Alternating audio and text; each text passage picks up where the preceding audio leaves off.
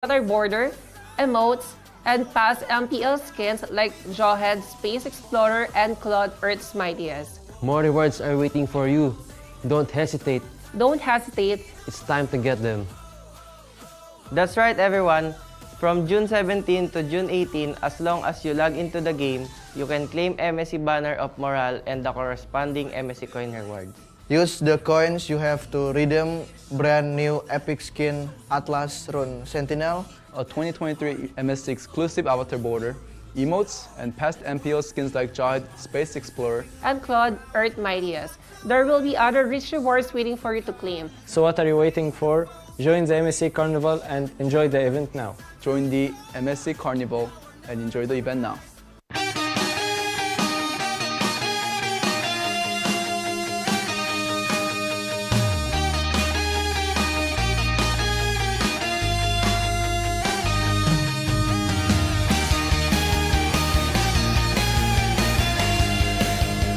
Hi, I'm Danere James Del Rosario, also known as Wise, and I'm the jungler of Blacklist International. Ang favorite Mobile Legends hero ko is si Sanshin, and kasi Korean siya general. Tapos yung kit niya sa paglalaro, sa yung passive niya, yung skills niya overall.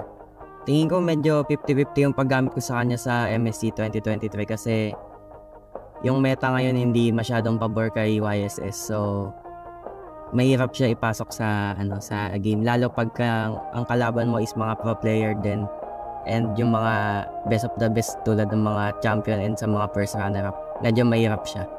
Ang qualities ng mga hero is inuuna yung iba kaysa sa sarili nila, and yun yung mga hindi sila selfish pagka hero ka, talagang unahin mo talaga yung mas ikakabuti ng iba kaysa sa sarili mo. Ang real life hero ko is yung parents ko, syempre, kasi sila yung sa akin nagsilang, and simula doon sa pagkabata ko, sila na yung kung ano ako ngayon, sila yung dahilan nun kung ba't ako tumagal sa mundo. Medyo mahirap yung buhay namin, and yung mama ko is nag-OFW para supportahan kami. And nung nag-start na ako as a pro player, mas sinuportahan pa ako ng mama ko na i-pursue yung pangarap ko. And siya talaga yung pinaka sa akin, nagtiwala. Nung wala pa sumusuporta sa akin, siya talaga yung andyan, number 1 supporter ko. So sa kanya ko talaga nakuha yung motivation na i-push tong pangarap ko. Hanggang sa ngayon na successful na ako na pro player. Si mama talaga hindi siya mahilig manood sa on-site kasi inaatake daw siya sa puso Pero nung nanood siya, malaking bagay yun kasi malaking tournament na kasi yung nasalihan ko nun, which is MPL na. And madaming taong sumusuporta na. Nakakatuwa lang na nakita ng magulang ko kung ano yung ni-risk ko yun. And nagtagumpay talaga ako dun sa pinurso ko na pangarap ko, which is paglalaro nga ng Mobile Legends. Nakakatuwa lang na nakita niya kung gaano kalaking community na yung ML dito sa Pilipinas. Sa mama ko, thank you sa pagsuporta sa akin. Tulad nga ng sabi ko, ikaw ang pinakadahilan kung ba't nandito ako ngayon kasi ikaw ang unang nagtiwala sa akin. Ang biggest rival ko talaga this coming MSC is Echo talaga kasi sila yung champion this MPL Season 11. And 2 beses na nila kami tinatalo sa Grand Finals. Pero lahat naman tinitingin ko as rival sa MSC kasi yung makakasali sa MSC is champion din ng mga region nila. Pero tignan natin kung this time makakabawi kami ngayon sa Echo. Sa Echo, sana tayo pa rin magtapat sa Grand Finals, and this time tignan namin kung kaya na namin talaga kayong talunin. Thank you sa mga sumusuporta sa amin simula nung umpisa, sa mga agents, sa BY Spam, sa Kawais at sa Ma'am Shoes. Thank you sa sumusuporta sa amin. Sana suportahan nyo pa rin kami sa MSC, and sana makuha natin yung champion.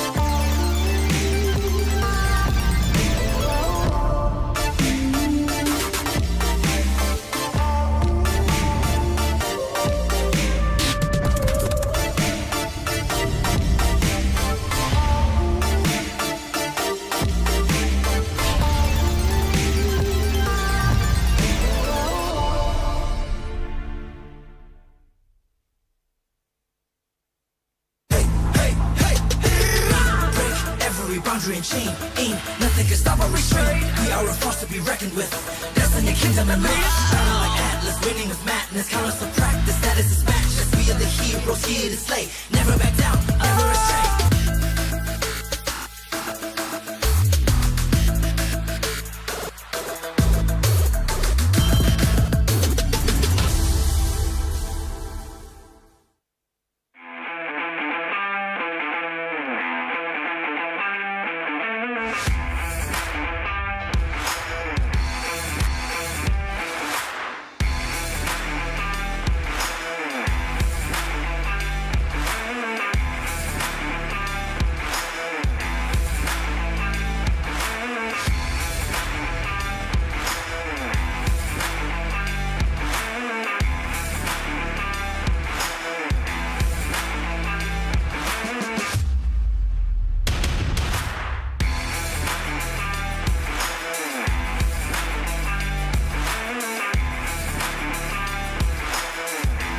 ការរៀបចំសិក្ខាសាលានេះពិតជាមានសារៈសំខាន់ ហើយក៏ដូចជាខាងក្រុមការងារបានរៀបចំការងារយ៉ាងល្អ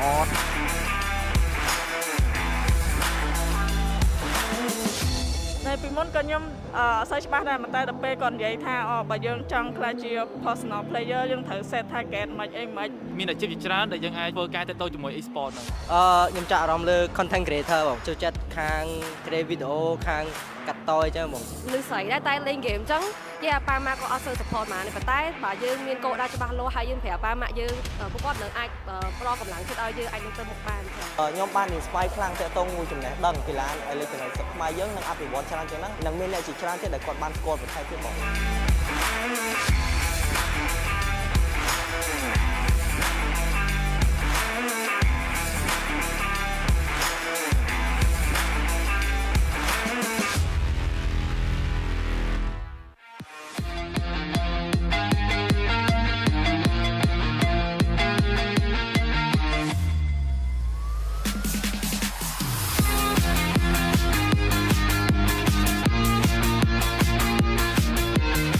Hi, my name is Leo Gonzalez, also known as Owl, gold laner of Blacklist International.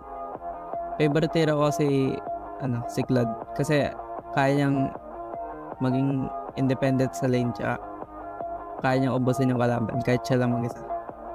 Tapos secret pa akong gagawin yung team ko sa MSC. Tapos pinagkaiba niya sa ibang hero, kaya niyang mag-survive sa mga gank ng kalaban. Kaya niyang pumunta ng mid ng ilang seconds lang, tapos babalik ulit ng bot. Sobrang bilis niya rin mag-clear ng wave. Gusto kong maging superpowers is mag-produce ng pera para may pang top up ako. Para sa akin, natawag ang isang tao bilang hero pag nakaka-inspire siya ng mga tao. Yung real life hero ko is yung mama at saka tatay ko. Lagi nila ako sinasupport sa mga gusto kong gawin yun. Hindi ko naman po matatawag na rival, pero gusto kong ulit makalaban si Benigate para gusto ko silang bawian na sa team. Kasi nung MPL Season 11 Finals, sobrang binagbog nila kami, kaya gusto ko silang bawian. Siguro po yung plans namin, magbabatak pa kami lalo sa scrims tsaka sa RG para mga champion niya. Salamat sa sumusuporta sa Blacklist International. Tsaka sana supportahan niyo pa rin kami kahit anong maging result sa MSC.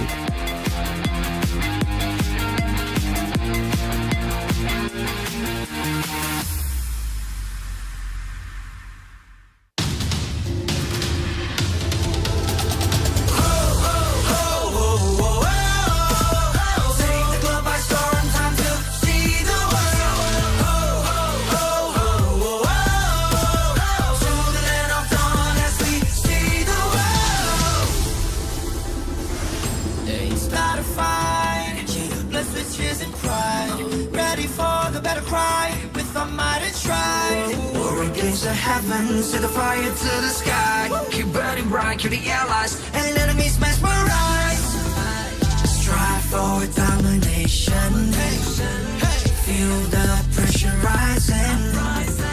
The fight with your life and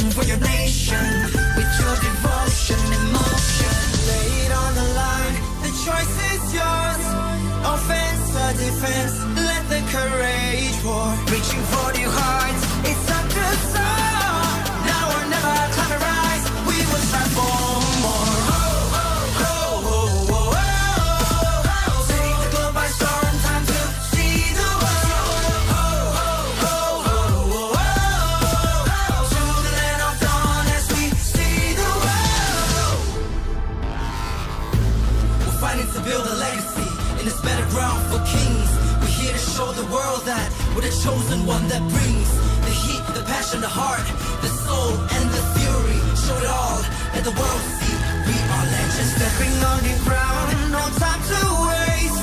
Striving to conquer, face the foes with grace. Be the challenger, it's time to soar.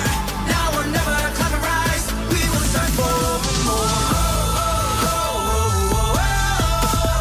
Take the globe by storm, time to see the world. To the land of dawn as we see the world. Take the globe by storm, time to see the world. To the land of dawn as we see the world. Hey, hey, hey, break every boundary and chain. Ain't nothing can stop or restrain. We are a force to be reckoned with. Destiny, kingdom, and man. Battle like Atlas, winning with madness. Countless of practice, that is his matchless. We are the heroes here to slay. Never back down, never restrain. Fatal length. Sink or swim. Match by match, day by day. Determination, they won't let us win. S-E-A-C the world. Mission to conquer. S-E-A-C the world. We are warriors. Lay it on the line. The choice is yours. Offense or defense. Let the courage roar. Reaching for new heights. It's time to soar. Now or never, climb and rise. We will strive for take the globe by storm, time to see the world. To the land of dawn as we see the world. Take the globe by storm, time to see the world. To the land of dawn as we see the world.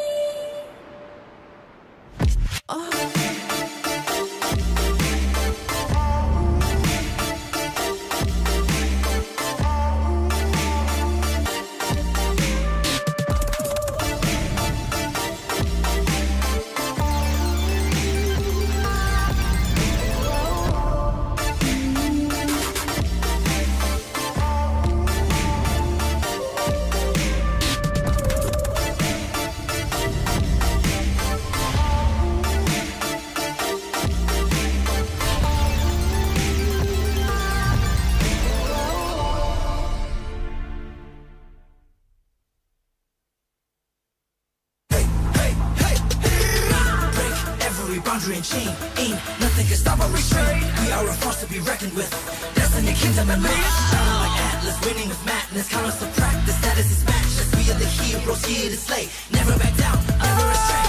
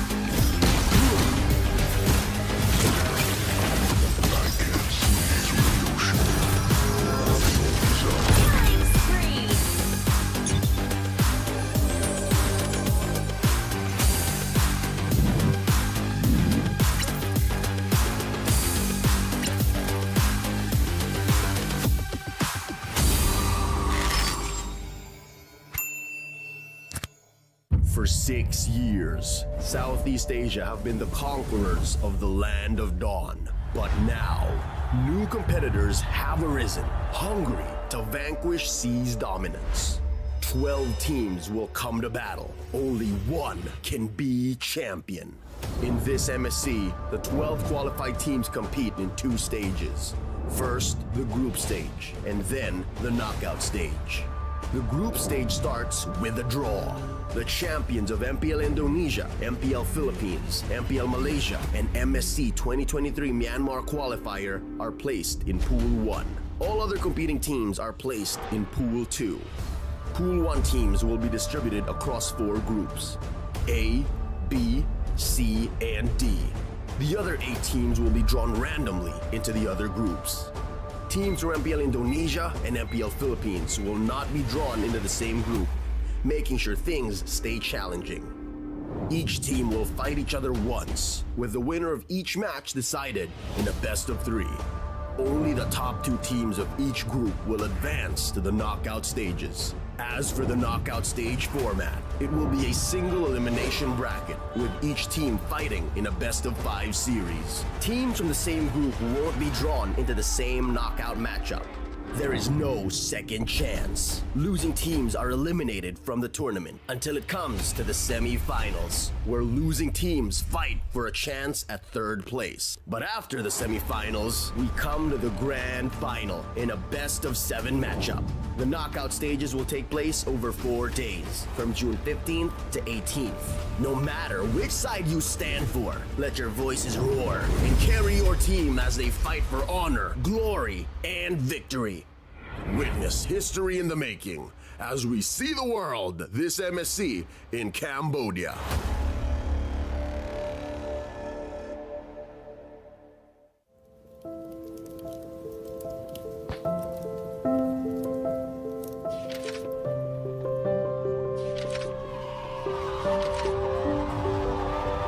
Selamat datang tuan-tuan dan puan-puan di kejuaraan dunia Mobile Legends Black M4. Big difference sebab dekat M4 nampak macam diorang ada identity crisis. They're not sure how they want to play the game. They're not sure who's going to be the carry, what kind of rotation that we're going to use. Contohnya macam Momo cover lebih daripada 1 role, Ciku juga lebih daripada 2 role sekalipun di cover. Jadi ini membuatkan pasukan tu terlalu, boleh saya katakan sedikit berselaru, hilang identiti. Lapun digugurkan ketika ini. Sedih, ya. Kecewa, ya. Tapi apa lagi yang perlukan? Apa lagi yang kita kurang sebenarnya untuk membawa jalur gemilang ke Grand Final di peringkat yang lebih tinggi? But for this season, like you said, they're very focused. Chiku, you only play gold lane. Chiku, you only think about how we're going to win. And everyone else is going to provide the coverage for Chiku guys. So for this season, it's definitely different where they're very focused on their own style of play, which is the Langga playstyle, but now it's almost like the lawan balik kind of Langga, where you're trying to make the opponent fight you, and then you win the fight eventually. Bila player dengan coach Filipin masuk ni, dia lain sikit daripada kebiasaan kita orang buat lah. Selalu dia lebih kepada disiplin. At first, it's hard because of the language. There are those times that I cannot understand them and they cannot understand me. But me and Jim figured it out, like, okay Jim, I will tell you the instructions, then you translate it to them. So that's what happened. That's why our work get easier because of it. Kemasukan Coach BF saya rasa dia lebih ke arah disiplin lah. Sebab kita orang ni tak ada disiplin sangat. So bila dah ada dia ni, kita orang lebih ke arah disiplin, and ingatlah motif kita nak main dan tujuan kita main sebab apa.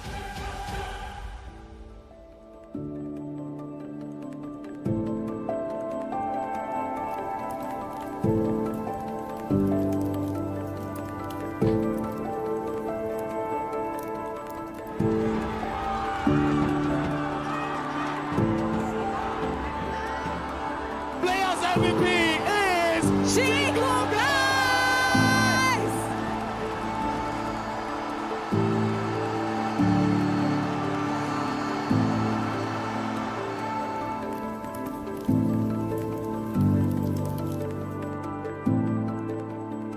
I've known Chiku before he entered TODAK. So I've known him for a while now, and I feel like he really did not change much. And yes, he is comfortable on camera, but he's more comfortable in stream. So maybe the viewers online are not as intimidating as the viewers in person. Perbezaannya yang you telah dapat di diri you sendiri? Perbezaan? Dulu saya single, sekarang saya dah kahwin.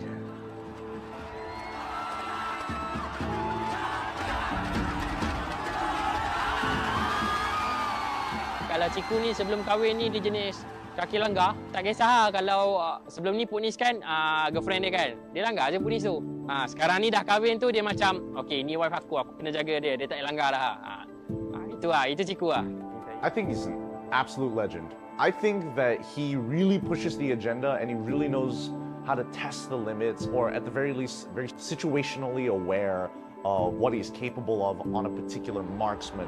Although the meta has shifted and Chiku has definitely changed roles, he has to evolve with the times. I feel that Chiku is still at the age where he's adaptable, but age is eventually going to catch up to him at some point. We just don't know when. Kalau bagi saya, selagi saya rasa saya boleh main, walaupun tak macam orang lain kan, macam kalau main macam fast-hand main. Tapi bagi saya, benda tu tak penting. Dia lebih ke arah on point lah. So selagi saya boleh on point kan benda-benda yang penting, selagi tu saya akan main lah. Kalau dah sampai masa memang tak boleh, stop lah.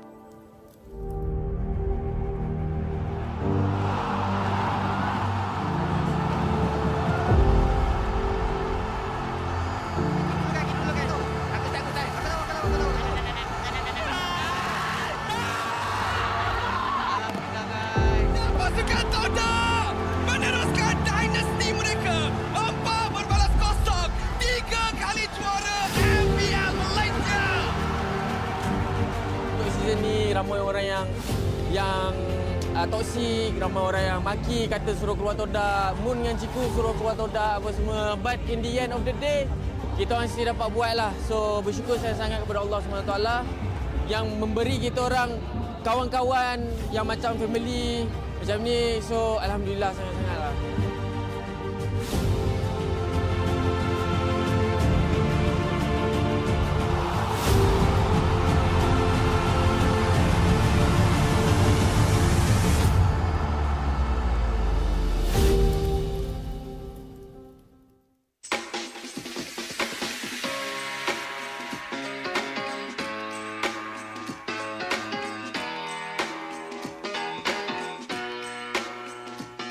Hey man, you here for the Outplay beat? Yes, I am. How you doing? All right, nice to meet you. How you meet who? Man, so I've been actually watching their YouTube channel for a long time now, so Okay. that's what we're here for.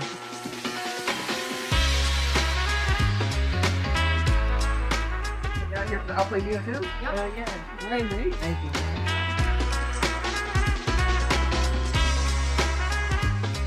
What's up? Who's the biggest Outplay fan right here? Yes. Yes.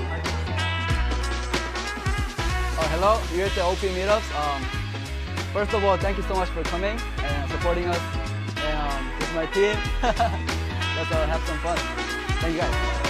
Yes, keep it up there. Welcome in. Come on. So I've been following, the main reason is Hoon. So I've been following Hoon since his days from the Gosu team. And then I've been following him, and the only reason I like them OP is like mainly I would say because of Hoon.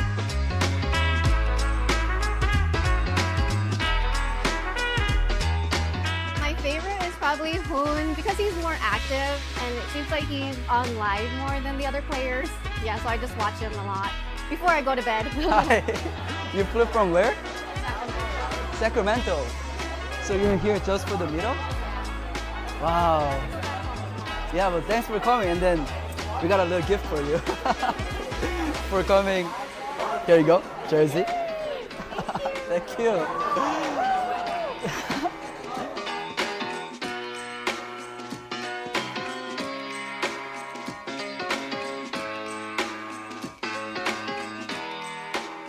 I just found out that there's a first person in line. Daryl? Oh, right there. Here's your hoodie for it. Sir.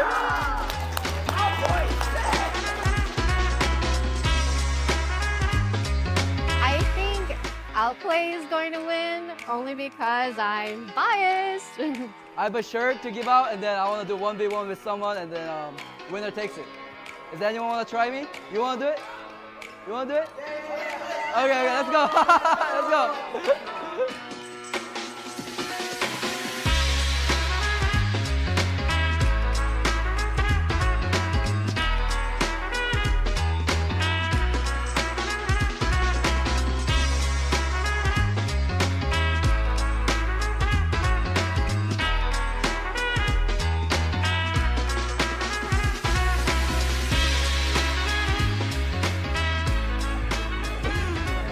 Booga booga Bill. Booga booga Hey, Bill. good job.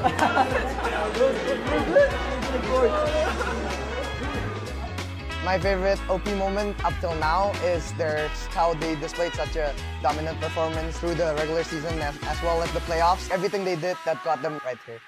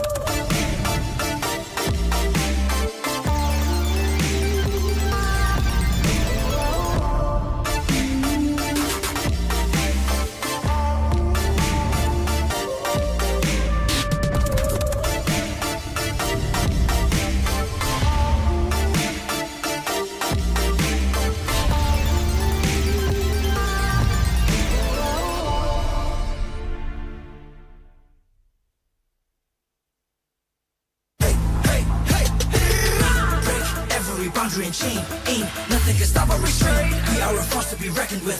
Destiny, kingdom, and might. Battle like Atlas, winning with madness. Count us to practice, status is matchless. We are the heroes here to slay. Never back down, never restrain.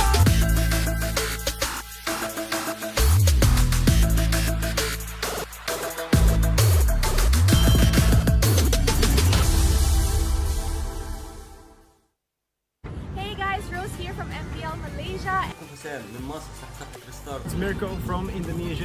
Mickey, Here from California. It's North America's favorite caster here. الله تعالى وبركاته. معكم منعاد من المغرب. أحباء المشاهدين معكم يكتب من العراق. San Diablo for IGSG. ก็ชื่อเอจิมาจากประเทศลาว Sky TV from Echo Philippines. I'm Yawi from Echo Philippines. I am Raime from Esports.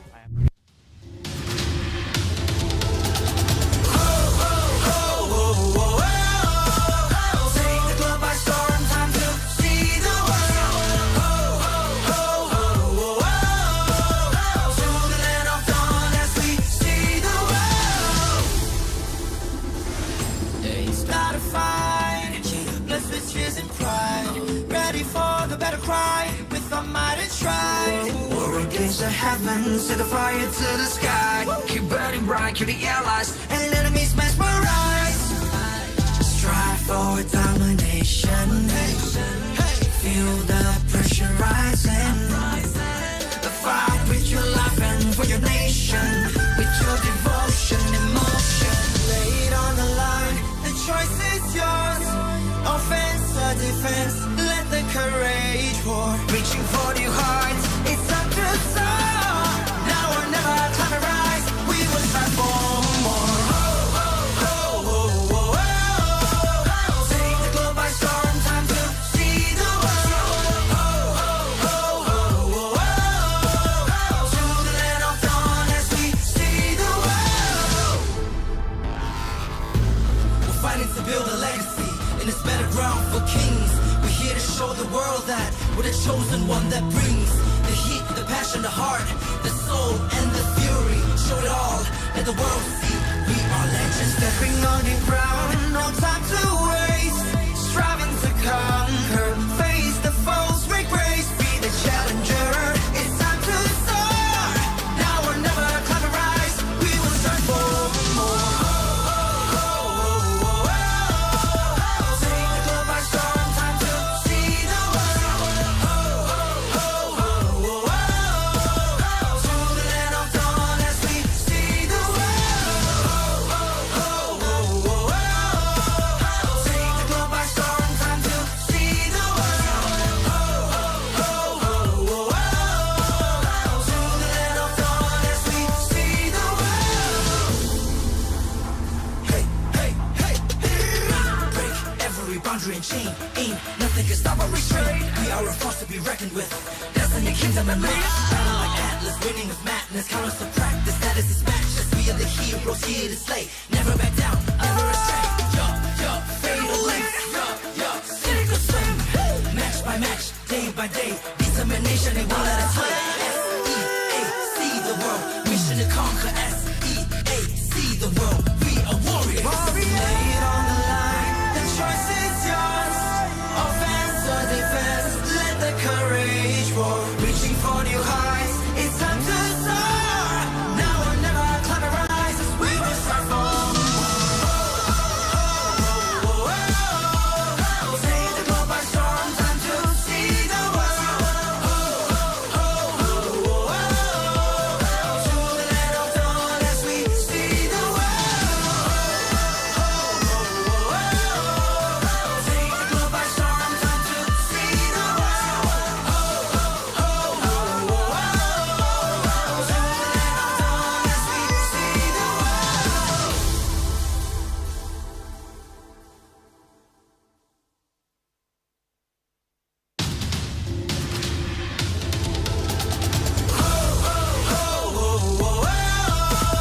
Take the globe by storm, time to see the world.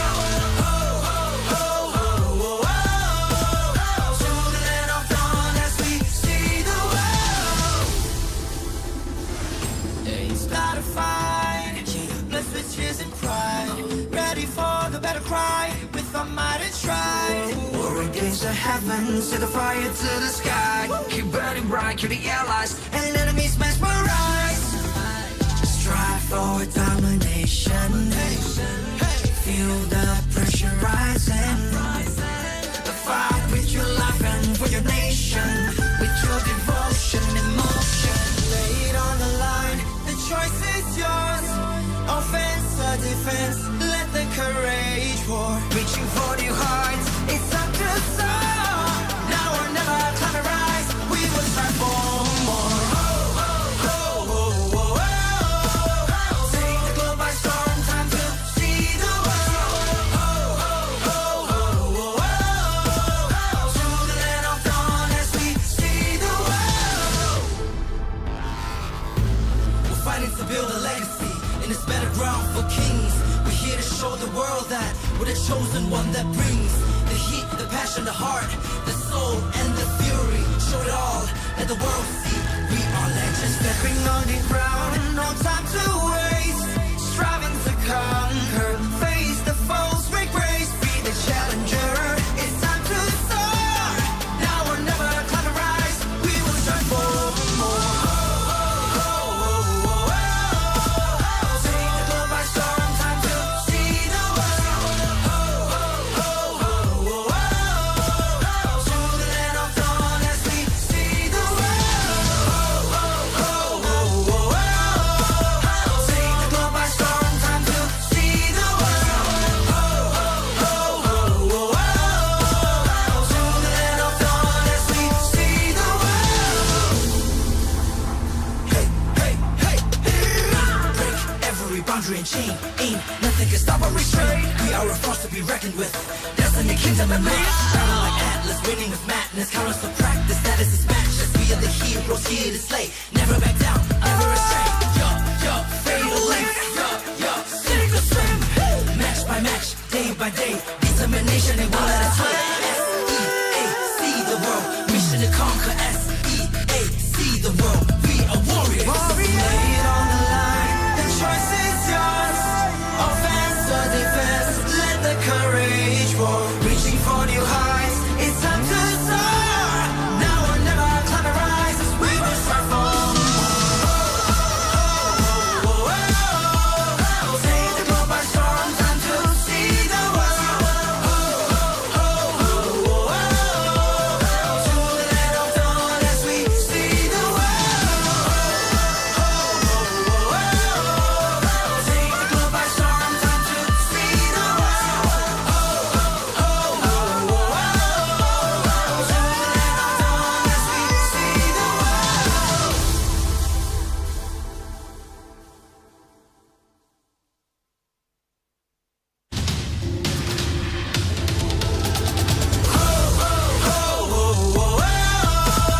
Take the globe by storm, time to see the world. To the land of dawn as we see the world. It's not a fight, blessed with tears and pride. Ready for the battle cry, with our might and stride. War against the heavens, set the fire to the sky. Keep burning bright, kill the allies, and enemies mesmerize. Strive for domination. Feel the pressure rising. The fight with your life and for your nation. With your devotion, emotion. Lay it on the line, the choice is yours. Offense or defense, let the courage war. Reaching for new heights, it's time to soar. Now or never, climb and rise. We will strive for more. Take the globe by storm, time to see the world. To the land of dawn as we see the world. We're fighting to build a legacy in this battleground for kings. We're here to show the world that we're the chosen one that brings the heat, the passion, the heart, the soul, and the fury. Show it all, let the world see we are legends. Stepping on the ground, no time to waste. Striving to conquer, face the foes, make grace, be the challenger. It's time to soar. Now or never, climb and rise. We will strive for more. Take the globe by storm, time to see the world. To the land of dawn as we see the world. Take the globe by storm, time to see the world. To the land of dawn as we see the world. Hey, hey, hey, hey. Break every boundary and chain. Ain't nothing can stop or restrain. We are a force to be reckoned with. Destiny, kingdom, and man. Battle like Atlas, winning with madness. Count us to practice, that is his matchless. We are the heroes here to slay. Never back down, never astray. Fatal length. Sink or swim.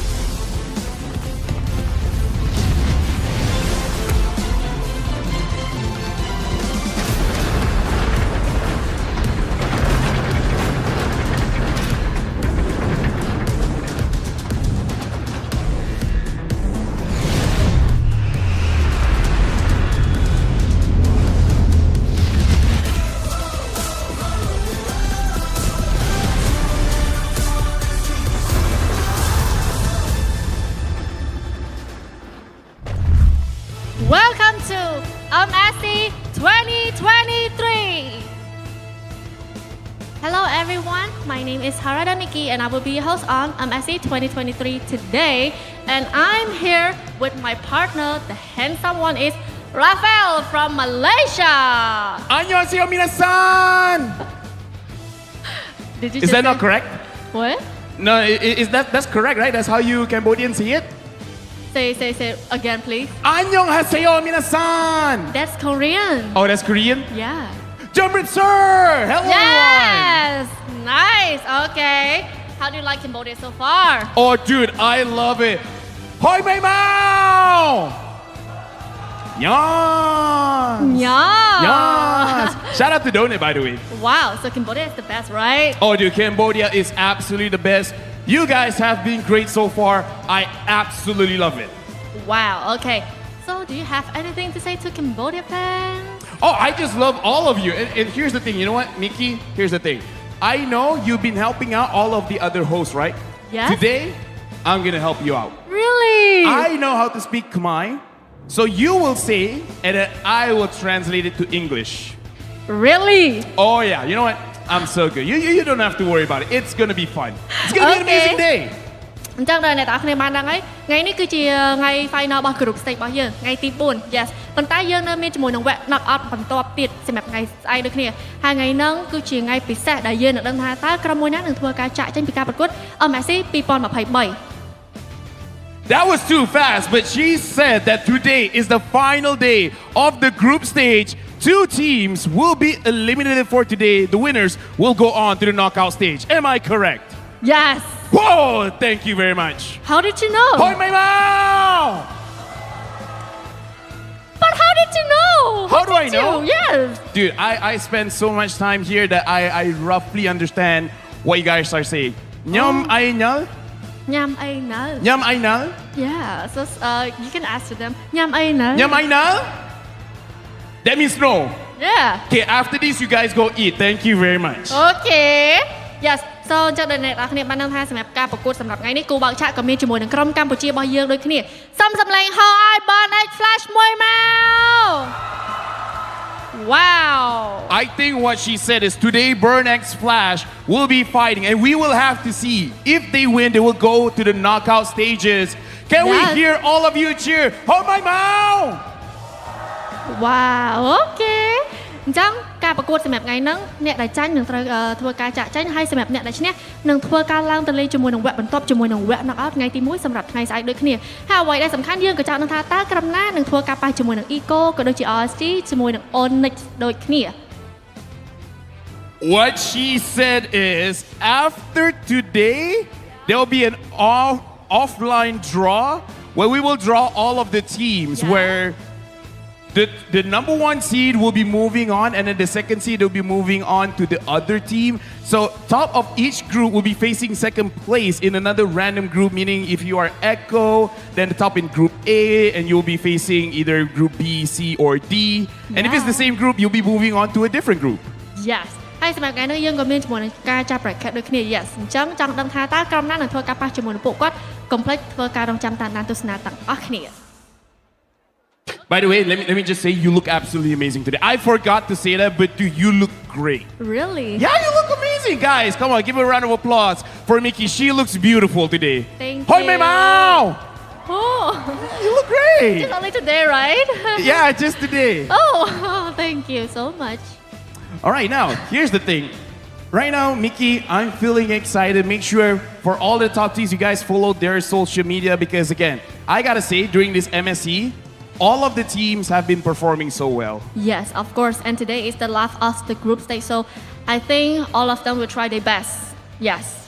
Yeah, so before we move on to the casters, I just want to feel the energy in here. Can everyone in here say, yes?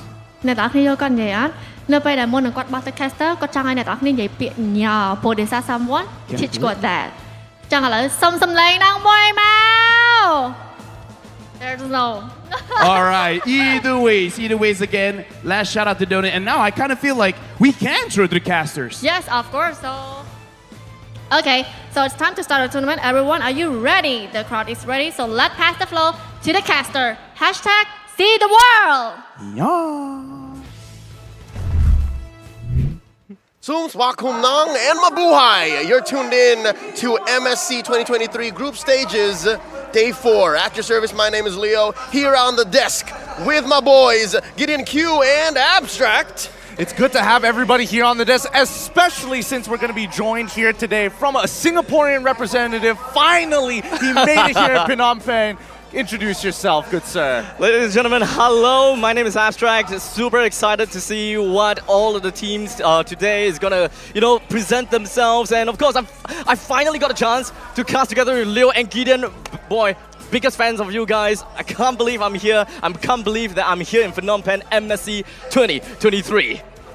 The OG from SG finally joins us. Real quick, let me remind everybody who's making all of this possible. We would like to give a shout out to Moonton. All of this is powered by Moonton, supported by ROG, the official gaming phone, and Secret Lab, our official chair partner.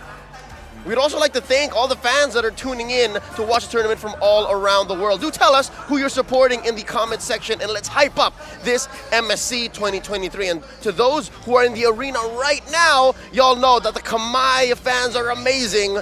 You're going to want to be here. If you're watching from home, make your way to Aeon 3 Mian Chai. You can't believe the atmosphere and the energy we have.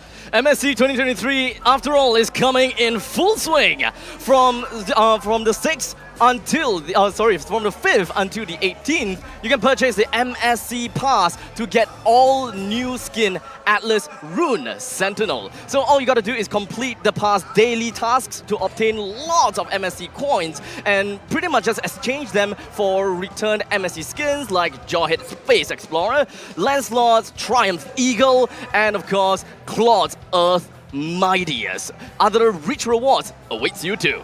Aside from these, you can also participate in events like the MSC Support Chest and Champion Guest. What are you waiting for? Join the MSC 2023 event now, and make sure you're using that hashtag See the World, hashtag Mobile Legends Bang Bang, and hashtag MSC 2023 so that we know what you guys are feeling about everything happening today, and that way I can report to the Republic. Wait, is that what I think it is? I thought that was the prop phone. It's the ROG Phone 7 in Phantom Black. I was just double checking if I sent in my guest coins. My guest coins for today. They're in, they're secure. I hope you did too. Oh man, you don't need those. You already have the Rune Sentinel. No, but I want to get that last one I missed out on, the Claude. I find out I don't have the Claude. I don't have the Claude skin. Okay. I need that, but rolling back. Today is the last set of BO3s, and we still don't know what the final stay are for the remaining 2 groups. You already have a top 1 and 2 for 2 of them, so we'll see how it goes. Let's go ahead and check out what happened, though, yesterday as we go in for our daily recap. What went down in day 3 of groups here at MSC 2023. Christmas comes early at MSC 2023 with a non-stop supply of impressive gameplay and drama.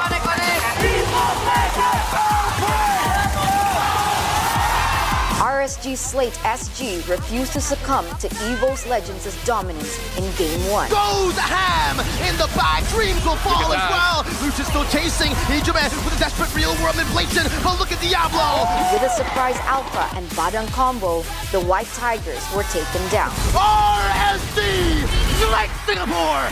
Okay with a maniac. Leaving the Kings of Singapore with the top spot in Group B.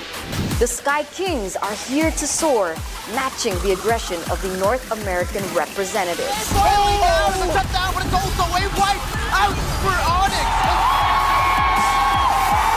Simply put, Onyx outplayed to top Group C. Blacklist International asserted dominance in their first MSC match by eliminating Team Occupy. It will be the last day of the group stage. Which team will advance and which will be left behind? It is time to see the world.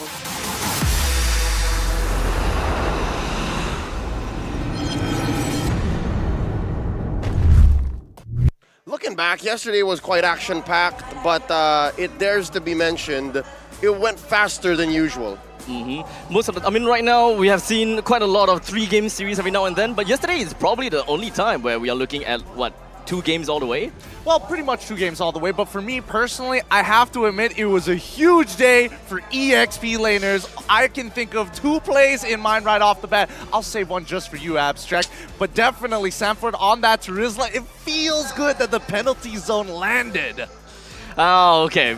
Do I even have to know or tell people what am I going to be talking about? We're talking about Badang's Diablo, okay? At this point in time, it's Badang's Diablo, no longer about Diablo's Badang or whatsoever. He's been rocking the Khalid and the Badang. Whenever we are looking at him laughing, we pretty much know that he's just going around with those very weird picks, but weird, it works. Here we go. One more time, another look at the group stage standings. We've already said goodbye to a couple of teams from groups, but in Group A today we're gonna find out who is going home as Echo sits right on top, while in Group B, surprisingly, it's RSG on top, and I see the biggest smile on Abstract's face. I can't take this away. I can't take this smile away for now. Absolutely. Today's games are going to be associated with Group A, Group C, as well as Group D. These are going to be very important matches. Number one, it's going to be about positioning, but for some of these groups, it's going to mean whether they continue the ride all the way to the knockout stage. Yep, and as per the math, we have confirmed that tiebreakers are nay. They're not going to be happening, but things are swingy, all right? Specifically for Group A and C. If between Flux and Evo, a sweep happens, that confirms your slot in the knockout. Same with Group C. Between Outplay and Burnex Flash, that confirms your entry. You're going to be joining Onyx and Echo in the knockouts. But for today, we're starting it up with Turkey versus Laos. Well, Turkey versus Laos is the first game for today. I'm expecting to see big plays coming up. Of course, a lot of us has been looking at Turkey's games and looking at the fact that they don't have what we want to see, Rosa. I think that they do have quite a bit of a hurdle in front of them against Evo. I mean, we say hurdle in terms of Evo, but then look at we just look at Outplayed versus Burnex Flash and the way that Burnex Flash played against Onyx in comparison to Outplayed. That's already one argument that can be made. But after that, the biggest hurdle, literally the tallest jump rope I've ever seen in my life, TODAK versus Blacklist. Langgar versus Lakad Matatag. One half of the Filipino representatives going up against arguably the biggest gambit in all of MLBB. No team is as swingy as TODAK in the history of MLBB Esports. I would love to see what TODAK has got for us. I did all my statistics, I did all my research, and I came to one, but only one conclusion is the fact that TODAK just don't have metas. They will play whatever that they want, and yet sometimes it works. Grok in the goal lane, good thing we want to be able to see that, right? For now. I'm glad. But that's only for now. Today's match, keep in mind, is going to be FIMP versus Evo, the final ticket to the knockout stage. A very big match ahead of us. It maybe not for you guys at home, but if you are a fan of one of these two teams, expect to see them playing at their tip-top shape. And here's what's difficult, right? You're talking about Evo, the new champion from the Mekong region. They're going up against the Turkish giant. That is Flux Impunity. Here's what's crazy, all right? Pundits and analysts will say the Southeast Asian team is the underdog. How crazy is that? Let's take a look at what the metagame is looking like, because we're going to be talking about heroes here. Every day we try to update what is currently the metagame. And here is what stands out. You're looking at Cho in Rome, the Even Mid, the Yuzhong in the XP lane, the Kaja as well, a roamer, and of course Claude in the gold. What does this say about what's absent? Our junglers. The junglers seem to be a toss-up right now. Honestly, when it comes down to the junglers, we are definitely at least for me, right? I do want to see more alpha jungles. We have been looking at a couple of Banes here and there. But so far, when it comes down to statistics, Bane has only been picked up once. Fortunately, it was a win. So, to be honest, the pick ban rate so far is like 15%. Didn't really go too far, unfortunately. Exactly. There's not enough data to really start including these junglers here. But if we're looking at these particular roles, look at those win rates. 100% win rate on Cho so far, which is already insane. But then we focus down by the gold. The Claude has always been great.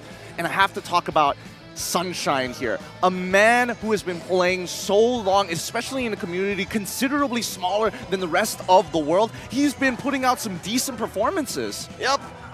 You would say that compared to his colleagues here, his contemporaries in MSC, that KDA ain't so good. But if you're playing for your team, especially with the situation that Flux Impunity is in right now, missing their main mid laner, Sunshine is doing great. Sunshine is a miracle worker at this point. His time in MSC, he played quite a lot of heroes, but the one that really shined so far and a lot is the fact that he played Beatrix 7 times, and 6 of which was a win.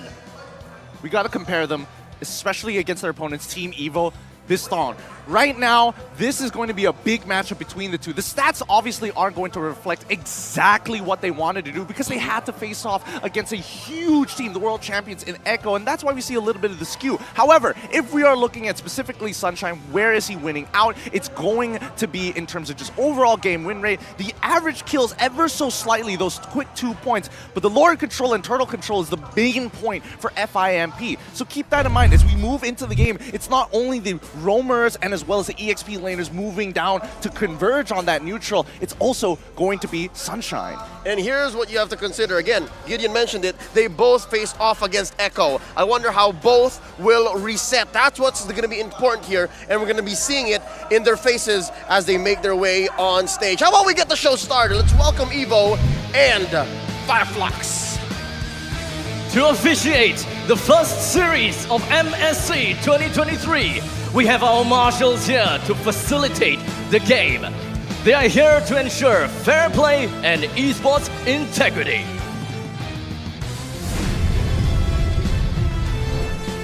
And of course, when it comes down to FIMP, representing Turkey, the inaugural champions of the MTC Turkey Championship Season 1 have sharpened their senses and are ready to go to war. It's fire, Flux, Impunity! They look menacing despite not having Rosa here with them.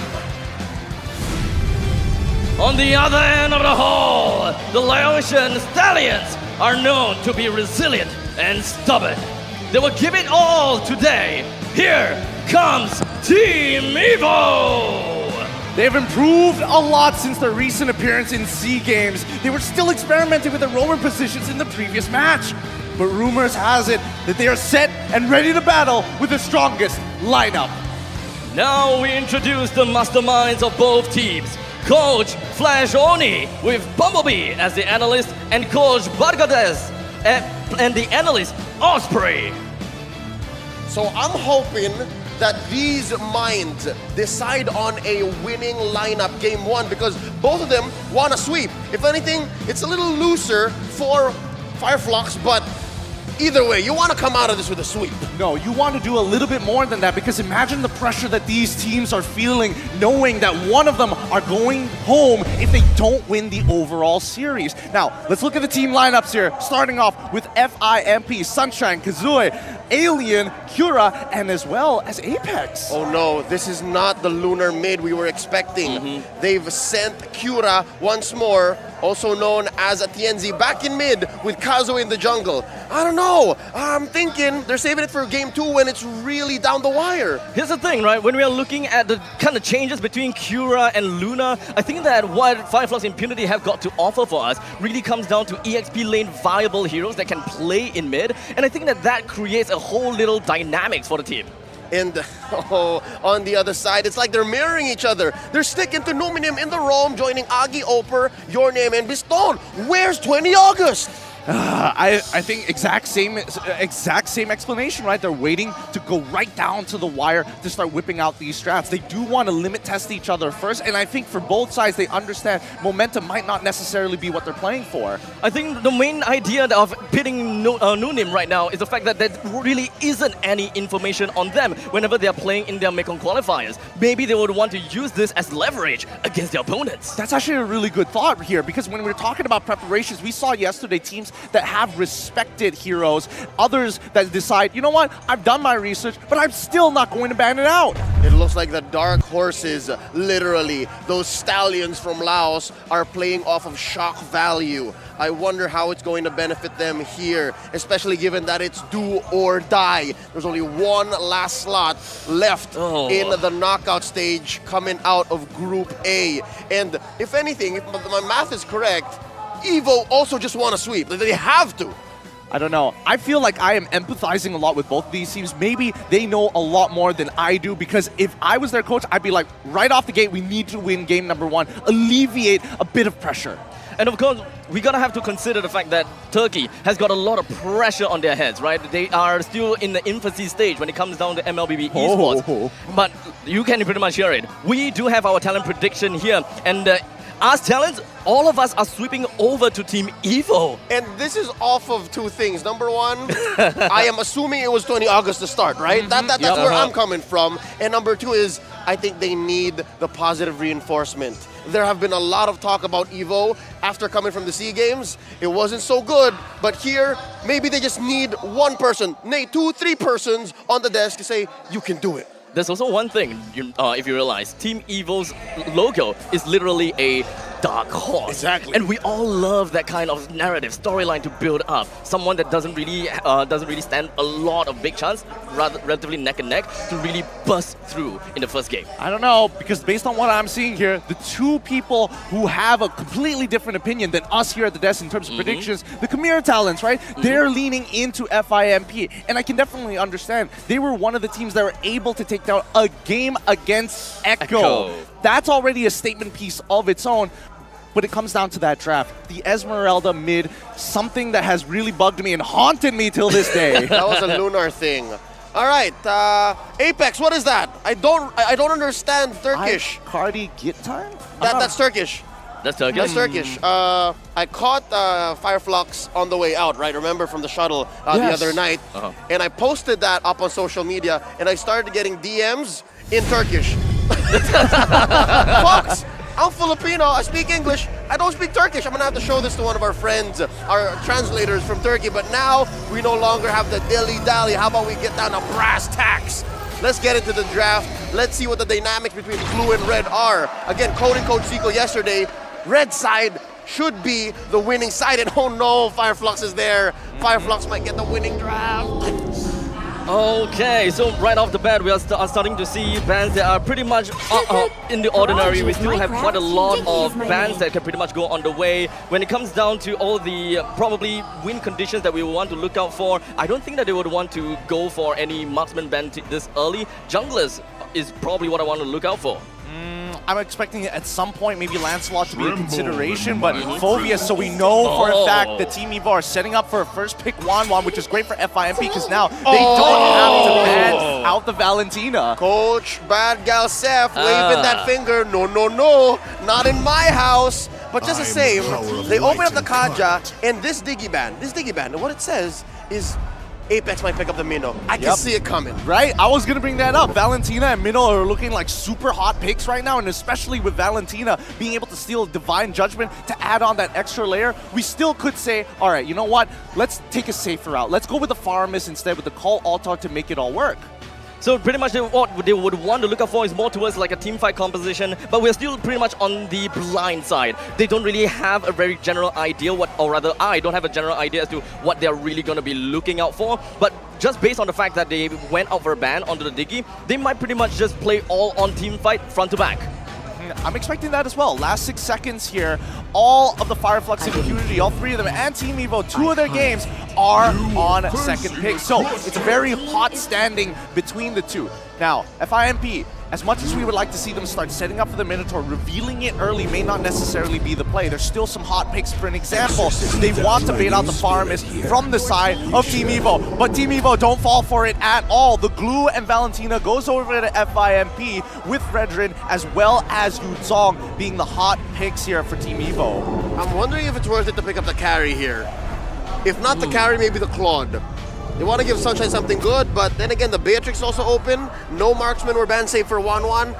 I'm thinking maybe Fireflux might keep it up for the second phase. They might pick up their marksman in the second phase. The second phase would probably make a good idea for me, unless they really do not want Team Evo to snag away or ban out the carry. Because right now, looking at the fact that Team Evo is very much frontline heavy for now with the Fredrin as well as the Yuzong, they probably need an idea as to how they would really want to burst that frontline down. Personally, for me, I think if they want to do exactly that, Beatrix is going to be great, but instead they're going to go with the carry, knowing with how tanky the lineup from Team Evo already currently is. My main issue with this is the fact that Yuzong is going to chase her down. But that's just one. So I think, given that 50-50, Coach Bad Yosef consulted the young Sunshine, consulted their marksmen and said, you know what, are you okay with that? Are you okay? Just the Yuzhong? As long as you cover up, coach, as long as you cover up. So that's what we can expect here in the bands. Very likely we'll be expecting a support room from the side of Flux Impunity. That way they will be able to bolster the defenses of Carry as much as possible to keep him alive in the fight as much as possible, right? You wouldn't want to have your, you as a team, right? You wouldn't want Yuzhong to just jump in onto the Carry when he still have got a cult altar on him. I agree with that. I can definitely agree with that. I would expect first, consider getting rid of the Farsa, right? Artillery mages are a little annoying to deal with, but instead they're going to go with the farmers first, get rid of the insurance policy from the side of Team Evo, but it's not the ult that they want to steal. At the end of the day, Minotaur could go to either side. As is, I think that there's no more room for a roamer for Team Evo. They already have the Kaja. So they're still setting up Fireflux Impunity. Right. But there's one thing I have to note here. It looks like Fireflux Impunity are happy to just steal the Black Dragon form and the Kaja. That's it. All right? Looking at how Team Evo has no mid lane hero just yet, how about a quote from their mid laner? We will try our best in the group stage. We believe in our teamwork and hard work. If we get a good draft, we can do well. And so far, they're doing all right. I'd say closer to good than anything. Considering that TODAK is going to be playing today, I was, maybe my mindset is thinking, what if they go a little bit wild? And I said Minotaur is on both sides, and obviously the roamer has already been selected, but have you considered throwing Fredrin in towards that EXP side, throwing Minotaur back into the jungle, and maybe holding on to a mid lane Yuzhong? Like a lane bully. Exactly. I'm really going out of the box here. If you're going Dark Horse style and we just need a sweep just to make it a knockouts, I'm with you. That's possible. You know, as crazy as it is to not let 20 August play first, why not? Right, well that's why I'm thinking they've got to really start throwing something at the wall and see what it sticks here. Melissa going to get banned out by the side of FIMP, coming back over to Team Evo. They've already gotten rid of the Franco. They're probably looking for something else to kind of stop the overall glue from getting in towards that back line, but how exactly is that going to be possible, right? A lot of their abilities are very much single target. It doesn't seem like they have a lot of options when it comes down to looking at Apex 47's current hero pool. Not a lot of left out heroes, right? Where Kaja has already been picked out, Franco already been taken away. If you're looking at more of a lockdown basis, Lolita is definitely one of the things that they can look out for, especially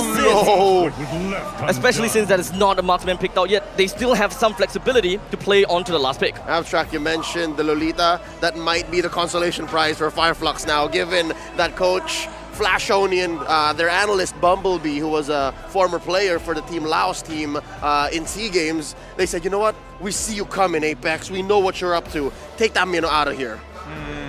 What does that leave FIMP to work with? This early Diggy ban as well has been hinted many times that Minotaur was probably going to be a priority, but not picking up within the very first phase itself, trying to set it up for this very first pick in the second phase. That leaves FIMP with a couple of options.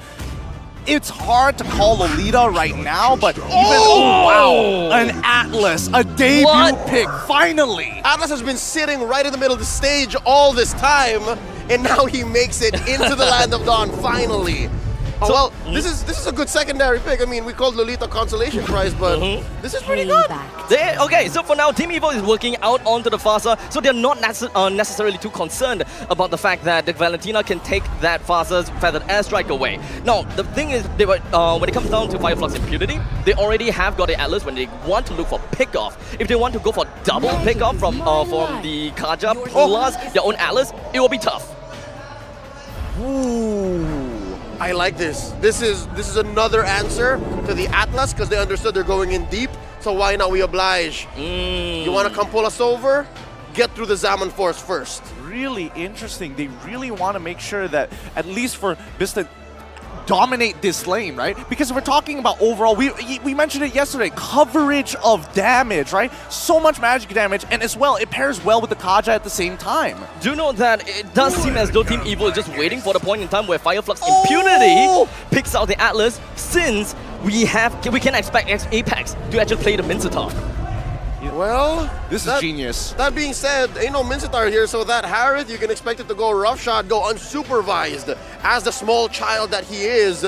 Looking at the predictions, wow, the world is split, except for maybe Turkey. Of course. Of course, right? Understandable. As you will. Now, that being said, I like the Bane pickup here because just between the Kari and the Valentina, there wasn't much burst. There wasn't enough damage. So this Bane here, I'm not so sure if he's going to build it hybrid or at least much more sustained, the way Kaltizi did earlier in the groups, but I hope there's much damage here. I want that deadly catch to truly be deadly. I just don't want it to be a catch. Magic, right? That's right. Or even physical, I don't care. I think I think physical is the way to go this time. Clock of Destinies, it's going to take too long for you to scale, but at the end of the day, I was worried about disengage, and they found a way to disengage.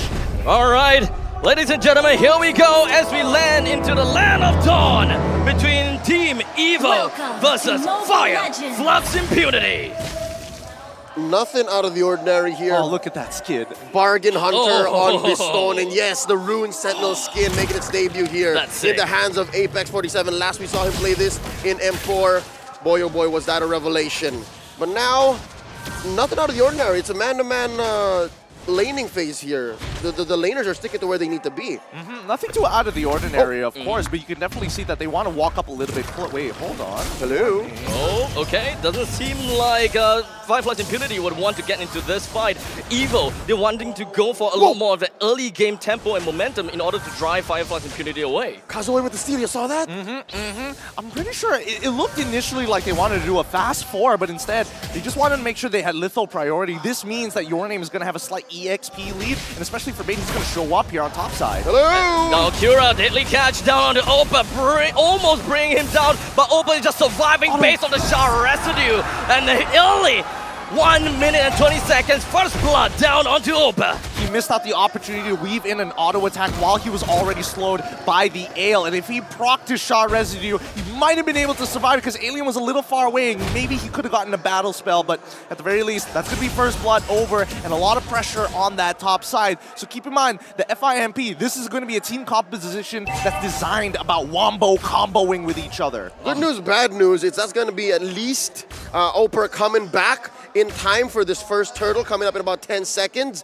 Bad news is Fireflux already going in with a 1K gold lead. You can call it 1K here, especially since you're looking at a Bane. And I'm thinking this Bane is very definitely different from Kaltizi's. A 1500 gold economy on the Kura based on the fact that they pretty much brought down all the energy turrets at the top. But in the meantime as well, we are immediately going to be looking at the whole FIB running down onto Team Evo as Opa was just pretty much hoping to get himself away from everything against Kura. But the shard residue is just stacking up. He's still going to be alive. Numinum jumps in from behind and still managed to bring everyone down. As Aki, as Nunim is going to be left 2v2. Alien tries to back himself off. Nunim and Aki still wants to hope for the best for their team as the mid lane duel still gonna be dragging out as long as we can. Alien goes on to the split. Kazu joins in and Apex just pretty much gonna be here as Nunim goes down. The entirety of Fireflux Impunity reigns in that fight. Scrappy, messy, and all the more favorable for Fireflux.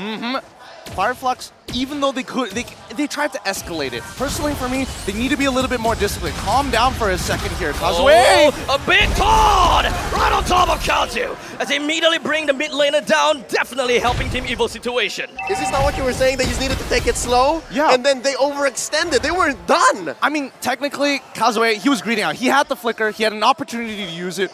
Didn't want to, was willing to die for it, and didn't expect to be followed up upon by Your Name, which is a little unfortunate.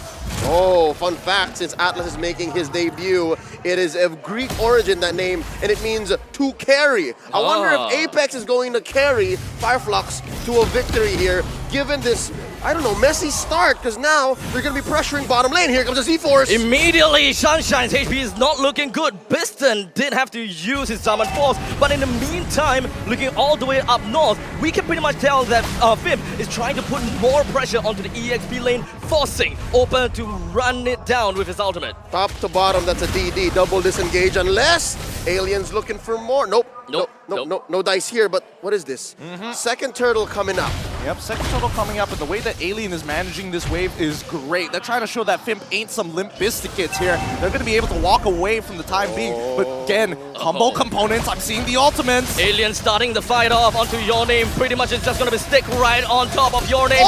With, of course, with the ultimate, as the fatal lanes connect, Nunim flicks himself away and will be able to successfully disengage, but unfortunately, Kazu joins in with a Black Dragon form, whittles him down, and FIB still even running it down to Opa. Doesn't seem like they would want to let him run away. The Petrify is pretty much used. Opa completely under fire, even under the turret's nose. In the meantime, Biston loses his fight against Sunshine down in the bottom. The Turkish take everything from that turtle into the purple, down bottom. They are barreling on forward, way ahead of Evo.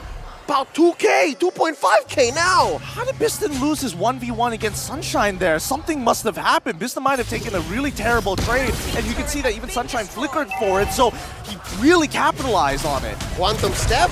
Question mark, but now 3v2 down bottom. Apex 47 and Sunshine understands that most of the members from inside of Evo is pretty much gone. It's the dark side in their map, and they at least managed to get away completely unscathed. I understand what Evo is doing here. They're protecting their last safe lane. They lost the XP lane tier 1, and down bottom is their last chance to give Biston that ramp up into the mid game. He already has his Calamity Reaper. Ooh, Calamity Reaper purchase is going to allow him to get a lot more damage in these fights. But keep in mind, Oh, Noonim, big ultimate, and of course followed it up with Aki. 3-man fatal link, but unfortunately not a lot of followers are going to be joined up here. The Daddy Cash is going to be tossed out from the side of Cura, and he brings Noonim down. But joins in the mid fight and tries to go over to the back line, but Alien is himself is going to be holding down the rest of the 3 from the back and effectively helping them to disengage. But Evo still have 4, and they might actually just want to take this time to take over the opponent's jungle. Is that not unfortunate? On 2 levels. Number 1,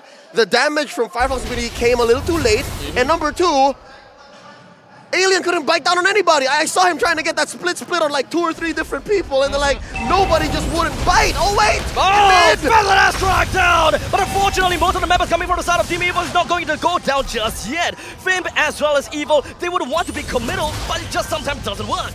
It doesn't work. It's all about the combo components, right? The execution is going to be extremely key here. You got to take a step back, breathe a little bit. For FIMP, it's all about making sure that once you find that initial catch, that you can follow it up with specifically Cura, and then things will start falling into place. But on the opposite side, Evo side, especially for Opera, it's about disrupting, trying to stagger them as much as they can. Now, it's a little difficult, and yes, they do have a couple of purifies, and hopefully that's going to be able to turn the tides, but at the end of the day, it's about timing and execution, not just for FIMP, but also for Evo. Between the 2 of them right now, I think Firefox Impunity is still ahead of the game, maybe a step and a half ahead, given that they just traded that last turtle for a turret down bottom. So you can expect that Biston is going to find farm elsewhere. I'd say as long as there's a 3 or 4-man presence in the gold lane here in the bottom, then this is how he wants to go. But that aside, I think it's smart from Fireflux to send Sunshine down there to take down that tier 1, and then eventually it's the long lane from the First Lord. I don't know if they saw this coming. And eventually, Fimp didn't even care about the bottom lane, and just nice the timing for Atlas to go down to go for the defense. Kaja is nowhere to be seen as well as Harif. So at least it's in Fimp's idea, they can't see anyone from the side of Evo except for the Fredrin and the Farsa that was last seen in middle. And this is the first time in a while, in the groups at least, of MSC, that we've seen a dive against a dive comp.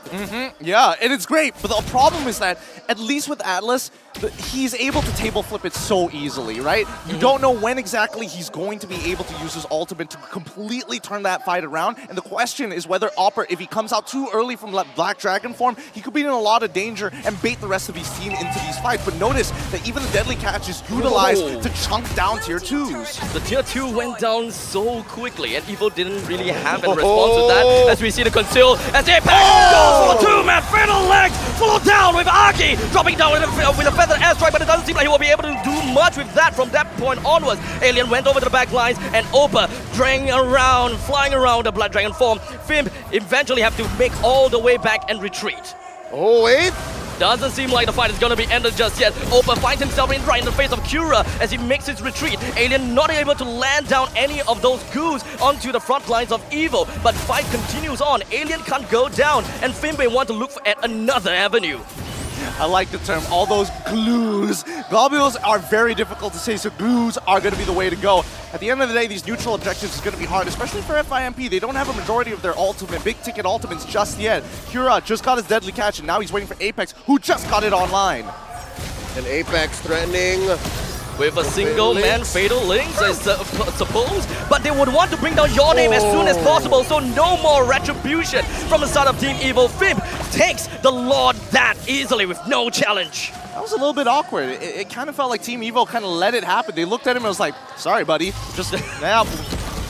full-on retreat. Okay, so I think that's just a byproduct of the fact that, yes, Fireflux Impunity is very ult-reliant, but Evo is as well.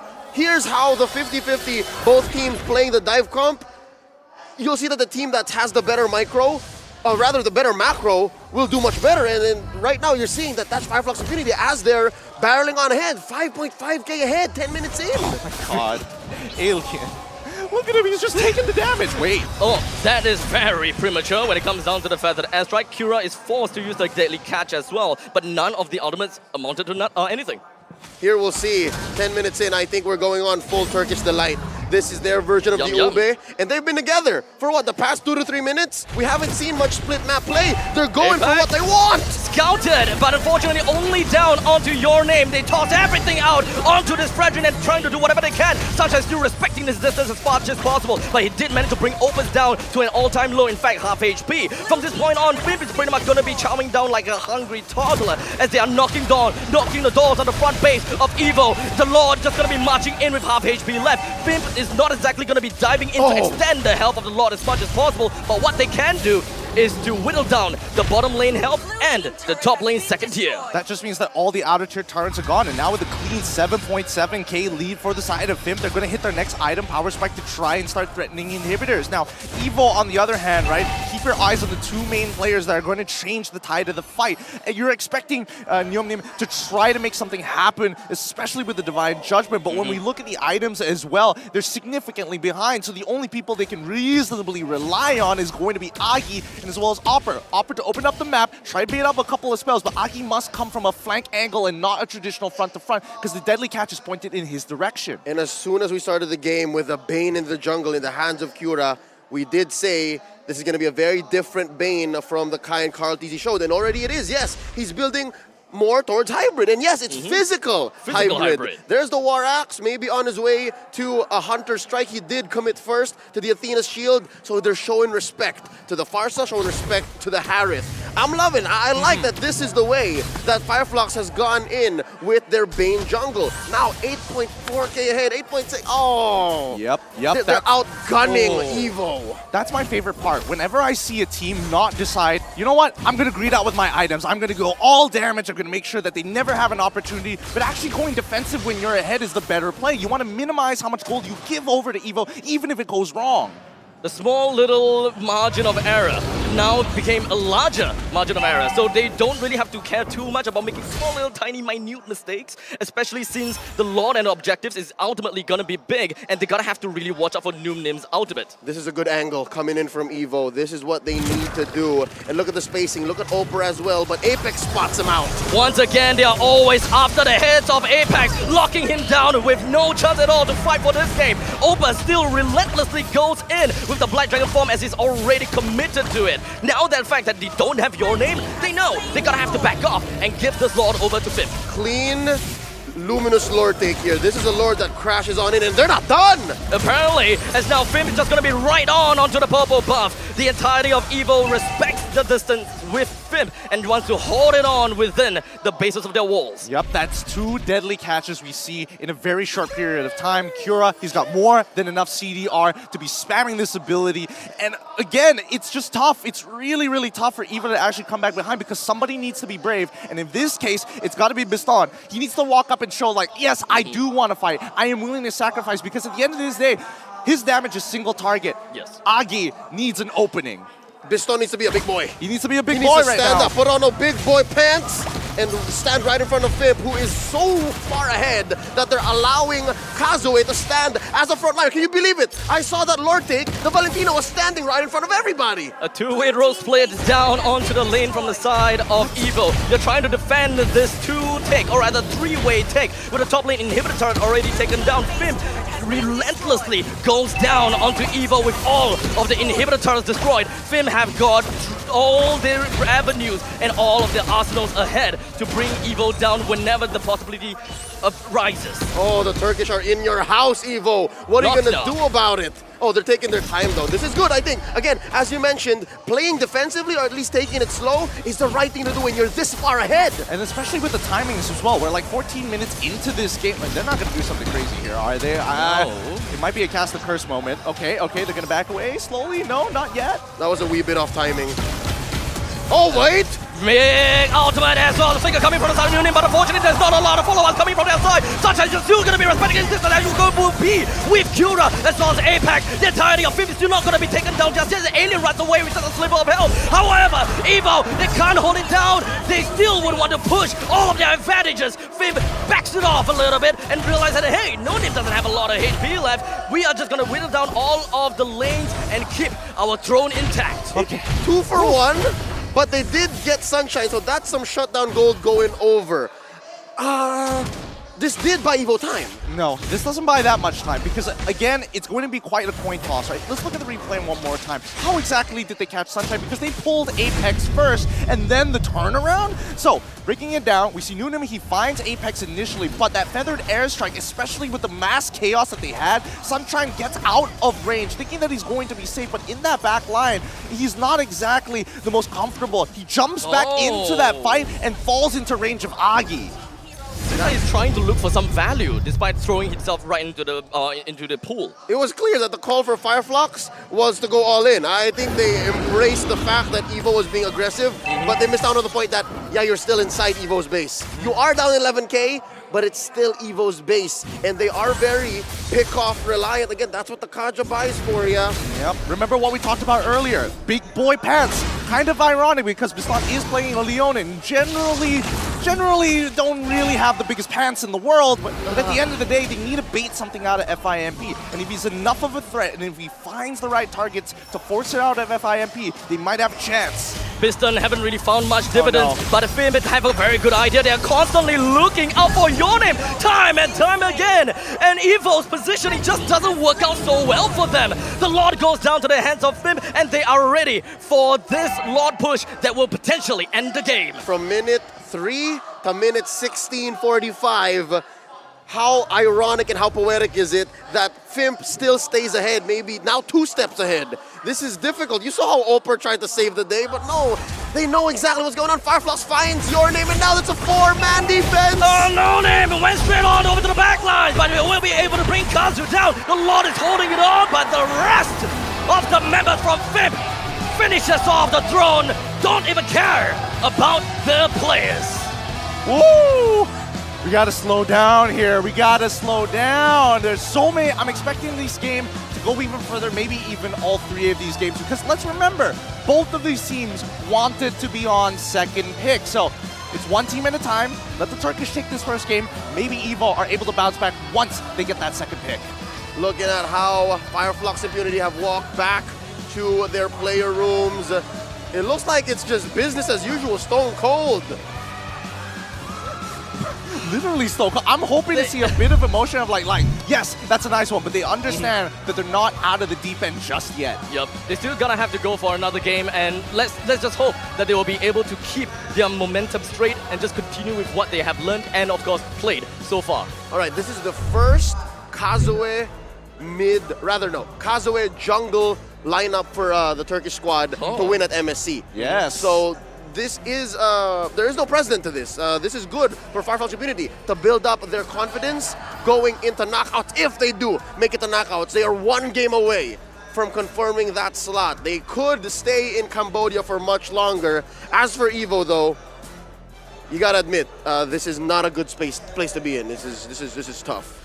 It doesn't seem like the entire fight so far for their composition is that no one is really there for Frederick, constantly being caught out, but I believe that is also the reason why they would want to leave him alone, is to really respect the Atlas pick. They wouldn't want to go all in and lose the Purifier in their process. And that's why we were hoping to see the big boy pants come out from the Harith, right? He's the only person who's going to be able to scale and as well as be a positive threat to make the roamer think, you know what, this is a high value target. And I would imagine that Apex, and especially with the way that they've been playing this game, to focus down on neutral objectives to close it out, because again, combo-reliant ultimates are always going to have the issue of how do we close out the game.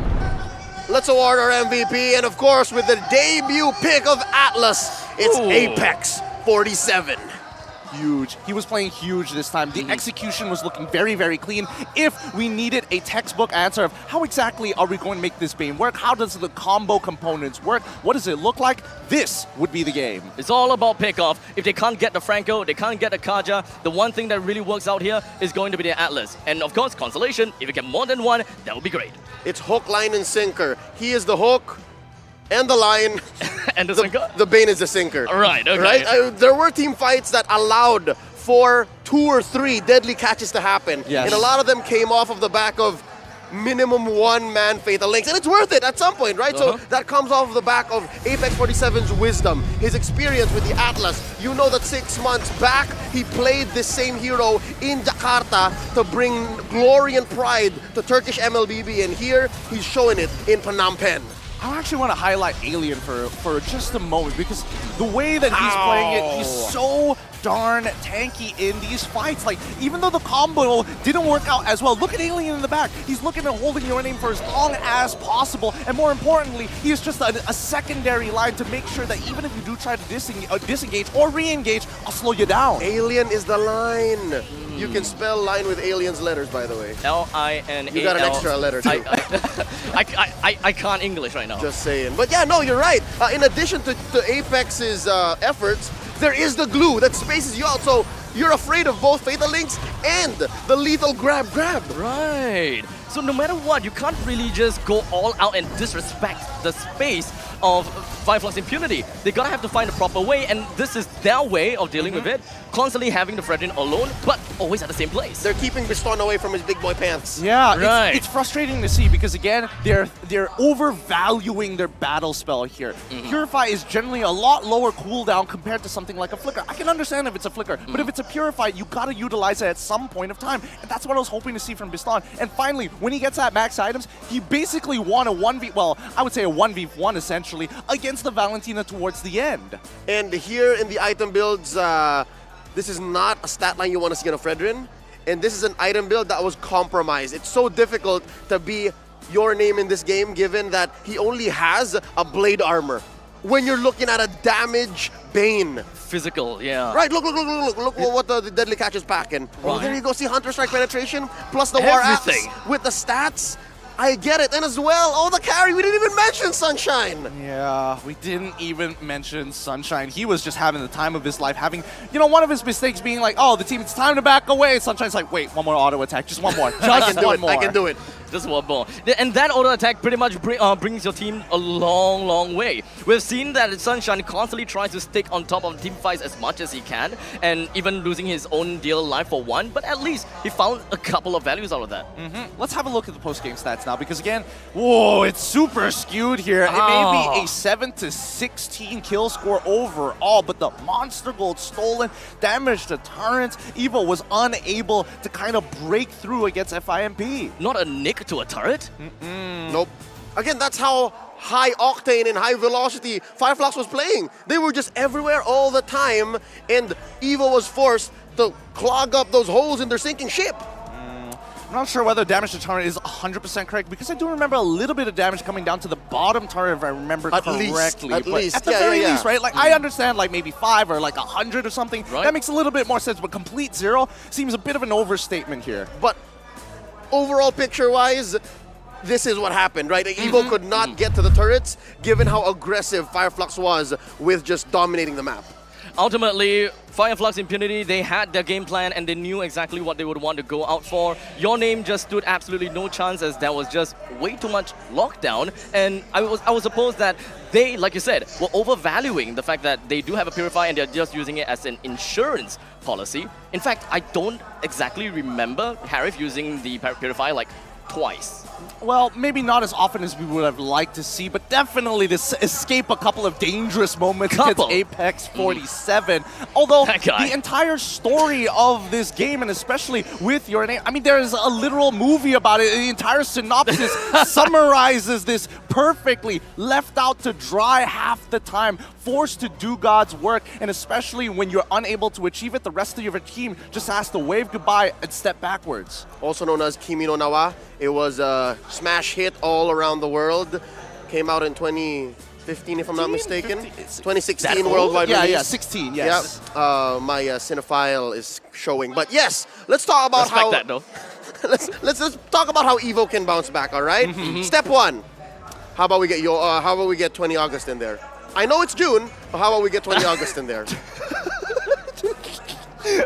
Sorry, I couldn't help but chuckle on that one. Wind the time, guys. Wind the time. I don't necessarily think 20 August would make too much of a difference, especially in that game. Nothing against Numinim. Nothing against Numinim. It's nothing against Numinim. It's just the overall, the way that you're kind of thinking about the game. You gotta get creative, right? Especially when you're in a losing matchup, especially when you're in a deficit. Gambits need to be made. You have to make some sacrificial play to try and even out the score. Because remember, even if you are 10,000 behind, if you trade 2 for 2, especially if a team is that far ahead, you're winning out overall in the economy. And that's what I'm getting at.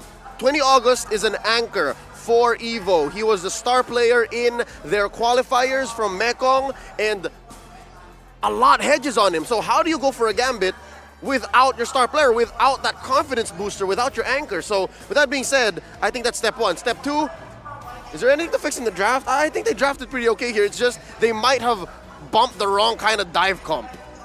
It might have been the wrong tool for the wrong job. Personally, for me, I think the overall draft, it was interesting, especially with the way FIMP were kind of setting it up. Even I fell for the, oh yeah, they're definitely going to play Minotaur at some point of time, and then we get into the second phase, it's like, where did the Minotaur go? They banned it. They saw it coming. Eventually, Team Evo decided, you know what, we cannot let this through. They have that first pick on the second phase. Might as well get rid of it now rather than later. No shenanigans. No shenanigans. How about positionings, though? Because so far, what I've always been looking out for is really just about your name's positioning, constantly being picked out and constantly being melted down before he even have a chance to dance with his opponents. So would it be that your name should have, backed off a little bit and respect their space, or should the whole team, kind of support it? Think about it this way, right? I think even for your name, he's still being extremely considerate to the rest of his teammates. Every time he approaches this lore pit, he's coming in from not exactly the oddest angle, but he's not taking the main pathway. He's not beelining it towards that turtle pit. He's always going through Tribrush just to make sure even if Apex tries to go towards him, which he knows he's going to be the target of, at least it's a little further away from the rest of his team. All right. Just to defend what your name was doing, looking at the lineup again in hindsight, he was the only real peel for Team Evo. He's playing with a Harith, a Farsa, Kaja, and a Yuzhong. And Opper was doing the right thing, right? That's what you do as a Yuzhong. You come in late and you catch the softest target you can with your full Petrify combo. You gotta follow up.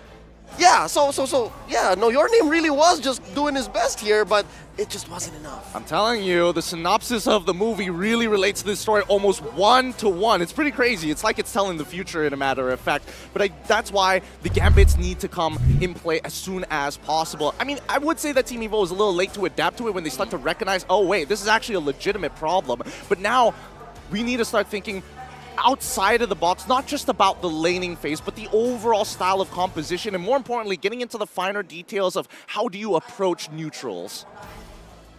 Especially since this kind of lineup, like we are talking about, Fredrin is the main peel, yet he's also the one with the most important battle spells doing this kind of objective securing situation. It's a double-edged sword, right? Right. It's like Retribution is so important, but he really wishes he had Purify in a lot of these moments.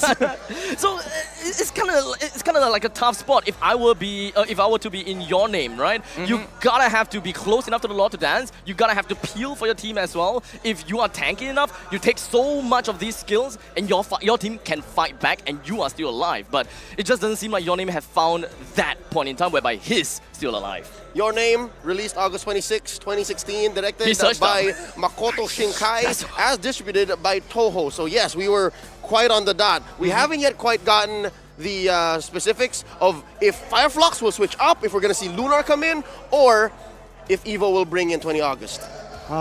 We'll see in a little bit once we get into the draft, because the last time... Oh, wait, that's the info right there. Thank you so much to our producer. 20 August is coming in. So what should we expect here, now that 20 August is in? This is dependent on who is going to be first pick and second pick, right? Okay. I'm expecting to see Team Evo go on to that second pick. That's right. And the main problem in game number 1 was the fact that they didn't pose enough questions within that first phase and gave tempo over in the draft itself. They were reactive from minute 0. Right, on first pick, which is not what you want. there was a lot of flexibility options that they can pretty much go for, but they pretty much stacked up the first 3 picks and they pretty much showed that who's going to go over to the EXP, Roam, and pretty much, what was the other one again?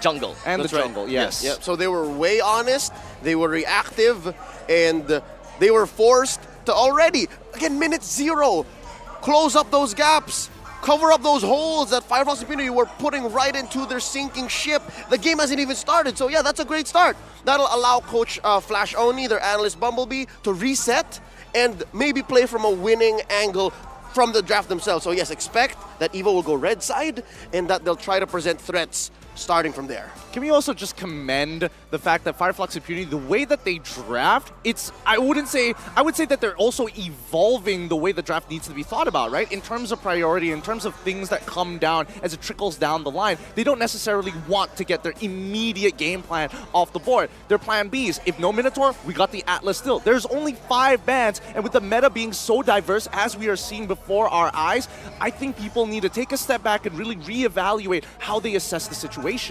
So ultimately, well, we gotta have to look out for what FIM have got to say, especially from Apex 47 himself. No matter who our opponent is, we will respect them and give our best. No matter what they throw at us, we will manage it. And they did. They managed it. You know, it's funny enough that it's a Turkish squad that has the most Southeast Asian sounding quote.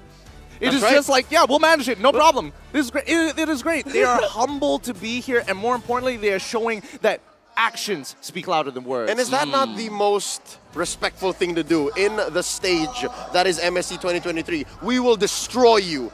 We look at you as equals, and we will do our best. We will end when we can. They're humble, yet they are confident at the same time. They know what they want to say, and they don't want to, sound overly confident.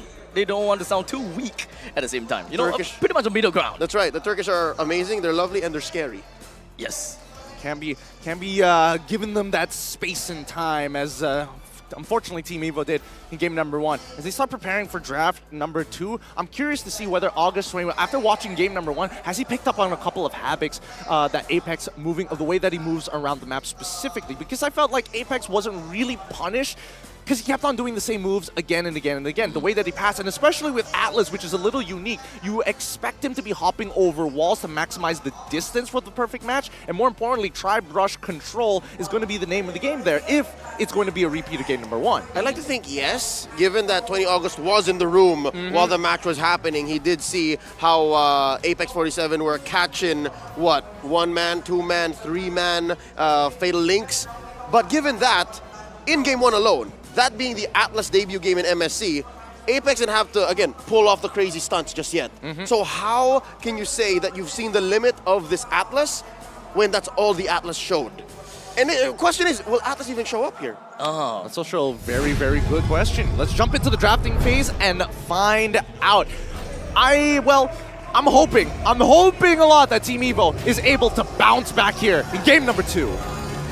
The show has just begun after all. Ladies and gentlemen, between Fimp versus EVO. Fimp did manage to get himself game number 1, but this drafting stage is going to tell us a little bit more, as we already moved on to 3 picks right off the bat. Team EVO they're going to do it all over again, right? Same bands coming in from both sides. Nothing has changed. Again, same first picks coming in from both sides. I'm just surprised that Team EVO decided, you know what, being on first pick, maybe not so bad. This is an approach at iteration. I get it. You want to just change a few things so that you can do the same approach and maybe do better, but I don't think I'd be saying it right if I said game 1 was close. So I don't know if iteration works. See value in me? I guess their laning could have been slightly better. I guess they can technically... early farm this is what I was hoping for. We deviated from the curve, no longer the same. We were expecting a Yuzhong, but for Ram is here. What does this mean for EVO? It means in game 1 they didn't like Alien's glue. Yeah, they're like, stop it, glue. No more Alien. No more than this. Although I will say that at least with Fredrin being still locked in as a potential flex pick, it still poses that secondary question. It's like, yes, we have the answer, but we also pose you another question. Is your EXP laner going to be able to kind of match up against our Fredrin if we throw it in? And are you even considering banning out the Lancelot now that Farmus has already been picked up? Force back into that corner, Don't want him to get on that neutral. Yep, this is So, the answer to your question, Gideon. no Lance? Yeah, Okay. no Lance because there's no need to rush that jungle.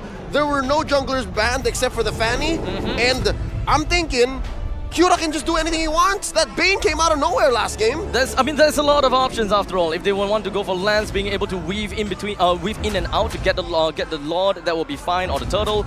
I mean, Arkai is a very oppressive jungler as well. Just being able to just push everyone away. I think that could very much be one of the perfect options for Fim, depending on how this banning stage goes. With this Claude ban, I understand, and I think Coach Bad Galsef and their analyst Osprey saw this coming. Yeah, they're gonna try to repair the situation, pick up the Faramis. Let's get the counter pick up, the Melissa, and then give Sunshine a winning pick. Yep, and they're gonna really punish this gold lane, right? We see the Claude immediately ban out. I'm expecting the Beatrix to come out pretty soon after, or even the carry. Personally, I don't mind the carry getting let through in comparison to the Beatrix, but that's a personal preference. We don't know about the team. Coming back to Team Evo, the fact that they banned out the Franco already tells us that, okay, we need to make sure that there's a possibility that there is no possibility that if we lock in Joy for ourselves, at the very least, nobody can stop her, nobody can suppress her. Oh yeah, there has been an uncanny and uncharacteristic absence of Joy this time around, but the suppress heroes are still high priority. Oh no, Fireflux attacking Biston's hero pool. As expected, as expected. I'm a little surprised they wanted to get rid of the Harrod this time. I guess there is a level, as the quote said, of respect, but they will manage. So despite the fact that when it comes down to statistics-wise, Harif didn't seem to do that much in the previous game, but it's pretty much said to be true that the Harif did do something to their either mental or the fact that it did do something to them. Well, I think it's definitely a lot of respect for sure. Atlas as well. Yep, both FIMP and Team Evo, they're looking at each other, they're like, all right, eye for an eye, we are equals. Then this has to be the Minotaur, right? I mean, sounds like it. One or the other comes up and then you just win even with a Cult Altar. The Minotaur just says, yes please. What's worse is that they have a Valentina on their side, so it's going to be Minoan Fury plus Cult Altar, so there's no real reactive response, unless maybe they get like a Farsa somehow. Yep. Not even! They can even steal the Divine Judgment and stop the Cult Altar completely. Yeah, I don't know, because with Team Evo, like, how are you going to fit more answers? You've already got your lanes locked in. It's like you want some AoE. Farsa looks like a good idea, but it's like, there's no space. There's no space. I mean, what we can possibly expect, I mean, we've seen in the other previous other regions of MPL, we can see the Fredrin go to EXP, Kaja goes over to the jungle, and Faramis going to the roam. So at least when it comes down to the mage, we can kind of open that avenue. I mean, that's really pulling a lot of strings to make it happen. And then you revert to the problem in game one, wherein you're completely reacting. You're the one who is forced to sit shotgun while Fireflux drives this vehicle on a one-way ticket to the knockout stage. I do like this though. Evo understands that, hey wait, they still have that hero pick for Alien that could just flex, but right now they're looking for a jungler. What is this? Lancelot? Bane? I like the Bane. Yeah, the Bane is still good. Why not, right? I mean, yes, you can technically go for Lancelot, but honestly, with the amount of AoE damage that you have, the AoE setup that you have, the Melissa who's able to hit multiple targets at once with the activated muddles, might as well, right? A deadly catch to kind of seal the deal. And just push real quick. That's one of the problems that exacerbated Evo's situation in game one. Evo's situation in game one. So what are we looking for? More damaging jungler or more utility jungler? Damage Ling? How about all the damage? All the damage, all the chips. Okay. And Amon, I think that this is the third time that we've seen Amon. Yep, second time in the hands of Fireflux. I'm so surprised. I'm very surprised that he decided to do this. I'm here for it. They're gonna go Death Ball, because if you go for the Bane or something else that is similar, you're attacking objectives, you're honest about it. But this time around, Fireflux says, nah, let's kill them first, and then we go for the objectives. Oh boy, this is gonna be quite the game, but I think... I have to admit, FIMP, I think they've got this in the bag. I like it. Just like that? Okay. Just like that. What other responses could you possibly get? Even if you get creative, right? How many 50-50 gambits must you take to get ahead? Minoan's Fury, we're looking at the Cult Altar as well. The answers, it's not really presented. Valentina issues. That's what's scarier. That's scary. You're posing questions while presenting answers as well. Fireflux Impunity looking to go for the throat here, looking for the sweep. What does Evo have to present to stop them from doing that? Now, what I'm looking out from the side of him, it kind of seems like it's almost like that that front four that Gideon was talking about. They're just rushing onto the orange buff, albeit a little bit of the flip side, right? Yes. I call it the fast four. A fast four. Exactly. Family. Exactly. Because initially, we saw this from Echo. We saw how they abused the fact that Carl TC is walking into Little Wanderer and he's like, I'm about to hit my ultimate. You really want to fight me on this? And we can really turn that momentum very, very quickly. But in terms for Team Evo, this early game is going to be an all or nothing at level 4. 20 August, please don't die. Aggressive opening, aggressive positioning from 20 August, already expended the flicker, trying to get himself away. Luckily... Wait, one more skill shot. Is this buying time? Oh. Okay. He's alive. He's alive, and I think that he did manage to buy a little bit more time and to make sure that Kira is a little bit slow when it comes down to the EXP gains. If anything, they bought some time. Kira is slightly behind. I think Kira is actually going to be a lot more behind than we're going to imagine here, right? Your Name should be hitting level 5 off of this gold crab. The fact that he was able to... Wait, did he get the Little Wanderer? It was on top side, so he got the Little Wanderer as well. He should be hitting level 5 very, very soon in comparison to Kira, who's only going to hit level 4 right after this camp. Yep, there we go, level 4. And then as expected, Your Name is going to be walking over to the neutral. Though early 300 gap between the two junglers, I think that is definitely going to make quite a bit of difference when it comes to the upcoming jungler. Oh, Opa going down that early. Not what we want to see. And this whole time, Alien was buying time. He popped the sprint, but yes, it's another failed rotation. Evo, essentially, they close the gap. Fireflux Impunity now making a way for the turtle. And now Alien immediately trying to get more opening down as he grabs onto the side of that Fredrin. He can't get any closer, but Alien trying to bring him closer a little bit. Turtle's HP is still going A-OK, as Fimp doesn't really care too much about that. Opa jumps over the back lines, receives quite a bit of damage from the side of Amon, but he's gonna be A-OK still. Not a lot of casualty coming from both sides. They are only in for the objective. But Alien, he doesn't seem like he can come down anytime soon as the Black Dragon form merges him.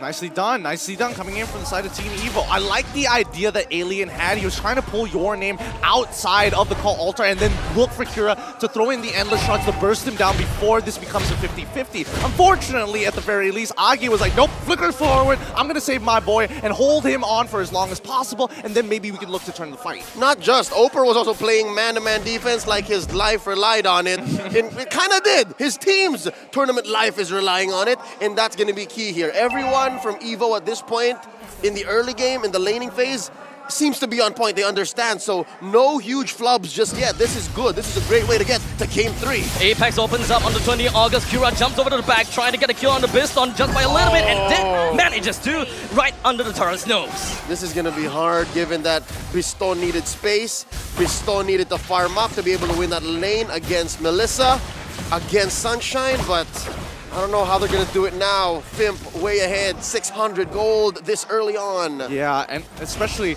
I mean, Eggy's role is so important here, right? Oh, wait, hold on. Apex 47, close to it. 20 August pop. Unfortunate. Will they be able to get the time? I don't think so. Kira's trying to make it out of here, but these endless shards are starting to really stack up, especially with the momentum that he's getting. He's going with Mystery Shop. He's got 2 kills already. He is starting this snowball early. The Cult's altar has already been forced out, so at least for the side of Fimp, they are very confident that they can have their own Cult's altar. But do they want to push for that? Do they want to just kind of like get all aggressive just because of the fact that Paramis can't get that out? I mean, there's 2 ways of looking at it, right? Yes, they can technically get really, really aggressive, but they're still ultimate dependent. Even though the call altar is coming out defensively, it is matching up with the ult-timers of people like Apexing as well as Kazue. But at the end of the day, they have to match up. Roamer for their mid laner. Here we go, quick turtle take by Fireflux. They are going to lose that trade up top unless, do they have an answer? Are they going to make it in time? Well, all the energy turret is going to be taken down from the top side. The gold laners are pretty darn happy with what they have got. Kazu joins into the fray, terrifies down on the 20th August, brings him down, and Sunshine takes the kill. They're going to re-dive this. Apex, he's got them in No Infuri. They know they can do this. Oh, and it does seem as though the proxy did manage to work, but Fim, they don't really want to go for the kills per se. They want to focus on the turrets first. While Alien and Apex, they just hold it down. Grab lands right on top of Agi, and doesn't seem like he will be able to do much at this right now. Opa, all the way on the back. He tries to go for the Dragon's Tail, hoping that he'll be able to build up a little bit more shadow residue as Kazu pops out. He still has the Cult Altar. They bring your name down. 2% down from the side of Evo, while only 1 from the side of Fim. Make that 3 from the side of Evo as Fim continues with this landslide. They overloaded Oper. True, that was a beautiful fight coming out of FIMP Apex. My God, let's look at the replay one more time and let me explain to you how insane this was. They hold them hostage underneath the tier 2, in between the tier 1 and tier 2, until they see the full commitment as Alien pulls one back. The Mignon Fury looks great, and Opera, he responds correctly, but Apex delays him ever so slightly. That 1 second could be 1 extra second of him being in this residue. The Dragon Tail doesn't connect on Kazooie to secure the kill at the same time. 1 second difference. I'm not so sure if now it's a Terrify or it's just Oper not finding the right targets, right? Is it him just going, which way, or literally he had no choice? It's the Terrify. That's the best way to kind of explain it, right? Because at the end of the day, you need to be able to secure these kills, but if you have enough heal, and especially if you have the time being bought by Apex and as well as Causeway, it's even better. Look at the snowball! This is so terrible! Under 7 minutes, Fireflux have already committed Grand Theft Orange. And we're not even to the Lord state just yet. This is the last hurdle of the game, and they're barreling on ahead. Almost 5K ahead. They're outgunned, they're outmanned, and look at this Apex! Damned if you do, damned if you don't. Evo still wants to take the fight onto the Lord, the Turtle, but unfortunately they can't bring it down. Your Name takes the first blood, or rather he himself goes down first. Ag also down. Evo gonna have to go on a full retreat, losing the Turtle as well as the middle lane first tier turret. Abstract, it might as well have been the Lord. At the way Fireflux is going, how quick it is. It should have been, huh? Yep. I mean, these next 3 minutes, it's just recovery. It's just trying to stop the bleeding from Team Evo. For FIMP, you have now full access to Team Evo's jungle and Opper. Goodbye. Oh! The snowball is way too huge at this point in time. Evo finds it hard to come back into this, and they try to defend the second tier. Doesn't quite work. 20 August is all the way in the front lines, and still having a bit of respect from the side of FIMP. I don't know, at this point, I feel like FIMP just disrespect them at this point, because it's really hard to lose from this particular position, and knowing that if you are moving as 5, it's very hard to make these minimal mistakes at the end of the day, right? Tier 2s are going to start falling, and you're right, Leo, it's basically like taking the Lord. They're going to take every single outer turret and leave the inhibitors for the Lord to start crashing into. Say what you will about the next few minutes being recovery, but I don't think Fireflux is going to allow them to do just that. No. I was looking at their inventory earlier on, talking about Evo here. A lot of them built Radiant armor. It costs about 1,800, right? Right. But at this point, I think you need an Athena shield. You're going to need the extra instant magic defense plus the HP regen that you get much faster from this point with the Athena shield, but they just don't have the extra 300. No. It's that tight. They need the instant gratification, right? That's right. They can't stack it up any longer. They can't even hold the fight for too long. Not with the Radiant armor, but wait, what happened there? Four-man attack. Sunshine was a little too confident. Yeah, but they also got 20 August to use his flicker, which is, Sunshine's going to look at the rest of his team. It's like, hey, I'll be back in 10 seconds. Don't worry about it. When the Lord spawns, take your time.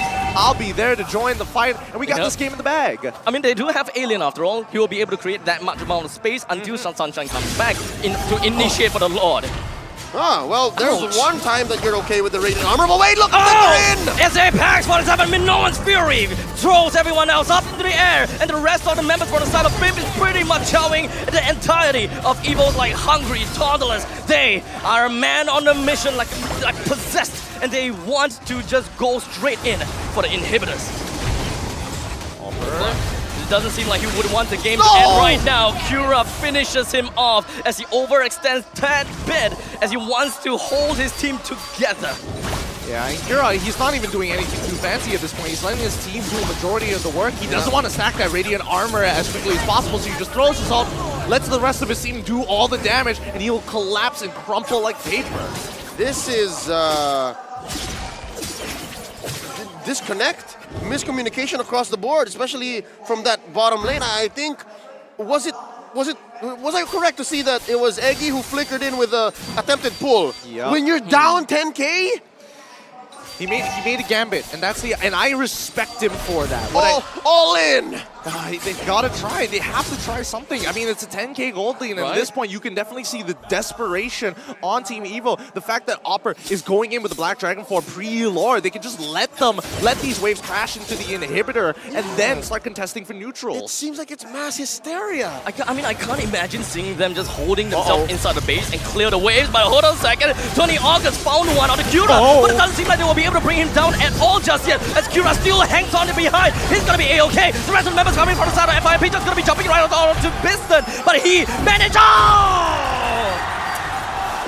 Triple kill coming in huge from Kazue to finish off this game. GG, well played, FIMP.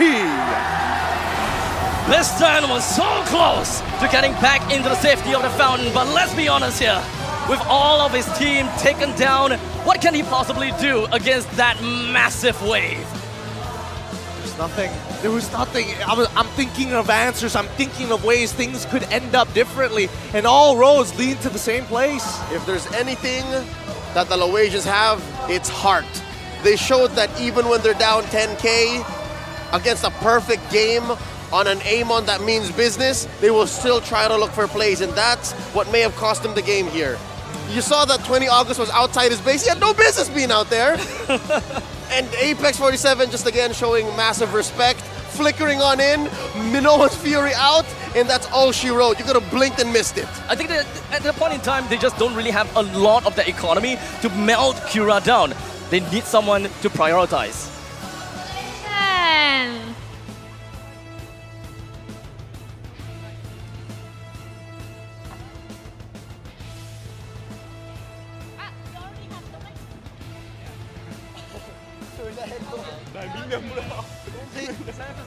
Kanka, no English. I don't have. Sorry.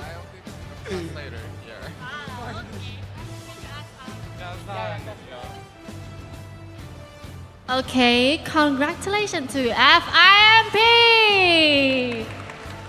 So the first question is to Apex 47, right? Yeah. Can you tell us what was the main reason or the key moment in the game that you got to the win in the last game? I can hear you with microphone. It's hard for me to hear you with microphone. Oh, so here is the question. Can you tell us what was the main reason or the key moment in the game that got you the win in the last game? Geçen oyundaki kazanmamızın nedeni neydi sence Hangi diyor. oyun? Yok, son maç. Ya güzel takım oyunu yapıp kazandık. It was a good team Makromuz fight iyiydi. with macro Good team gaming. fight. Oh, team fight. Oh, okay. So the next question is, personally, who do you think will win the last match of today between Blacklist International and TODAK? Why? Sence kiminle eşleşeceksiniz? Blacklist mi, TODAK mı? Neden? Bence gruptan Blacklist birinci çıkacak. Blacklist'le eşleşeceğiz. He said that Blacklist is going to be the first on their group, so we will match with Blacklist. Okay អញ្ចឹងគាត់គិតថាសម្រាប់ Blacklist ដែលនឹងធ្វើការប៉ះជាមួយ TODAK ការគិតរបស់គាត់គឺទៅលើ Blacklist. Okay. So the next question is to Sunshine. What's her name? Okay, FIMP will be facing one of the Seed 1 team, except Eco in the knockout stage. Which team do you think they favor you the most and why? You asked that which team want to match with us? Diyor ki Eko dışında bir tane takımla eşleşeceksiniz diyor birinci çıkan gruplarda. Sence hangi takımla eşleşmek istiyorsun ve hangi takım bizimle eşleşmek istiyor sence? Ben Blacklist'ten eşleşmek istiyorum çünkü geçen senenin bir rövanşı olabilir. He wanna match with Blacklist. Maybe it can be a rematch of last year. Really? Blacklist? Oh, អញ្ចឹងក្រុមតែគាត់គិតថានឹងចង់ជួបគឺ Blacklist ដោយសារតែគាត់គិតថាគាត់អាចប្រហែលជារបៀប revenge ដូចជាការសង្សឹកមួយសម្រាប់កាល last year ប្រហែលជាកាលពីឆ្នាំមុនគាត់មានជាមួយនឹងការប្រកួតអីដែលគាត់ចាញ់ទៅលើ Blacklist អញ្ចឹងឆ្នាំហ្នឹងគឺគាត់ចង់ធ្វើការសងសឹក So you want to revenge, right? Okay. So the next question is to Sunshine also. Do you think the meta is really shifting in this MSC 2023? Can you tell us more? Kanka niye bana hep soru soruyorlar?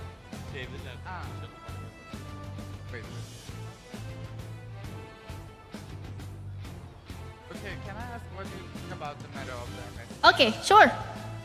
MSC'deki meta hakkında ne düşünüyorsun diyor. MSC'deki meta hakkında ne düşünüyorsun diyor. Turnuva hakkında. Takım fightları çok güzel geçiyor turnuvada. The team fights are going pretty well because of the meta. Okay. ចាំន័យថាការជាមួយនឹង team fight ក៏ដូចជា meta របស់គាត់គឺល្អដូចគ្នា going very well. Okay, so any word to your fans? Fanlarınıza bir şey söylemek istiyor musunuz diyor. Desteklemeye devam etsin. Keep following us. Okay សង្ឃឹមថាអ្នកទាំងអស់គ្នានៅតែតាមដានពួកគាត់ក៏ដូចជាគាំទ្រពួកគាត់និង support ពួកគាត់រហូតដល់វគ្គ knock out ដូចគ្នាអរគុណ So now the interview is done, so let's pass the floor to the caster. Thank you. I don't recall if Flux has always been this animated and this colorful. I love it. It seems like they're ready for knockouts. They definitely are. And more importantly, they're more animated this time because they've had a little bit of international experience. I mean, I can understand being very nervous during M4, a world title here. Yep. But coming into MSC, I feel it's like, okay, one peg down, we can breathe a little, we've been here before, let's do it again. I mean, it is technically one tier lower, so they are definitely getting that breath of fresh air. They're starting to get things a little bit more experience. The first one that we went to was like high stakes. So right now, you know, they've got the understanding now. Let's look at the MVP this time around. And yes, it's Kyura on that perfect Amon game. 8, 0, and 10. Look, he didn't even finish the Swift crossbow.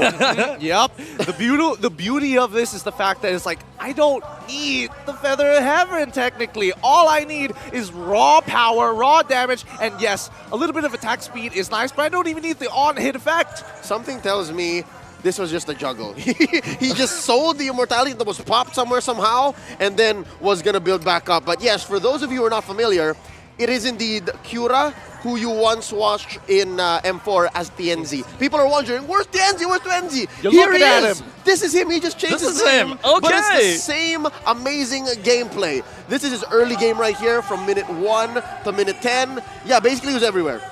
Literally everywhere, even trying his absolute best to go over to the opponent's side. In fact, quite a lot. I mean, just look at the patterns. Like, yes, it is 1 minute all the way to 10 minutes, but right at the very beginning, you can notice how much space he's starting to take, right? He starts off real slow, goes back into his jungle, and then when you see that first initial dive on that top side by EXP, immediately he starts going into enemy jungles. He's disrespecting the mid lane. He cracks it open and even dives it. Yep, we'll see a bit of the highlights here. This is a very early on moment. He helped Kazue get that first blood up top. He took down Bistom, and even underneath tier 1 up top, he's been getting killed. So yeah, he was never off. There was no scale up for Kyura. He started the game in 5th gear.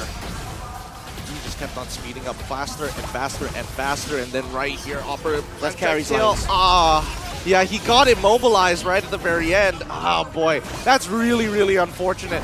At the end of the day, at least for me, Kyura coming up with a 90% team fight participation. The fact is, even when Melissa isn't there, there is damage coming through. Just look at the way that he is just shredding his opponents. Just one item, a genius one, more than enough. Completely untouched in most of these situations, and even if anyone were to touch him, then it will be during the cult altar. This guy has got 0 death exactly because of positioning and the fact that he is just donning his name as the assassination guy. Yep. Cool guy walking away, not looking at the explosion moments. A lot of them here for Kyura. And this was that last moment where Biston thought he could get away with it. Pow! Blasted by Kazue. And then that's all she wrote.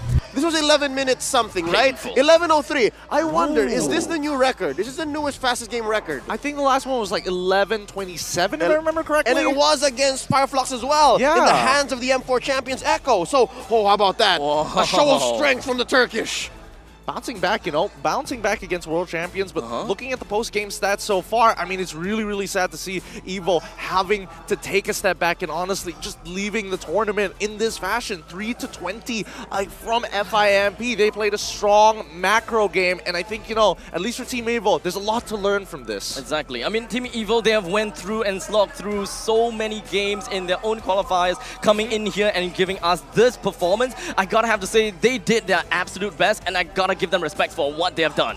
Looking at how Flux have built up their items, I still stand by the fact that maybe EVO should have built an Athena shield instead of a Radiant armor. But yeah, you can't pick up 300 gold just nowhere, right? Yeah. So I'm guessing that's what the compromise was, and they needed to get online as soon as possible.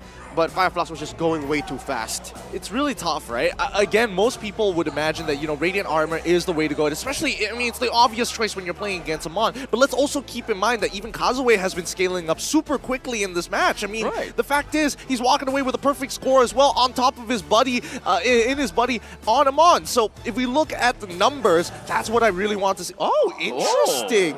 Alien, as expected, 55% not part of the fight, but Kazue only 70%. So really, the people pushing the momentum were Cura and as well as Apex.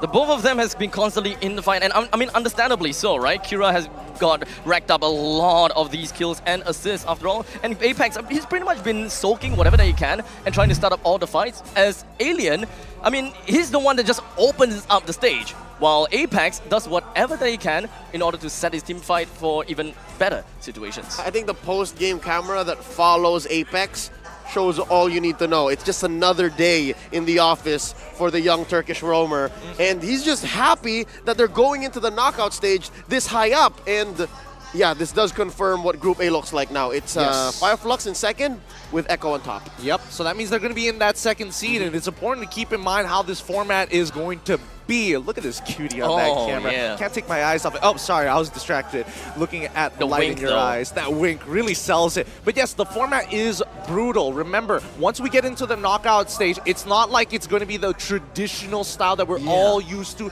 Double eliminations. Yeah, you're at the top of the seed. We're no problem. Lower bracket meta, no such thing. Maybe this is where we can say, after the draws have been done and after we have placed our teams into the knockout brackets, we can finally say the game begins. Real quick, before we go into our break, we would like to remind everybody that MSC 2023 is powered by Moonton, supported by ROG, the official gaming phone, and Secret Lab, our official chair partner. Don't go anywhere, because when we come back, we're going to be watching the hometown heroes in Burn X Flash going up against Outplay from North America. He's Abstract, he's Getting Q, I'm Leo, at your service. You're still watching MSC 2023. Stay with us.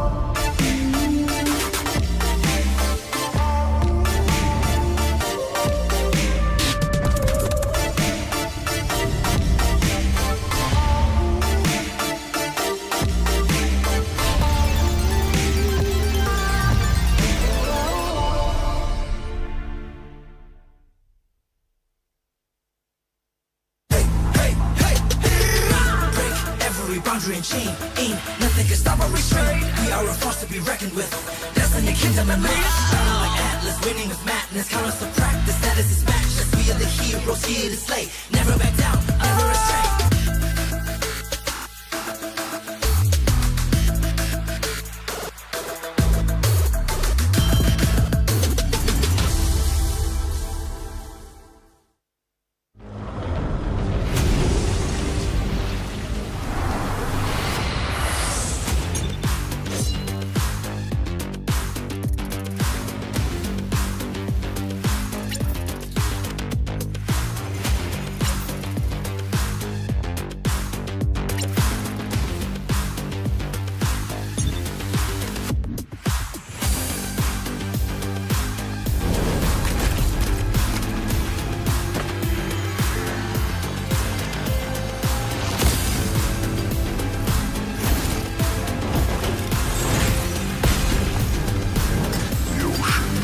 Just our home.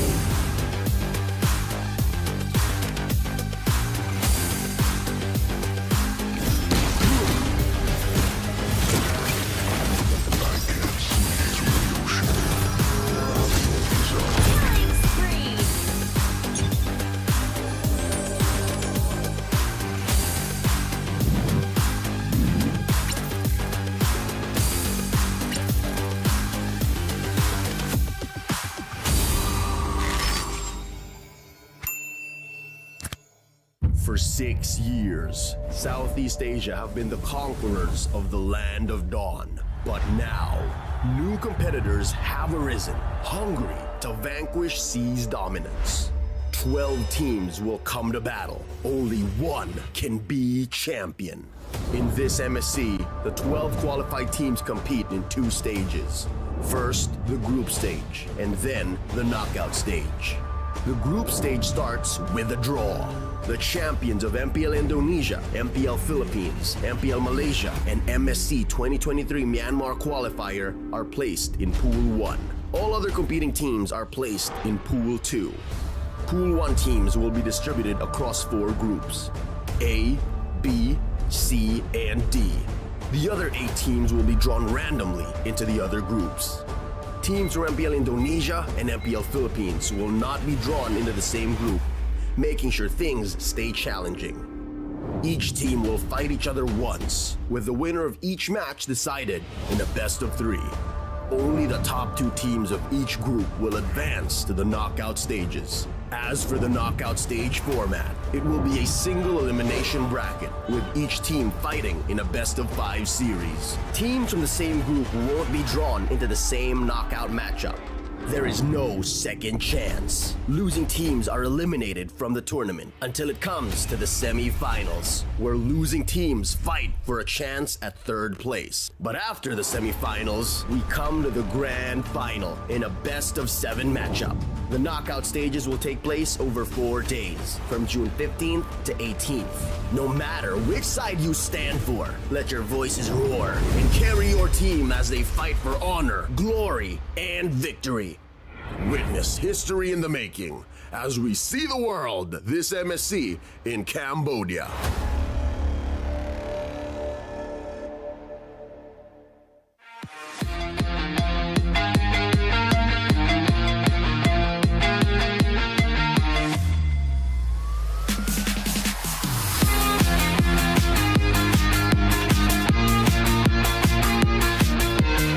Hi, my name is Leo Gonzalez, also known as Owl, gold laner of Blacklist International.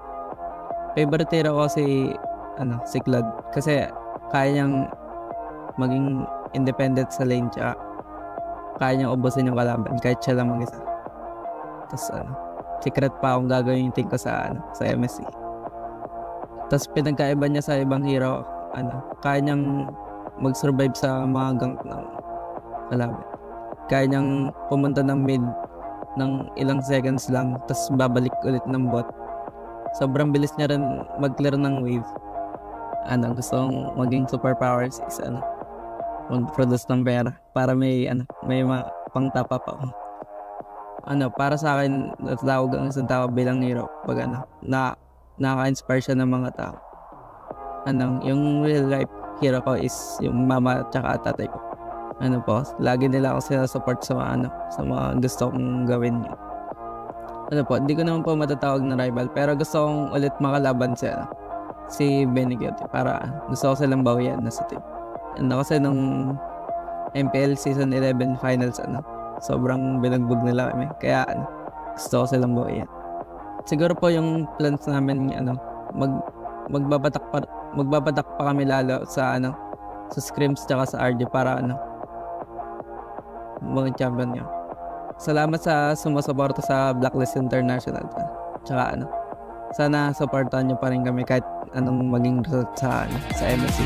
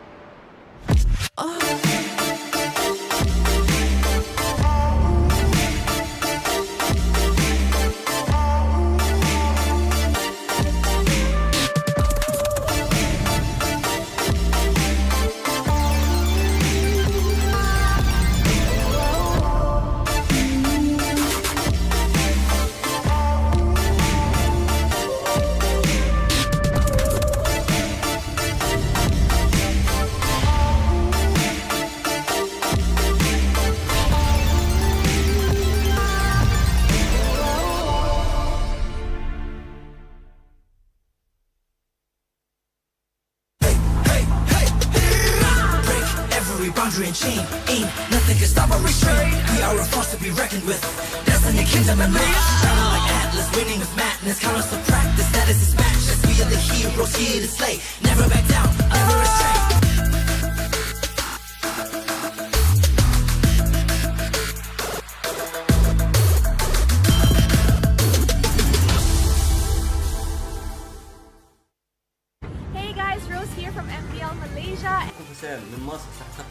It's Mirko from Indonesia.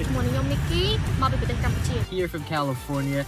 It's North America's favorite caster here. الله تعالى وبركاته. معكم منعاد من المغرب. أحباء المشاهدين معكم يكتب من العراق. I'm Diablo for IGSG. ก็ชื่อเอจิมาจากประเทศลาว Girl TV from Eco Philippines. I'm Yawi from Eco Philippines. I am Raime from Phoenix Esports. I am from Myanmar. I'm Chma, one of the junglers in Cambodia. السلام عليكم ورحمة الله وبركاته جمهور موبايل ليجند الكريم منورين أحلى عيلة وأحلى جمهور في الدنيا. And I just want to tell you guys all to get hype and to get excited for MSC 2023. All the underdogs are coming from across the world to go and compete against the pros, against the favorites.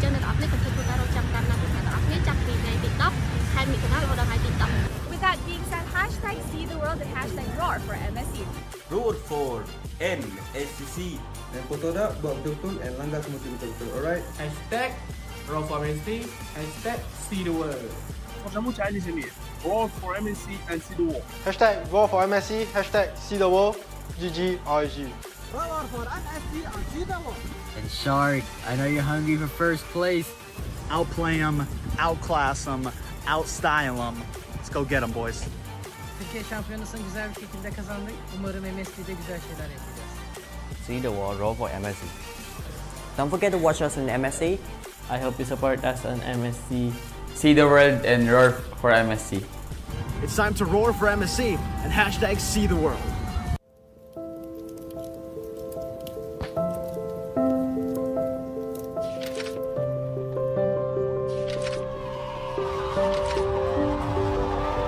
Selamat datang tuan-tuan dan puan-puan di kejuaraan dunia Mobile Legends Black M4. Big difference sebab dekat M4 nampak macam diorang ada identity crisis. They're not sure how they want to play the game. They're not sure who's going to be the carry, what kind of rotation that we're going to use. Contohnya macam Momo cover lebih daripada satu role, Ciku juga lebih daripada 2 role sekalipun di cover. Jadi ini membuatkan pasukan tu terlalu, boleh saya katakan sedikit berselaru, hilang identiti. Lapun digugurkan ketika ini. Sedih, ya. Kecewa, ya. Tapi apa lagi yang perlukan? Apa lagi yang kita kurang sebenarnya untuk membawa jalur gemilang ke Grand Final di peringkat yang lebih tinggi?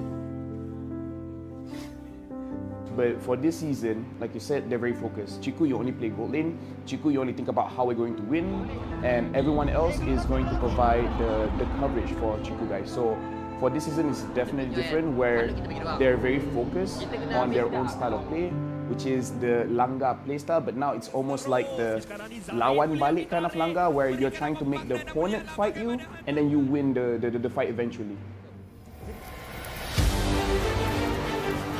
Bila player dengan coach Filipin masuk ni, dia lain sikit daripada kebiasaan kita orang buat lah. Selalu dia lebih kepada disiplin.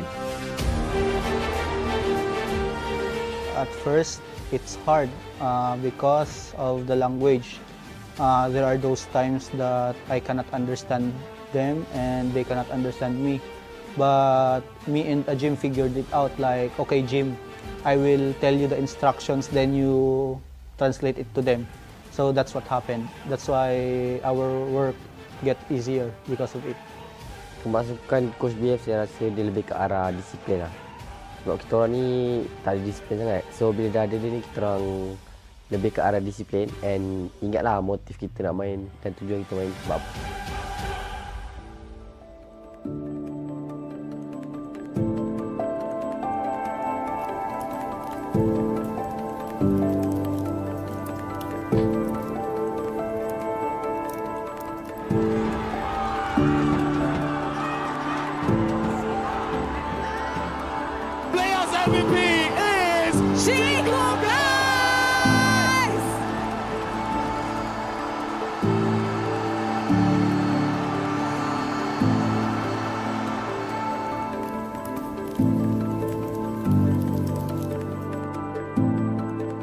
So I've known Chiku before he entered TODAK.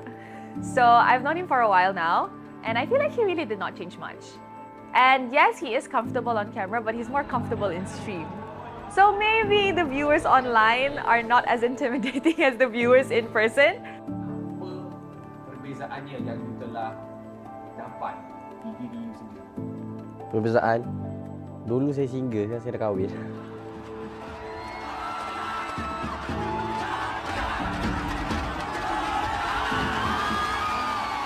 Kalau Ciku ni sebelum kahwin ni dia jenis kaki langgar, tak kisah kalau sebelum ni Punis kan girlfriend dia kan, dia langgar je Punis tu.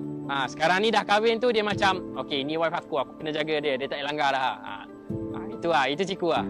I think he's an absolute legend. I think that he really pushes the agenda and he really knows how to test the limits, or at the very least very situationally aware of what he's capable of on a particular marksman.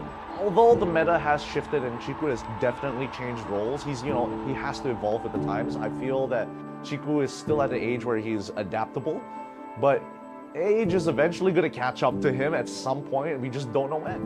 Kalau bagi saya, selagi saya rasa saya boleh main, walaupun tak macam orang lain kan, macam kalau main macam fasian main.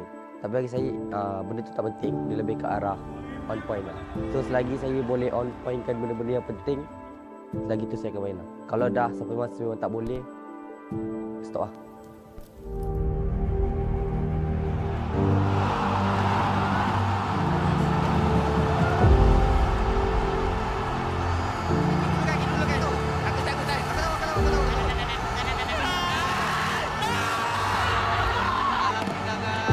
Pasukan TODAK meneruskan dinasti mereka. 4 berbalas kosong, 3 kali juara MPL Malaysia.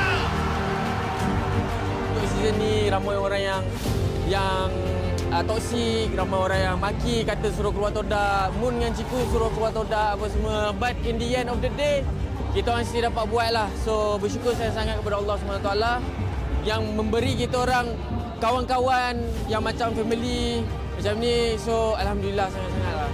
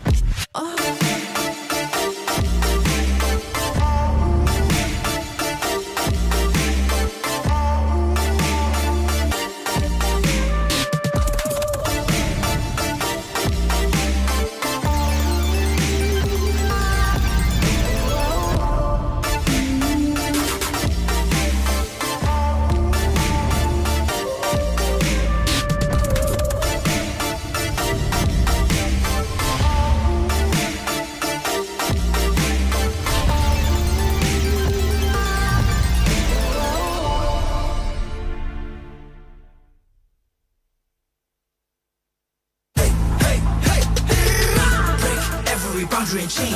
Ain't nothing can stop our restraint. We are a force to be reckoned with. Destiny, kingdom, and match. Battle like Atlas, winning with madness. Count us to practice, status is matchless. We are the heroes here to slay. Never back down, never restrain.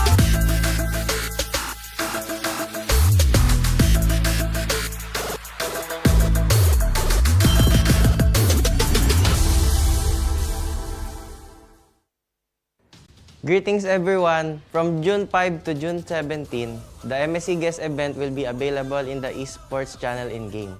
Just log into the game and cheer for your team.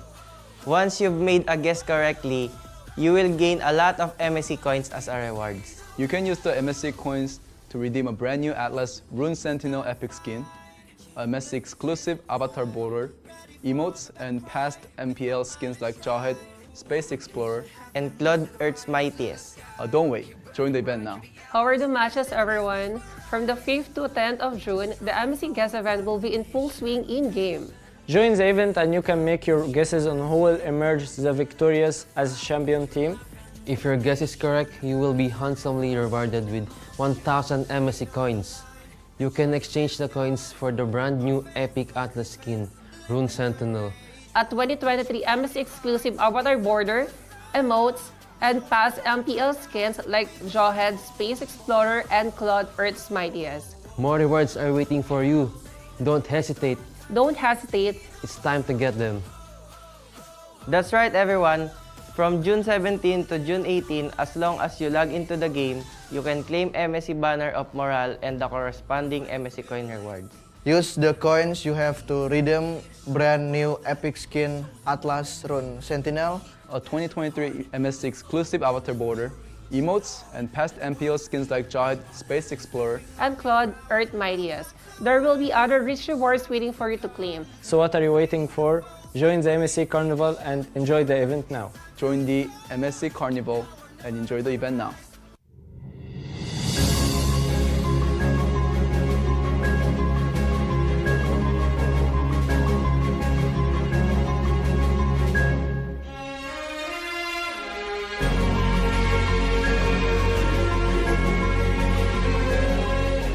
My name is John Marvilla Luna. I am the team captain and the tank support of Blacklist International.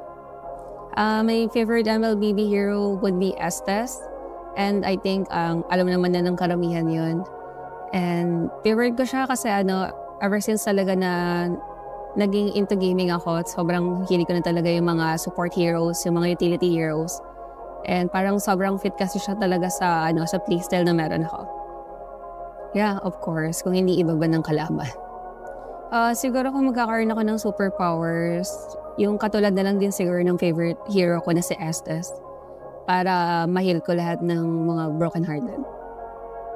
My real-life hero would be my mother. Kasi ever since na bata pa lang ako, grabe na talaga yung mga sakripisyo niya para supportahan ako. Hindi lang ako actually, kundi yung buong pamilya ko. Talagang ginagawa niya lahat para mabigay yung mga pangangailangan namin pang araw-araw. And actually, kaya sobrang inspired din ako gawin yung mga na-achieve ko ngayon dahil talaga sa kanya. Kasi marami siyang value na naituro sa akin na ayun yung ina-apply ko ngayon. Biggest rival in MSC? For me, pili ko lahat naman biggest rival kasi this is Battle of Champions Kumbaga Battle of the Best. Pero kung merong isang team siguro, it would be Echo. Kasi ilang beses na kami nilang dinurog So parang magandang mabawian sila sa Grand Finals. And siguro para magawa namin yun, kailangan talaga namin hindi lang basta doblehan, kundi triplehan yung ginagawa namin pagpa-practice. Yeah, sila lang sumusuporta sa Blacklist International, sa Blacklist Agents, sa VY Spam. Maraming salamat sa walang sawang suporta nyo. And sana patuloy nyo pa rin kami suportahan yan kahit anong mangyari. And maraming salamat.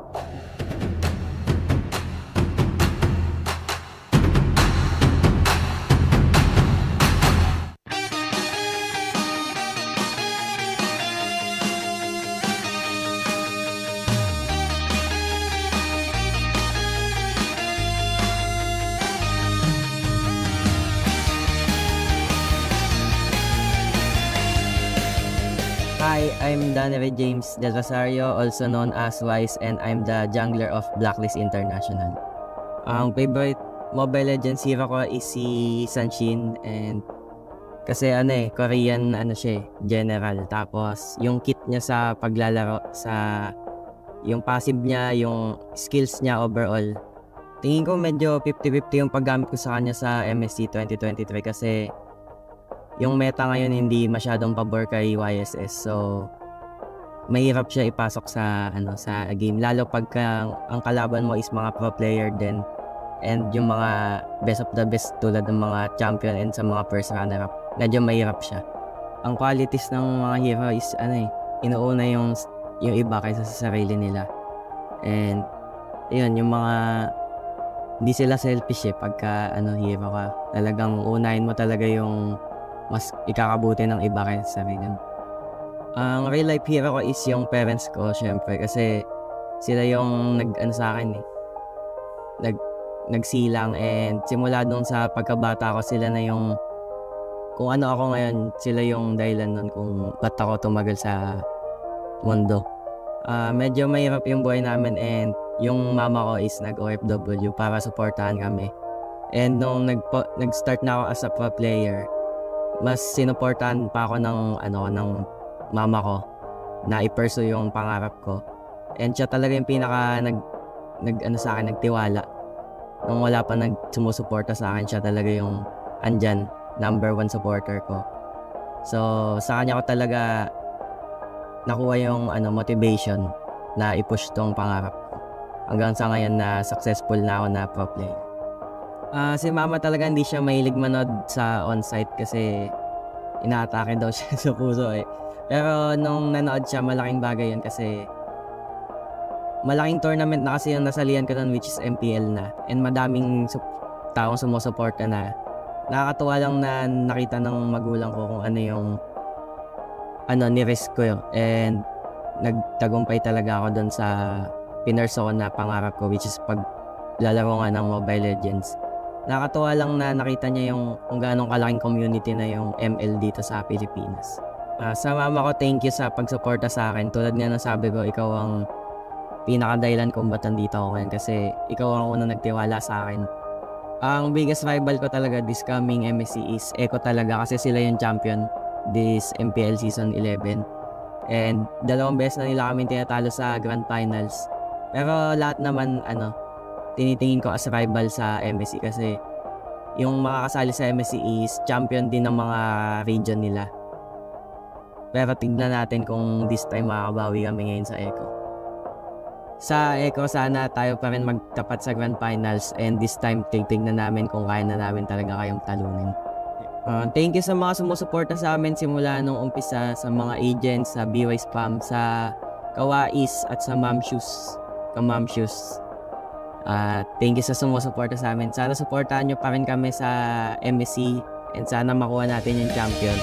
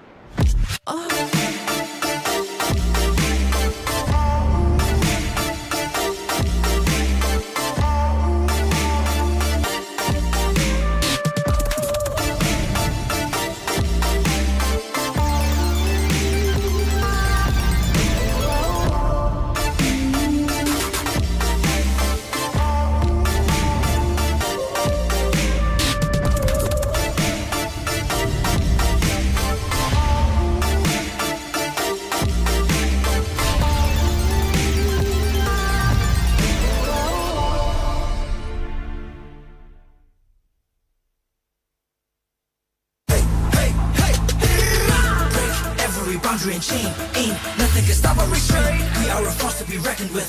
Destiny, kingdom, and mass. Battle like Atlas, winning with madness. Count us to practice, status is matchless. We are the heroes here to slay. Never back down, never restrain.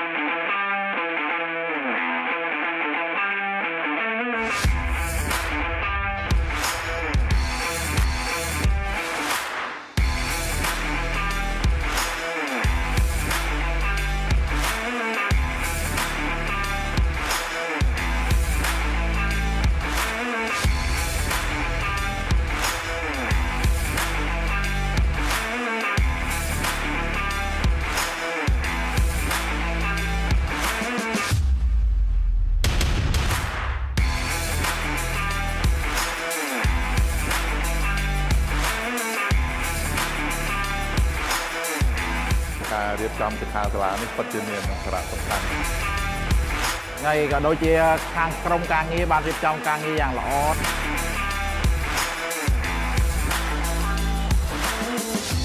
នៅពីមុនក៏ខ្ញុំអត់សូវច្បាស់ដែរតែដល់ពេលគាត់និយាយថាបើយើងចង់ក្លាយជា personal player យើងត្រូវ set target មិនអីមិនមានអាជីពជាច្រើនដែលយើងអាចធ្វើការទាក់ទងជាមួយ Esports ហ្នឹងខ្ញុំចាក់អារម្មណ៍លើ content creator បងចូលចិត្តខាង create video ខាងកាត់តអញ្ចឹងបងលឺស្រីដែរតែលេង game អញ្ចឹងយាប៉ាម៉ាក៏អត់សូវ support មកទេប៉ុន្តែបើយើងមានគោលដៅច្បាស់លាស់ហើយយើងប្រាប់ប៉ាម៉ាយើងពួកគាត់នឹងអាចផ្ដល់កម្លាំងចិត្តឲ្យយើងអាចនឹងទៅមុខបានខ្ញុំបាន inspire ខ្លាំងទាក់ទងមួយចំណេះដឹងកីឡាអេឡិចត្រូនិកខ្មែរយើងនឹងអភិវឌ្ឍច្រើនជាងហ្នឹងនឹងមានអ្នកជាច្រើនទៀតដែលគាត់បានស្គាល់បន្ថែមទៀតបង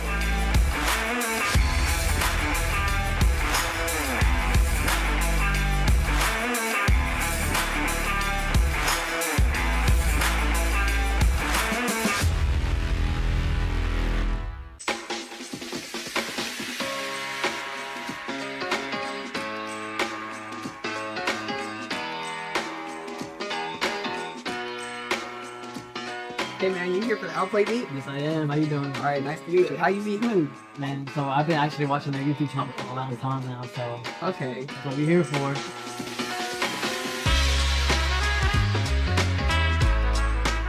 Y'all here for the Outplay beat too? Yep. Yeah. All right, mate. Thank you.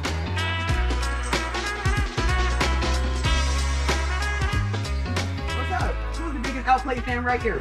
Yes. Hello, we're at the OP meetups. First of all, thank you so much for coming and supporting us. And this is my team. Let's have some fun. Thank you guys. Yes, keep it up there. Welcome in. Come on. So I've been following, the main reason is Hoon. So I've been following Hoon since his days from the Gosu team. And then I've been following him, and the only reason I like them OP is like mainly I would say is because of Hoon.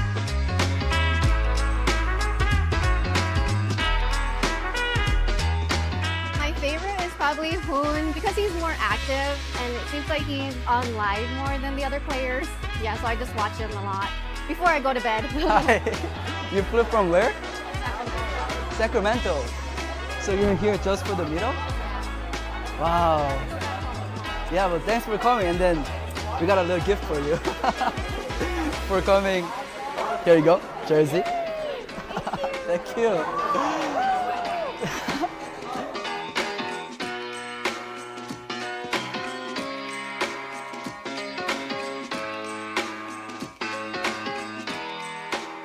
I just found out that there's a first person in line. Daryl?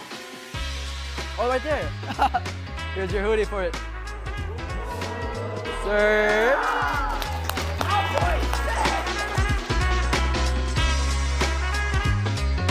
I think Outplay is going to win only because I'm biased. I have a shirt to give out, and then I want to do 1v1 with someone, and then winner takes it. Does anyone want to try me? You want to do it? You want to do it? Okay, let's go. Let's go.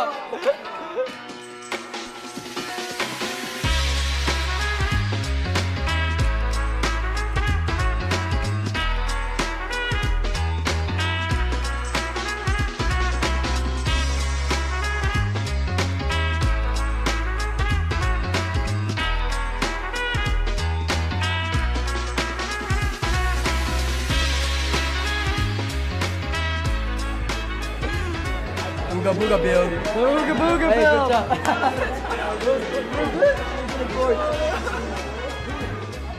My favorite OP moment up till now is how they displayed such a dominant performance through the regular season as well as the playoffs. Everything they did that got them right here.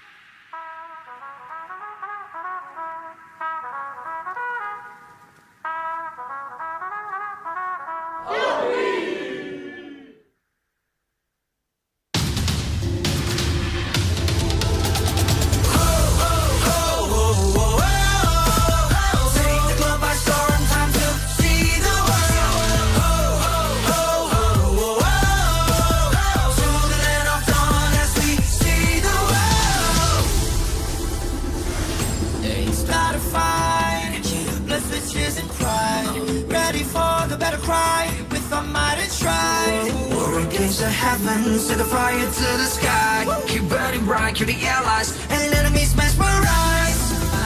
Strive for domination. Feel the pressure rising. The fight with your life and for your nation. With your devotion, emotion.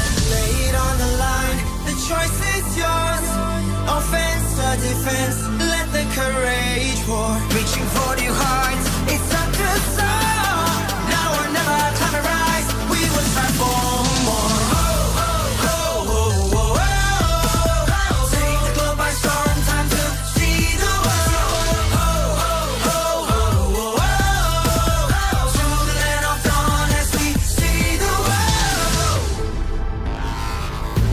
We're fighting to build a legacy in this better ground for kings. We're here to show the world that we're the chosen one that brings the heat, the passion, the heart, the soul, and the fury. Show it all, let the world see we are legends. Stepping on the ground, no time to waste. Striving to conquer, face the foes with grace. Be the challenger, it's time to soar. Now or never, climb and rise. We will strive for more.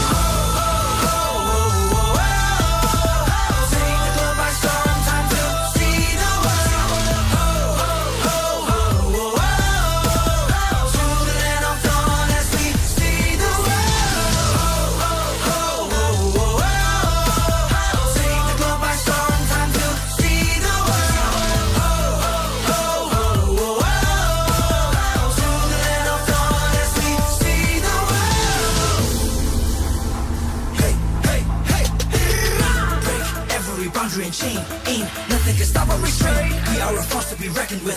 Destiny, kingdom, and might. Battle like Atlas, winning with madness. Count us to practice, that is his matchless. We are the heroes here to slay. Never back down, never astray. Fatal lengths. Sink or swim.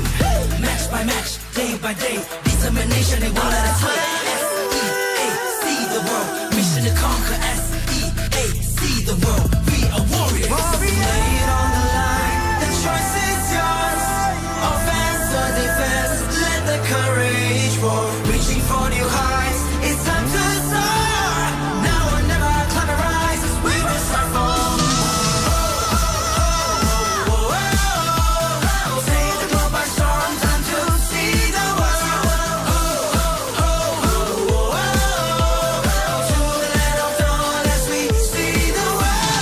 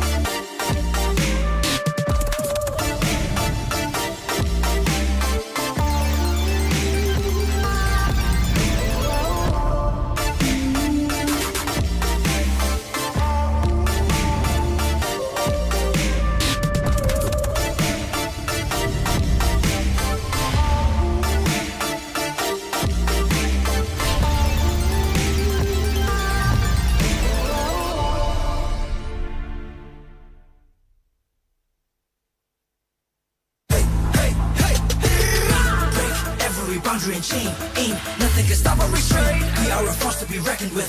Destiny, kingdom, and mass. Battle like Atlas, winning with madness. Count us to practice, status is matchless. We are the heroes here to slay. Never back down, never astray.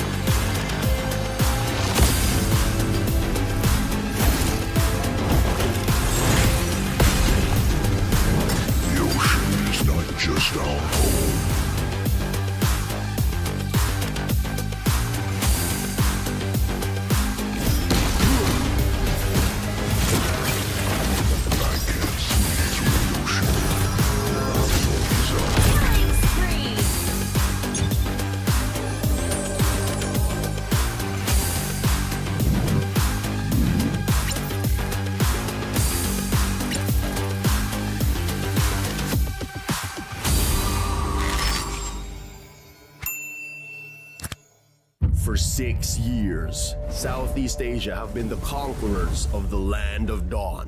But now, new competitors have arisen, hungry to vanquish C's dominance. 12 teams will come to battle. Only one can be champion.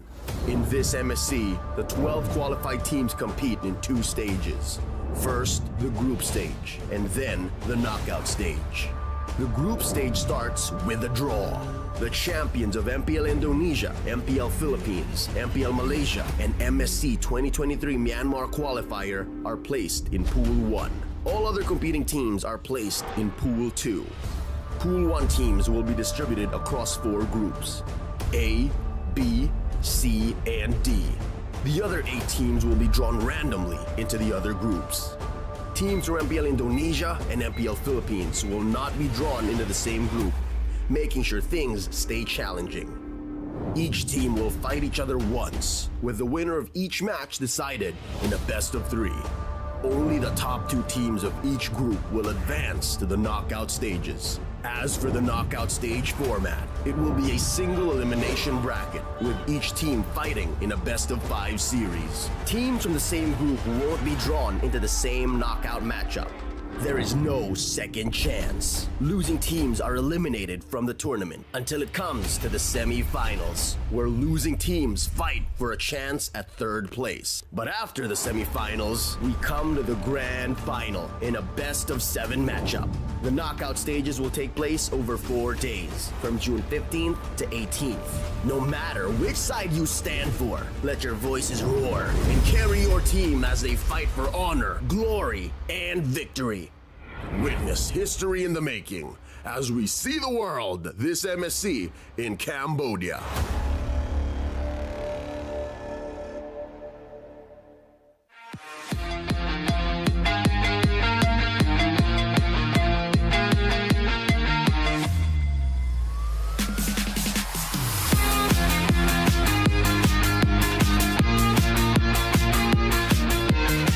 Hi, my name is Leo Gonzalez, also known as Owl, gold laner of Blacklist International. Favorite hero ko si Claude kasi kaya niyang maging independent sa lane, tsaka kaya niyang ubusin yung kalaban kahit siya lang mag-isa. Tapos secret pa akong gagawin yung team ko sa MSC. Tapos pinagkaiba niya sa ibang hero, kaya niyang mag-survive sa mga gank ng kalaban. Kaya niyang pumunta ng mid ng ilang seconds lang, tapos babalik ulit ng bot. Sobrang bilis niya rin mag-clear ng wave. Gusto kong maging superpowers is mag-produce ng pera para may pang top up ako. Para sa akin, natawag ang isang tao bilang hero pag nakaka-inspire siya ng mga tao. Yung real life hero ko is yung mama at tatay ko. ano po, lagi nila ako sinasupport sa mga, sa mga gusto kong gawin. Ano po, hindi ko naman po matatawag na rival, pero gusto kong ulit makalaban si Benigute para gusto ko silang bawian na sa team. Kasi nung MPL Season 11 Finals, sobrang binagbog nila kami. Kaya gusto ko silang bawian. Siguro po yung plans namin, magbabatak pa kami lalo sa scrims tsaka sa RD para mga champion nyo. Salamat sa sumusuporta sa Blacklist International. Tsaka sana supportan nyo pa rin kami kahit anong maging result sa MSC.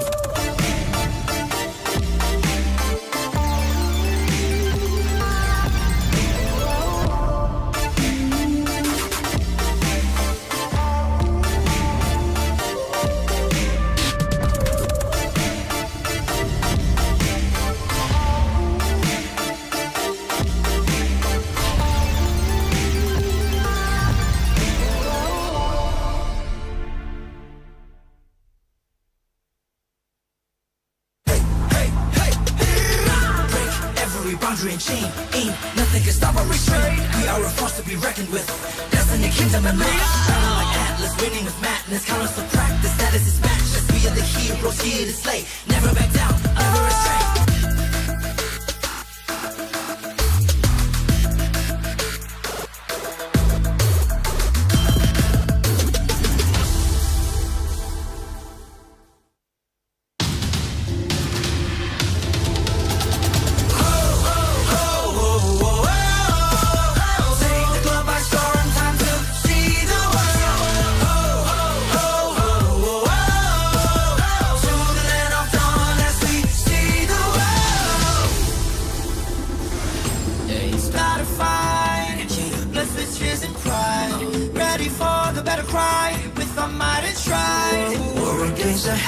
Set the fire to the sky. Keep burning bright, kill the allies and enemies mesmerize.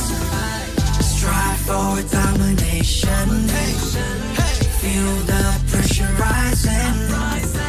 The fight with your life and for your nation.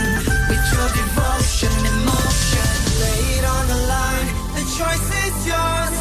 Offense or defense, let the courage roar. Reaching for your heart, it's up to soar.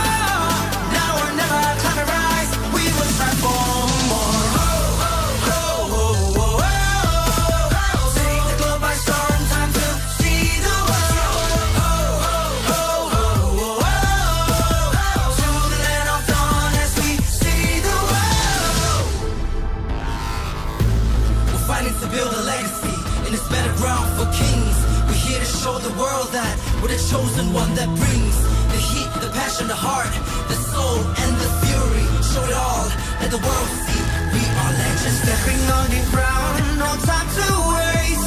Striving to conquer, face the foes, break grace, be the challenger. It's time to soar. Now or never, climb and rise. We will strive for more.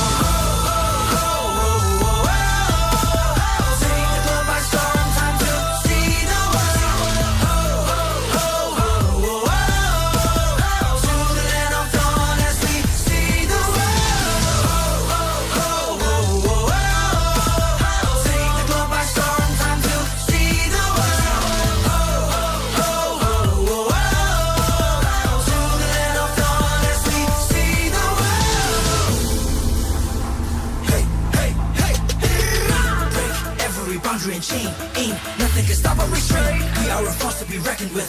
Destiny, kingdom, and mass. Battle like Atlas, winning with madness. Count us to practice, status is matchless. We are the heroes here to slay. Never back down, never restrain. Fatal links. Sink or swim. Match by match, day by day. Determination, they won't let us play. S-E-A-C the world. Mission to conquer. S-E-A-C the world. We are warriors. Lay it on the line. The choice is yours. Offense or defense. Let the courage roar. Reaching for new heights. It's time to soar. Now or never, climb and rise. As we will start for.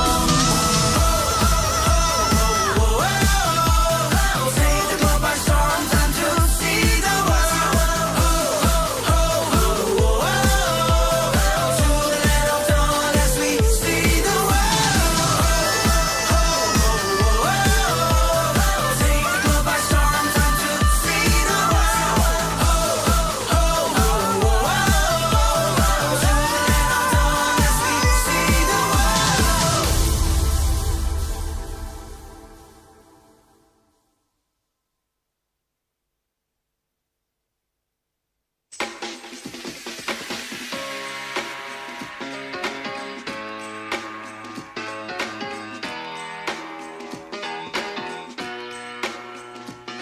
Hey man, you here for the Outplay beat? Yes, I am. How you doing? All right, nice to meet you. How you meet who?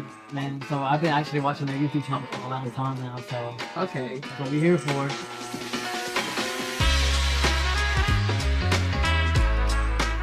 Y'all here for the Outplay beat too? Yep. Yeah. All right, mate. Thank you.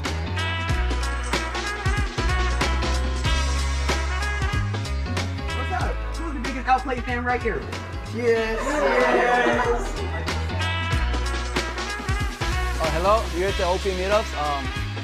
First of all, thank you so much for coming and supporting us. And this is my team. Let's have some fun. Thank you guys. Yes, give it up, guys.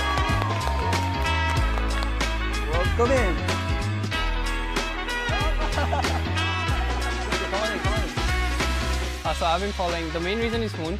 So I've been following Hoon since his days from the Gosu team. And then I've been following him, and the only reason I like them OP is like, mainly I would say it's because of Hoon.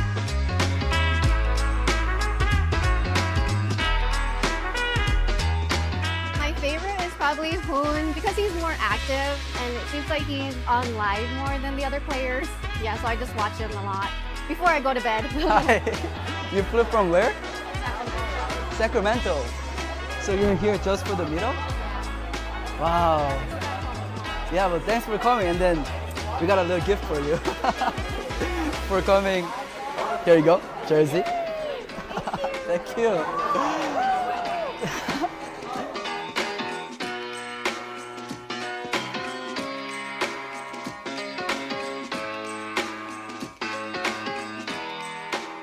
I just found out that there's a first person in line. Daryl? Oh, right there.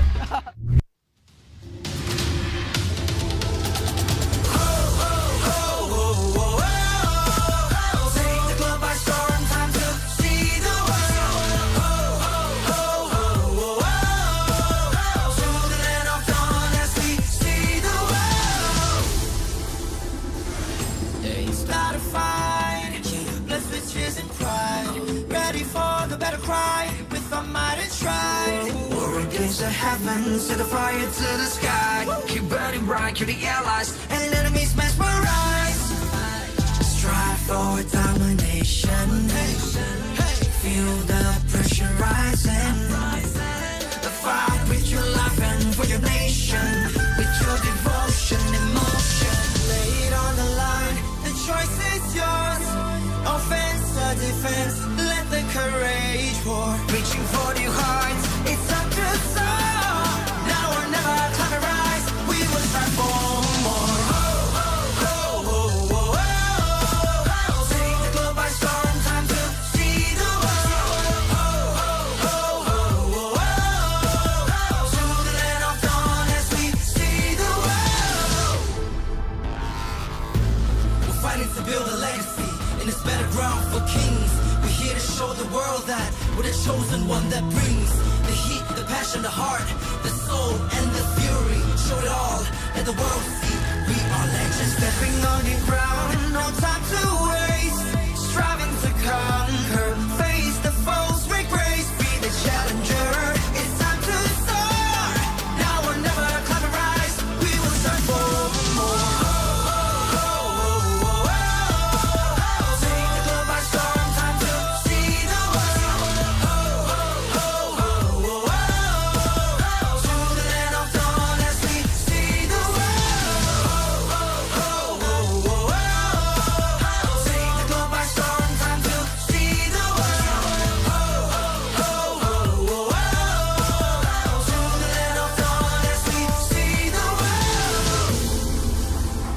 Hey, hey, hey, break every boundary and chain. Ain't nothing can stop or restrain. We are a force to be reckoned with.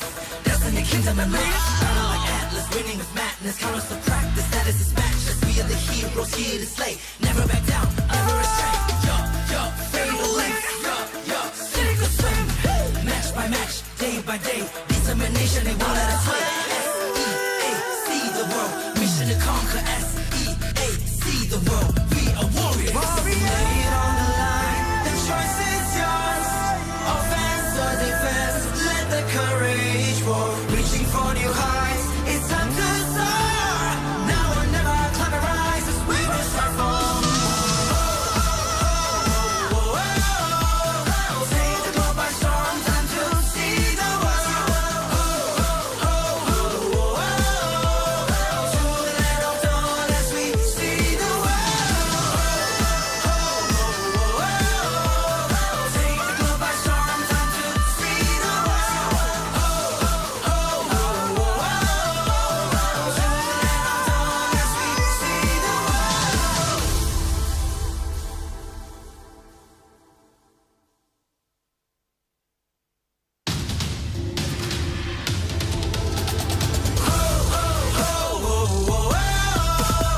Take the globe by storm, time to see the world. To the land of dawn as we see the world. It's not a fight, blessed with cheers and pride. Ready for the battle cry, with our might and stride. War against the heavens, set the fire to the sky. Keep burning bright, kill the allies, and enemies mesmerized. Strive for domination. Feel the pressure rising. Fight with your life and for your nation. With your devotion and emotion. Lay it on the line. The choice is yours. Offense or defense. Let the courage roar. Reaching for new heights. It's time to soar. Now or never, climb and rise. We will strive for more. Take the globe by storm, time to see the world. To the land of dawn as we see the world. We're fighting to build a legacy in this battleground for kings. We're here to show the world that we're the chosen one that brings the heat, the passion, the heart, the soul, and the fury. Show it all, let the world see. We are legends, stepping on the ground, no time to waste. Striving to conquer, face the foes, break grace, be the challenger. It's time to soar. Now or never, climb and rise. We will strive for more. Take the globe by storm, time to see the world. To the land of dawn as we see the world. Take the globe by storm, time to see the world. To the land of dawn as we see the world. Hey, hey, hey, break every boundary and chain. Ain't nothing can stop or restrain. We are a force to be reckoned with. Destiny, kingdom, and might. Battle like Atlas, winning with madness. Count us to practice, that is his matchless. We are the heroes here to slay. Never back down, never astray. Fatal length. Sink or swim. Match by match, day by day. Determination, they won't let us win. S-E-A-C the world. Mission to conquer. S-E-A-C the world. We are warriors. Lay it on the line. The choice is yours. the courage roar, reaching for new heights. It's time to soar. Now or never, climb and rise as we will strive for more. Take the globe by storm, time to see the world.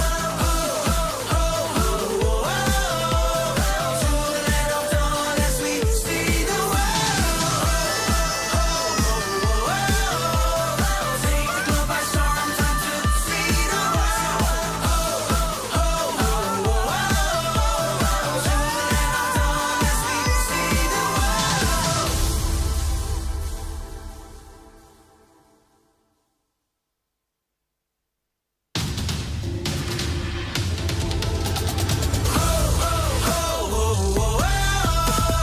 Take the globe by storm, time to see the world. To the land of dawn as we see the world. It's not a fight, blessed with tears and pride. Ready for the battle cry, with our might and stride. War against the heavens, set the fire to the sky. Keep burning bright, kill the allies, and enemies mesmerize. Strive for domination. Feel the pressure rising. The fight with your life and for your nation. With your devotion, emotion. Lay it on the line, the choice is yours. Offense or defense, let the courage roar. Reaching for new heights, it's time to soar. Now or never, climb and rise, we will strive for more. Take the globe by storm, time to see the world. To the land of dawn as we see the world. We're fighting to build a legacy in this battleground for kings. We're here to show the world that we're the chosen one that brings the heat, the passion, the heart, the soul, and the fury. Show it all, let the world see we are legends. Stepping on the ground, no time to waste. Striving to conquer, face the foes, break grace, be the challenger. It's time to soar. Now or never, climb and rise, we will strive for more. Take the globe by storm, time to see the world. To the land of dawn as we see the world. Take the globe by storm, time to see the world. To the land of dawn as we see the world. Hey, hey, hey, break every boundary and chain. Ain't nothing can stop or restrain. We are a force to be reckoned with. Destiny, kingdom, and man. Battle like Atlas, winning with madness. Count us to practice, status is matchless. We are the heroes here to slay. Never back down, never astray. Fatal length. Sink or swim. Match by match.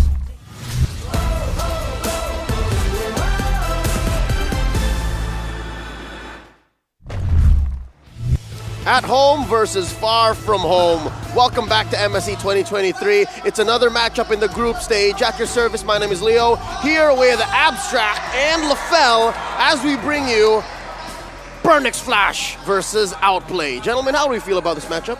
Honestly, this matchup, I'm really looking out for Outplay. I really want to watch them show off. Yesterday's game is not exactly that good, but you know, reset their gears, try to change things up a little bit. Hopefully that they will be able to bring Burnix Flash down. But, you know, Burnix Flash performances, it's kind of tough to count them out. For me, personally, man, I don't even care about it. I just want to see the fans, because right now, it's a full house, and I want to see how loud they can get when Burnix Flash does a great play. Yeah. A full house is definitely an understatement. But before we get on with the show, MSC 2023 is powered by Moonton, supported by ROG, the official gaming phone, and Secret Lab, our official chair partner. Thank you to our lovely sponsors. MSC would not be possible without your support. And of course, a special shout out over to Secret Lab, our official gaming chair partner, when it comes with built-in lumbar support system. Well, I just love it. That you can adjust to your spine, an incredible magnetic memory foam head pillow. Honestly, let's Let's not forget about that, right? And of course, brand new fabrics to enhance the perfect designs. Enjoy the same performance advantage trusted by the world's biggest esports tournaments at secretlab.co. And hey, you know what? This is MSC, and from the 5th of June to the 18th of June, the MSC Pass will be available for you guys at a discounted price, 719 diamonds only from $899. So purchase a pass and get the Atlas Rune Sentinel skin and 3,500 MSC coins immediately. On top of that, you guys can also enjoy bonuses where you guys complete the daily task, where you guys can eventually earn enough to get the previous MSC skins, Jawhead, Space Explorer, Quads, Earth Mightiest, and of course, the Leomorn skin. Other rich rewards await you too. Aside from that, if you complete all MSC tasks and make all the guesses correctly, you can redeem the Rune Sentinel skin potentially for free. Get ready to enjoy the fight and explore the MSC Pass. Hashtag Mobile Legends Bang Bang. Hashtag See the World. Hashtag MSC 2023. It's difficult to assume that this is going to be an easy matchup. Yesterday, we were talking off the air, and I'm sure you guys will remember, Outplay did not seem like themselves after dominating the NACT spring season and coming up short in the grand finals, given a compromise in their lineup. What you saw yesterday in their debut wasn't what the whole world was expecting when they were watching MSC. We all thought that it would be a lot more dominating in terms of fashion, right? A lot of us is ready to just say that Outplay is an outplay in the grand finals solely because Ureshi just wasn't there. And he made such a big impact in all of their other games except for the grand finals. But coming in here today, or rather coming in here yesterday, we were, not expecting that performance. And that's what brings the question, can they outplay the locals or get out of play? Because yesterday they seemed out of play. They seemed like they were out of themselves, out of options, out of choices, and here they're outnumbered. Here's the thing, right? Outnumbered, I kind of feel like that's the bigger issue. But going down to breakfast, I actually was able to have the privilege of actually meeting up with Basic, and he said, dude, I have no idea what happened yesterday. In the first game, they were fine, but in the second game, something got in their heads, and they're like, you know what, we're kind of autopiloting, we're not playing it like we usually do, and that was yesterday. Today, going up against Burn X Flash, and I don't know how many people are here. I kind of feel like the pressure, can they handle the pressure?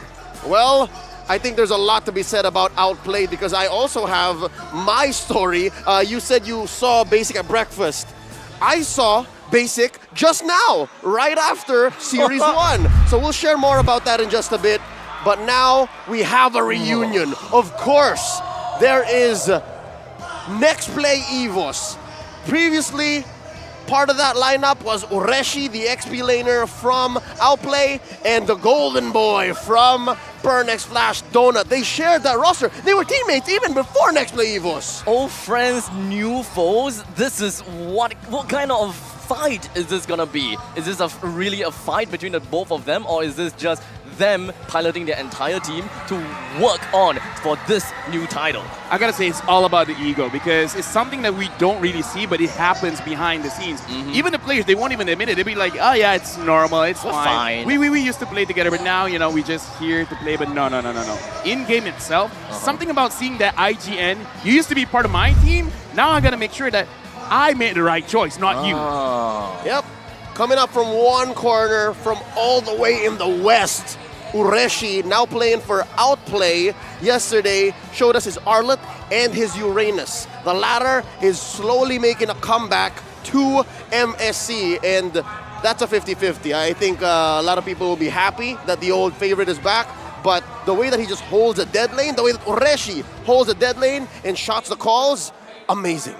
This guy, we have talked about it before. When it comes down to Donut, he's got a grand idea as to what he wants to work with when it comes down to his team play with his entire team. Donut has got a huge expertise throughout the entire gold lane matchup, and he's got a lot of pickups when it comes down to Brody, Leslie. They all have got great win percentages. I gotta say, man, Donut is so important for the team, which is good and bad. Because good, you know who you should be focusing on, and give the farm over to Donut. But the thing is, we saw in MSC the moment Donut gets chased down, right, against Onyx, where Keyboy was able to kick him.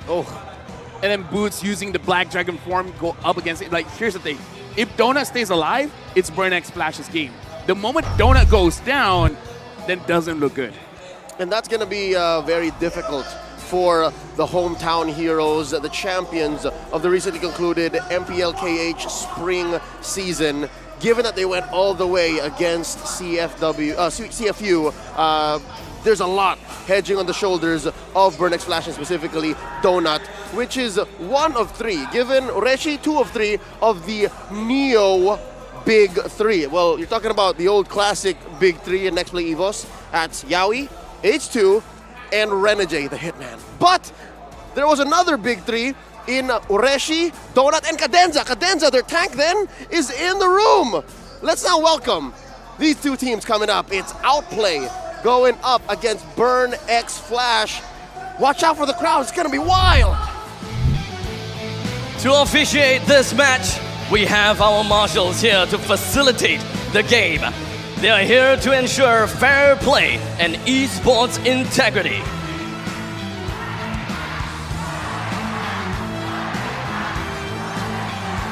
All the way from North America, a very confident and capable team ready to go against all odds. Here comes Outplay! 3 of the players in Hoon, Shark, and basically eliminated Burn X Flash during M4. Definitely look out for that bad blood, that history between these teams.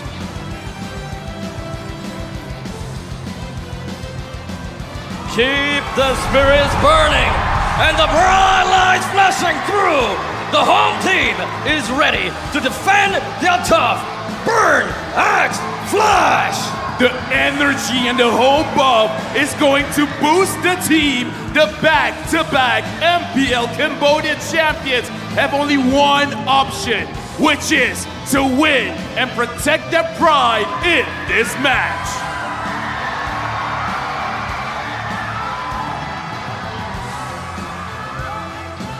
Coach Zimich and Analyst Gaizi versus Coach Dale, another Filipino coach showdown. Dali, actually.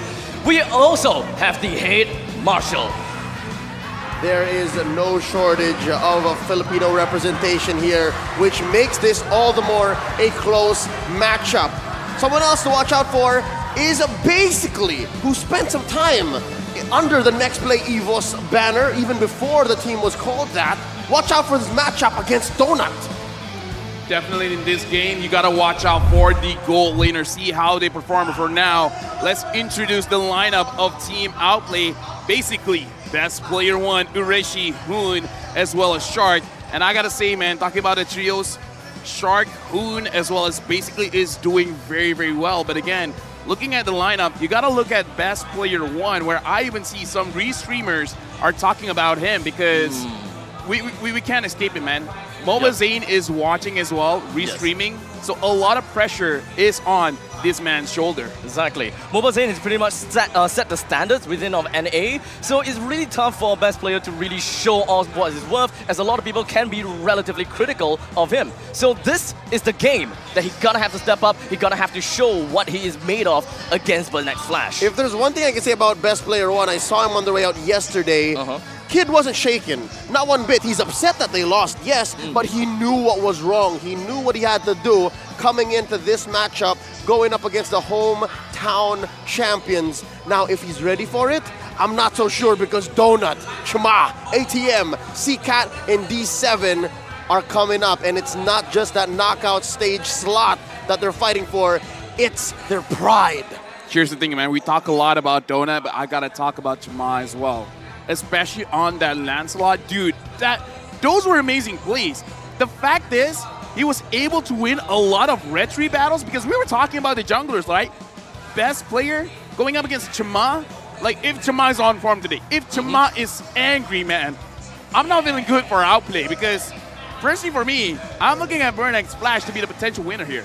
Oh, okay. I mean, I personally, it's kind of hard for me to really find out, you know, Burn X Flash or OP, what's going to be great. If I just stick to my guns as to what I see from NECT Spring, I'm still calling out for OP. Oh, well, that's what explains how the desk is split. not even considering what our Kamai brothers are thinking, Naika and Kaba should know what they're doing. But yeah, no. I echo you, not the team, but I echo you, Abstract. I also believe in Outplay. Oh. Dude, I gotta say, man, I feel like I'm Cambodian right now. You are? I'm feeling it. You're so Kamai right now. I'm so Kamai. You're soaked in. I learned all the things that I should not say on stream. You guys are my Puma. Oh, yeah. I'm just saying yes. That's just how they say yes. Ba. There you go. I'm learning. I'm learning. Right. Considering what's been done and what's been said and what we saw yesterday, I'd like to share my story about basically. I saw him just in the back earlier, and he said, sentiments same as best players. They know what went wrong. They know how to fix it. But also, basically said, we just need to warm up. Cambodia hits diff. We're far from home. We just met in the Rio for the first time in quite a while. And today, we'll do what we need to do. If we gotta take down Burnix Flash, we will. Just gotta say, you guys are very brave for going for Outplay here. Because again, we're in Cambodia territory. just okay, say it. The Kamai are nice. I know they'll understand. Yes. They're very nice people so far. You know, I've met quite a lot of them, and then they also really come. They are all very linguistic, right? Yeah. I thought I came here having language barriers and all, but no, I actually have no issues at all. Communicating with them. They speak English. Some of them speak Mandarin. I'm surprised. Yeah. A lot speak Mandarin here. Mickey as well. Mickey is so nice. Mickey is so blow my mind. Hey, Mickey. But also Japanese.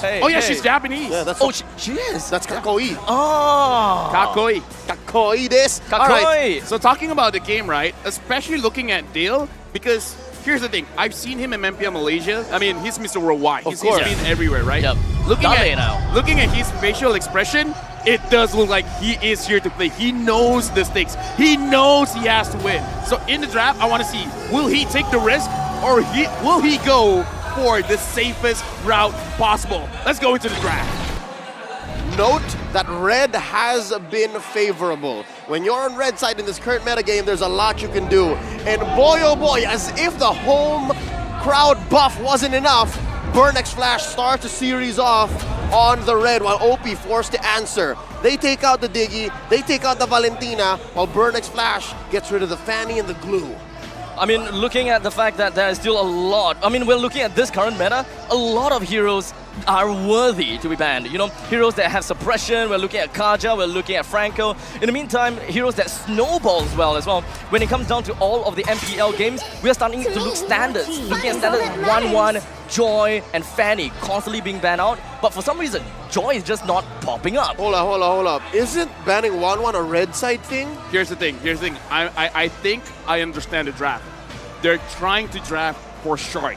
Because banning out the Diggy means big crowd control. Banning out the Valentina could take your ult, right? Something like a Lolita, the Nominum Blast. So having these two out of the way basically means you will have one big way to start the fight and your opponent doesn't have the ability to outplay it. And by banning the 1-1, you're alleviating a lot of pressure from basically, meaning Shark doesn't have to rotate up there and take care of him all game long. Exactly. So all they want to do right now at this point in time, give Basic the winning matchup and trying to get as much of that tempo running around to the EXP or perhaps just getting the entire river control for themselves. Because honestly right now, the Eve has been picked up. Boon has been performing very well. I gotta say, throughout this MSC, 75% win rate on the Eve is great. But like I said, watching the NACT, personally for me, it all hinges onto Shark. If Shark gets a great hero, something like a Franco, something like a Lolita that he can make the plays, it's going to be easy for a team. But Chama getting that landslide, and now Donut having the Claude, it doesn't matter if he loses the laning phase. They're going hard right off the bat. They're not going to be looking at anything that is too flexible. They're not looking at making the opponents think. They just go out knowing what they want. They have an idea. They want to dive. And all the more, I'm sure basically hearing the crowd roar, he knows he's in for a treat going up against Donut, who scored 6 legendaries, 2 maniacs, 6 triple kills, and 20 double kills in last season alone. Finally, there's Joy, as well as the carry. I think Outplay have drafted all of their core heroes. That's it. This is the most of the damage. Yeah, looking at the draft, honestly, it looks like they predicted this because what hero can counter the Eve, the Claude, just because you can go in save and you can deal a lot of damage. But what hero counters the Claude? It is the carry, it is the Leslie. And the thing is, right now Novaria has been picked up as well. And looking at the draft right now, having the Lancelot, having the Novaria, you can heavily control the rotation of Outplay. The question is this going to be a mid Novaria in the hands of CCAT, or is D7 going to stretch all the more? Because again, D7 plays a mean Atlas, and he also plays a mean Estes. So he has that in his spectrum. I'm wondering, so far in MSC, the successful Novarias, or at least the ones who put up a good fight, a good performance, have been in mid.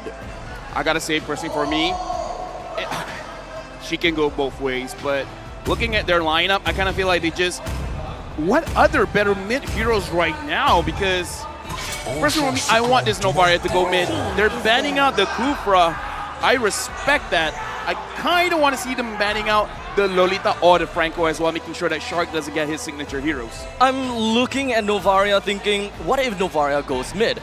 They have a Claude on their side, they have a Lancelot on their side. Lancelot is probably what really helped balance between the early game and the late stages of the game to help Claude get there. But if they're having a Novaria itself, Novaria really takes quite some time to really ramp up. In the early stages of the game, we're expecting more utility. So what exactly should Bernax Flash be looking out for? Do they want more damage, more sustain, or what? Here's the thing, especially if they have something, any kind of roamer that can go inside the jungle, the Novaria can snipe a lot of those buffs. Right.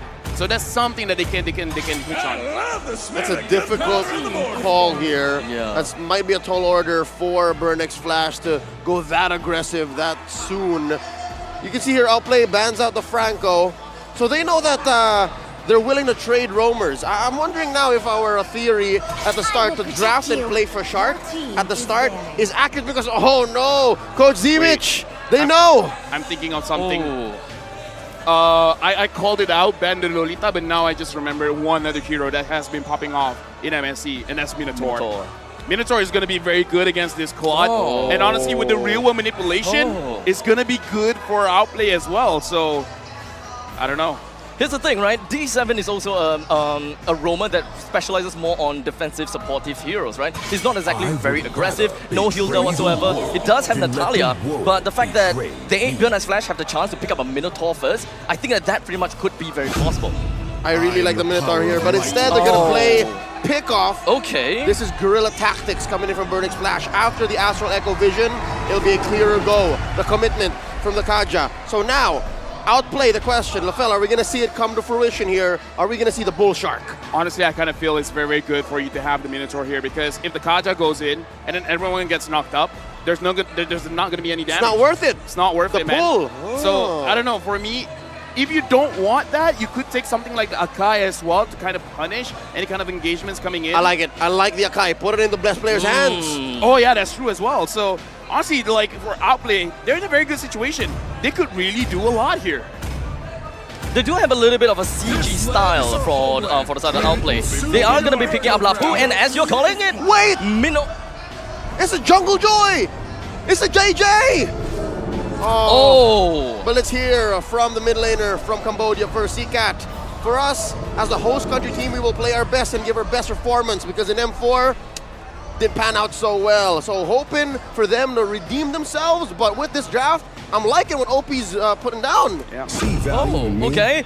At least for Bernax Flash, they're finishing up the draft with a Fredrin. Rather frontline heavy for the side of Bernax Flash. In the meantime, backline, when it comes down to Claude, they have the snipe superiority. They have a lot that they have for themselves. I have one problem with the draft coming in from OP. The fact that this is going to be a Jungle Joy. The fact that the opponent has the Kaja. Here's the thing, without the Vengeance, Joy can really not do much come mid-game, come late game. So I gotta see, if they don't put the pressure in fast, best player has to be very careful when he wants to go in.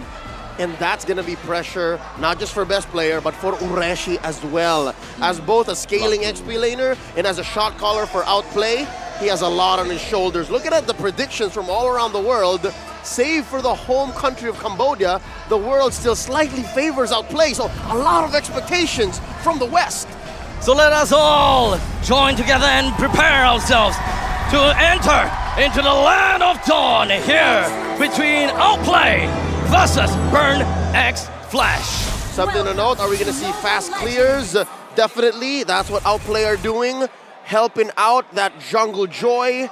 And, oh, right, yeah, Lapu-Lapu, Oreshi's playing the Lapu-Lapu. I was so fixated on the XP lane Joy. Yeah, because this Joy, again, because I've had my fair share of playing with and against a jungle Joy. It is one of those heroes in the early stages of the game. You just do a little bit too much damage. But the thing is, the thing that Moonton has done, the defenses have been nerfed. The offensive side has been buffed. But again, if you go in willy-nilly, you could get caught, you could get punished. And what did I say? What did I say? Right. I called it. Grand Theft Purple at minute 1. I called it. And it's a joy. Have a roamer that can go inside the jungle so you can snipe it away. That's how you play the Novaria. Oh, that's big, especially since you were talking about the fact that OP needed that early game aggression. Exactly. Now, with the fact that Joy doesn't have the purple buff, he's lacking in EXP, lacking in gold. The first turtle gotta have to go to the next flash. Not a single kill, not much of a rotation, but already best player is down 300. Dude, again, right now, Chuma already completing that Molten Essence. And the thing is, look at the emblems. Right now, Chuma is using the jungle emblem, so he can clear his jungle way faster. Right now, best player is using the mage emblem. Will take some time. And now CCAT, he's sniping them all. Hot hands. CCAT, hot hands. Oh, this is why Novaria is always banned, by the way. Oh, it was left open. And because of the steal earlier on the purple and now the gold, you can expect that Novaria is going to be online much, much faster. A lot of us are always wondering and pondering, where is Novaria going to go? Roam? Mage? We are all confused, but this is an exact representation from Burnex Flash what Novaria is capable of. And of course, for now, Gemma takes the turtle down, and OP wants to fight back. All 4 members from the side of OP are going to be pretty aggressive up top, but unfortunately, they spread themselves rather thinly. Let me just say, look at the level difference. Chuma is level 5. Best player still level 4. Yeah, no, Shark beat best player to level 4. Dude. That's just the truth. This is so good. This is what happens when your jungler is not using the jungle emblem and you get punished by having your buff stolen away. That's also the problem, right? One of the things when it comes down to Joy is the fact that he can't really clear jungles very well, and of course, he can't exactly take the Lord, the common objective, very well too. Watch out. I think Burnex Flash is smelling. Maybe we should start pressing basically as well, because that's where the real money is. If you take down this carry early, should be game. And so far, I think Shark, he smelt it. He was onto it. He knows that he needs to watch out for basically as well. Right now, let's not write off OP just yet, because again, they can scale very well with this carry. The carry will do a lot of damage, and it will come to a point where Shark will be able to have 4 to 5 man ults with his in Fury. So there's a lot of potential when it comes to team fight. So we got to see Burnex Flash actually putting up the tempo, start burning Outplay a little bit more. And now these Flicker as well, Divine Judgment right on top of Hoon. Hoon tries to get himself away, but unfortunately not quite much, even after having the RWM. Burnex Flash takes the first blood. This is how you should play an early lead like this. You continue to pressure your opponent, and you take what you can when it's right there. Not just taking down Hoon, but also wasting his flicker. Even if he did respawn, he's still reeling from it. And now basically, Donut gut checking his former teammate, a good friend of his from the Philippines. The thing is, he only did that just to clear the minions. The fact that basically got hit, it was just like, yeah, you're just there, man. Just avoid my damage. Yeah, it's just a bonus. And not to forget, the turtle is also up. So at least they will be able to discourage basically for coming in anytime soon to try to really get the 5-man in, all in from OP. And by doing this kind of rotation, by pressuring OP this early, it allows for Burnex Flash to get more of the map. And again, slowly but surely, despite there only being 1 kill, they're bordering 2K ahead in under 5 minutes. This is amazing. This is huge from Burnex Flash. Right now, honestly, a very great thing having both the Novaria as well as the Clutch, that they both clear very, very fast. But right now, ATM is in front. So of course, when it comes down to the first snipe coming in for CCAT, didn't really quite do quite much. But Shark is just going to be holding it on the front line. Divine Judgment just going to be connecting on the Shark. But the back line, though, Hoon gets taken down by the hands of Shamar. And the entirety of OP would have no choice but to go on a full retreat, yielding the turtle to Burnex Flash. could have been something for Outplay there, but I think the fact that basically held on to that wave and kept going there showed there might be a difference in priorities for Outplay right now. Right now, best player. Look, even D7 is just like, what, 1 or 2 levels behind? Like, Roamer with a jungler being that close in terms of level? Dude. Well, I mean, right now, we're looking at OP. They have a Joy. Supposedly, he's going to be strong in the early game, get the snowball going. But because of the purple buff taken away, what exactly can OP do right now to catch themselves back to speed? Best player, what he can do is he waits for Ureshi to go and find Zika as well as Donut, and then best player finishing it off. Because he has a lot of burst damage, but he needs to make sure that he has to go in safely. The only one that can help him really is Ureshi as well as Shark. Well, this is one way to do it. Win a lane for basically, and they are going to push. I wonder if Ureshi's ready for the clapback though. There's way too many members of Burnex Flash up top there. As we watch this action down bottom! Immediately being hammered through by the hands of OP as it takes themselves the first blood. The rest of Burnex Flash is responding to this. They are probably going to give away the bottom tier, bottom second tier turret, but back in the middle lane, best player gets snagged right out with Donut getting himself taken down, and OP would have no choice but to go back onto the attack. Oh no, they were so close to taking that tier 2 down bottom as well. Here's another issue that the Jungle Joy presents. It's not as tanky. It's not the Vengeance Joy that you're expecting. Instead, it is rocking a Genius Wand at this early point and then Magic Penetration. So LaFell, correct me if I'm wrong, best player here is leaning hard on the recent buff or adjustment that Muton did to this hero. Exactly, when you're playing in the jungle, you're really just hoping instead of getting those neutral objectives, you're getting a lot of early kills and then giving your side laners a very good time. But as we saw, the side laners aren't really having that great of a time. The only one that is okay is basically, but look at how much help he needed. He needed 3 people to go to his lane to push the turret. So right now, again, almost 3,000 goalie for Burnex Flash. They're looking very good. As Shark takes the front lines, the entirety of OP prepares to set themselves with a little bit of an off-tempo, I gotta have to say. They gotta have to work with something here. They gotta have to bring Burnex Flash down, considering the fact that they gotta get the front line in! Best player! Deals the tunnel right under the nose of Shamar! And the rest of the team from Burnex Flash erupted, and they want to get more. Donut all the way in the front, and he wants to get more blood, but he escapes just narrowly by the BMI. One basic attack, and Basic could have taken down Donut. That would have been the recovery that Outplay needed. But something else to note, because of the way that best player is building, I'm pretty sure it wasn't just a retribution. I'm sure there was some level of a basic attack or a skill proc that helped him secure that. That was amazing. Yeah, I'm pretty sure he comboed with his dash as well. That's how he secured it. Here's the thing, it's actually so interesting.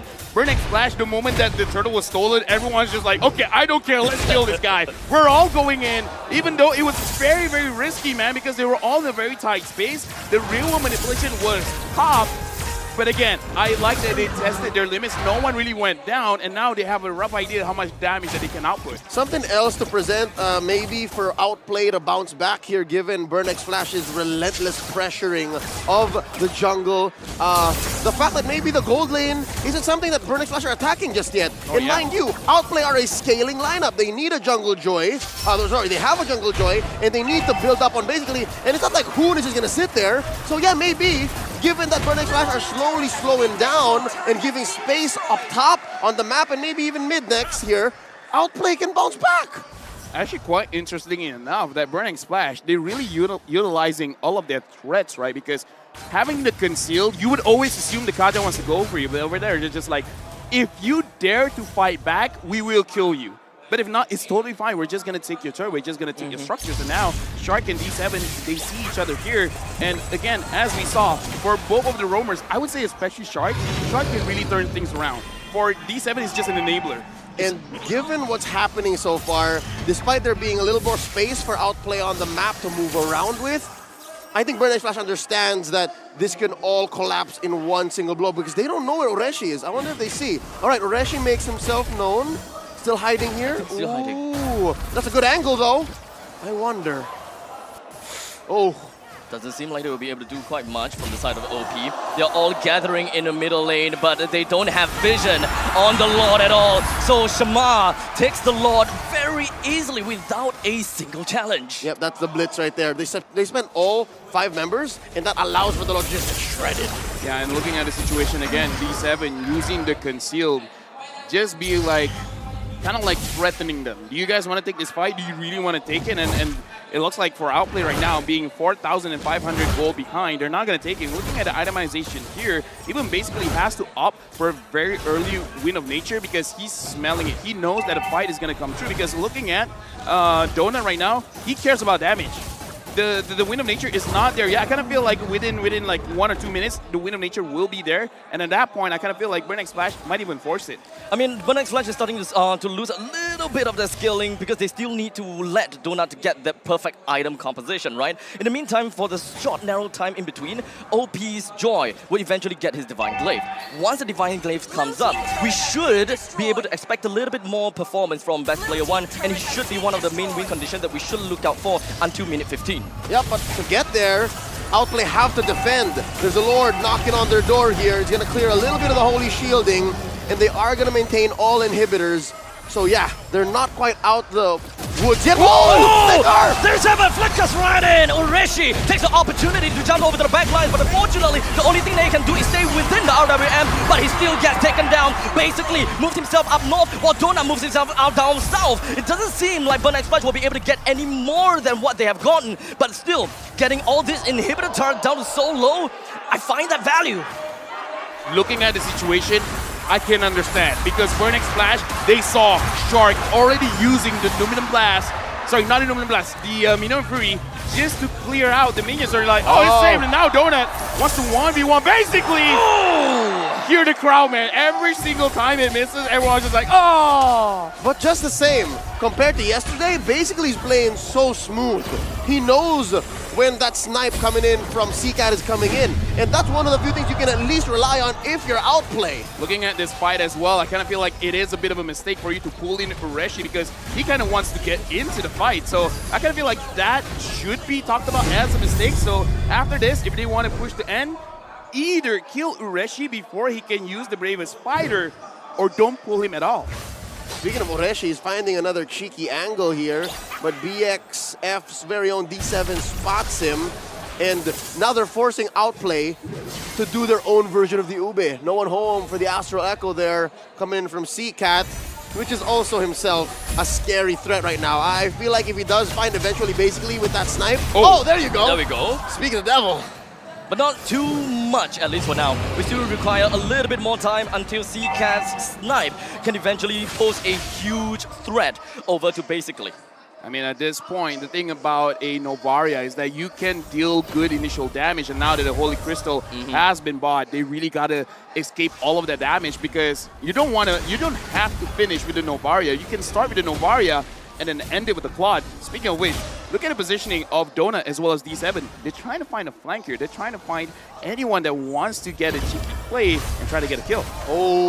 Spots a couple there. 2 of them. So there's so much vision coming in from Burnex Splash, makes this Lord all the more safer. Can they close the gap though? There's a push by Outplay. Off cam, there's 2 engagements, possibly waiting to explode. Oh, ATM wants to engage. And Best Player is the one that sticks his neck out first, but it doesn't seem like he will be able to get anywhere close. Donut in the center! It's just going to be ending the game! Burnex Splash! They are ending it, and OP have got no answers! There's that trademark cheeky play coming in from Burnex Splash. Donut has done it, sneaking away with a victory in game 1. Dude, looking at that play, Burnex Splash was so clean. They were so clean, man. From minute 1 up until the end, the fact that they completely understand when they can end the game. They're like, yeah, we could probably win a few more team fights, but we don't have to, man. The base is exposed. Let's just clean it up. That's why in that Lord fight, it seemed like Outplay were uncharacteristically winning despite the gold advantage. And it made sense. They duped me. They're like, oh, because Donut's not there. I mean, the timing is impeccable in my opinion, right? Because that was a time where Joy could stick his neck out with that Divine Glaive. That could be the fight where OP could really show what their team fight is made of. But Burnex Flash didn't give them that space at all and just ended it in one fell swoop. Here's the thing, I would talk about it as missed timing.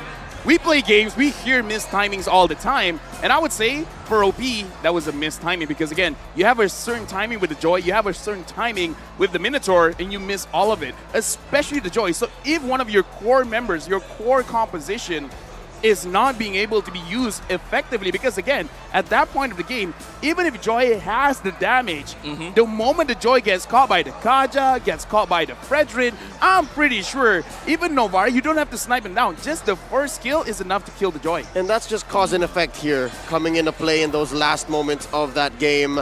The effect was the confusion, right? It was the mistiming out of Outplay. Now, what was the cause? I'd say sensory overload. There was just so much happening in that Lord pit alone that they didn't even notice Donut was going into the base. It was such a natural way for Donut to use the BMI, cut that space between the orange pit into the main artery in mid, and then keep going for it, and it was too late! It looks like a very innocent Lord take, right? Yeah. It's very normal. I dragged the Lord out towards my end. As long as you have no vision, that's alright. Perhaps there's someone in the brushes waiting to launch a counterattack, or rather to just bushwhack position, just jump at you. But this is where OP's problem, when they have no vision, is a completely dark map, and only just as they wanted to jump in, Donut appears.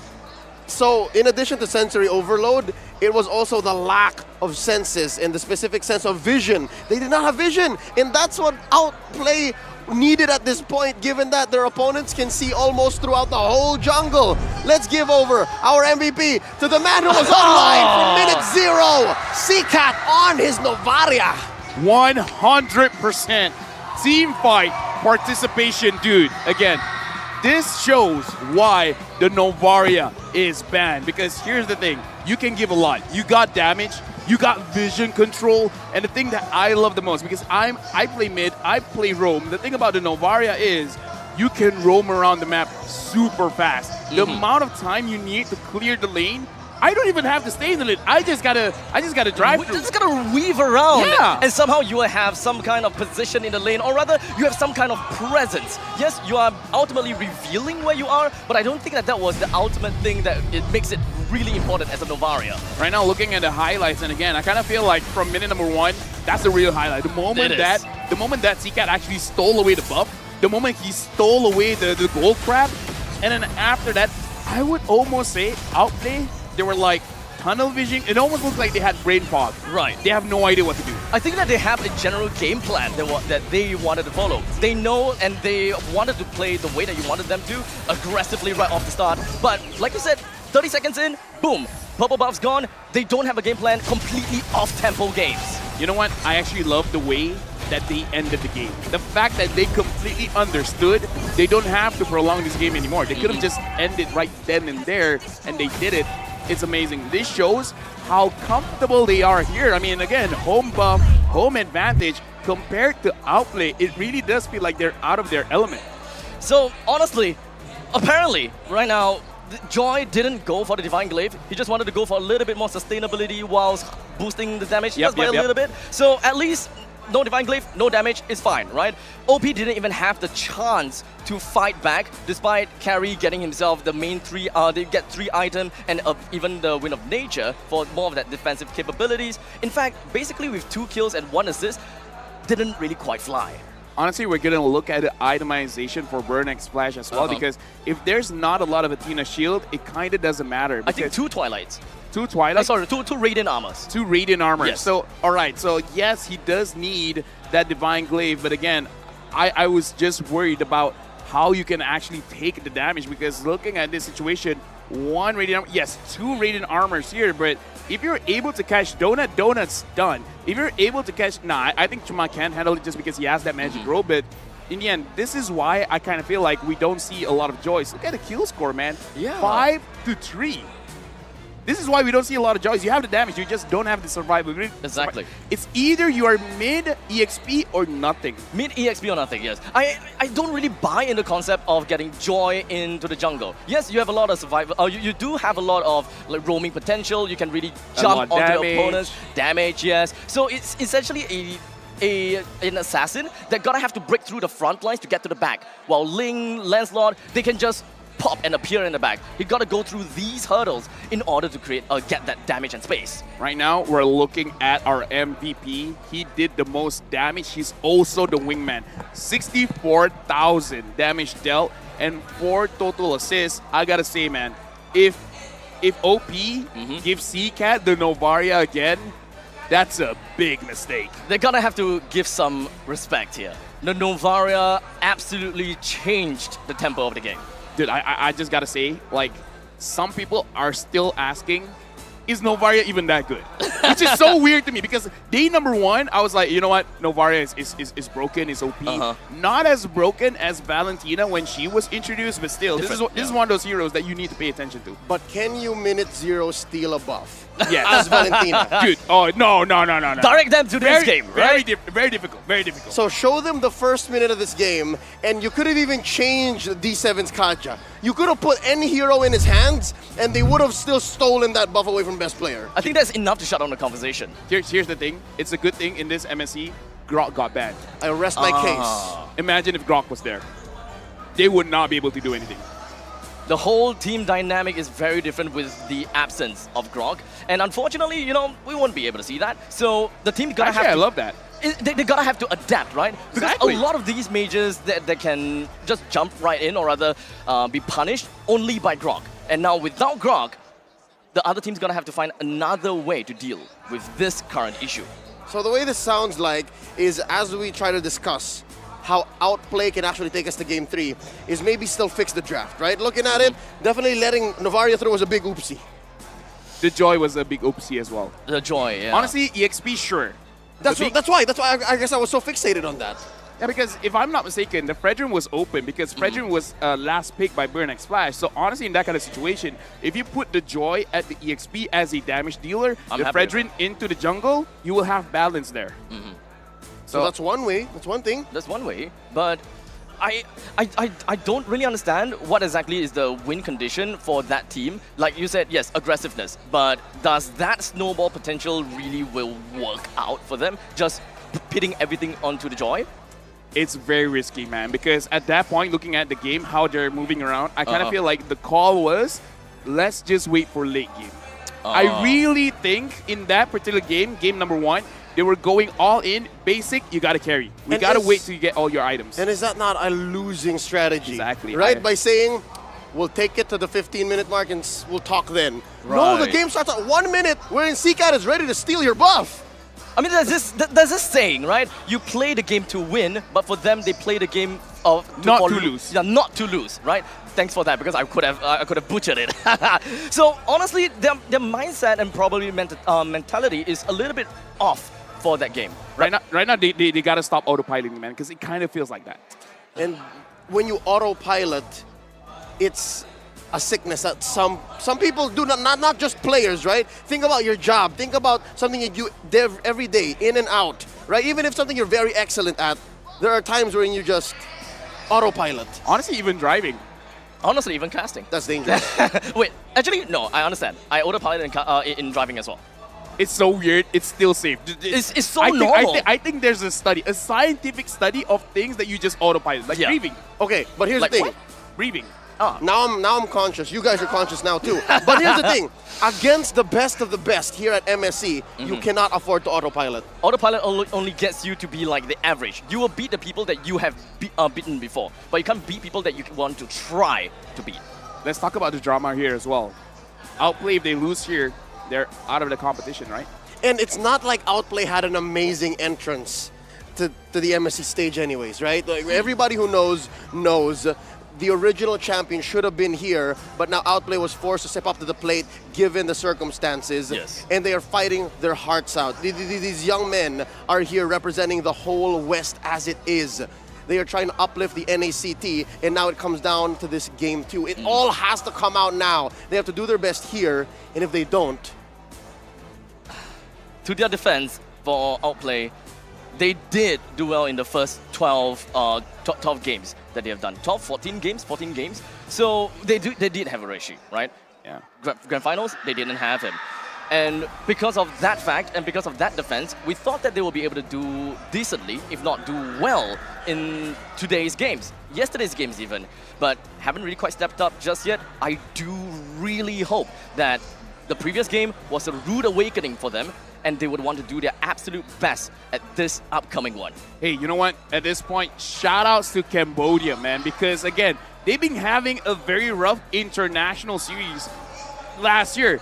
But now they're doing so well. I love the improvement coming in from Cambodia. The red games as well, amazing. Well then, it seems like the world is healing as more representatives from everywhere in the world show up for the MLBB stage. Just throw over to the host for something new. Hi everyone, it's Mickey here, and we have some special guests here. It's D7 Parent, as you guys already know, right? Yes. So that means លោកពូវិបសួរចាវិបសួរបងបាទអញ្ចឹងលោកពូអ្នកមានជួយណែនាំខ្លួនរិនបណ្ណាអ្នកមីងណាអូខេចាលោកពូមកដកចាន់រ៉េតអូខេអញ្ចឹង the first សំណួរទី1ខ្ញុំនឹងអានជាអង់គ្លេសហើយខ្ញុំបកប្រែជាខ្មែរឲ្យលោកពូអ្នកមីងអូខេSo next we also have David. David is the popular Cambodian rapper, singer, songwriter, and the most music producer also, right, Bong? Bad. Okay, something like how about David Moy? Okay, so là em xong vậy mùi mặc body side mà. Okay, he's so friendly, guys. Okay. អញ្ចឹងតែមីងខ្ញុំសុំសួរមួយមានអារម្មណ៍មិនដែរនៅពេលដែល D7 គាត់នៅលើឆាកខំប្រឹងលេងអស់ពីសមត្ថភាពលទ្ធភាពហើយដែលមីងមកគ្រប់គ្រងដល់កន្លែងទៀតមានអារម្មណ៍សប្បាយចិត្តជូនពរកូនឲ្យជោគជ័យរហូតអូខេចាលោកពូហ្នឹងហើយលោកពូមកគ្រប់គ្រងកូន D7 ហ្នឹងចង់ឲ្យបានថាឲ្យបានមានលេបមានជ័យឈ្នះលើគូប្រកួតចាជូនពរគាត់ champion ហ្មងណាហ្នឹងហើយជូនពរ Okay. Okay, so both of them said that good luck to D7 and wish Team Blacklist Flash will get the champion of MSC 2023. អញ្ចឹងសំណួរបន្ទាប់ How do you feel now that you see your son playing so hard on the stage, so many fans cheering ចាលោកមីងអ្នកពូមានអារម្មណ៍មិនដែរនៅពេលដែលគាត់លេងនៅលើឆាកហើយមាន fan ជាច្រើនដែល fan ដែលជា fan របស់កូនអ្នកមីង D7 មានអារម្មណ៍សប្បាយចិត្តខ្លាំងឃើញកូនបានជោគជ័យចាអូខេចាលោកពូហើយពូក៏មានអារម្មណ៍សប្បាយចិត្តក្នុងការដែលថាកូនបានប្រកួតឈ្នះក្នុងការប្រកួតហ្នឹងចា Okay, so he both of them said that he really happy and wish to both of them like D7 will get the champion. Yes, good luck D7. Okay. ចាអ៊ីមានអីចង់ប្រាប់ពី D7 អត់ដូចពីអត្តចរិតរបស់គាត់នៅផ្ទះឬមួយក៏អីផ្សេងអញ្ចឹងណានៅផ្ទះគេអត់សូវនិយាយស្ដីអីទេចាslow បូតទេកូនហ្នឹងចា slow ចាហ្នឹងហើយជូនពរកូនឲ្យប្រឹងប្រែងបន្តទៀតឲ្យបានជោគជ័យចាចង់ Okay, so he's a good son, right? Some like hi, D7 មួយមកចាអញ្ចឹងគាត់ក៏បានជូនពរទៅកាន់ D7 ដូចគ្នា wish D7 successful in Esports. Okay, so the next question will be បងជី David. Okay, so ខ្ញុំសុំសួរបងឯងមួយសំណួរទី1បងឯងធ្វើម៉េចបានរកឃើញជាមួយនឹងការប្រកួត MSC 2023បងឯងធ្វើម៉េចបានរកឃើញជាមួយនឹងការប្រកួត MSC 2023ខ្ញុំមិនឃើញគេផុសហើយមួយទៀតដោយសារតែខ្ញុំមានទំនាក់ទំនងមួយខាង Sting បាទអញ្ចឹងខ្ញុំទទួលបាន invitation ពីខាង Sting មក Wow. Okay, so what make you like Esports MLBB so much អីទៅដែលធ្វើឲ្យបងឯង like Mobile Legends ខ្លាំងបំផុតហ្មង ពីដំបូងឡើងខ្ញុំមានខ្ញុំចូលចិត្ត Mobile Legends ដោយសារតែពីដំបូងឡើងខ្ញុំមានចិត្តមួយខ្ញុំចង់លេងហើយខ្ញុំព្យាយាមលេងដែរព្យាយាមលេងច្រើនដងប៉ុន្តែដោយសារតែក្រុមខ្ញុំនូពេកទៅក៏ធ្វើឲ្យចាញ់គេ But actually បានន័យថាយើងម្នាក់ឯងយើងធ្ងន់ណាយើងទូលអត់រួចក្រុមយើងចឹងយើងសុខចិត្តធ្វើជាអ្នកលេងធម្មតាម្នាក់ Wow អរគុណ You guys should know that Bong Chi-Debit is also a pro player before and he's so talented before and now he is a really famous singer in Cambodia. So next question, what was your feeling like watching Burning Flash win lose just now? បើមានអារម្មណ៍មិនដែរជាមួយនឹងការប្រកួតរបស់ Burning Flash នេះ បាទនិយាយទៅខ្ញុំទស្សនៈរបស់ខ្ញុំចំពោះ Burning Flash តាំងពីដំបូងមកម៉ែខ្ញុំឃើញការលេងរបស់គាត់ចាប់ផ្ដើមរីកចម្រើនពីមួយរដូវកាលទៅមួយរដូវកាលអញ្ចឹងណាហើយបើសម្រាប់ឥឡូវហ្នឹងបើសួរថាចាញ់ឲ្យឈ្នះខ្ញុំមានអារម្មណ៍មិនបើសិនជាឥឡូវហ្នឹងគឺសប្បាយហើយប៉ុន្តែអ្វីដែលខ្ញុំចង់ឃើញគឺចង់ឃើញ 2-0 អត់ចង់ឃើញប៉ុណ្ណា Oh ឆ្មាលើកដៃថាអូខេបងអូខេហើយ Okay so he said that he wished that Burning Flash will do it like a good try your best to do it like 2-0 សំសម្លេងហើយ Burning Flash មួយសុំឲ្យបងឯងជួយធ្វើឲ្យ audience ឲ្យ Burning Flash មួយបានអត់ បាទអូខេបងប្អូនទាំងអស់គ្នាអញ្ចឹងខ្ញុំស្រែកថា Let's go Burning Flash បងប្អូនទាំងអស់គ្នាស្រែកថា Let's go Burning Flash ទាំងអស់គ្នាអូខេមើលហែកមាត់ឲ្យធំតោះ 1 2 3 Let's go Burning Flash Wow អូខេអរគុណបងគ្រាន់តែនិយាយក៏ style លយដែរបងem rất Okay so now it's time so let's pass the floor to the caster Thank you Bang, I'm so Cambodian right now. I'm feeling it. I'm feeling the spirit. Dude, he got swag. He got a lunchbox. He got a lunchbox. And we got cosplayers. Lunchbox meta. Whoa. No, that was G. DeVith, by the way. And of course, the parents of D7. G. DeVith is a big hip-hop star here in Cambodia. And yes, you heard it right. He has had experience playing MLBB professionally here in Cambodia. So it's again, so big in Cambodia. That's right. That's how huge MLBB is here. So I'm so happy that we brought MSC over and that the crowd is amazing. The thing is, it's amazing not just for Cambodian teams, man. Like basically any team that plays here. Like every single time we do an interview with the teams, they're like, oh dude, we did not know they would give us that kind of support because they're like okay, for example, Malaysia, TODAK, right?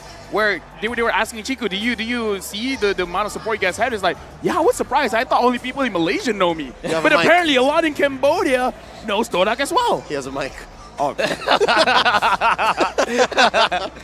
Oh, real quick before we get back down to brass tacks, let's talk about the MSC support chest, which will be available from the 5th of June all the way till the 18th when we wrap up this tournament. Spend only 20 diamonds and you may stand a chance to get an excellent skin, the Leomore Triumph Eagle. Up to 1,000 MSC coins await you. So go ahead, purchase the MSC support chest and root for the MSC games now. Hashtag Mobile Legends Bang Bang, hashtag See the World, and hashtag MSC 2023 when you talk about it on social media. Now, we talked about how great the Khmer people are, but let's be real, not so great if you're Outplay. It's rough. Let's just face it, it is rough, right? With this upcoming game, we would want to expect that Outplay will play their hearts out and just pull out everything that they have learned, everything that they have practiced in this one final game. It's now or never. If they have any more secrets in their sleeves, they're gonna have to pull that ace out. Here's the thing. I would say part of my experience as a coach before, sometimes there are situations where the players will just get into this hole and they can dig themselves out of it. Yep. At this kind of situation, you always have that one draft or that one hero where you basically, even if you autopilot, it's fine. It's one of those drafts that is so simple, you can't mess it up. So I want to see if they go for that approach, because here's the thing about drafting that not everyone talks about is actually the execution. How difficult it is to execute, how easy it is to execute. And was that not the Eve in the hands of Hoon? Was that not the hero that we could say, hey, whatever happens, Hoon will have a good game. He's rocking the Eve. And in game one, wasn't quite the situation, wasn't quite what happened. A simple game is probably what Outplay would want to look out for, right? Like LaFell said, no condition, or rather low conditions just unlocks that and they will be able to run it down. So a simple approach. Again, the shortest way from point A to point B is a straight line. We're hoping Coach Dale is able to find that and give his boys a chance at maybe even getting to Game 3. Right now, it's the draft. Game 2, it all starts now. Outplay on the red this time, so we're off to a great start. Okay. I'm colorblind, so I'm guessing that means they're second. Yeah, it's on the right. Second, as you second pick. All right, gotcha, Perfect. gotcha. Burning Splash right now, betting out the Fanny as well as the Arlet as well as the Blue signifies to me that they want to make sure that Donut doesn't get targeted, as well as making sure that the EXP lane has a very good matchup. The Novaria banned out. I mean, I don't know. Like, it deserves to get banned out. At this point in time, yeah, they it gotta have to deserves do to be it. banned out, After yeah. what has happened, this single pick single-handedly tossed the OP's game out of control. So, Novaria ban, I do like it. But now, Burnex Flash, they have a lot of options they gotta look out for. But Fredrin is probably one of the most safest blind picks that we can see. Jumping right in with some flexibility. EXP, jungle, what can possibly go wrong? Maybe Kaj. The Kaj is pretty good as pretty well. solid, I'd say. You know, at this point, if they want to take the Eve away, it's pretty good as well. That too. Okay, Just take it away. Sika's already hot. Right.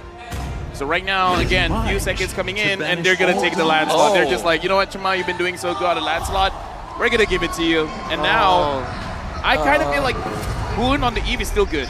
Yes, they can do that. But what this first pick Lance does is salt in the wound. Best player 1 already reeling, not from just yesterday's results, but from game 1 here today. So by taking Lancelot first, they're saying, all right, Carlito, let's do it. What are you going to do now? That's pick loco, it. man. Pick it right here. Pick it right here. Oh, his performance so far is far from loco. I mean, sadly. Yeah, best player, his best performance is with Lancelot, right? In NACT, 8 games, 7 wins. Other than that, he's gonna have to look at Ling or Martyrs when we are looking at some of the comforts that he could have picked. Oh wow! Gonna keep it close to the chest. Gonna route the Fredrin, which I hope goes into the jungle, and then they go ahead and give Basic his favorite. There's a carry. 80% win rate. Right now, I feel like OP, if they really want to go for a very simple direction, the next pickup is gonna be a Franco. I kind of feel like the Franco on the Shark will be pretty good. Now, Burnex Flash, I want to see if they will respect that or not. Because at this point, OP, if they don't get the Franco, they can get the Kaja. If they don't get it, like either way, Shark has to pick up his hero next. That's what I'm thinking right now. So Kaja or Franco. Exactly. Kaja right or here. Franco. Personally for me. For Shark. But for Burnex Flash, they can pick either. And still get out as the winner. And I wonder if Coach Dale sees this line. It's a straight line for Burnex Flash. It's very simple to pick a Eve onto the Fredrin. So you can't go wrong anywhere there. So picking that up together with a Yuzhong, things are starting to look rough. And with that being said, despite Basic's comfort here, Carry isn't doing well. He is going into a 2 out of 10 win rate on this Carry. One of those losers is on him now, so it is difficult. I wonder if they go for the Kaja here, because Franco and Eve, not a great matchup. Maybe they get a Khadira here. Honestly, look at the composition, Burnex Flash. After game number 1, game number 2 is going to be more impressive because a lot of dive here. And the thing is, the Eve is very good going up against the carry because you're very short range. Yep. You're going to have to enter the real world manipulation. The Valentina has been picked up here, which I think is a very solid pick. But at this point, if I'm Burnex Flash, I'm just taking away Shark's hero because respect to Ureshi, but at this point, I kind of don't care about him. He's not doing much. He hasn't really shown much here on the stage of MSC. Going into the second phase, we're wondering where this Fredrin will go. And as you mentioned, Abstract, still a winning formula for best player. So I'm guessing, what does Coach Dale here? What does OP choke out? They go ahead and stop Donut hard in his tracks, taking away that Claude. What's the next? Taking away a Beatrix? Beatrix probably with the Siege comp.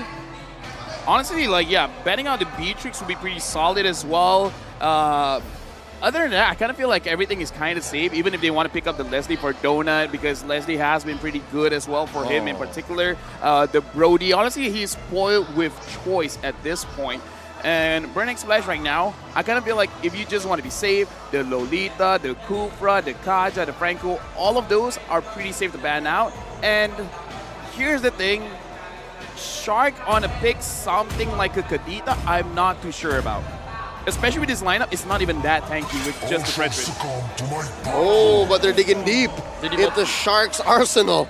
Taking out the Kufra here, which stops the Lancelot pretty hard, and of course, just compromises Seacat's positioning as the Eve. Right now, what else are they looking for? Because again, OP, I kind of feel like the safe one is just ban out the Beatrix, man. Because the Beatrix does so well in the later stages of the game. Yep. If at all possible, have a more shorter range kind of marksman that the Valentina can provide a lot of damage. Hoon on this Valentina, I gotta say, is pretty good. But at this point, even taking away the real-world manipulation might not even be completely the best. We gotta look at what marksman Donut eventually takes, because here's the thing, when you steal away the real-world manipulation, you don't get the maximum stacks. Yep. So you're only like half effective. It's not as real. It's not as lethal of a threat. And it looks like OP are looking to force Donut into that hero. Yep. His Okay. specialty, not as popular as you'd like to think, but yeah, he's one of the most well-known Leslies in the world right now. Even in KH, he's the only one who really does this. When it comes down to the time, in the Cambodia qualifiers, right? Leslie total played is 5 and won with 4 games. We do have a Brody that is similar. 5 games played, 4 games won. Ooh. Uh-oh. Very interesting. So they're making sure that, best player, you better play that Fredrin. I mean, here's the thing, man. Looking at the finals, best player has been doing pretty well on those assassins. The Hellcurt can't be used here. So they're really leaving the option, if you do want an assassin still, it's just the Ling. I mean, the Ling, Amon, Gushin, if we really want to talk about it, Ling is more, it's more possible for the Ling. The Lolita getting picked up here, it's kind of good, but at this point, I kind of feel like it's just comfort. Yep, it's a catch-all, but not a specific answer to anything happening quite yet. I wonder, what's up the sleeves of Coach Z Mitch here? What else do they need? They need a roamer, and they need a gold lane. Yeah, what's going in the hands of Donut?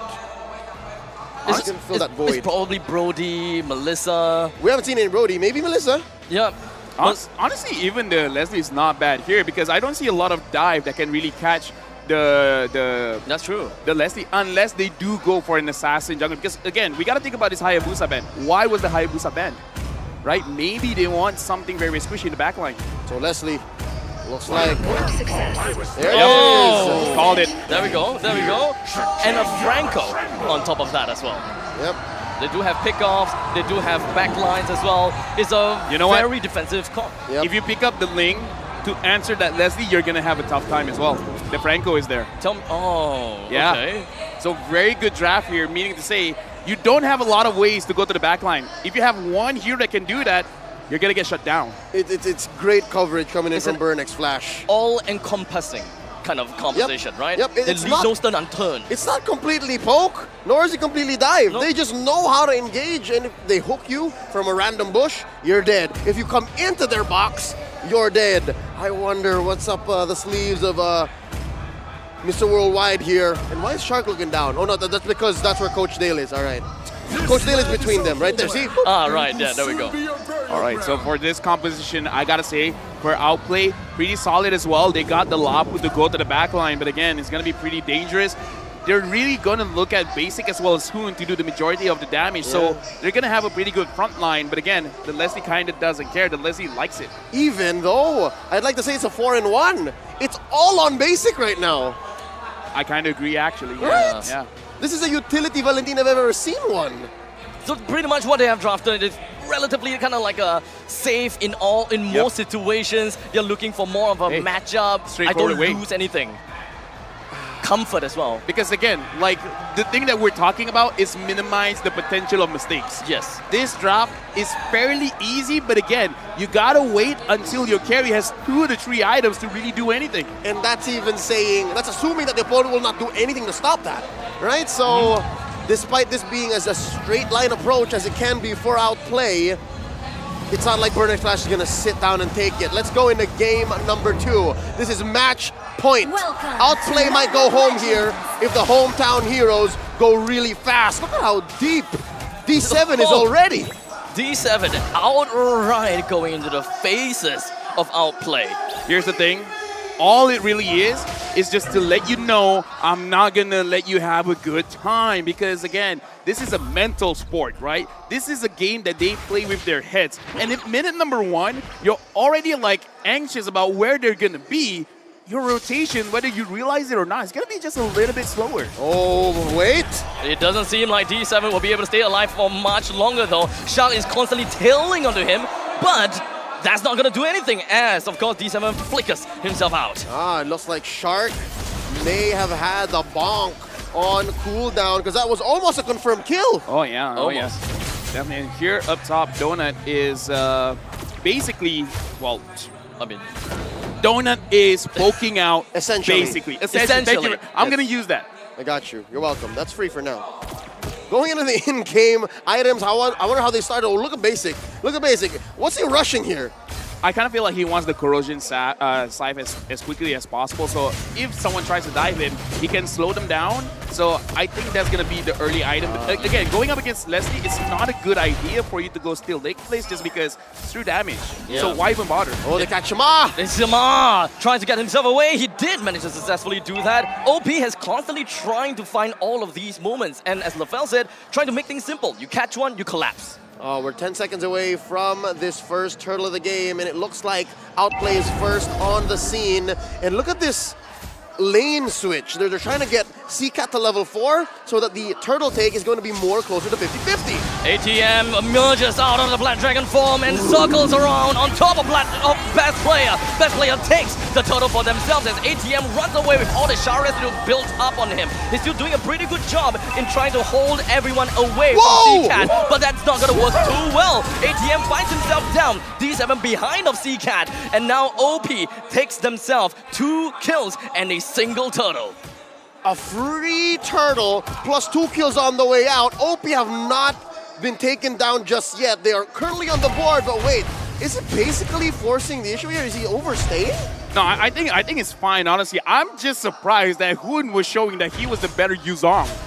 That was actually quite the sight, but again, this does show Outplayed. Now they're doing a little bit well because, again, their composition, they're minimizing the mistakes, the potential mistakes coming up, and now Ureshi is being more aggressive against ATM, and you can even see that there's a difference in level here. It's not going to be much after ATM clears this lane, but again, this shows what happens when a team finally gets a role, when they know what they have to do with the heroes that they have. Gentlemen, is just Signs of Life basically picked up his corrosion scythe, and for the first time in this series, OP are in the driver's seat. They're up by 1,000 gold 3 minutes in. But the question is, how far and how long can they maintain this lead? What must they be doing here in order to keep this lead going or even grow it out?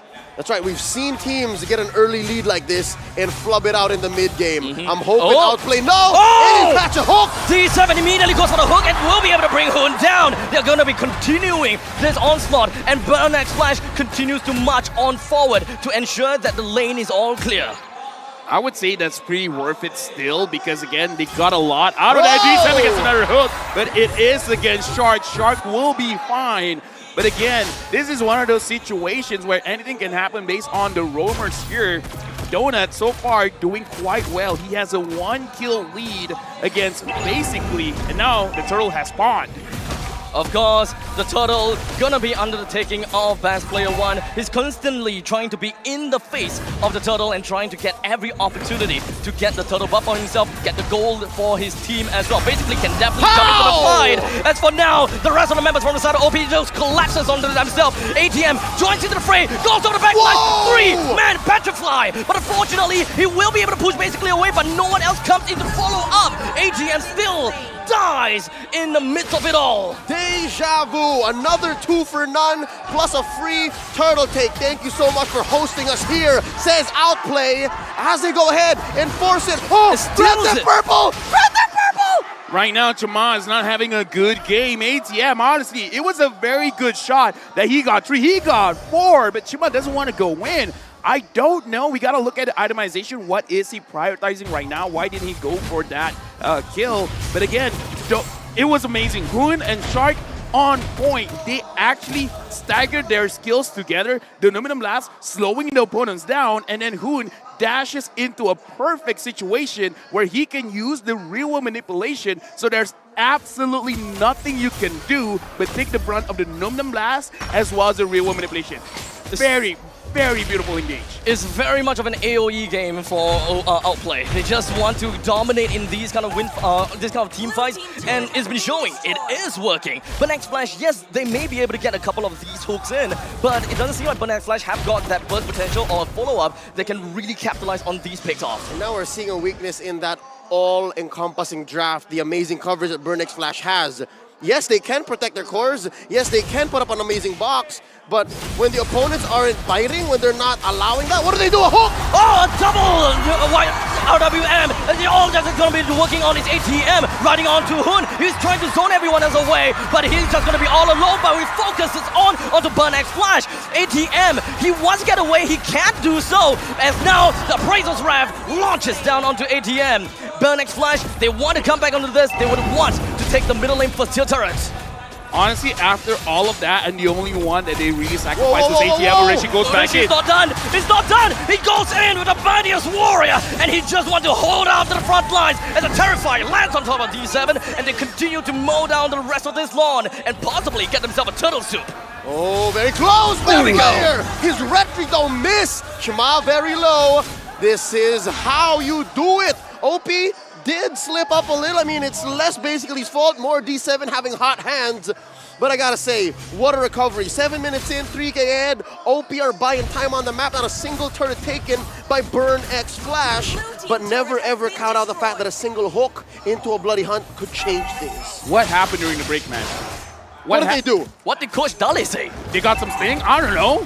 They calm their nerves. That's a Burnex Flash thing down bottom. ATM gonna go down by the hands of basically, as he's still gonna be relatively far away. RWM locks down on the basic, and the hook connects, and he's gonna go straight down as well. D7 forcing the issue, wanting to bring Breath Player down, but it doesn't seem like he will be able to do quite much. C-Cat continues on the pursuit, wants to bring Shark down, and Shamar joins to the fray. Don't see Best Player just yet, but he's still gonna be around the area. Ureshi, likewise, is gonna do the same thing. I don't think that it's gonna be much of a value from Ureshi, as he's going to be fronting this fight all alone, as Dona holds it off.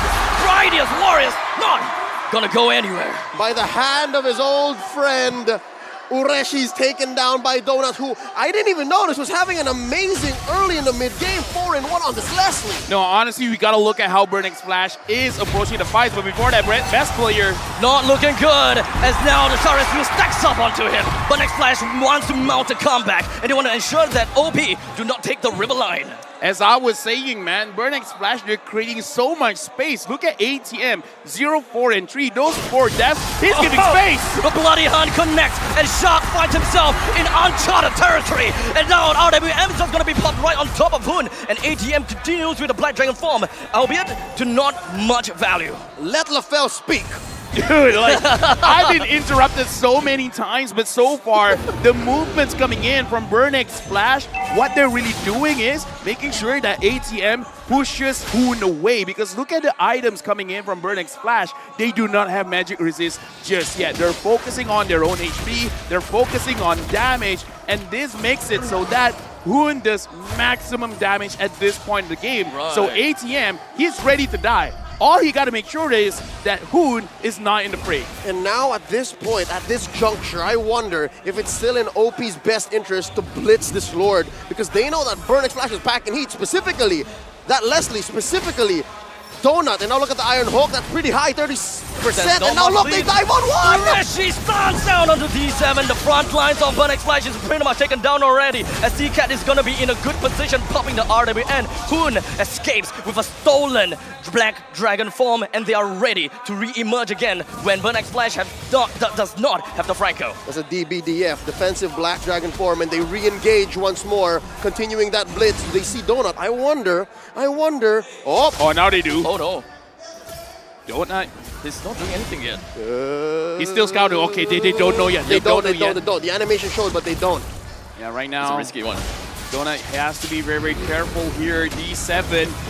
Unfortunately, not getting anyone. Ureshi goes in. Dominant Blast as well. And the Flickers lands on top of Shamar. More than enough time to drag enough time for Best Player to take down the Lord. As ATM and Shamar's both going to be taken down 2-4-2 coming from both sides. Donut's going to be on the front line. If Flickers, if the backwards, he's going to be be safe for now, as these MSC Cat is just gonna be making sure that they will be able to escort Donut away. Oh, 3 left for side OP and side BXF, 2 for 2. Who won that trade, LaFell? Dude, definitely Outplay, man, because here's the thing, you look at how much damage that Donut had to take. Even though we were talking about how Valentina essentially is kind of like a utility mid laner, but the thing is, I play Valentina, man, and the thing is, Valentina is one of those heroes, you don't expect it, but deals quite a lot of damage, especially now that the Lightning Truncheon has been built up.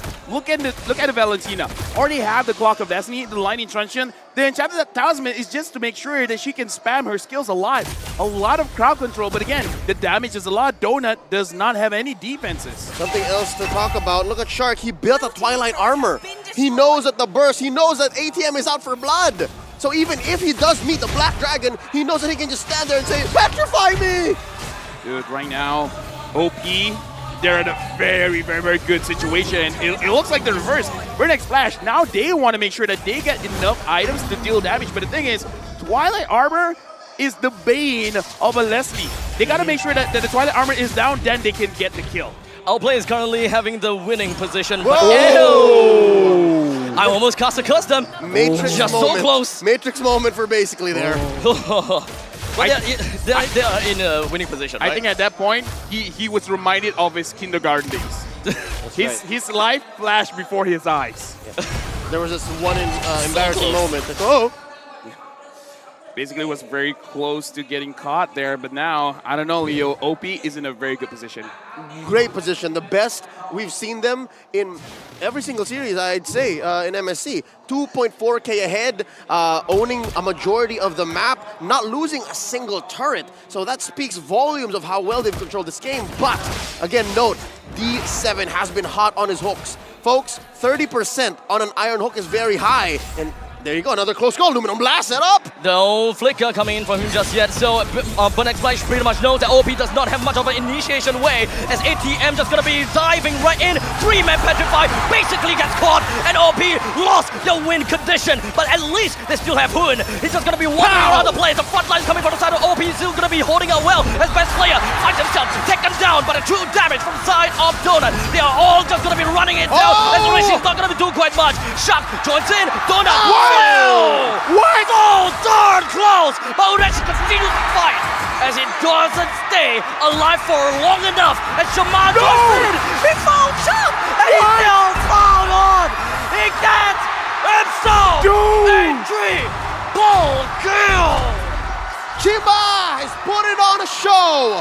Burnex Flash are feeling it! That's a wipeout for the hometown heroes as they convert straight into a Luminous Lord.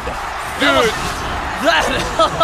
feel the crowd right now. Long drawn out fight. And from that single fight, Burnex Flash gotten themselves the 2,000 gold advantage. Right now we gotta look at the replay, and this is the thing. Hoon should have been able to kill Donut, man. That one basic attack. Yep. He has one vampiric mullet, and that was enough. That was enough to get enough HP to survive the damage from Hoon. Hoon tried his best to run away. But again, you stole a Lancelot. All this is not going to beat out the Lancelot. Okay, consider this. Even if Hoon did get Donut down, who could say that would have been very different? Because Chima was still there. Chima would have still just cleaned up house. And now, tables have turned. Now OP are on the defensive. How the turns has tabled. That is a tough fight for Burnex Flash. Yes, that's on purpose. As now the Luminous Lord marches right in as he fights for the team. The hook lands and a bloody hunt onto best player 1. The rest of the fight from Burnex Flash marches on and collapses themselves onto Boon as well. 2 players down for the side of OP. Donut still hangs behind as ATM opens up the map, or rather opens it all to ensure that OP does not march in any closer to a 5-man stack of Burnex Flash.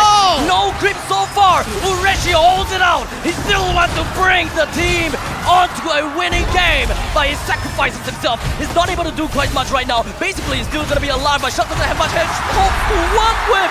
D7 left the hook. And that is how Burnex Flash turn it around with a reverse sweep.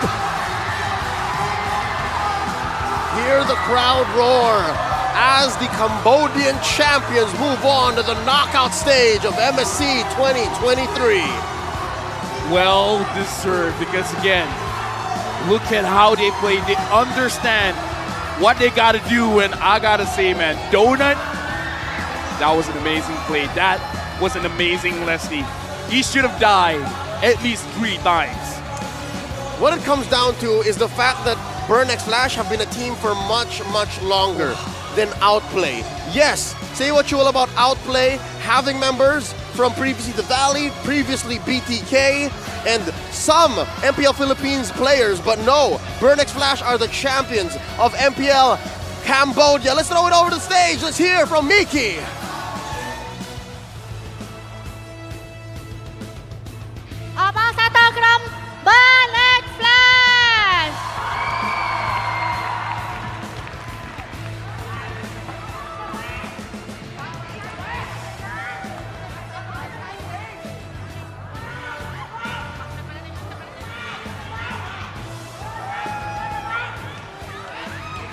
Okay, so some lane. Hi, Ballet Flash! Okay, so the first question is to C-Cat. Tell us more about your MVP performance with Nova in Game 1. Happy performance ជាមួយនឹង Game 1 ការលេង Nova មួយបានអត់ Happy Game 1 ដែលលេងជាមួយនឹង Nova ទទួលបាន MVP ជាមួយនឹងការ performance សម្រាប់ហ្គេមហ្នឹងគឺហ្គេមយើងក្រគេយើងគ្រាន់តែបាញ់ឆែកមែនឲ្យគ្នាហើយលេងដកទៅអត់ទៅទៀតបានហើយអូខេសុំសួរមួយមើល Nova បានប៉ុន្មានម៉ាច់ហី20ម៉ាច់ What the Really Nova 20ម៉ាច់ណាបងប្អូនគ្នាសុំសម្លេងហើយ Secret មួយមក Okay so Nova Secret just playing like 20 match only what Really It's really good. Okay, so the next question is to Chma. Okay, how do you feel to be able to defeat Outplay where 3 of the players eliminated your team last year in M4? សម្រាប់ខ្ញុំអារម្មណ៍គឺវាអត់សូវ surprise ទេដែលលទ្ធផលហ្នឹងព្រោះលទ្ធផលហ្នឹងគឺខ្ញុំបានគិតទុកចាប់ពីវគ្គចែកពលមកមែន Wow. Just like he said that he is not surprised, right? Because he already predicted that he will be win in 2-0, right? ហើយក៏អត់សូវ appreciate ដែរដោយសារតែ performance ខ្ញុំនឹងអត់សូវបានល្អហើយ and to OP set fly bro Huh? Wait សុខសប្បាយផ្លូវអាកាស Oh, okay. Hey, one more thing. Where's the camera? Over there. Hey Zan, if you're watching this, that's not good news for me that you wouldn't be here. But stay strong, and I hope that I can play against you again in the competition. And good luck, bro. Wow. So he said that he's not he's not really happy because his performance in this game is not really good. But you guys think it's good, right? Yeah. So Chma again, which team would you rather not face to in the first round after knockout and why? So ពួកយើងអាចមានឱកាសប៉ះច្រើនតែប៉ុន្តែធីមដែលខ្ញុំចង់ប៉ះគឺ Not to face team ដែលអត់ចង់ប៉ះ អត់ចង់ប៉ះ Yeah. អូននេះអត់ប៉ះមួយត្រូវអត់ Yeah. So it would be Blacklist អត់ចង់ប៉ះ Blacklist ហ្នឹងហើយ មិនចង់ ដោយសារគាត់ជាក្រុមខ្លាំងមួយដែរ Wow. So Blacklist don't want to face to Blacklist because Blacklist is too strong, right? Yes, of course. គ្រាន់តែអត់ចង់ប៉ះទេតែបើប៉ះក៏អត់អីដែរ Oh, it's facing it? No problem. Okay. So the next question is to Donut. Hi. Yeah. Hi. How are you? Yeah. What? What's the question? What? What's the question? What's the question? What's your name? Donut. Donut. Oh. Just kidding. Okay, so the question is, how do you feel right now that you defeated your ex-teammate, Yurashi, and also Filipino, right? Yeah. Yes. He's So how do you feel? Any word to them? What? You're Really, Donut? Are you seriously? Ano? Do you have anything to say your old teammate, Yurashi, right? From Yurashi. Filipino. Stay humble tsaka mag-ingat ka dyan. Like, Wait. Again. stay humble and always take care of yourself. Oh! Okay, so the final word to your fan here in the hall and online. So, ATM, មានអីចង់និយាយទៅកាន់អ្នកដែលមកគាំទ្រ Burn X Flash ថ្ងៃហ្នឹងអត់ អរគុណអ្នកនរគ្នាដែលបានមកគាំទ្រពួកយើងហើយក៏សង្ឃឹមថាអ្នកនរគ្នានឹងបន្តគាំទ្ររហូតដល់ចាប់ MSC. Okay, thank you everyone for supporting Burn X Flash and wish that you guys still supporting Burn X Flash until the end of the MSC. So, this one, last question, អានឹងជា question របស់ខ្ញុំខ្លួនឯងមានអារម្មណ៍មិនដែរនៅពេលដែលម៉ាក់ប៉ាមក support ដល់កន្លែង មានអារម្មណ៍សប្បាយ មានអីចង់អរគុណទៅពួកគាត់អត់អ្នកមានគុណ អរគុណគាត់ដែលផ្ដល់ឱកាសឲ្យខ្ញុំបានចូលមកលេង Esports ហ្នឹង Okay, thank you អរគុណអ្នកមេងដែលបាន support កូនដល់កន្លែង Okay, so now it's time to pass the floor to the caster. Thank you.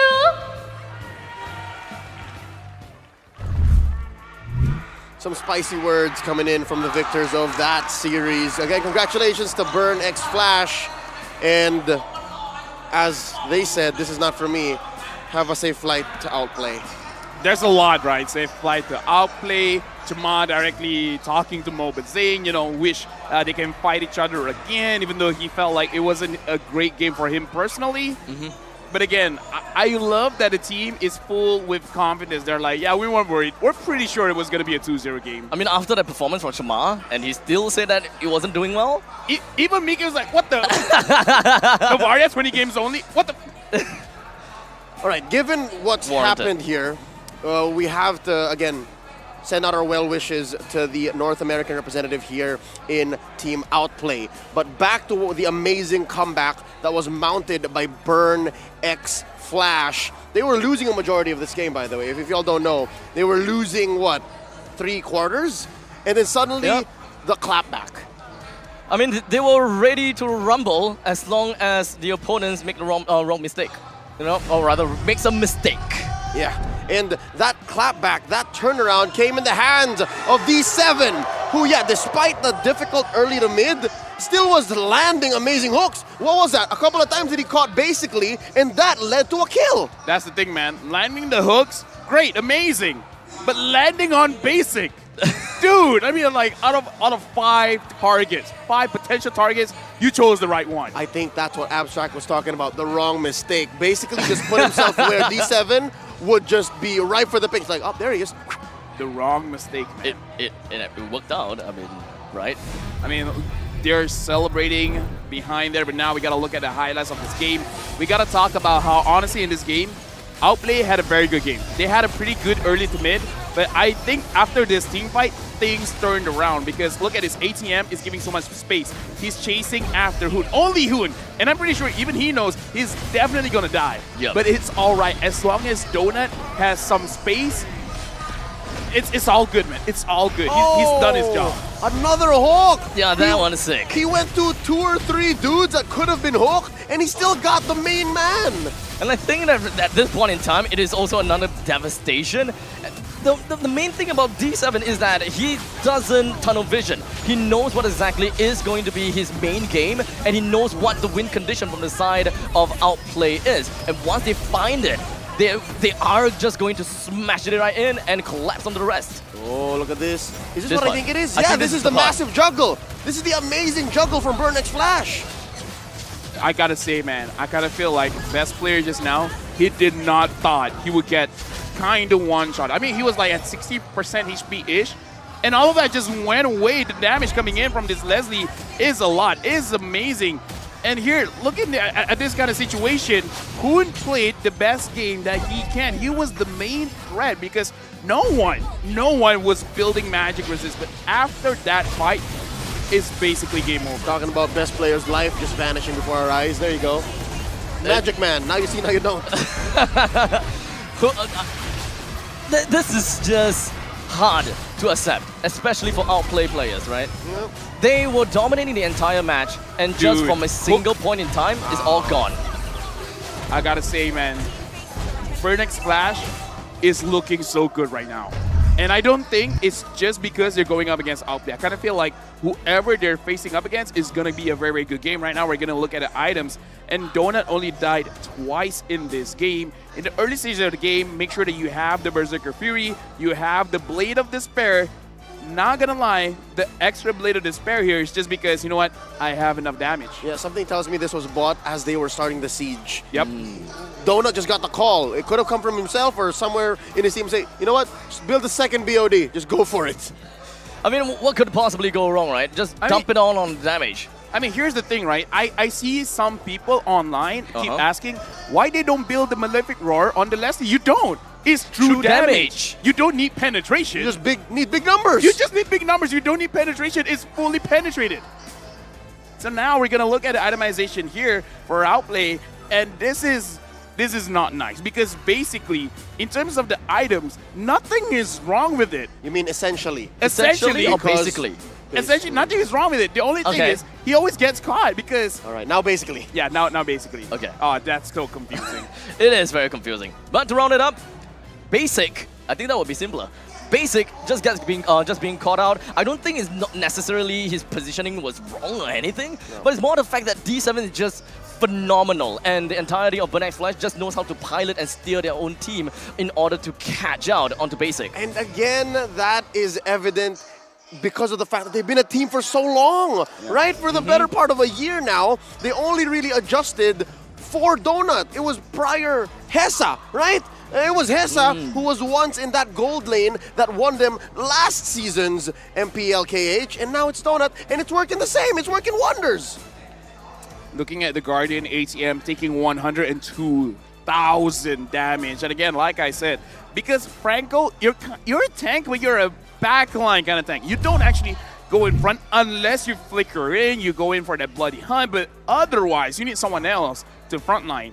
And ATM, being on that Yuzong, he is phenomenal because he looks at the game and he imagines that KDA doesn't exist. And what was his MO, right? If I die, but I need to get in there. I always thought that Yuzong is more of like a follow-up hero, but ATM plays it completely differently. He knows what he's looking out for, and all he wants is just drive Hoon away. And I think that's what's important. The fact that Burnex Flash as a team understands when it's time to switch it up and when it's time to step on the gas. And again, it all circles down back to our MVP, D7. I missed this kind of roamer. I missed a roamer that had a true clutch gene. It's amazing. Again, congratulations to Burnex Flash. We'll see more of them in the knockout stage. But for us now, here again, we'd like to say thank you to our sponsors and those making this tournament possible. Once again, MSC 2023 is powered by Moonton, supported by ROG, the official gaming phone, and Secret Lab, our official chair partner. In our last series tonight, you can catch the M3 World Champions Blacklist going up against the all-time international representative from Malaysia, TODAK. Are you okay? Oh, I'm fine. I don't feel anything. It's just another day of the job. He's LaFell, and this right here is Abstract at your service. My name is Leo. You guys are watching MSC 2023. Stay with us. We're going to go on a quick break. Don't go anywhere. You'll have a great evening.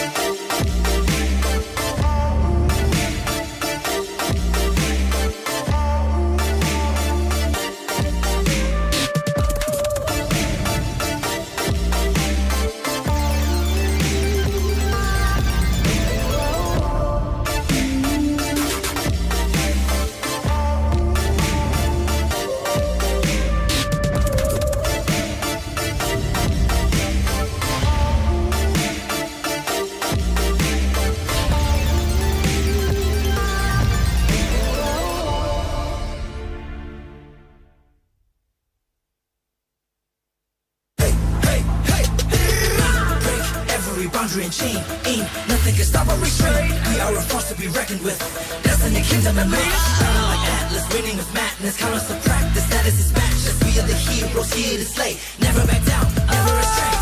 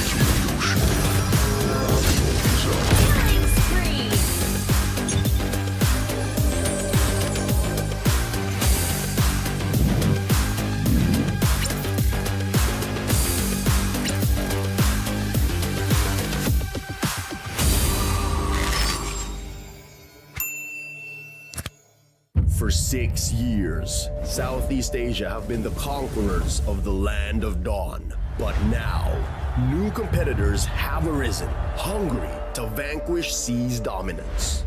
12 teams will come to battle. Only one can be champion. In this MSC, the 12 qualified teams compete in 2 stages. First, the group stage, and then the knockout stage. The group stage starts with a draw. The champions of MPL Indonesia, MPL Philippines, MPL Malaysia, and MSC 2023 Myanmar qualifier are placed in Pool 1. All other competing teams are placed in Pool 2. Pool 1 teams will be distributed across 4 groups: A, B, C, and D. The other 8 teams will be drawn randomly into the other groups. Teams from MPL Indonesia and MPL Philippines will not be drawn into the same group, making sure things stay challenging.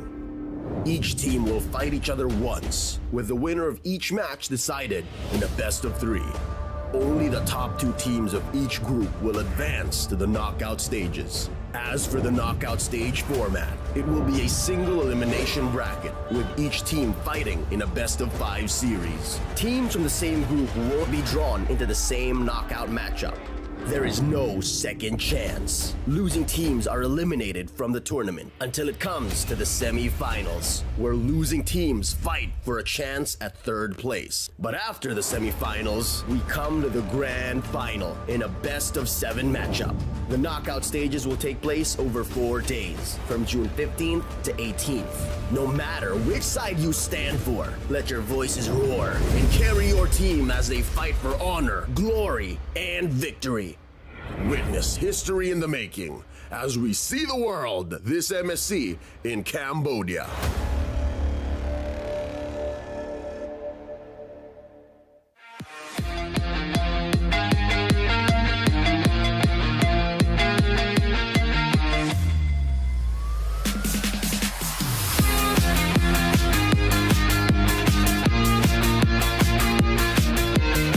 Hi, my name is Leor Gonzalez, also known as Owl, gold laner of Blacklist International. Favorite hero ko si Claude kasi kaya niyang maging independent sa lane, tsaka kaya niyang ubusin yung kalaban kahit siya lang mag-isa. Tapos secret pa akong gagawin yung team ko sa MSC. Tapos pinagkaiba niya sa ibang hero, kaya niyang mag-survive sa mga gank ng kalaban. Kaya niyang pumunta ng mid ng ilang seconds lang, tapos babalik ulit ng bot. Sobrang bilis niya rin mag-clear ng wave. Gusto kong maging superpowers is mag-produce ng pera para may pang top up ako. Para sa akin, natawag ang isang tao bilang hero pag nakaka-inspire siya ng mga tao. Yung real life hero ko is yung mama at saka tatay ko. Ano po, lagi nila ako sinasupport sa mga gusto kong gawin. Ano po, hindi ko naman po matatawag na rival, pero gusto kong ulit makalaban si Benigate para gusto ko silang bawian na sa team. Kasi nung MPL Season 11 Finals, sobrang binugbog nila kami. Kaya gusto ko silang bawian. Siguro po yung plans namin, magbabatak pa kami lalo sa scrims tsaka sa RD para mga champion nyo. Salamat sa sumusuporta sa Blacklist International. Tsaka sana supportan nyo pa rin kami kahit anong maging result sa MSC.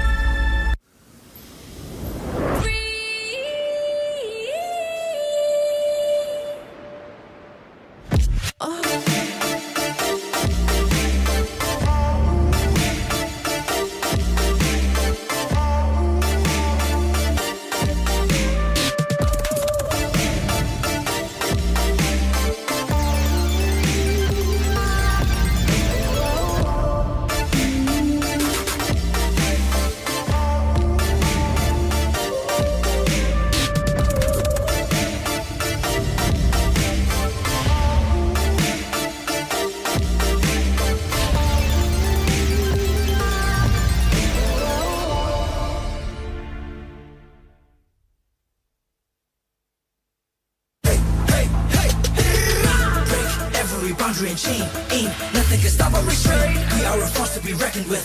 Destiny, kingdom, and mass. Battle like Atlas, winning with madness. Countless of practice, that is his matchless. We are the heroes here to slay. Never back down, never restrain.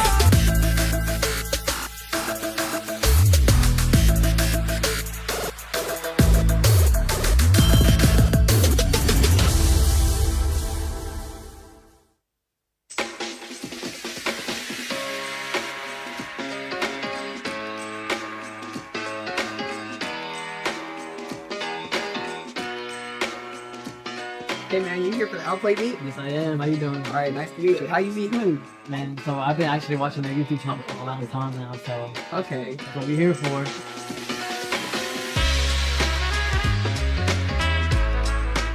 You out here for the Outplay beat too? Yep. Yeah. All right, mate. Thank you.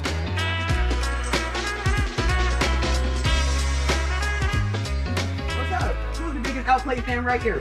Yes.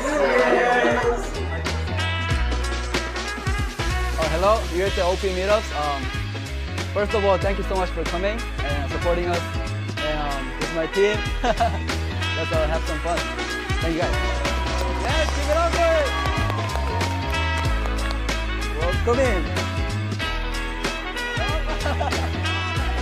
Come on in. So I've been following, the main reason is Hoon. So I've been following Hoon since his days from the Gosu team. And then I've been following him, and the only reason I like them OP is like, mainly I would say it's because of Hoon.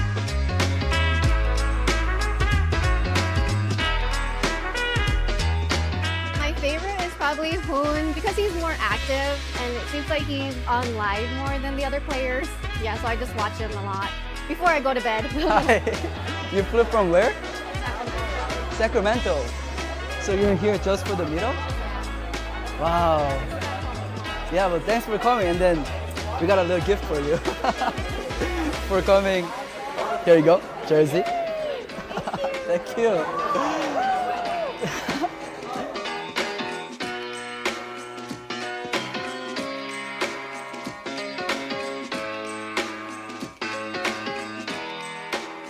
I just found out that there's a first person in line. Daryl? Oh, right there. Here's your hoodie for it. Sir.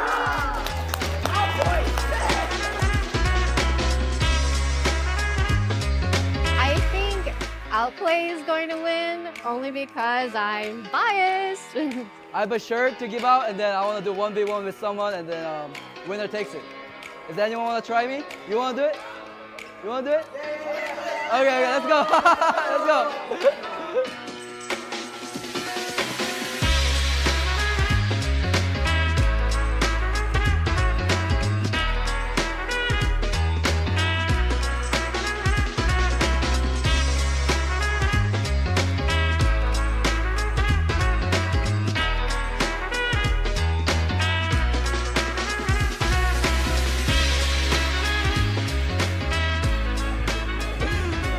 Booga booga build. Booga booga build.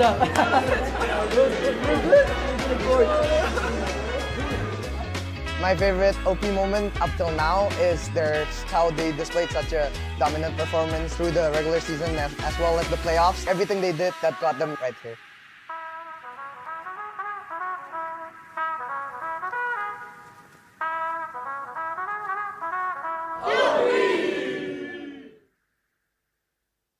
Hey guys, Rose here from MPL Malaysia. It's Mirko from Indonesia. Morning, Mickey. Here from California. It's North America's favorite caster here. الله تعالى وبركاته. معكم من عائد من المغرب. أحباء المشاهدين معكم يفتح من العراق. I'm Diablo for IGSG. ข้อยชื่อเอจิมาจากประเทศลาว Sky TV from Echo Philippines I'm Yawi from Echo Philippines. I am Raime from Pine Esports. I am from Myanmar. I'm Chma, one of the junglers in Cambodia. السلام عليكم ورحمة الله وبركاته جمهور موبايل ليجند الكريم منورين أحلى عيلة وأحلى جمهور في الدنيا. And I just want to tell you guys all to get hype and to get excited for MSC 2023. All the underdogs are coming from across the world to go and compete against the pros, against the favorites.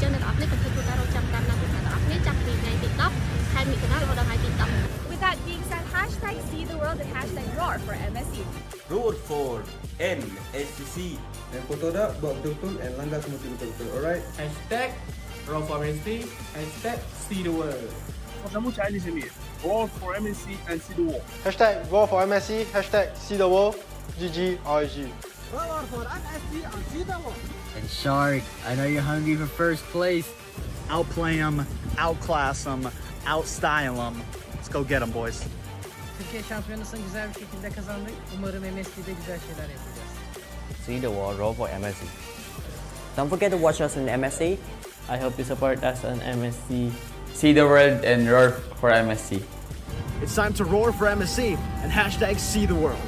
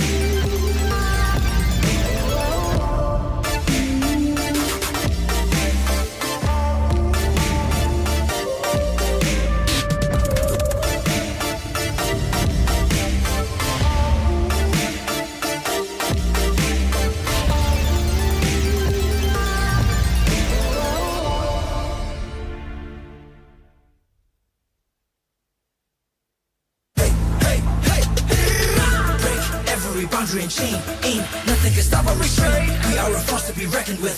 Destiny, kingdom, and might. Battle like Atlas, winning with madness. Count us to practice, that is this match. Let's be the heroes here to slay. Never back down, never restrain.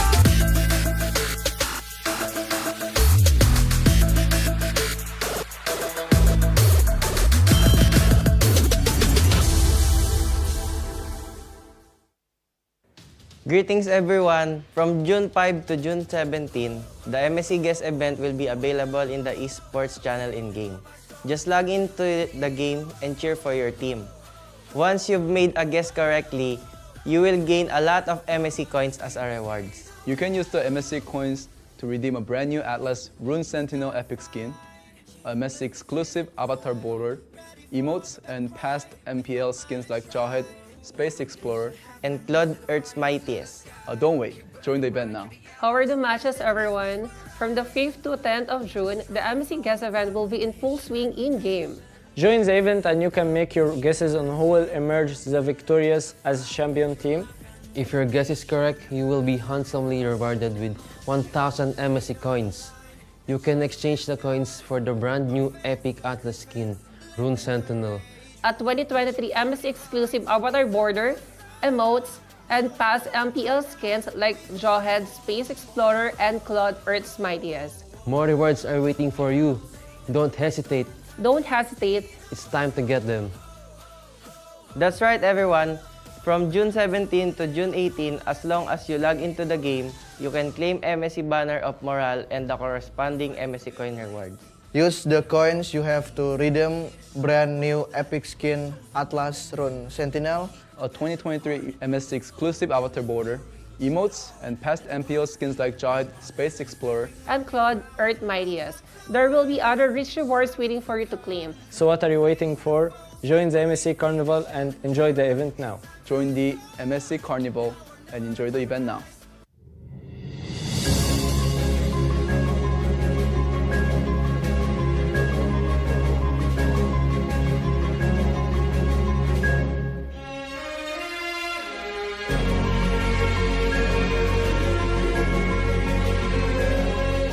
My name is John Marvilla Luna. I am the team captain and the tank support of Blacklist International. My favorite MLBB hero would be Estes. And I think alam naman na ng karamihan yun. And favorite ko siya kasi ever since talaga na naging into gaming ako, sobrang hilig ko na talaga yung mga support heroes, yung mga utility heroes. And parang sobrang fit kasi siya talaga sa playstyle na meron ako. Yeah, of course, kung hindi iba ba ng kalaban. Siguro kung magkakaroon ako ng superpowers, yung katulad na lang din siguro ng favorite hero ko na si Estes para ma-heal ko lahat ng mga broken-hearted. My real-life hero would be my mother. Kasi ever since na bata pa lang ako, grabe na talaga yung mga sakripisyo niya para supportahan ako. Hindi lang ako actually, kundi yung buong pamilya ko. Talagang ginagawa niya lahat para mabigay yung mga pangangailangan namin pang araw-araw. And actually, kaya sobrang inspired din ako gawin yung mga na-achieve ko ngayon dahil talaga sa kanya. Kasi marami siyang value na naituro sa akin na ayun yung ina-apply ko ngayon. Biggest rival in MSC. For me, pili ko lahat naman biggest rival kasi this is Battle of Champions Kumbaga Battle of the Best. Pero kung merong isang team siguro, it would be Echo. Kasi ilang beses na kami nilang dinurog So parang magandang mabawian sila sa Grand Finals. And siguro para magawa namin yun, kailangan talaga namin hindi lang basta doblehan, kundi triplehan yung ginagawa namin pagpa-practice. Sila lang sumusuporta sa Blacklist International, sa Blacklist Agents, sa viewers pa. Maraming salamat sa walang sawang suporta nyo. And sana patuloy nyo pa rin kami suportahan yan kahit anong mangyari. And maraming salamat.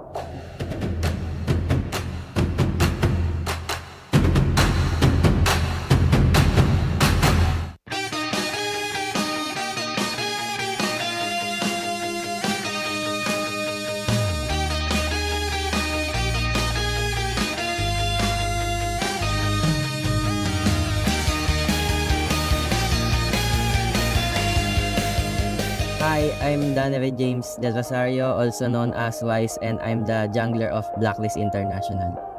Ang favorite Mobile Legends hero ko is si Sanshin, and kasi Korean siya general. Tapos yung kit niya sa paglalaro, yung passive niya, yung skills niya overall. Tingin ko medyo 50-50 yung paggamit ko sa kanya sa MSC 2023 kasi yung meta ngayon hindi masyadong pabor kay YSS, so mahirap siya ipasok sa game, lalo pagka ang kalaban mo is mga pro player din and yung mga best of the best tulad ng mga champion and sa mga first runner up, medyo mahirap siya. ang qualities ng mga hero is inuuna yung iba kaysa sa sarili nila. And yun, yung mga hindi sila selfish pagka hero ka. Talagang unahin mo talaga yung mas ikakabuti ng iba kaysa sa sarili mo. Ang real life hero ko is yung parents ko, syempre, kasi sila yung sa akin nagsilang, and simula dun sa pagkabata ko, sila na yung kung ano ako ngayon, sila yung dahilan nun kung ba't ako tumagal sa mundo. Medyo mahirap yung buhay namin, and yung mama ko is nag-OFW para supportahan kami. And nung nag-start na ako as a pro player, mas sinuportahan pa ako ng mama ko na i-pursue yung pangarap ko. And siya talaga yung pinaka sa akin, nagtiwala. Nung wala pa sumusuporta sa akin, siya talaga yung andyan, number 1 supporter ko.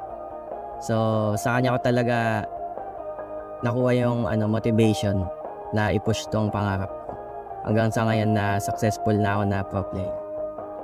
Si mama talaga hindi siya mahilig manood sa on-site kasi inaatake daw siya sa puso Pero nung nanood siya, malaking bagay yun kasi malaking tournament na kasi yung nasalihan ko nun, which is MPL na. And madaming taong sumusuporta na. Nakakatuwa lang na nakita ng magulang ko kung ano yung ni-risk ko yun. And nagtagumpay talaga ako dun sa pinurso ko na pangarap ko, which is paglalaro nga ng Mobile Legends. Nakakatuwa lang na nakita niya yung kung gaano kalaking community na yung ML dito sa Pilipinas. Sa mama ko, thank you sa pagsuporta sa akin. Tulad nga ng sabi ko, ikaw ang pinakadahilan kung ba't nandito ako ngayon kasi ikaw ang unang nagtiwala sa akin. Ang biggest rival ko talaga this coming MSC is Eco talaga kasi sila yung champion this MPL Season 11. And 2 beses na nila kami tinatalo sa Grand Finals. Pero lahat naman tinitingin ko as rival sa MSC kasi yung makakasali sa MSC is champion din ng mga region nila. Pero tignan natin kung this time makakabawi kami ngayon sa Eco. Sa Eco, sana tayo pa rin magtapat sa Grand Finals, and this time tignan namin kung kaya na namin talaga kayong talunin. Thank you sa mga sumusuporta sa amin simula nung umpisa, sa mga agents, sa BY Spam, sa Kawais at sa Ma'am Shoes. Thank you sa sumusuporta sa amin. Sana suportahan nyo pa rin kami sa MSC, and sana makuha natin yung champion.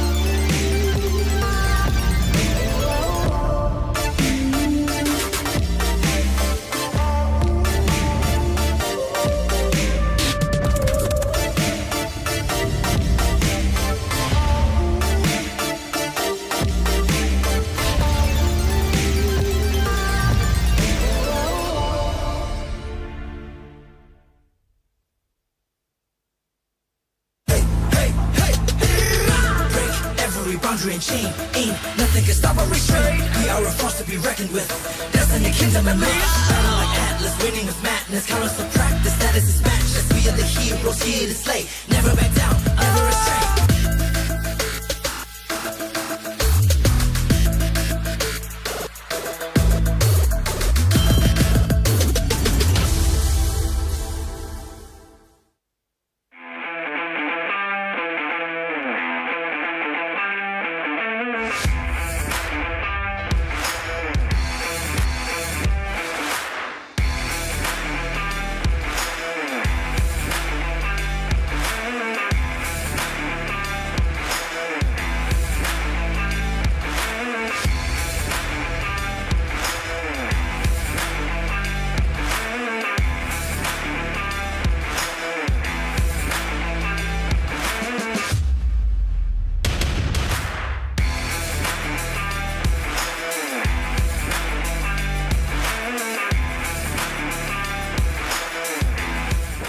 ចំសិក្ខាសាលានេះពិតជាមានសារៈសំខាន់ ហើយក៏ដូចជាខាងក្រុមការងារបានរៀបចំការងារយ៉ាងល្អ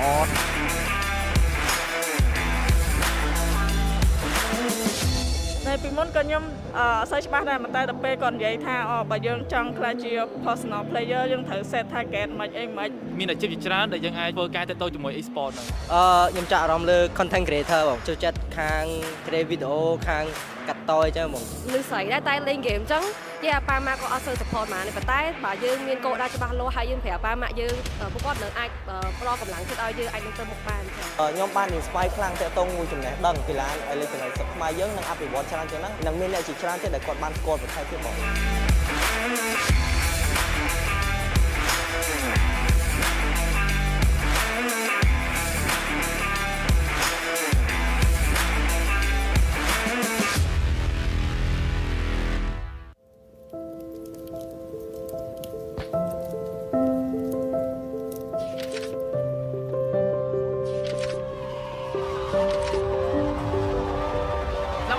tuan-tuan dan puan-puan di kejuaraan dunia Mobile Legends Black M4. Big difference sebab dekat M4 nampak macam diorang ada identity crisis. They're not sure how they want to play the game. They're not sure who's going to be the carry, what kind of rotation that we're going to use. Contohnya macam Momo cover lebih daripada satu role, Ciku juga lebih daripada 2 role sekalipun di cover. Jadi ini membuatkan pasukan tu terlalu, boleh saya katakan sedikit berselaru, hilang identiti. Lapan digugurkan ketika ini. Sedih, ya. Kecewa, ya. Tapi apa lagi yang perlukan? Apa lagi yang kita kurang sebenarnya untuk membawa jalur gemilang ke Grand Final di peringkat yang lebih tinggi? But for this season, like you said, they're very focused. Ciku, you only play gold lane. Ciku, you only think about how we're going to win. And everyone else is going to provide the coverage for Ciku guys. So for this season, it's definitely different where they're very focused on their own style of play, which is the Langga playstyle, but now it's almost like the lawan balik kind of Langga where you're trying to make the opponent fight you and then you win the fight eventually. Bila player dengan coach Filipin masuk ni, dia lain sikit daripada kebiasaan kita orang buat lah. Selalu dia lebih kepada disiplin. At first, it's hard because of the language. There are those times that I cannot understand them and they cannot understand me. But me and Jim figured it out like, okay Jim, I will tell you the instructions, then you translate it to them. So that's what happened. That's why our work get easier because of it. Kemasukan Coach BF saya rasa dia lebih ke arah disiplin lah. Sebab kita orang ni tak ada disiplin sangat. So bila dah ada dia ni, kita orang lebih ke arah disiplin. And ingatlah motif kita nak main dan tujuan kita main sebab apa.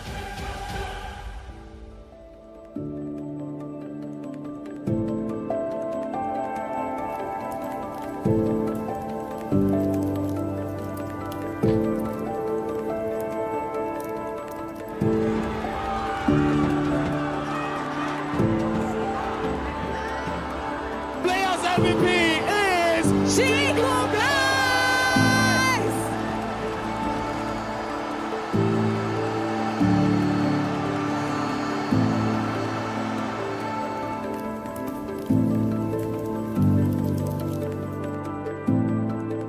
So I've known Chiku before he entered TODAK. So I've known him for a while now, and I feel like he really did not change much. And yes, he is comfortable on camera, but he's more comfortable in stream. So maybe the viewers online are not as intimidating as the viewers in person. Perbezaannya yang you telah dapat di diri you sendiri? Perbezaan? Dulu saya single, sekarang saya dah kahwin.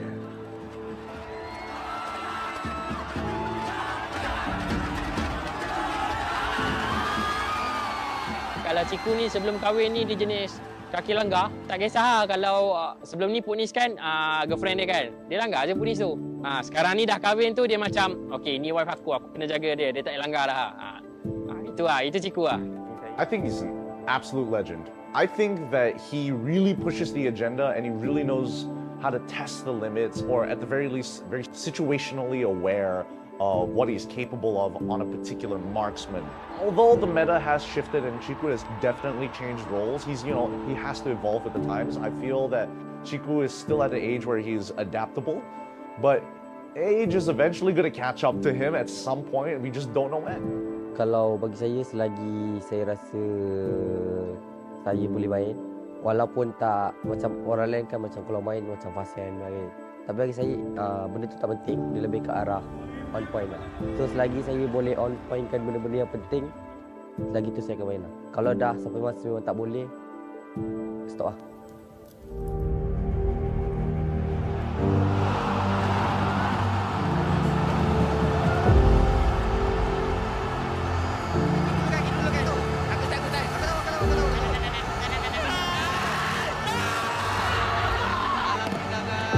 Pasukan TODAK meneruskan dinasti mereka. 4 berbalas kosong, 3 kali juara MPL Malaysia. Untuk season ni ramai orang yang toksik, ramai orang yang maki, kata suruh keluar TODAK, Moon dengan Chiku suruh keluar TODAK apa semua. But in the end of the day, kita orang sendiri dapat buat lah. So bersyukur saya sangat kepada Allah SWT yang memberi kita orang kawan-kawan yang macam family macam ni. So alhamdulillah sangat-sangat lah.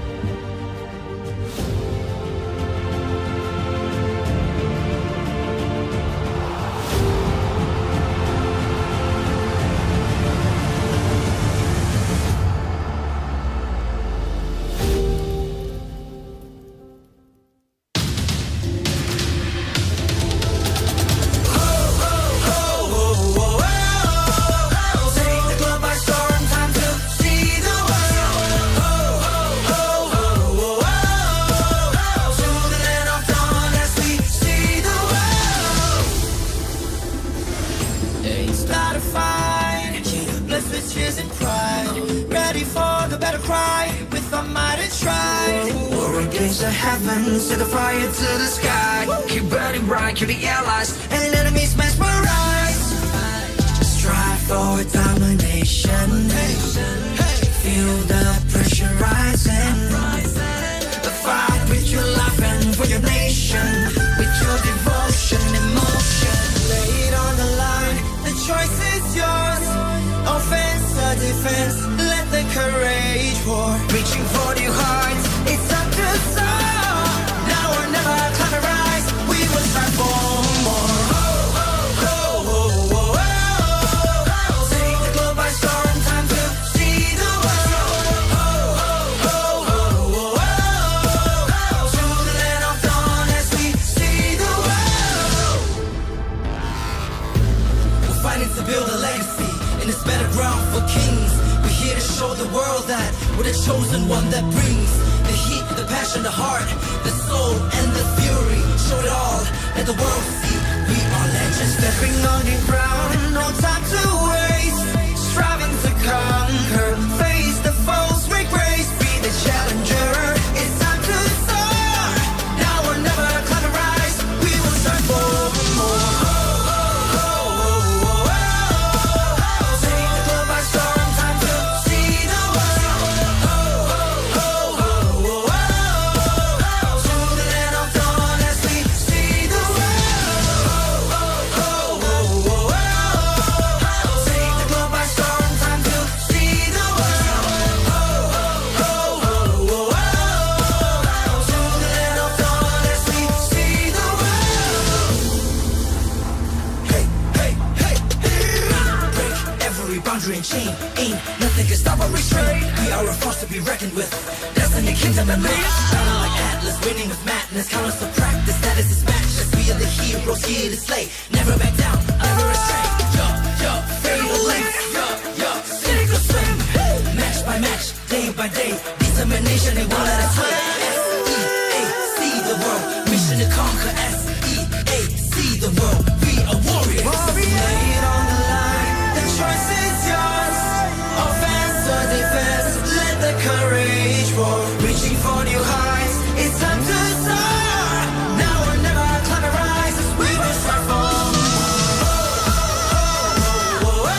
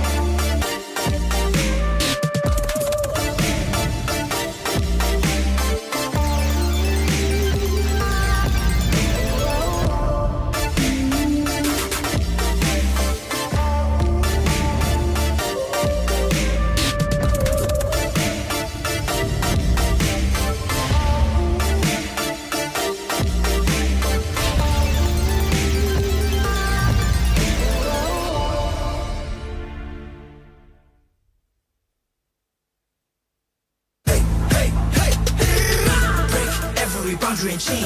Ain't nothing can stop our restraint. We are a force to be reckoned with. Destiny, kingdom, and might. Battle like Atlas, winning with madness. Count us to practice, status is matchless. We are the heroes here to slay. Never back down, never restrain.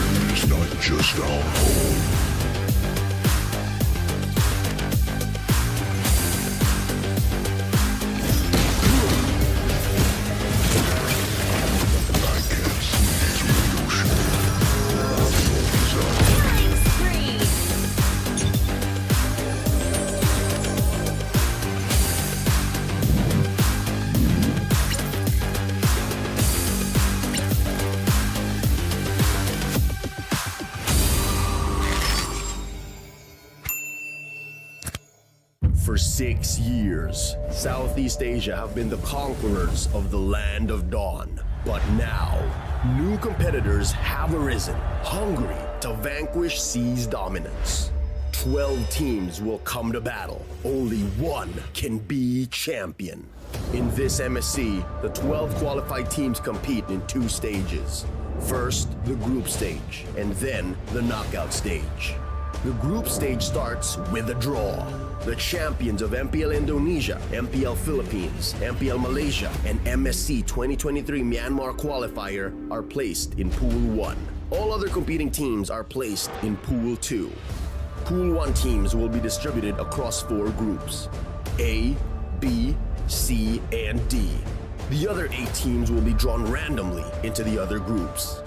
Teams from MPL Indonesia and MPL Philippines will not be drawn into the same group, making sure things stay challenging. Each team will fight each other once, with the winner of each match decided in a best of 3. Only the top 2 teams of each group will advance to the knockout stages. As for the knockout stage format, it will be a single elimination bracket, with each team fighting in a best of 5 series. Teams from the same group won't be drawn into the same knockout matchup. There is no second chance. Losing teams are eliminated from the tournament until it comes to the semi-finals, where losing teams fight for a chance at 3rd place. But after the semi-finals, we come to the grand final in a best of 7 matchup.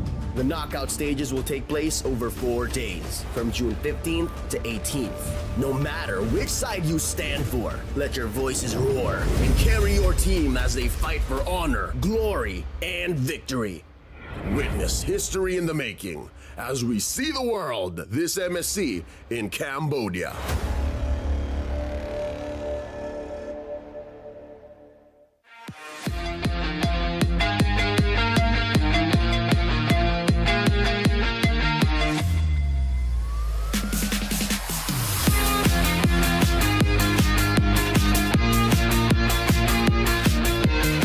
Hi, my name is Leo Gonzalez, also known as Owl, gold laner of Blacklist International.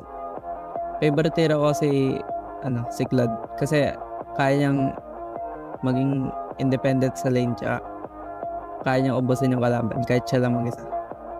Tapos secret pa akong gagawin yung team ko sa MSC. Tapos pinagkaiba niya sa ibang hero, kaya niyang mag-survive sa mga gank ng kalaban. Kaya niyang pumunta ng mid ng ilang seconds lang, tapos babalik ulit ng bot. Sobrang bilis niya rin mag-clear ng wave.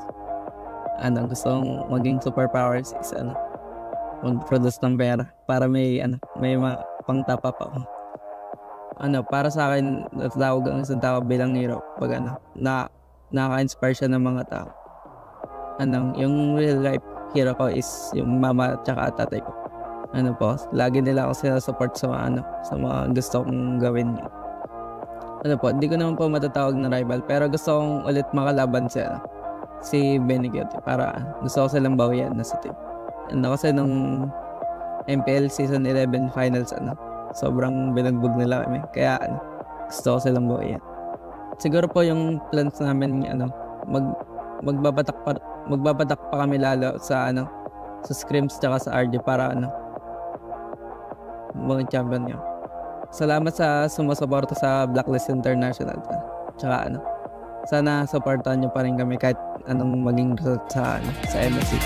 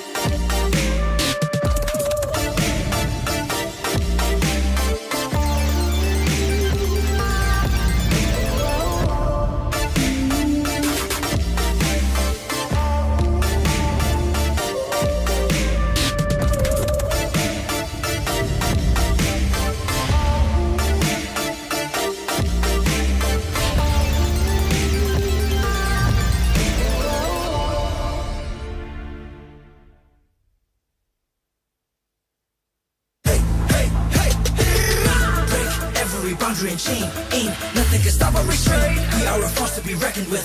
Destiny, kingdom, and man. Battle like Atlas, winning with madness. Count us to practice, status is matchless. We are the heroes here to slay.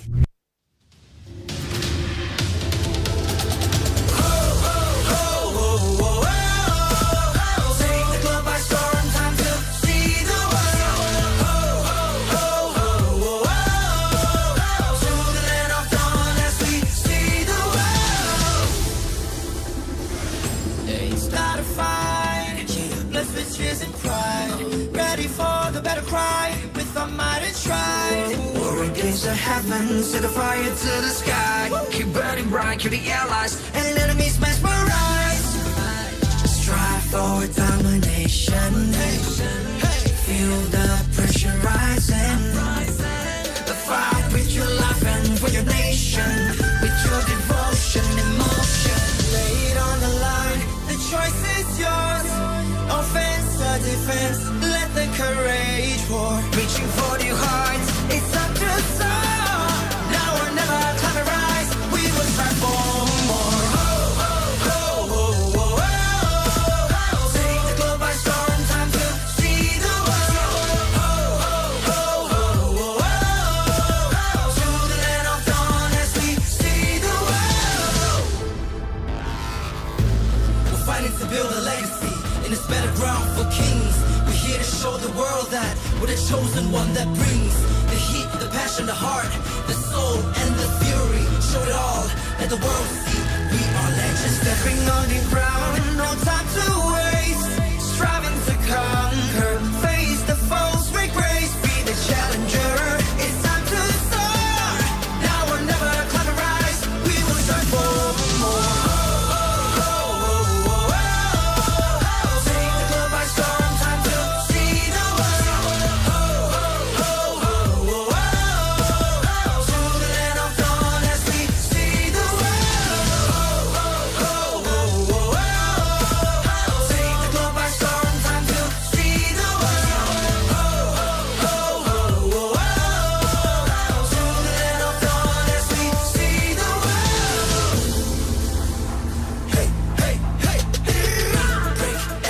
And chain. Ain't nothing can stop or restrain. We are a force to be reckoned with.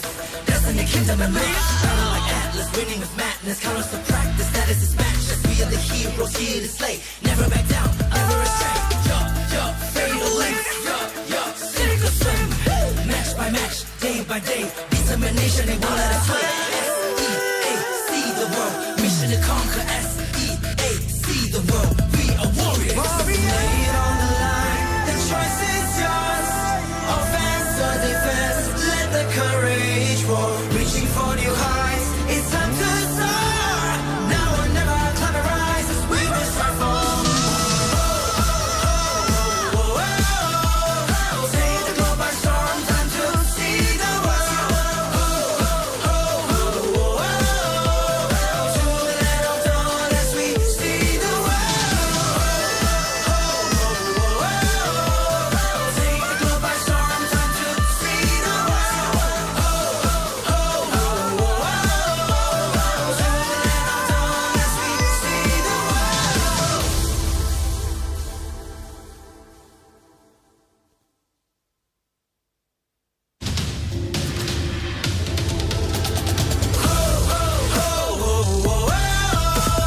Take the globe by storm, time to see the world.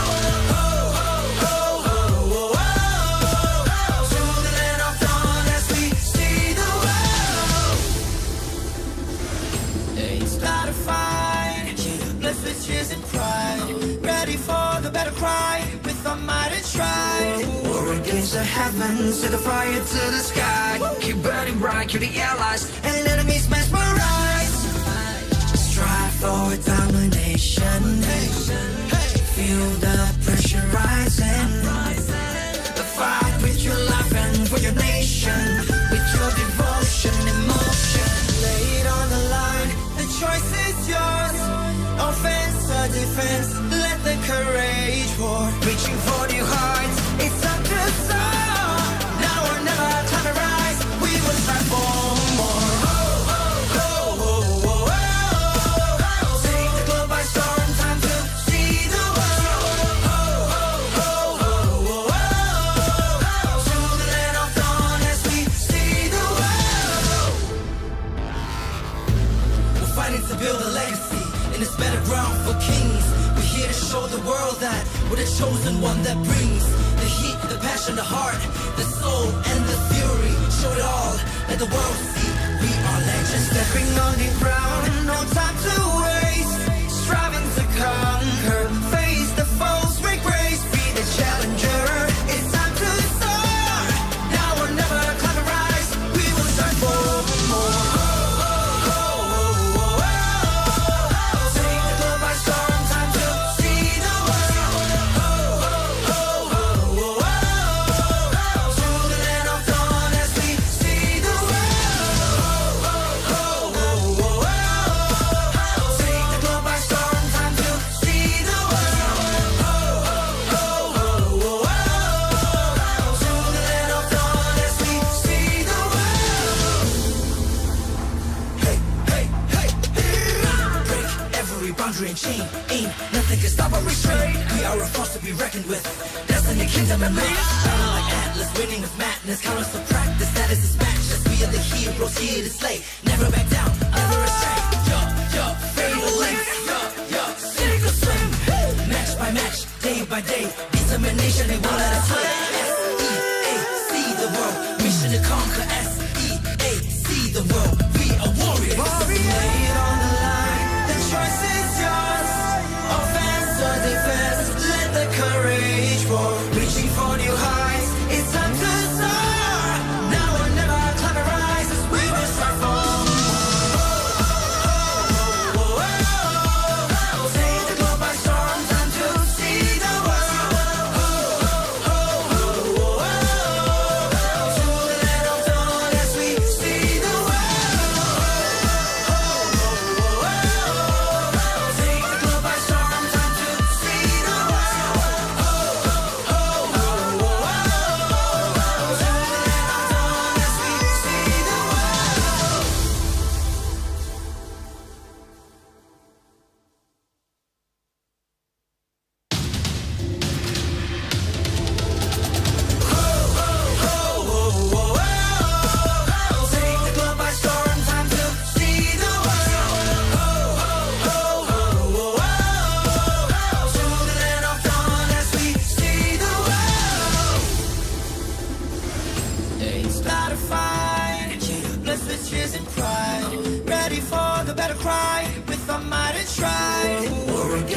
heaven, set the fire to the sky. Keep burning bright, kill the allies, and enemies mesmerized. Strive for domination. Feel the pressure rising. Fight with your life and for your nation, with your devotion, emotion. Lay it on the line, the choice is yours. Offense or defense, let the courage pour. Reaching for your hearts, it's time to soar. Now or never, time to rise. We will strive for more. Take the globe by storm, time to see the world. To the land of dawn as we see the world. We're fighting to build a legacy in this battleground for kings. We're here to show the world that we're the chosen one that brings the heat, the passion, the heart, the soul, and the fury. Show it all, let the world see we are legends. Stepping on the ground, no time to waste. Striving to conquer, face the foes, make grace, be the challenger. It's time to soar. Now or never, climb and rise. We will strive for more. Take the globe by storm, time to see the world.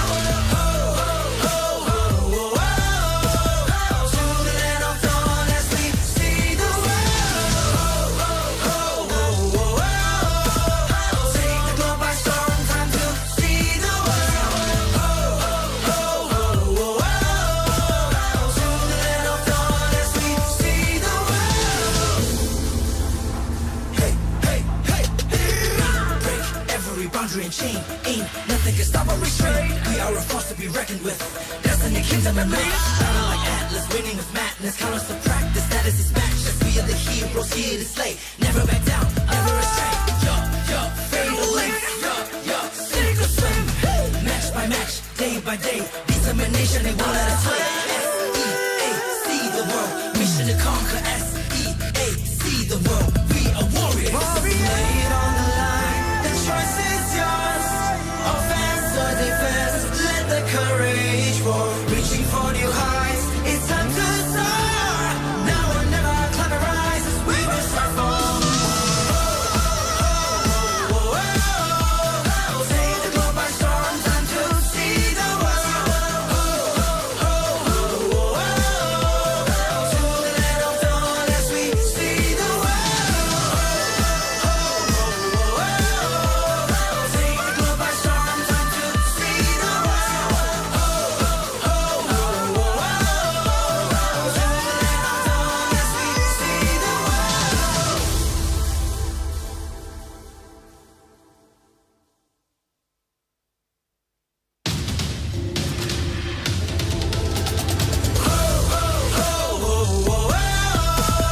Take the globe by storm, time to see the world.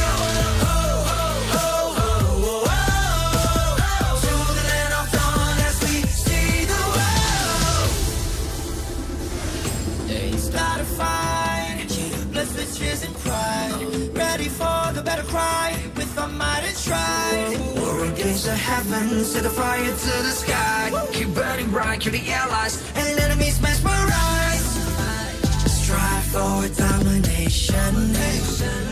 Feel the pressure rising. Fight with your life and for your nation, with your devotion, emotion. Lay it on the line, the choice is yours. Offense or defense, let the courage roar. Reaching for new heights, it's time to soar. Now or never, time to rise. We will strive for more. Take the globe by storm, time to see the world. To the land of dawn as we see the world. We're fighting to build a legacy in this battleground for kings. We're here to show the world that we're the chosen one that brings the heat, the passion, the heart, the soul, and the fury. Show it all, let the world see we are legends. Stepping on the ground, no time to waste. Striving to conquer, face the foes, make grace, be the challenger. It's time to soar. Now or never, climb and rise. We will strive for more.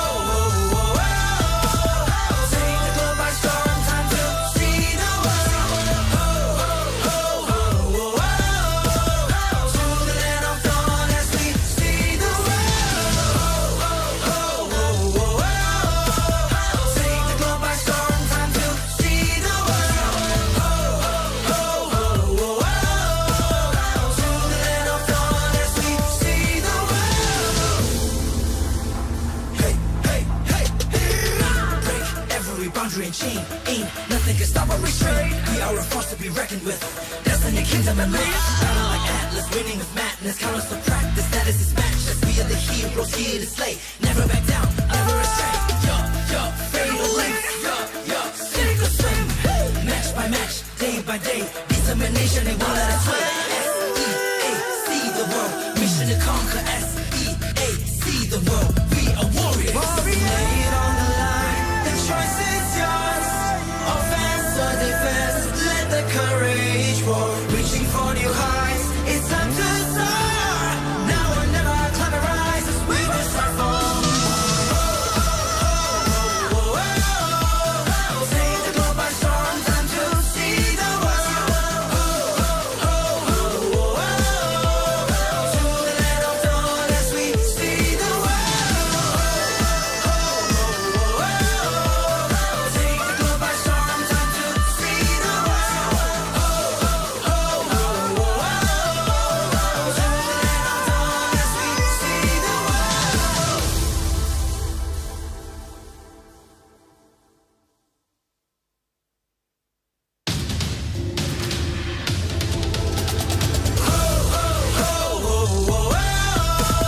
Take the globe by storm, time to see the world.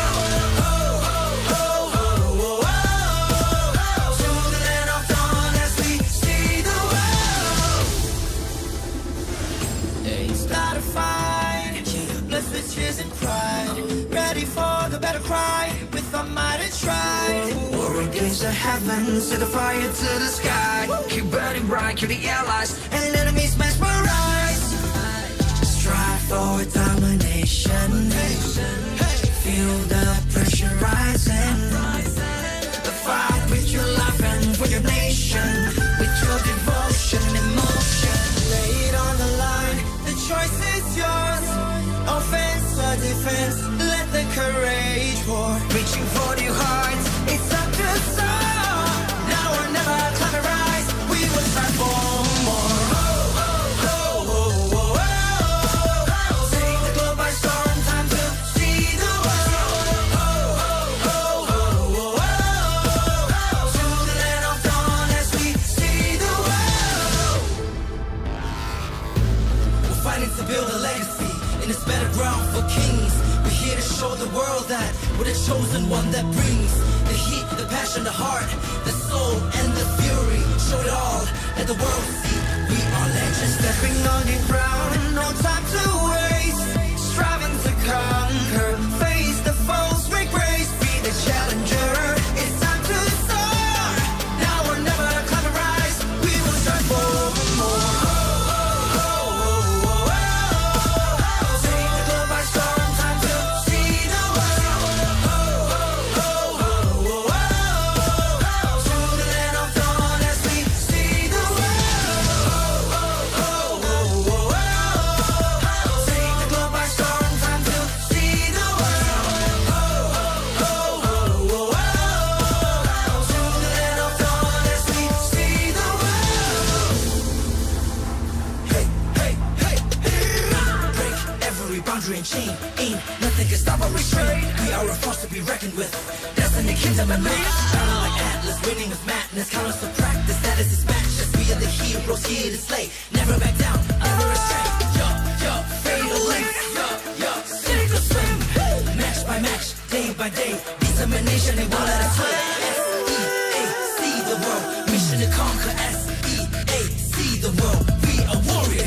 Lay it on the line. The choice is yours. Offense or defense. Let the courage roar. Reaching for new heights. It's time to soar. Now or never. Climb and rise as we will start for. Take the globe by storm. Time to see the world.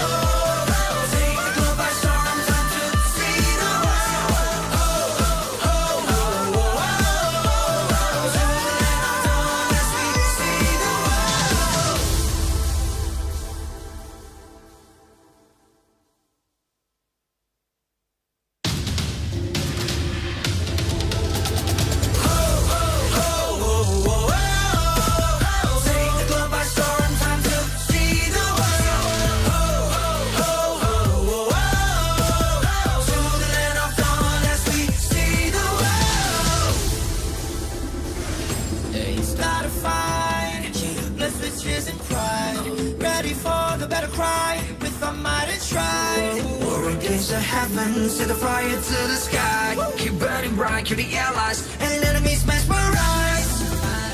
Strive for domination.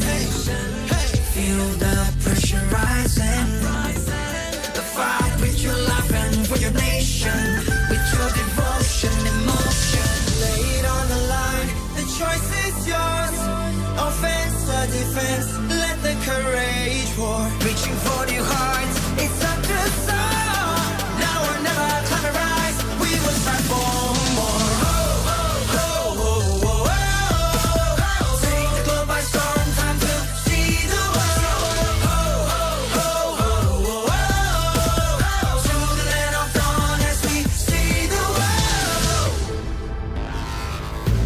We're fighting to build a legacy in this battleground for kings.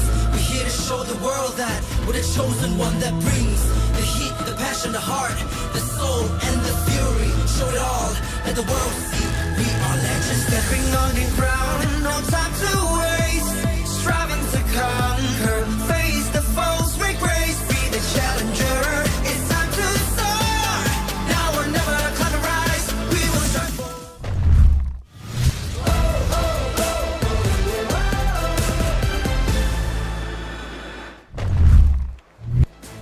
Welcome everybody, my name's Gideon Q and joining me today is going to be Miracle and LaFell here on the main stage because this is the final group stage match of the MSC 2023. But before we move on to the knockout stage, we have to get through this game and it's a big one here. It's going to be TODAK versus Blacklist International. And I don't know about you boys, I'm particularly nervous, so we're gonna not let the Malaysians talk this time and let our Indonesian neutral brother take it from here. All right, I'll take it over from here, ladies and gentlemen. The only neutral guy at the table, I am guessing right now, because hey, high stakes here. Blacklist International and TODAK, they're gonna be facing off for the top seed in the knockout stages. To emphasize just how important the top seed is, if Blacklist International are second in this group, they have a chance of meeting Echo in the first round of the single bracket knockout stage. It's crazy. It's crazy to imagine that this could be it. This could be a make it or break it for either one of these teams.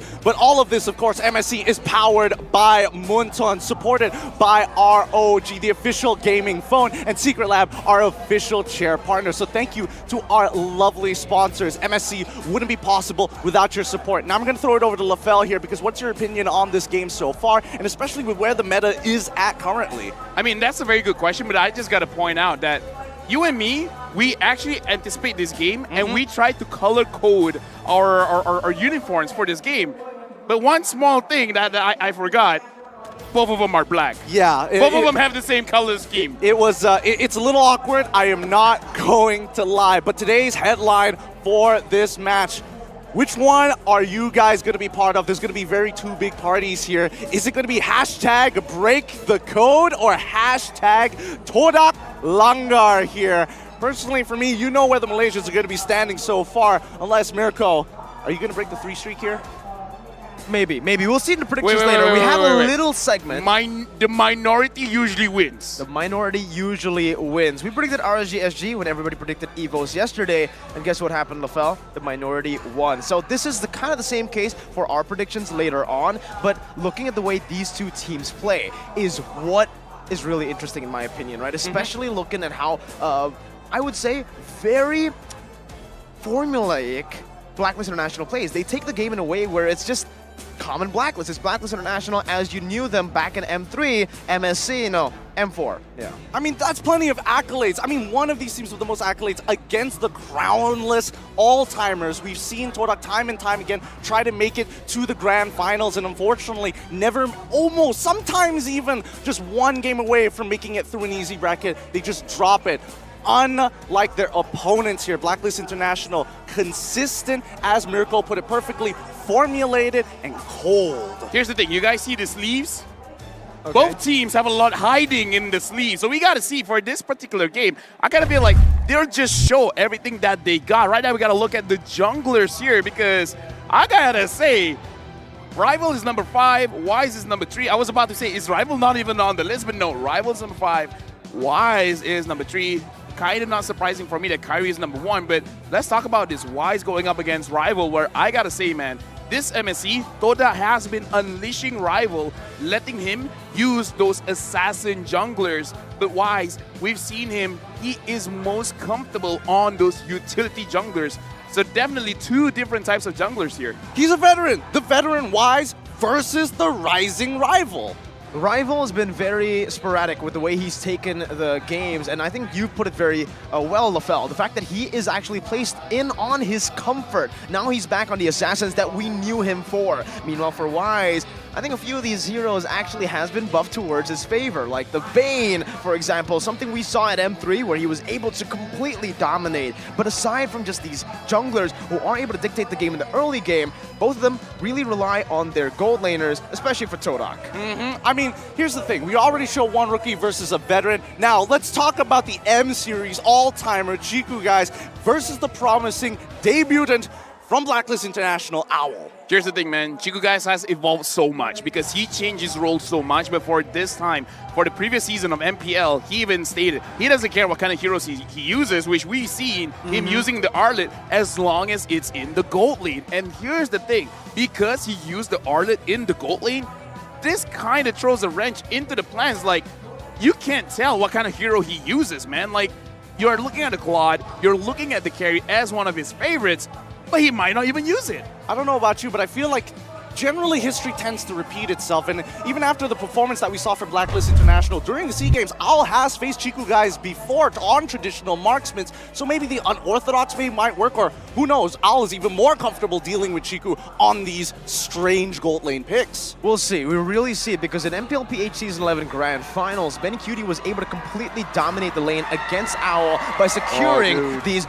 strong matchups in lane. Now, if Chiku guys can get a similar way in that lane with a better matchup, say maybe even a fighter gold laner, or just a standard better matchup for the marksman, I think you guys can do the same thing. He's rated as the #2 best gold laner in this tournament, so he should be able to replicate what #1 does. You know, the worst part about it all, I've been hearing rumors, and I heard it from Leo himself. He had a little bit of a chat with some of the Blacklist International players, and he knows for a fact they want to win this game. They want to secure first seed here, just so they have higher chances to make it into top 4 and eventually try and win the whole thing. Dude, it's going to be crazy, man, because I saw TODAK as well, and they were very serious. In fact, not even just serious. Chiku looked angry. He looked kind of upset. It's like, oh, I'm not going to think about anything else. I'm not taking this as a joke. So both teams, they're treating, this is just the group stages, but they're both looking at this game like a best of one, like the game of death. Well, it is. It literally is for a lot of these teams because, again, that's You're saying someone will die? Well, no, not literally, but maybe in the game a lot of times, right? But, you know, it's funny that you guys met TODAK and Blacklist, you know, contenders for top 1 in Group D. Last 2 teams I met are Outplay and Phoenix, so... Ooh, come on. You can't do them dirty like that. It's a good thing you didn't meet neither of them then. Exactly. Look, with that being said, I think everybody has been excited for this, and everybody has been waiting for this grand moment to finish off the group stages. It's time for the walk-in. Here it is, ladies and gentlemen. Welcome to the last match in the group stage. Walking in, up, it's going to be our 4 marshals to officiate the last series of the group stage. Rift, Shadow, as well as the other 2 are off stage here, going to try once again to ensure fair play. Ladies and gentlemen, synonymous with unorthodox playstyle and unpredictability, the Malaysian Swordfishes are set on dismantling their opponents. Say it with me, TODAK Langar! They always find a way to surprise their opponents, sometimes themselves as well. The TODAK Langar mentality has been polished. You want to break the code, and no other team has been able to do so as good as them. Walking up on stage, you can see them radiating with confidence and grace. The M3 World Champions. Here comes Blacklist International! The agents are prepared to decode everything that TODAK has to throw at them, with the ever-reliable B-Wise and Edward leading the team, along with Youngbloods in Ewing and Owl. Don't forget the minds behind the drafts. Here, you can see all 4 coaches and analysts up on stage to deliver us the best series perhaps we've been expecting in the groups. Now teams are going to be fist bumping. This is going to be an all-out war between these 2 international teams. I can't wait for it to start, and hopefully we're going to see more of them in the land of Dawn. Looking at both teams, man, again, looking at their faces, they're so ready. But first, let's actually introduce the team lineup of TODAK, Chiku guys, rival Momo Moon, as well as Humes. Looking at the standings just now, we looked at Chiku guys as well as rival. Both of these players will be looking at how they're going to coordinate their play, because so far Chiku guys has been the target for a lot of teams, but rival has been showing up. I mean, these are 2 players who are mechanically talented, but we also got to talk about some of the weaknesses, and a lot of questions have been placed on Moon and even the Moonatics because it's hard. We've seen him blunder a couple of times, and sometimes it even costs games. We're hoping that this mid lane goes without a hiccup for his fans. Certainly, it's going to be a big problem here if they can actually take down Yue as well, right? I mean, this matchup, TODAK, sure, they're very Chiku-centric, but since MSC begun, it seems like they have been able to actually switch it up a bit, playing for rival in these assassin roles. But again, for Blacklist International, it's pretty much the norm. It's the standard here. Owl, Wise, Edward, Yue, and Oh My Venus. It's a standard 5, and they're looking to do what they usually do. Just stay to what they're comfortable with. I'm going to say here, before we're going into the drafts, I was able to have a small conversation with TODAK, and it looks like they've been practicing against Blacklist quite a lot before the start of MSC, and according to them, they are willing to let Oh My Venus to have his heroes except for one, which is the Florin.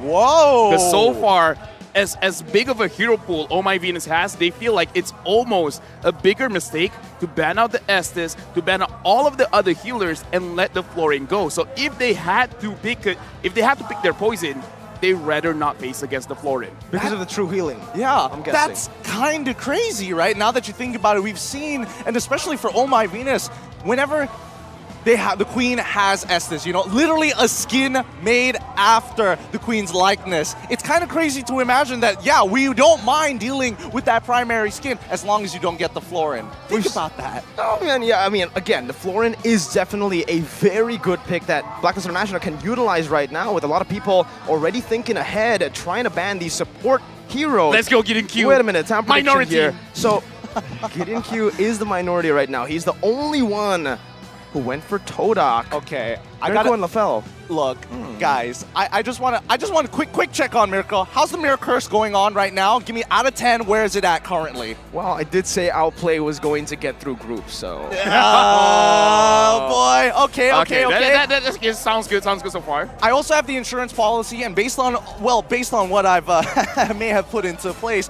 Wolf's flight got canceled, and he might be coming a little later to MSC. Wait, TODAK plays today, and somehow, some way, his flight today got canceled? I'm thinking you guys just pulled a few strings behind the scenes or something to make this happen. Here's the thing. Don't just think that we're casters, man. We got influence.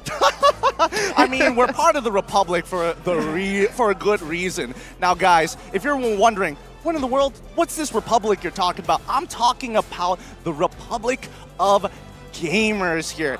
Do you want to know why?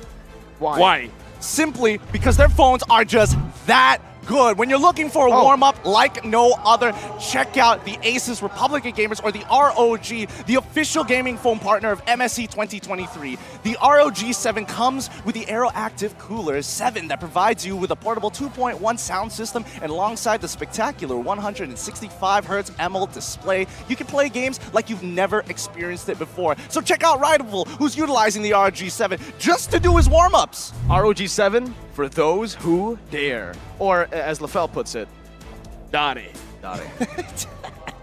Anyways, looking at the situation, I'm glad that Rival was the one using the Fanny. Because actually, not gonna lie, I've seen some clips of recently Wise trying to use the Ling, and so far he's been doing pretty good. So it would be very interesting, wouldn't it be? Like if instead of Rival, Wise was the one that picks up the Ling. That would be pretty interesting, right? That would be crazy, but we have actually seen him go to the assassin role a bit. He actually played Lancelot in the MPL PH Season 11 playoffs, and that's something that maybe they're looking to bring out here as well in the MSC stage. Maybe both of these teams have been actually hiding their real strats. We've been saying Chiku-centric for TODAK, and for Blacklist, where's that assassin coming? Is it gonna come now for this determining battle? I'm gonna do you one better, you know? +1 this even more. We +2. saw TODAK the last time, and the last time they made sure that they were playing rival-centric, playing around a Ling and even a Lancelot to eventually hard carry this game.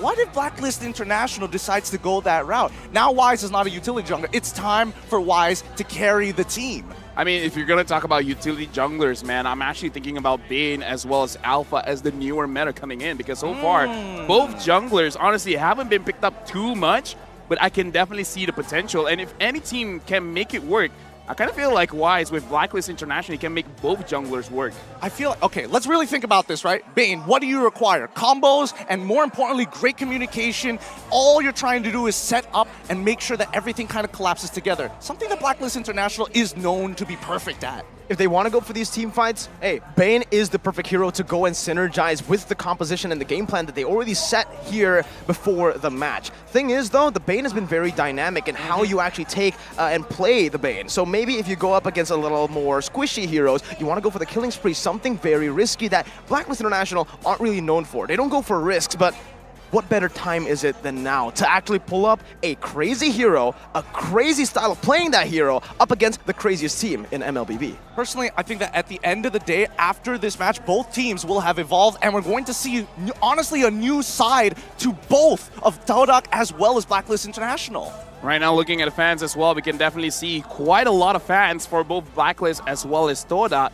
And again, looking at this game, I kind of agree with both of you, because in this kind of situation, perhaps it's better to bring out something unexpected. Well, let's see what Edward has to say about facing TODAK. Against TODAK, they like to use unique heroes, so we need to be ready for that. Maybe they can even pick Layla, but we are ready to face any team to become the champion. All right, that is very interesting. Okay, so far, though, in this tournament for MSC 2023, Blacklist International and TODAK, the only games we can reference are the games up against Occupy. Now, maybe not the best for reference, but Blacklist International felt more in control, maybe with their style and the way that TODAK drafted, right? Arlet Gold. Yeah. I don't know. See, I don't buy that that's the real TODAK. I really don't. It's a game of rock, paper, scissors. Rock, paper, scissors. And again, like I said, I told you, Mirko, this is the Malaysian style, because we want to make sure every single game is interesting.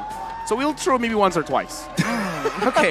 And then we'll see how the game develops. You know, we'll see how it goes in this particular game, because I kind of feel like they can't do that going up against Blacklist, because Philippines is one of those regions that people know they rarely make mistakes. If you throw against Blacklist, they'll certainly catch, and they will punish you hard for it. And in the crowd right now, you're actually seeing a lot of Blacklist International fans as well. Yue getting a big shout out there as well. Oh yeah, you can literally hear the fans just mouthing out, "Break the code." The fans are here to support and show their love here on the main stage, just in hopes that they make it to that very first seed. But at the end of the day, I do think that we're going to see a lot here, and I can't wait for this draft to actually begin. I'm literally shaking with excitement here, because I think we're going to see something so very new from both sides. Okay, let's kind of slow it down a bit, because I kind of feel like one role that we haven't talked about a lot is the EXP laners, where Edward, Agent, the very first one, like, he is Mr. Reliable. He is down. He's here just to do business. Talking to Leo as well, backstage, he was just like, yeah, I'm here. I'm just coming to do my job. And looks like Moy has an opinion on facing Blacklist, not facing TODAK. I mean, we have analyzed Blacklist International. We know Blacklist is a good team. Hopefully, when we play against them, we can give our best. I like the way he put it there. There's confidence, but it's not 100% guaranteed. It's hopefully. He is hopeful about the situation. And I think right now, again, if we look at just the history of it, right, and the reference from the previous tournaments, TODAK have always been able to pull off a shocker in the group stages. And the only concern right now I feel for TODAK is it's not a best of one. It's a best of three where Blacklist can get a read. And sometimes when you're a team like TODAK who goes for these cheesy strats, this best of three can really hurt them. Now, it's all about just outsmarting one another. It's, again, rock, paper, scissors in a best of three. How do they outsmart a team who can just continuously adapt to your style? Personally, I think that Blacklist International has an ace up their sleeve. Like, if things are going badly for them, they always have Renegay's keen eye on the side, and they can even throw him in whenever necessary. So that could really shake things up. Actually, because I was talking about Edward, because we know Oh My Venus not really being that catch style kind of player. I mean, like, sure, Oh My Venus can use the Kaja and such, but we really have to look at Edward using something that can go directly to the backline to punish Chico, because for now, if there's absolutely no way to lock him down, then I'm kind of feeling like it's going to be good for TODAK, because again, we got to talk about how they play. And I think like even a lot of re-streamers, doesn't matter, it's not just from Malaysia, it's from Indonesia, Philippines, everyone keeps saying the same thing. Chico would lose the lane. That's almost a guarantee. He would lose the 1v1, he would lose the 2v1s, but the thing is, he will, for some reason, out-farm everyone else, and then when he has his items, he doesn't hesitate, he goes in. So in this game, honestly, if you're a TODAK fan, even if TODAK seems like they're losing a couple of kills in the early stages of the game, you kind of don't have to worry about it. Well, I mean, we say we don't have to kind of worry about it, but you can't help but to feel that Blacklist is slow. They know how to slowly creep upon you, right? Every single advantage, it feels like just another stacking block against you until finally the line is complete and a big Tetris happens and everything starts collapsing and falling out of your hands. But the one matchup that I'm very keen on seeing, because last time in TODAK's lineup, we expected to see Formaze in the EXP lane. This time, it's going to be Momo, who is arguably one of the more reliable EXP laners. So that could be another out for TODAK. Honestly, I would say Momo and Edward are pretty much the same. They're the same person. Even in temperament, like even after their win, they're the one that looks the most relaxed. Winning, That's losing, true. Winning or losing, they're just like, eh, No emotions, they're robots. Emotion. They are stone cold robots. And for Momo, I would say there is a little bit of difference in the way they play, right? Because, okay, outside of the game, mentally, it looks that way. But for Momo, he's more of a playmaker for the team. He's an enabler. Meanwhile, for Edward, it really feels like when he gets ahead, in MPLPH, we've seen this so many times in the playoffs, especially, he's the strong side. He is the winning condition for Blacklist International. And that's why Blacklist International, as you saw up on your screen, is one of the only teams that has 100% Lord rate at this point of time. That space being created is all from him. But I think it's time, Mirko. It's time, ladies and gentlemen.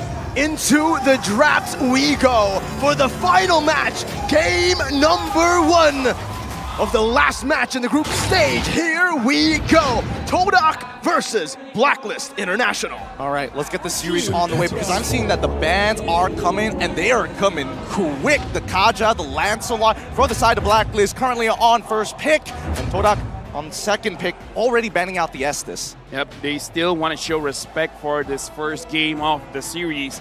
As is being banned out, and we can definitely see a lot of conversation happening here, especially from Chico, where I think they're all talking about what are we willing to let go, because again, they are the second pick, so it's going to be a trade. I'm pretty sure they want to let go one Cryo hero that Blacklist will try to secure, and then getting something else. Banning out the glue, I think, is a pretty safe second ban. Is there a sneaking suspicion that this might be a Novaria going on to UA, for an example? Yeah, I kind of feel like if it is let through, because again, Novaria is amazing. Doesn't have to be a mage. You can put Novaria as a roamer. So I kind of feel like even if Novaria has been let through and Blacklist picks it up, it doesn't have to go to UA. Wait, is Edward actually interacting with the camera? I haven't seen him do this in like, what, how many years at this point? He's been staring, he's been going back and forth again. But, you know, I think for TODAK, it is going to be a very good idea for them to actually let go of the Novaria. There's going to be the Ling and the Lancelot ban, though, so already respect and already kind of a curveball. Yeah, Wise not going to be on these assassins. TODAK love the chaos, right? They really find success in that chaos. And up against a Novaria who really doesn't like messy team fights, I think that might be the main win condition for them. I'm looking at TODAK and I'm thinking of one thing. What? The Fanny hasn't been banned. I'm not because again, the Fanny, as we saw, is a very risky pick. Either you're gonna look amazing or you're gonna get 1v1 by a Badang, right? So it's gonna be very, very interesting. Now the Valentina has been banned out, which does, in my mind, say that TODAK, they want to pick up something big. And Blacklist, if they want to deny Moon of that Eve, I kind of feel like it is a good spot to pick it up right now, but TODAK could quickly pick up the Claw to fight against the Eve. So honestly, a lot on the line here. Potentially. I'm trying to sniff out what TODAK is trying to do, but no, after many, many years of trying to predict their draft, I would like to just see it happen rather than making some hard predictions. I'm looking at Blacklist, and I agree with you that the Eve is looking very, very fine here, but Novaria, I just feel, is a little bit better, a little bit more flexible. Thing is also, for the Novaria, right, if you're up against a Fanny, you really struggle, but there is still an outplay mechanic within her build. If you go for the Astral Recall, you can go through walls, and you can actually escape from the cables in the game. So that's an outplay mechanic that certainly they can utilize here. And the fact is, right now, you said it, it's very flexible. Why it's always first picked is the fact that it can go to the roaming position, and it does super well as a roamer, a supportive roamer. That's not all. With the Novaria, at least they're going to get the information, something that Blacklist truly utilizes. Fun fact that Chiku is 100% with the Irithel, the Leslie, the Brody, and the Layla during MPL MY Season 11. Kind of feel like it's almost unnecessary to put the Layla there, but you know what? It's all right. Now the Arlet as well as the Akai has been picked up. Both are great. Both are amazing, and both both are flex. That's what I wanted to end it on. Why'd you have to cut me off, man? I gotta cut you off, man. Dude, I was building it up. You know why? Because we're flexible on the desk as well. Boys, let's take it a step back here. At the end of the day, we don't know where these two are going to go, and for all we know, Blacklist International might surprise us, right? The Fanny is still up in the air, and if Blacklist wanted, I don't know, maybe to take a page out of TODAK's book, I'm thinking, you know, Fanny and as well as possibly even a Mincetar, but no. Fredrin, as well as Diggy, they're aware that TODAK is up to some shenanigans. Here's the thing. Okay. Good pick by Blacklist to kind of like deny the crowd control coming in. But TODAK, here's the thing. Have a big burst hero. Have someone that can burst the Diggy early on. Make the Diggy unusable. Because again, looking at the lineup, the Fredrin is going to be super annoying. Wise especially is going to be super annoying. Now they're picking up the Eve because I kind of feel like they know it's totally going to be banned. And I kind of feel like Moon just feels very, very comfortable on this Eve. So far it's okay. Looking at the bans, I'm really interested to see Blacklist, what are they going to ban to make sure their squishy heroes are not going to get targeted. Because Novaria, even though, yes, Astral Recall, go inside the wall, basically a very long iframe, no one can hit you. But the thing is, the moment someone hits you, it's going to hurt. Has one of the lower HP pools out of all the mages. They're doubling down, though, for TODAK, right? For the CC. They want to overwhelm the Diggy with CC. And I kind of understand what Blacklist are going for. Like you mentioned as well, with the Novaria, you already have that Astral Recall to give him more safety, or to give her more safety. Use the Diggy here with the Time Journey. Thing is, like you said, not just CC. I mean, it's not just damage here. CC. You overwhelm this Diggy, you try to bait just this ultimate, and it's done. What do Blacklist have to play after that? Even for the Novaria, early game to mid game, super long cooldowns on her skills. Agreed with you on that one, right? It's about engage, re-engage, the push and pull mechanics of the overall team fight. We need to keep looking at the bigger picture here, because at the end of the day, that's how Blacklist and TODAK think, right? This is the one aspect of both teams that are alike. Right now, I kind of like the Franco ban because they're really respecting TODAK and say that Franco is one of those heroes that can handle the Diggy, and they're like, yeah, you know what? This Akai could go gold lane, this Arlet could go jungle, we don't care, so we're going to respect and make sure that this Franco is not a safe option. The Hayabusa might be okay going up against this lineup, but again, I don't know. If Rival can really avoid the Fredrin at all times, it's going to be okay.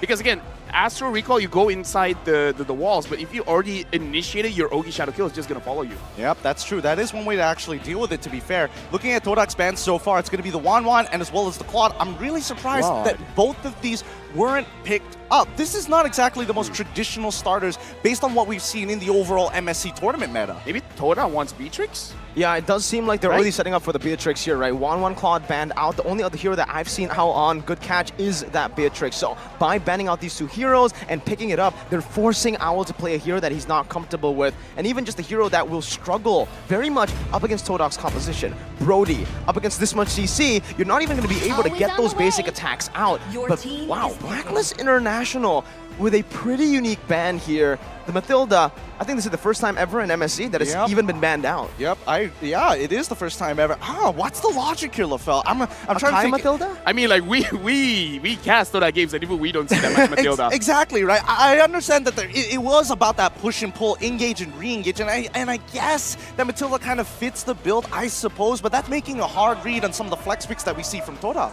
Okay, so probably they know something that we don't, because again, we're from Malaysia, we watch their games, but between MPL and MSC, a lot could go on, but in a ton. Here's the thing.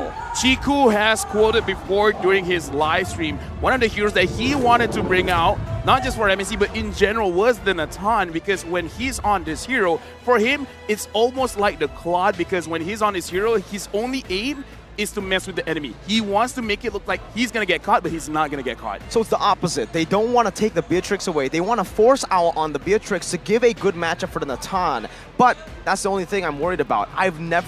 Unfortunately, I've never met a Natan in my games as a Beatrix, so I don't know how this matchup goes. Maybe it's the same for Owl. I suppose. I mean, okay, Beatrix into the Joy, so that means this was all pre-planned. This is what they wanted to do, because if not, we probably wouldn't have seen that Claude ban in the second phase. Since they are already on the second pick, they could have locked it in for themselves if they wanted a safer laner.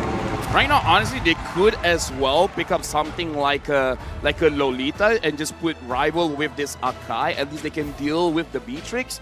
Because, yeah, right now, Ashi is talking to Yum, so they're probably talking about his hero. Another one, I guess, would be crazy is just to add more CC, like you said, Miracle, just to overwhelm this Diggy.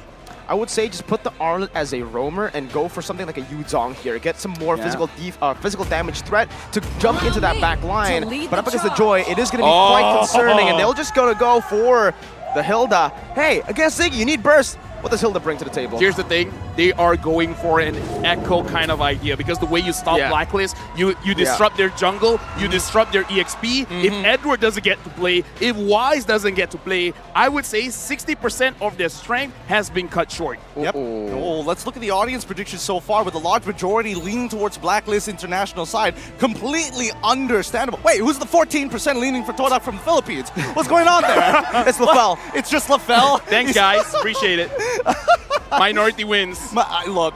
I'm not pointing fingers anywhere, but this is going to be a very important game for first seed in their groups to make sure that they have a better chance at making it into top 4 during the knockout rounds. All they got to do, win this first game, knock out another team in the second, and then you're good to go. My question is where the Hilda is going to go. Because Roamer, sure, but maybe up against the Joy, it is a pretty good matchup. Ladies and gentlemen, welcome to the land of Dawn for game number 1.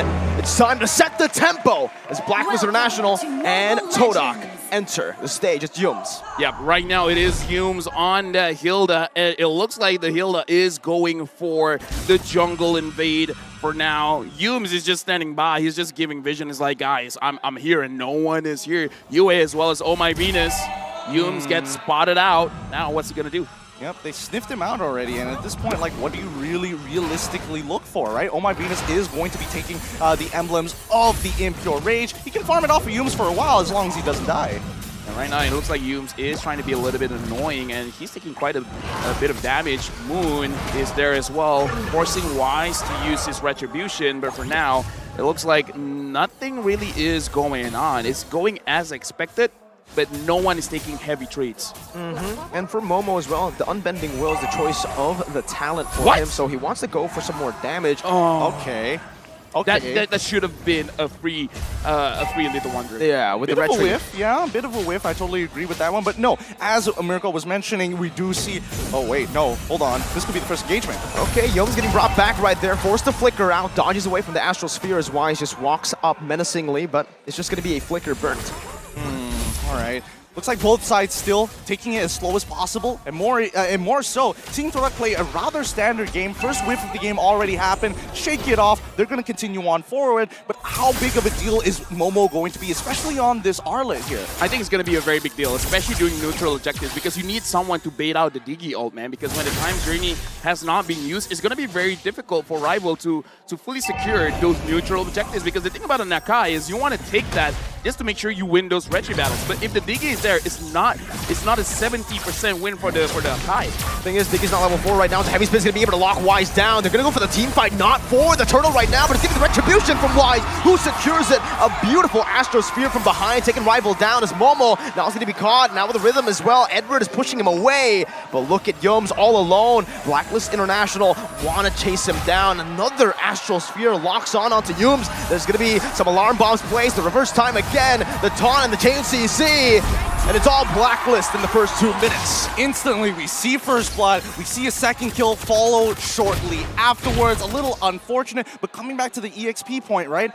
I actually disagree. I think in this particular case that Edward on this Joy is going to make Chico's life rather difficult. He is taking the Vengeance as well, and yes, even though he's not as hard as people would like to believe, doesn't have that fourth dash as we've all been hoping for, that's totally fine. With the Vengeance alone, and especially since Chico guys can only swap places once, that gives a lot of room for him to work with. Look at this. Chico guys already completed his first item, and Moon looks like he is fully aware that someone is waiting in the tribe. So for now, let's count it. 4 members of Blacklist International is here. Chico guys as well as Moon. They are ready, but who's smelling like a fight here? Because Blacklist International, it feels like they want it, but at the same time, they don't want to take a big risk. They're getting pinched though, right? If they stay here for even longer, then you can give TODAK a little bit of a chance to go for that fight. So Blacklist International, they don't stay there. It's just Venus and Yue holding it down. Chico gets chunked so low! He gets gunned down with the Miru's passion as well. As Moon is there, he pops into RWM, but the time journey is perfect. The Astral Sphere from Yue, from downtown. Wise is gonna fall, but it's only the utility jungler. Blacklist with another win. What just happened there? He just ate it. Yeah. No, I mean, like I said, this is Toda, you know. Chico's gonna lose. Chico's gonna die once or twice in the gold lane, and then afterwards, for some reason, he has extra gold. So for now, Blacklist, they're doing quite well. But again, this is kind of like textbook Toda. I kind of feel like they did not want that to happen.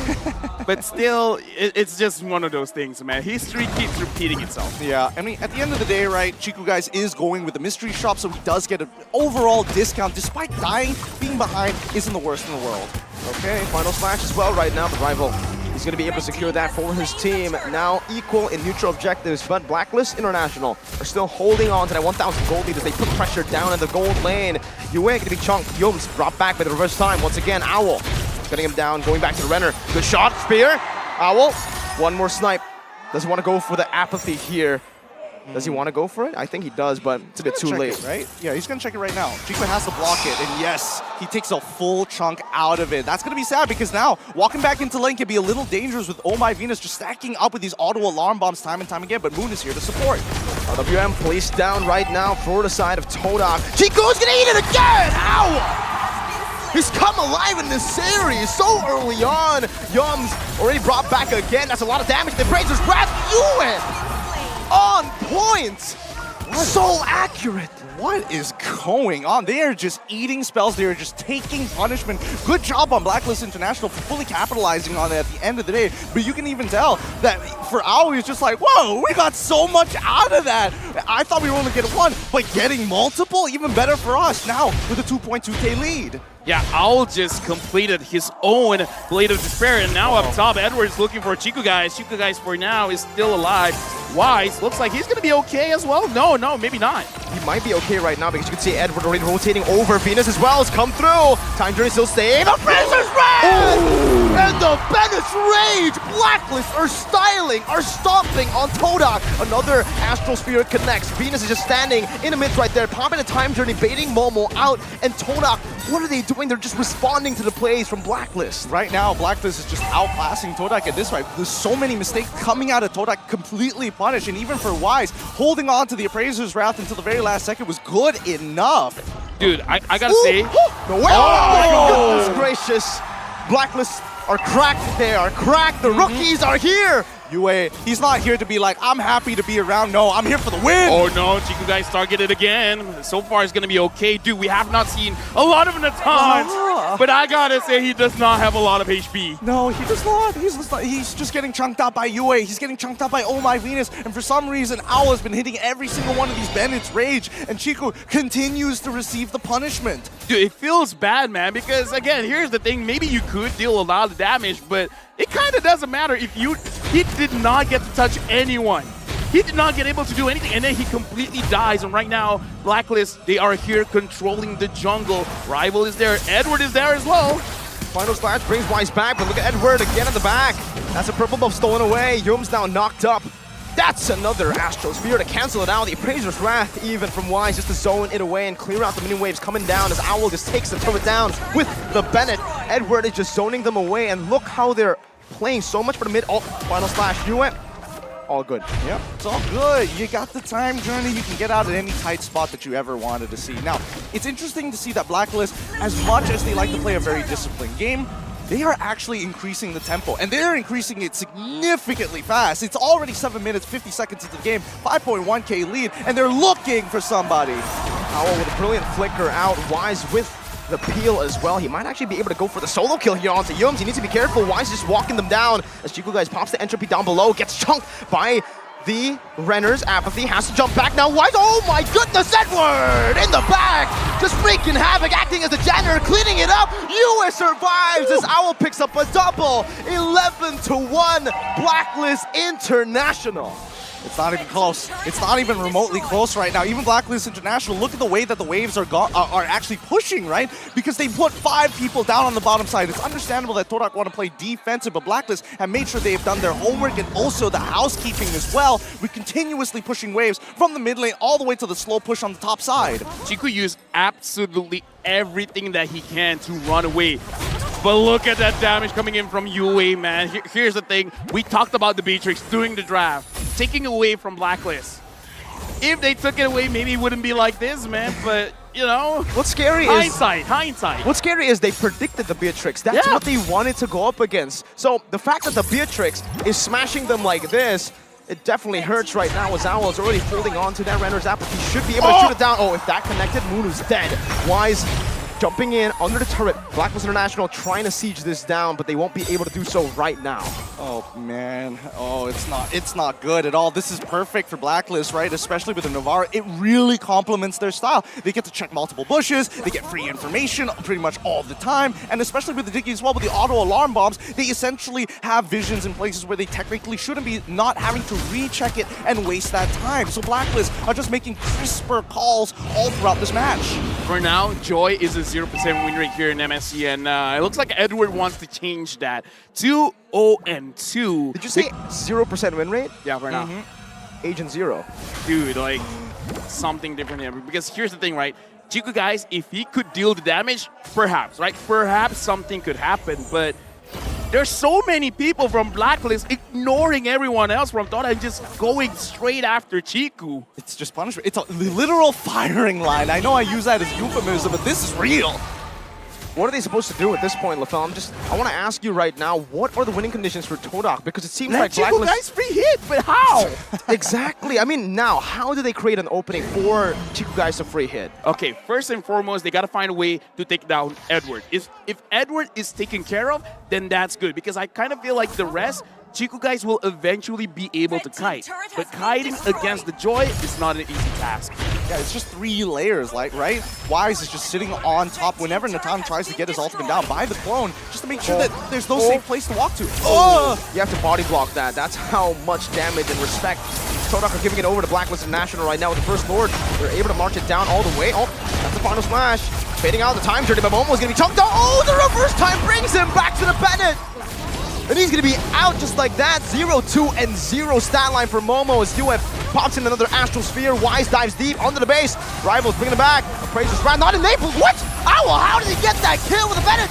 Two guys sniped down. He's still going to be able to dish out some damage. Wise is still alive, but finally falls. It's still going to be Owl who finds the double. Now with the reverse passion, Yue, one more shot. He needs it. But Chico guys and Moon, they're trying to defend very heavily under the base, but Edward just jumps forward. 11 minutes. That's all it took for Blacklist. Outclassed, absolutely rolled over, and spanked back. Good luck in game number 2, because Blacklist are looking mighty fine, extra sharp, but the mistakes coming out for TODAK, absolutely unacceptable here. I gotta say, we were talking about the drive. We were talking about a lot of experimental things. I think the idea was there, but at the same time, I kind of feel like even they were caught by surprise by the early game of how many times Owl actually hit all of those ults. Like the Bennett Rage is I kind of feel like she was like, wait, I don't remember it doing this much damage. And usually it's very hard to hit. The Bennett Rage, you need to combo it with something, but in this game it felt so easy. More like you kind of have to let yourself be hit by it in some of those situations. It was almost blind. He was like, maybe they're in this particular bush. And both of them were in that bush. Oh man, that's rough. Rough game number 1 coming in for TODAK, but congratulations. That's Blacklist at least securing 1 point and also significant momentum for game number 2. Dude, like that 11 minutes? That wasn't even close. That wasn't even close. That was a stomp. That was a giga stomp. Yep, it was a stomp, but it also wasn't the fastest game that we've seen so far. I mean, generally speaking, 11 minutes, considering that the average game time is 18 minutes so far here at MSC, it's surprising to see that, wow, Blacklist, they know how to push the tempo, and even so, they even got a little greedy sometimes, which is uncharacteristic. Edward said it before the game, I believe. He says that he is prepared and Blacklist International were prepared for the crazy drafts coming in from TODAK, and I think that's how you beat them, right? You don't try to counter it in-game, you just play the standard way, and then just do your thing. I mean, like, looking at the situation, the Beatrix, the Joy. Again, the Joy hasn't been doing well, but Edward... Agent Zero, bro. Agent is just something different, man. It's just Pop like... it up, bro. I don't care if it's been nerfed. Nerf? What's that? What's a nerf? You mean balanced for me? No. Balanced for me. That's a good way of putting it, actually, because overall, I mean, even in his matchup against Momo, generally both sides weren't getting too much until the big team fight started to roll back in, and he is just so patient. Agent Zero has a hit list, and he's going to make sure he's crossing off names, and real quick at it, too. I think from the drafts as well here, LaFell and Gideon, definitely. I want to talk about the Hilda pick because, okay, it's a good counter pick, but the synergy with the rest of the team just wasn't present at all. I did not feel like the team was made for each other. Like this 5-man composition was like 5 individuals, you know? Meanwhile, for Blacklist, they were really, really banking on the team synergy. So the complete opposite. No counters, but team synergy. I gotta say, they got what they wanted because we don't really know what the draft TODAK wanted to do in the start of the game. Perhaps some of the heroes did get banned out because we have to talk about the Lance as well as the Ling has been banned out. Now, the thing that I want to say, with that draft, they still made a lot of mistakes. I'm talking about especially the very first turtle because Rival used his heavy spin a little bit too early because the turtle still had a lot of HP left. He could have delayed it just a little bit and then make sure he secured the turtle, but ended up doing it a little bit too fast. He had to stay at that spot for a very long time to make sure that he can lock down Wise, and ended up just taking way too much free damage. Yeah, he was tunnel visioning pretty hard. Like, even for Moon, he was still in the EXP lane. He was about to hit level 4, and by the time he did, it was way too late. All the big abilities have been, the combo components, in a matter of fact, were already expanded. I think for the turtle fight in particular, it was mostly because Venus was already walking up, so he wanted to get that heavy spin down before the time journey actually got, before he got level 4 to pop that time journey, which I completely understand, but again, it felt a bit miscommunicated because if the heavy spin was used prematurely, there should have been someone else there on the turtle to take it down for that retribution, for that free retribution. Yeah, exactly. That's why it just feels a little weird here. Yeah, a bit disconnected. Yeah, disconnected all the time. But game number 2, that's where we have to start focusing on. We can't even talk about adaptations here because look at the post stats. Our MVP of this game going over to Wise. Absolutely deserves this one. The man is like, okay, you're going to give me space. I'm going to take absolutely everything. Wize. Here's the thing. You know what they call Wise on this Fredrin? Not just Wise, but a lot of really good Fredrin junglers. Psycho Fredrin. He's the type that just goes in front, doesn't care who's there. He's going to retro you down, make sure that you're slowed, and he's going to engage.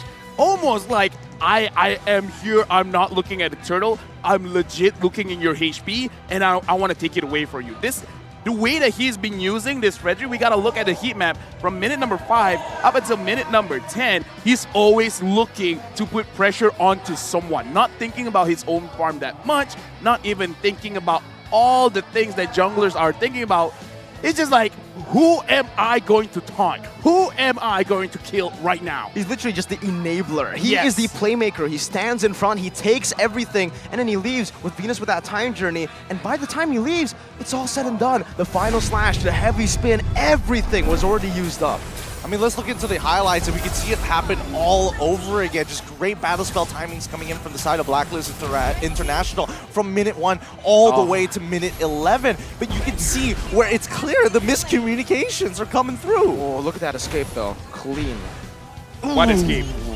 There is no escape. I saw Moon get sniped. No, Owl's escape. Oh, Owl's escape. Okay, good. But either ways, look, there's no safe place for TODAK to be. I mean, like, we even saw RG's lead SG with this Novaria Beatrix combo, man. There's nowhere for him to hide. Unironically, you think, oh, maybe it's the first time, right? You know, the Bandit's Rage is going to land 2, 3, 4 times later. Right now, Owl is playing. Once he has the lead, he's pretty much on his own. He doesn't need the support that you would expect to see Blacklist playing around him. He's just waiting for these kills to come to him. And this combo, man. I think we need to address this combo, right? RSG pulled it out first, Navaria Beatrix. The fact that TODAK kind of let them go for the Navaria Beatrix is like, yeah, we saw it from RSG, you can try it too. I think we'll beat you, and then it turns out it's 15-2. I mean, they were hoping for a much better early game like that, and hopefully, you know, Hilda in the later stages is like, what else are you going to do? Really disrupt them? Nah, just body block for us. I guess. Novaria is low-key disgusting, man. A little bit. Dude, I mean, like, it's an enabler. You know, it sets up, it Vision, has it pays off. damage. Like, what else does the no... Health, that's what she doesn't have. She doesn't have physical damage too much. Okay. Physical damage and health. Physical damage and health. But at the same time, if you're not getting touched a lot, then, you know, it's like, it's good either ways. Novaria is one of those heroes that says, stranger danger. If you're going to come to me, I'm just going to go away. I have a lot of movement speed when I'm in those walls. And not to mention that, you know, I find it... well, what's your opinion on this, Mirko? Because when I'm looking at Impure Rage and I already see an Enchanted Talisman, I think he was confident. It's like, yeah, I just need to spam more spells. It's not because I need the mana. The CDR is pretty important. I love the confidence because RSG went for the mystery shop. I remember that very vividly. And the fact that he was able to get the snowball was the reason as to why the Navaria actually worked so well in the game. So the fact that Blacklist International Yue, here a rookie playing his first ever international tournament, was confident enough to bring the Impure Rage. He knows how good he is on that skill shot, and he knows that even if I fall behind, we always got Owl. I just need to, you know, multiply the hitboxes. Hey, here's the thing, right? Impure Rage gives you more damage, gives you mana. It made it so that he doesn't have to recall as much. I mean, the skill recall, sure, but meaning not literally recall going back to his base. And looking at the stats here as well, Yue dealt the most damage. Oh, yeah. Not surprisingly, by the way, 40,000 damage dealt in 11 minutes, 869 gold per minute for Owl. Yume's taking a brunt of that damage, and Oh My Venus is always there for the team fights. Yue, that is some nasty damage. He wasn't missing a single one of those shots, and I think even for like Chiku guys, right, even though he was getting punished, how does this affect the rest of the team? Because he was calling for a lot of reinforcements, a lot of support, and that's why you're seeing even in the previous slide that everybody was getting hurt in their economy because they were pulled away to the gold side of the map. I gotta say, man, this makes it very difficult to draft against Blacklist because you kind of want to respect Oh My Venus's hero pool, but at the same time, if you do that, you're letting go of everything else for everyone else. What was the bans earlier? It was the Estes, Glue, and the Valentina. So one ban towards Venus, but now, I think especially if TODAK wants to go for a heavy CC lineup, they were way too tunnel vision on just the Estes, just the Florin, just the healing heroes, because the Diggy is something you really need to be aware of, especially if you want to go and first pick Arlet and Akai. Exactly, right? So much CC, finding out that counter engage. And here's the thing, we were talking about maybe even overloading the CC. I was thinking maybe even, hey, put Yumes on that Akai, maybe get even a Minotaur jungle, get really wacky and maybe a little zany with it. Zany, I like that. But yeah, I kind of feel like this should be a good thing for TODAK to kind of like have a rough understanding of the movements coming in for Blacklist, so that game number 2, they could properly adjust.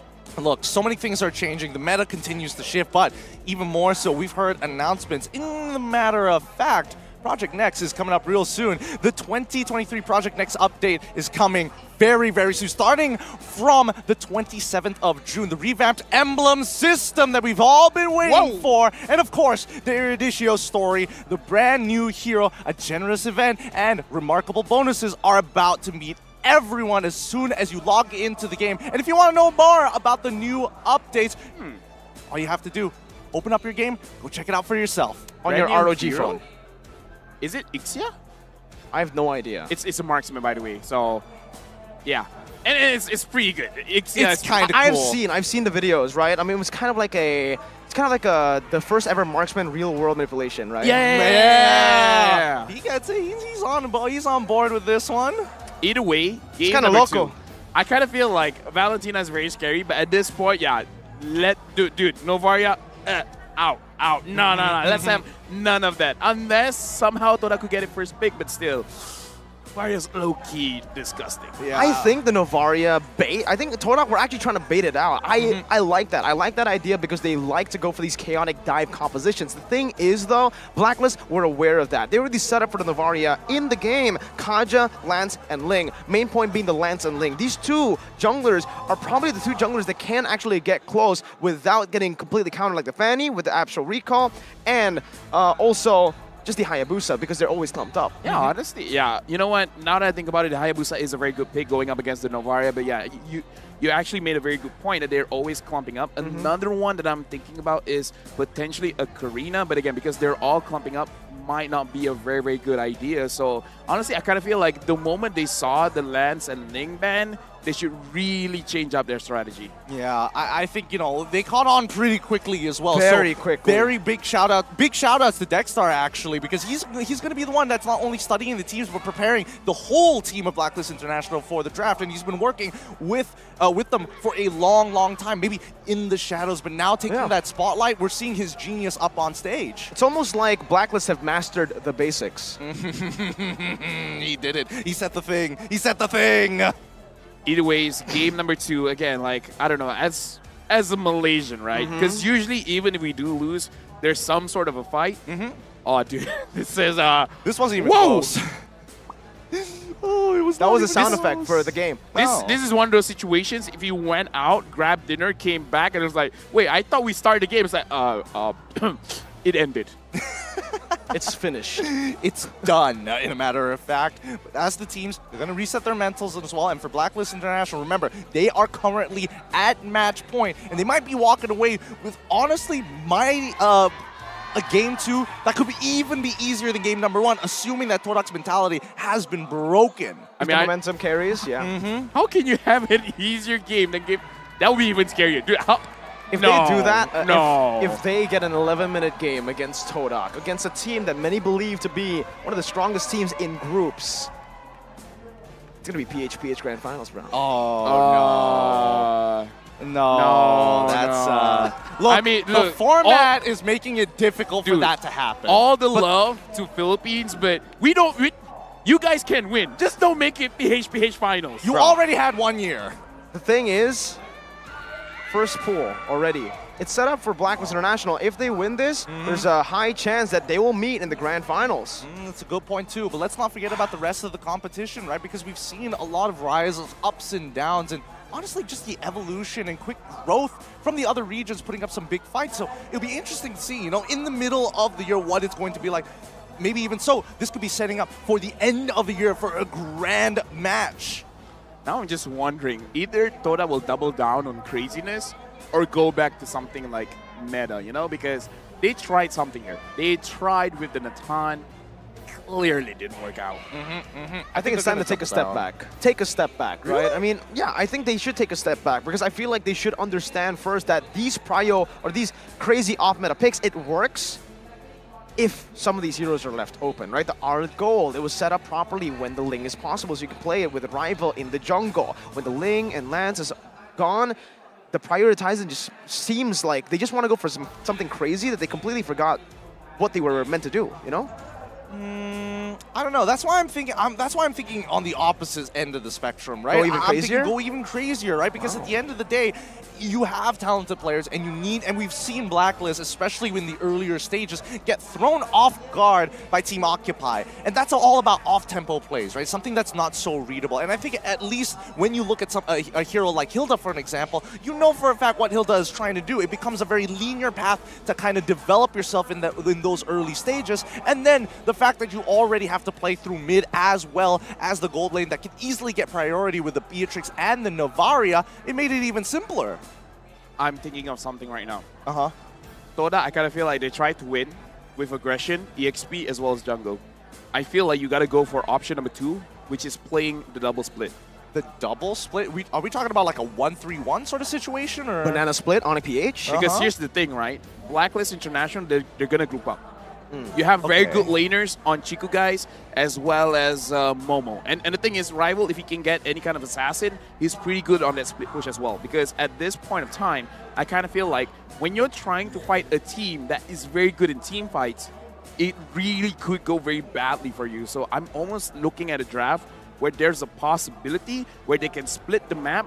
If Blacklist 4 members down, push top. If 4 members mid, push top and bottom, you know? Try to pull Blacklist around instead of trying to brute force it. That's one of the ideas I'm thinking about for TODAK here. That's rather interesting, because when I think about it even more, and especially during the grand finals of MPLPH, where Echo was putting a lot of focus on trying to pull away one of the members, and in this case it was Edward, that's when it became a little bit awkward, right? Again, 4v5 situations aren't exactly the best to deal with. I don't know, man. For me personally, looking at the drafts and looking at the way they play, I think a lot of teams are just overthinking whenever they go up against Blacklist and Echo. You don't need to be too crazy. Stick to the fundamentals and try to beat them there first, because if you don't try even that first, you don't know how it's gonna work. Fair point, fair point. But it's time for game number 2. Blacklist International on match point. Let's jump into the draft. TODAK going to be taking first pick this time against Blacklist International on There you go, Diggy. The respect band's coming on through. Yeah, I kind of feel like Diggy really put a wrench in the pocket here. Blacklist, if they don't ban out the Novaria, I kind of feel like Moon will pick it up as well. So for now, TODAK, honestly, if I was them, I might as well ban out the Joy or the Frederick, because I kind of feel like those 2 heroes were a big problem just now. The Joy. I can understand the Joy. I don't know if the Frederick is going to be necessarily worth it. Actually, maybe it might be worth it now that Lancelot is gone. They can also just first pick it, to be completely honest with you. If they ban out the Novaria here, maybe they can first pick it. But yeah, if the Novaria gets left open, that's the thing. Do TODAK want to go for it? Let's see what direction is. They've got 4 more seconds until we see it. They're discussing it thoroughly. It's going to be the Valentina. This could be the setup for the Novaria. Okay, so even if TODAK gets the Novaria, because again, we got to assume that Blacklist, they want to ban out the Ling here. Even if they do pick up the Novaria for TODAK, I kind of feel like it is going to be a Fredrin pickup again. And then perhaps something around, I don't know, because even the roamer position, I kind of feel like they can hide it for a bit, unless they just instantly pick up something like a Florian, because Florian Fredrin is pretty solid as well. Okay, so or a glue. The glue Florian is very disgusting. I think they might not go. Yeah, I don't think they'll go for Florian first pick though. I think they're gonna go for Glue and then Feramis, take that counter away, and then use the Feramis as a flex pick. We know that Venus can play it wrong. Yeah. We know that Yua is a very good Feramis as well. And with the Valentina banned out, not a bad pick to go for. I don't know. I feel like it's dangerous no matter what, right? You pick the Feramis, Yves is going to get picked up from the side of Blacklist International instead of the Novaria, unless TODAK want to get really crazy with it and somehow put Yums on the Novaria in the roam position, then I suppose maybe that's an answer. And even if they do it the opposite way, you pick up the Glue, that means that Blacklist International is going to get the Faramis. Exactly. Novaria is the safest first pick for TODAK right now. The falling stars. And it will be the first pick. Yep. 6 times picked so far with an 85% ban and pick rate with only a 67% win rate thus far. Let's see how Blacklist International is going to respond.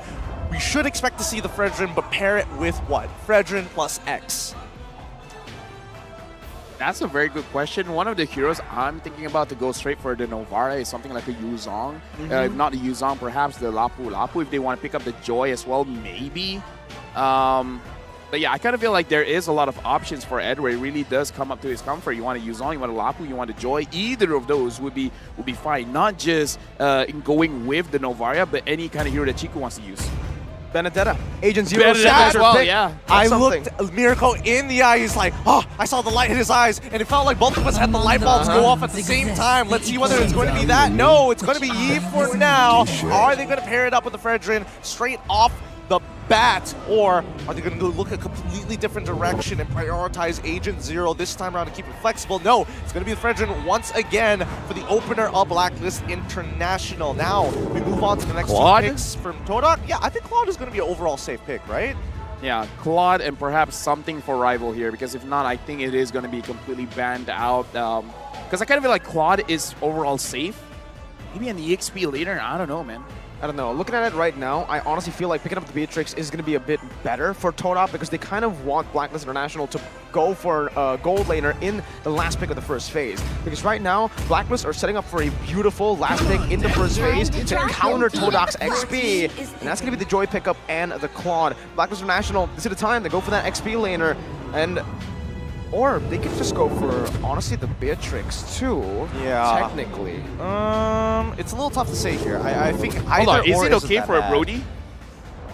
Ooh, I suppose. I mean, there is a world where Brody is picked up by Owl here. In terms of the matchup against, at the very least against Claude, it's a more Brody favorite. Why for the not time Wan Wan? being. But Wan Wan is probably going to be the go-to, right? I mean, it makes sense. It's wide open. You're able to negate a majority of the CC. If Joy starts running at you, if you see it coming, more importantly, you proc the weakness points, use the crossbow of tank to buy that extra bit of time.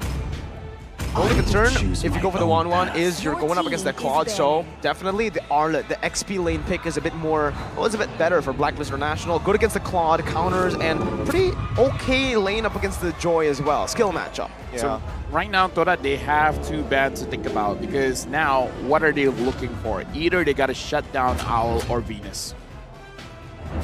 Owl or Venus, how would you do that? Because they've already dedicated at least 2 bans towards Venus' side. They could go for even more. They could get rid of potentially, let's see, I mean, Florin seems pretty decent. Maybe Florin Beatrix, Florin Brody, like, I'm thinking just Beatrix and 1-1.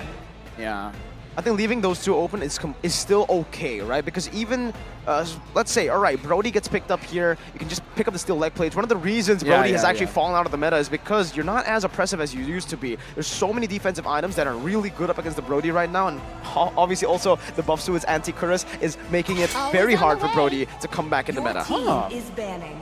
What's up with this Matilda? Yeah. I gotta get scrim leaks or something. I don't know what's going on. What? Why the Matilda? Why so much It's priority? not even the same team. Yeah, it's TODAK TODAK now. Yeah, I mean, to be fair, Oh My Venus is pretty good on the Matilda. So, asking the question, do you target Venus or Owl? So far, they're saying, nah, fam, it's still Venus. It's all my Venus. It's all my Venus. I would like to believe that, but in this case, like, how does Matilda really kind of work together with the rest of their composition, right? Because it feels like if Blacklist International... You will always follow the Claude wherever he goes. Well, that's a good point. That is a good And it point. gets you out of the Joy, right? Yep. Remember, that's the Guiding Wind is a very good mobility tool that they can utilize. At the end of the day, I would still imagine that the Beatrix would be the ban here, and I feel like Blacklist International would be more than happy to pick it up and even pair it up with a Florin if necessary, right? This is so hard. Going up against Blacklist. And TODAK. And TODAK. It's like whatever so you hard to ban, predict. whatever you ban, in hindsight, people will say, you're wrong. No, you're wrong. No, you're wrong. You're wrong. Bene? No. Did you say Arlet? You're wrong. You're wrong. I mean, like, again, like, here's the thing. Because both teams can go very, very crazy, that we forget the obvious choice. Yeah, it's the Spider-Man meme all over again. Welcome to the Spider-Verse. They're all just pointing at each other. It's just, you don't know who's the real one. With Martis, follow-up ban and the final ban coming in for Blacklist International. TODAK, last 4 seconds to determine their fate here. Ban's going to be Aramis this time around. Okay. Count it out. 4 bans towards Oh My Venus. Yeah. Oh, man. It's back to M3 again. We're back to M3. This is literally what happened at M3. I'm thinking about this. I'm feeling like, okay. Oh, what? Venus on the mid. Wait. I respect that. Hey, Minotaur has a heal. Minotaur does have a heal, and it's not like Oh My Venus has not played Minotaur in the Queen's career ever, because the truth is, it has been played before. It has been utilized. She has one of the biggest hero pools in the MLBB community. But the setup from TODAK banning out this Farmus means that this Joy might actually just go into the jungle. They pick up glue for themselves and hope for the best. Oh, man. And now with the Minotaur, Arlet, Yves, and the Fredrin, it just sets up perfectly for another Beatrix pick. And the Beatrix does pretty well against the Claude as well. So they're really just sticking to what worked in game number 1, but they're just changing a little bit, right? There's still a clump-type composition. It's still really unique, but TODAK, what do they have to say? What is the response at this point? It's either they look for combo components. No, honestly, I'm just thinking, what can Yums use here? And he's going for his signature Cho, as well as Rival going for the Akai. So quite a bit of heal here. Now, Yums is pretty good on the Cho, but against this kind of matchup, even I'm not entirely sure, man, because you kind of don't want to kick the Arlet, you don't want to kick the Minotaur, you don't want to kick the Fredrin, you sometimes can't even kick the Eve. So not a lot of options. Yums, 1 out of 5. You gotta be insane at locking down those targets. I mean, it's not even just about locking, it's about canceling abilities with the third hit of Jikundo, right? There's so many valuable ults that you could potentially stop in its tracks with it, but that's like, what, 1 or 2 frames that you're working with? It's a very, very high skill matchup right now for Yums especially. And yeah, I was about to say, Blacklist, they could just go for the Beatrix, they could go for the carry and have a Purify, but then that mobility will certainly be a problem. If you want the best of both worlds, you want Purify and you want some damage, mobility as well, it's the Wan. It's so good here. Man, it's strange to see that Wan is left all the way to the end. Like, it's such a high priority pick for so many of these teams. But personally for me, I don't think it's looking very good for TODAK right now. If I'm going to quote Peter Parker, I'm not feeling good, Mr. Stark. Oh. Yes. I mean, actually, no. Who is that? I only know Spider-Man. Oh, okay, yes. I don't know who you're actually, talking about. Who is Spider-Man? I have no idea. Maybe it's Owl. Forget what I said earlier. Oh, dude. Spoilers, by the way. Sorry. Big spoilers. I'm so sorry. Oh, I can't wait to see how this game is going to go. TODAK has a mountain to climb in Blacklist International. They're already feeling it. They know they might just get first seed here. Oh, they know it. They're confident and in their draft as well. We're going to see how it works out in the land of Dawn. Ladies and gentlemen, game number 2. A possible clean sweep here for TODAK. They may be able to pull an upset if the draft worked for them. How does it work? Let's find out. Let's prod at it. Let's prod at it and hope for the best, because now we're seeing an early level 2 opener from Edward as well as UA working together on that top side of the map. All the mid lane has been early shoved just to secure this Litho Wanderer. Yeah, right now looking at the situation at Blacklist. Actually, again, because Yums, I'm thinking on the Fredrin as well, because Wise can't cancel out his Way of the Dragon. So, I don't know. We really got to see TODAK kind of like play out of their minds. They got to out-micro Blacklist, but that's going to be very difficult, man. They certainly have to practice their minds off to get a slight edge in the early game. I believe it's still neutral objective-centric for the Akai. Yeah, it really is going to be. Let's look at the in-game equipment, see if there's anything out of the ordinary. Nope, everything looks pretty standard here. Early like plates, a pair of pants for Rival early on. But at the end of the day, once those level 4s start coming on through, that's when the real action's going to begin.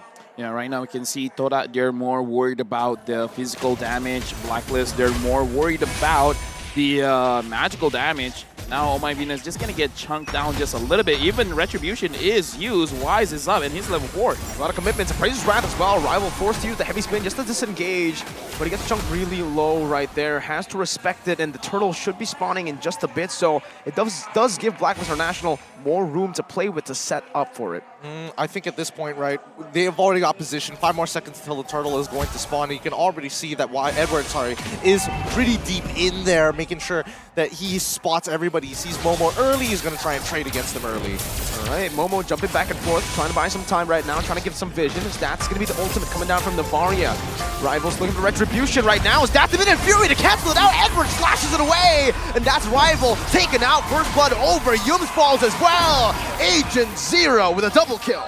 Beautiful timing from Oh My Venus, right? Just trudging up that Minoan Fury to make sure that that last third hit is going to deter Rival, because if he tries to go into that fight or in towards that pit, he's going to get knocked up and won't be able to use his Retribution in time or compete against Wise. This is a very bad start for TODAK here. In fact, Blacklist International 1,000 goal lead at the first 3 minutes of the game.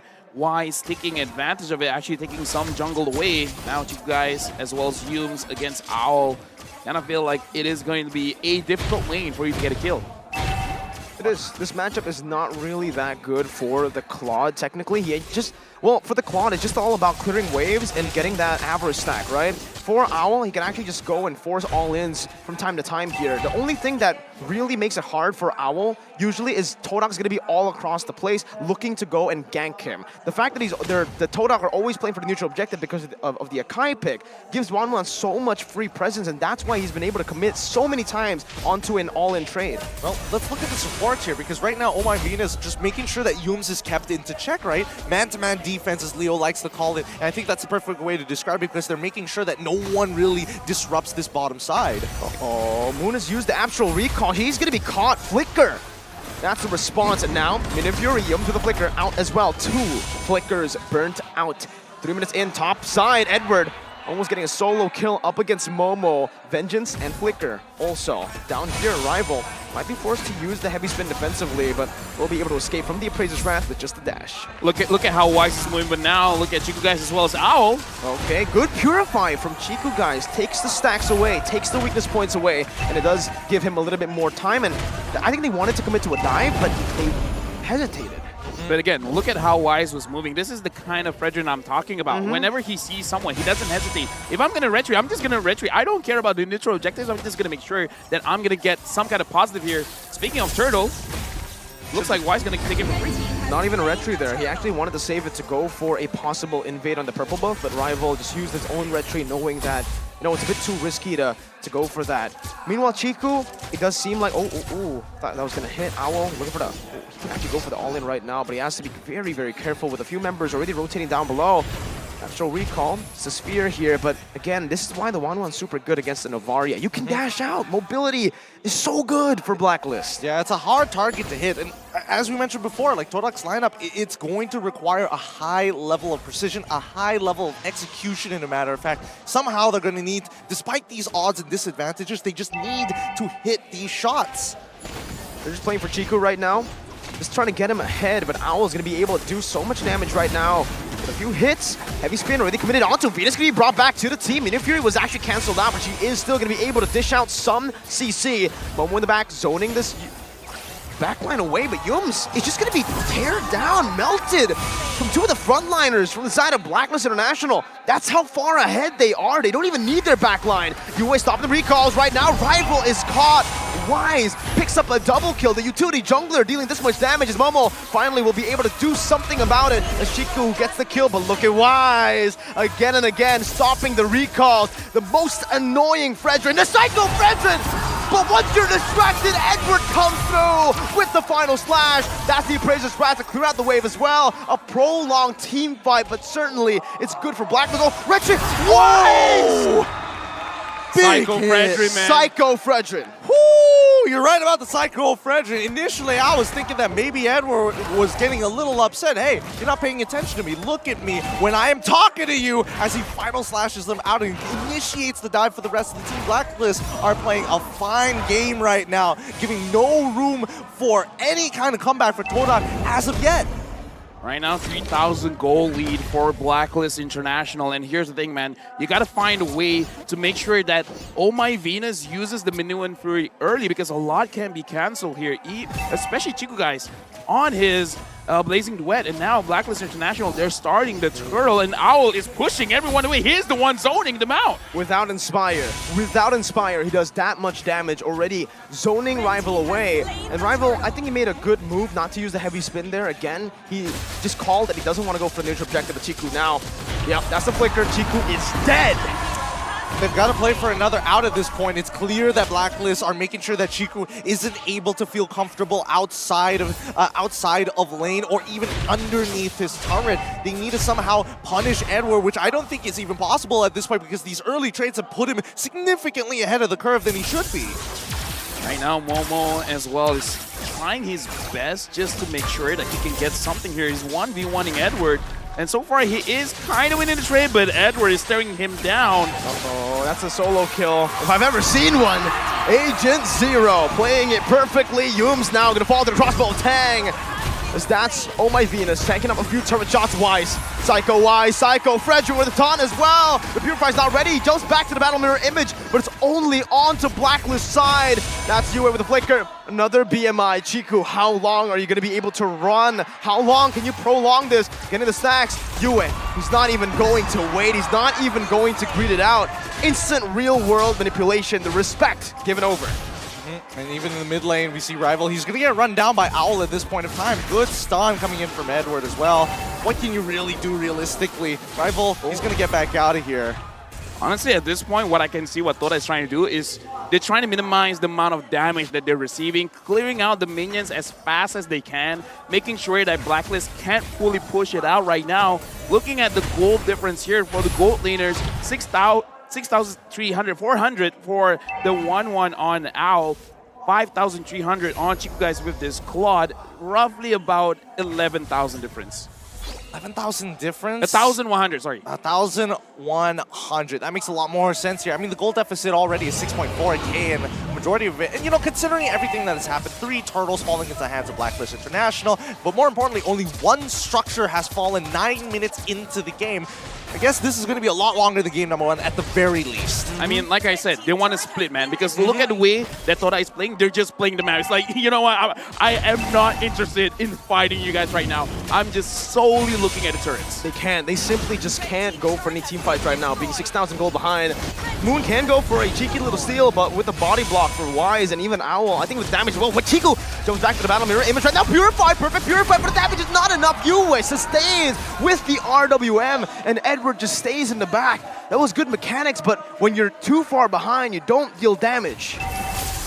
They're going for more, actually. Owl still has the Inspire, still has the Purify as well. Crossbow attack, not ready just yet. Momo finds the kill back. That's a knockup from V, though, and Momo should fall to Wise. Rival with the heavy spin, only locking Wise, but there's no follow-up. He's going to be forced to disengage, and it's still Blacklist who are dictating the game. Yep, they continue to dictate in the game. They lead by tempo, and they also lead by example. Now they're going to be crashing down this mid-tier 1, and more importantly, they got the sideways working for them at the same time. With a lead like this, it's hard to imagine that Blacklist is going to make that blunder. They are known to be methodical. They are known to play by the book. But if they want to increase the tempo like they did in game number 1, I think this is the trigger point. This is going to be very difficult for TODAK because, again, we see what they're going for, but it's one of those things that is going to look cool if you make it happen, but you're putting yourself at so much of a risk here because, again, you are losing the game for now. And look at that. Wise doesn't care. He's marching in.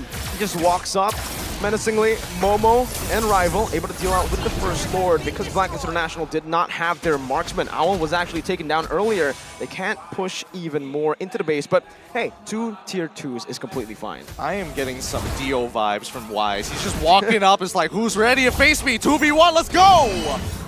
Right now, level 14 for Wise, level 11 for Rival. As a jungler, that does not feel good. That hurts. That hurts a lot. It hurts the soul to junglers all across the world here, as now the final outer turret will fall. And as I mentioned before, the trigger point, right? If Blacklist want to increase the tempo of the game, this is how they're going to do it. And we passed the 11-minute mark, and we're guaranteed to make it into the 12th before Blacklist will secure the next upcoming Lord. And I think that's when TODAK are really going to have to put everything at the wall, but with such a lead that we see from Blacklist International from an 8.3, which is going to develop into a 10k lead when the next wave of neutral creeps starts spawning, especially the jungle creeps as well. Blacklist should have this no problem. 8,000 gold lead. Looking at this situation, I'm even wondering if TODAK forces a fight, say Blacklist forces a fight, and TODAK finds a good situation for them to fight back. I'm not entirely sure if they have enough damage to actually win that one, because right now, Blacklist, they're very tanky. Having the Fredrin, having the Minotaur, having the Arlet, a lot of CCs, healing, very tanky. It's very difficult to drop this kind of lineup down, man. I mean, the only play that I could see that's viable right now is if TODAK can somehow isolate Owl. We did see them try to do something on the bottom side with both Owl and as well as Yue paired up together. That could have been a point that TODAK could have tried to send members down there to fight it out. But then there's always that realistic approach of maybe that crossbow attack could outplay the entire team and cost them the entire game. I think the problem right now is the fact that, you know, TODAK have good CC lock. They have good single target damage as well, but they can't lock anybody down. Nobody in particular that you need to go for, right? Yue and Owl, those are the 2 main targets. Thing is, Owl has a built-in Purify, Yue is anti-CC with real-world manipulation. So this CC from Yue, oh my god, what a move by Blacklist. Instantly for the top, they move down below. Yums is completely isolated. He buys the immortality here. He's trying to buy some time. Claude is all the way in the bottom lane. He can actually go for the push here.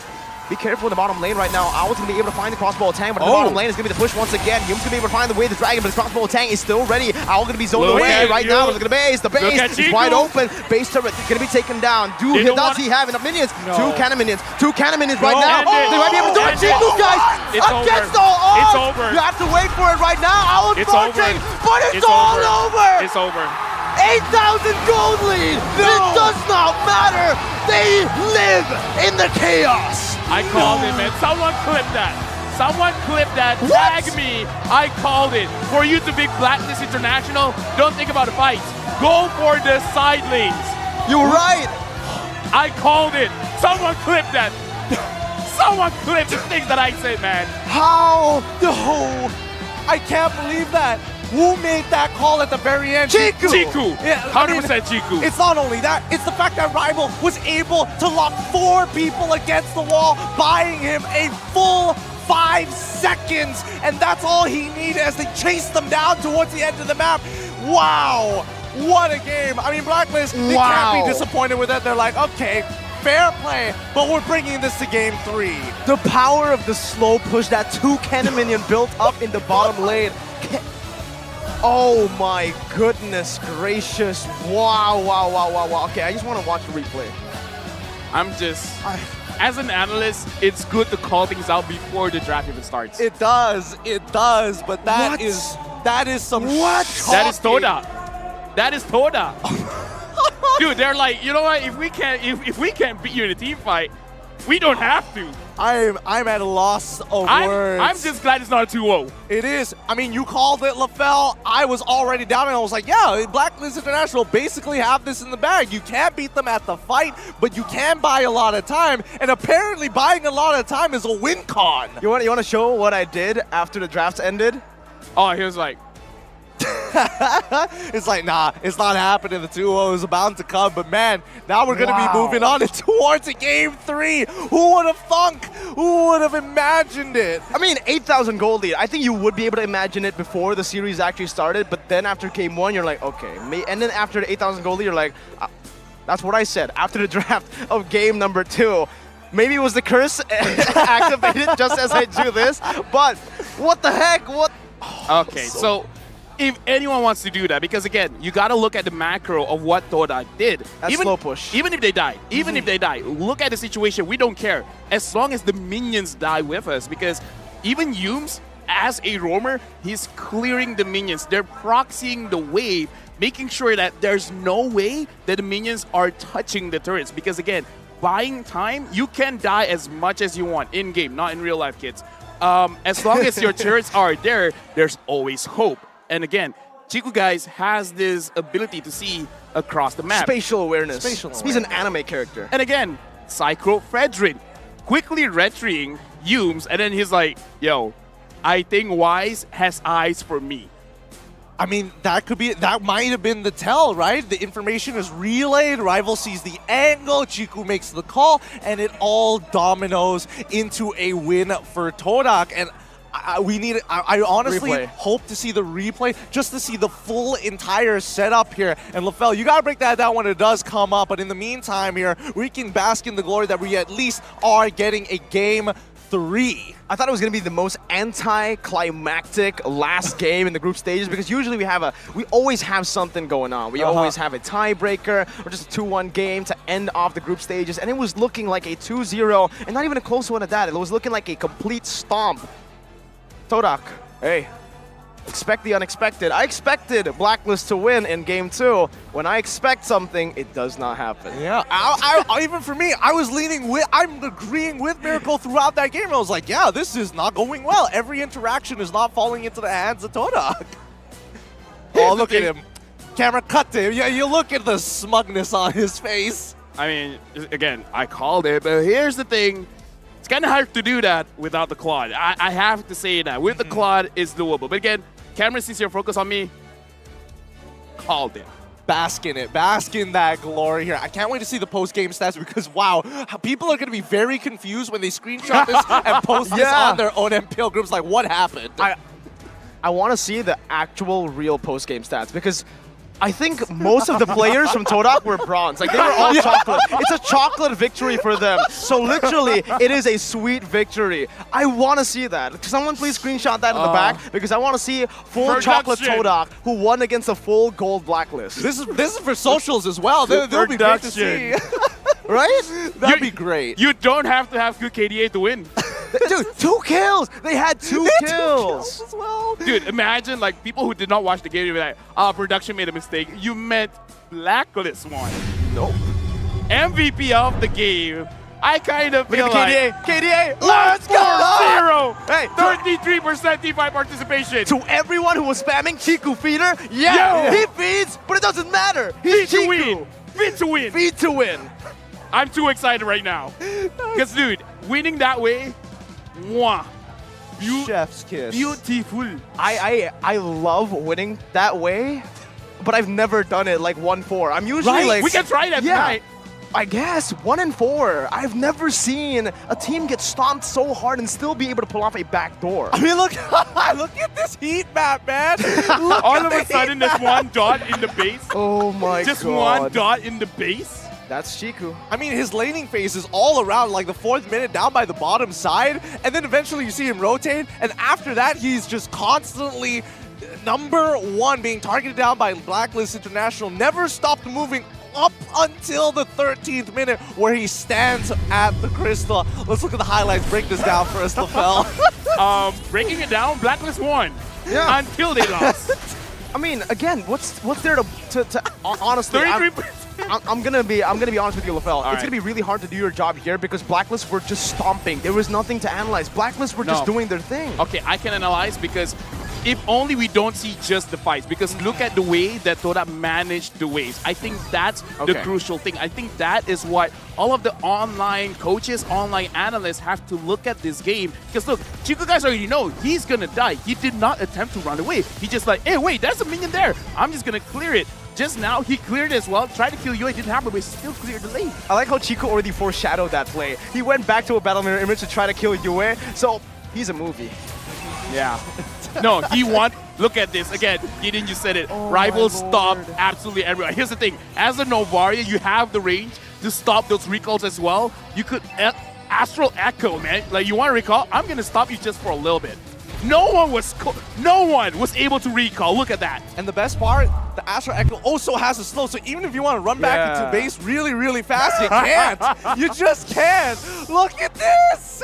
What is this? Moon's probably the only one without the chocolate. Yeah, Moon's like, guys, he's probably the MVP. He's probably the MVP in game, and that's why, again, the MVP in game doesn't show you much.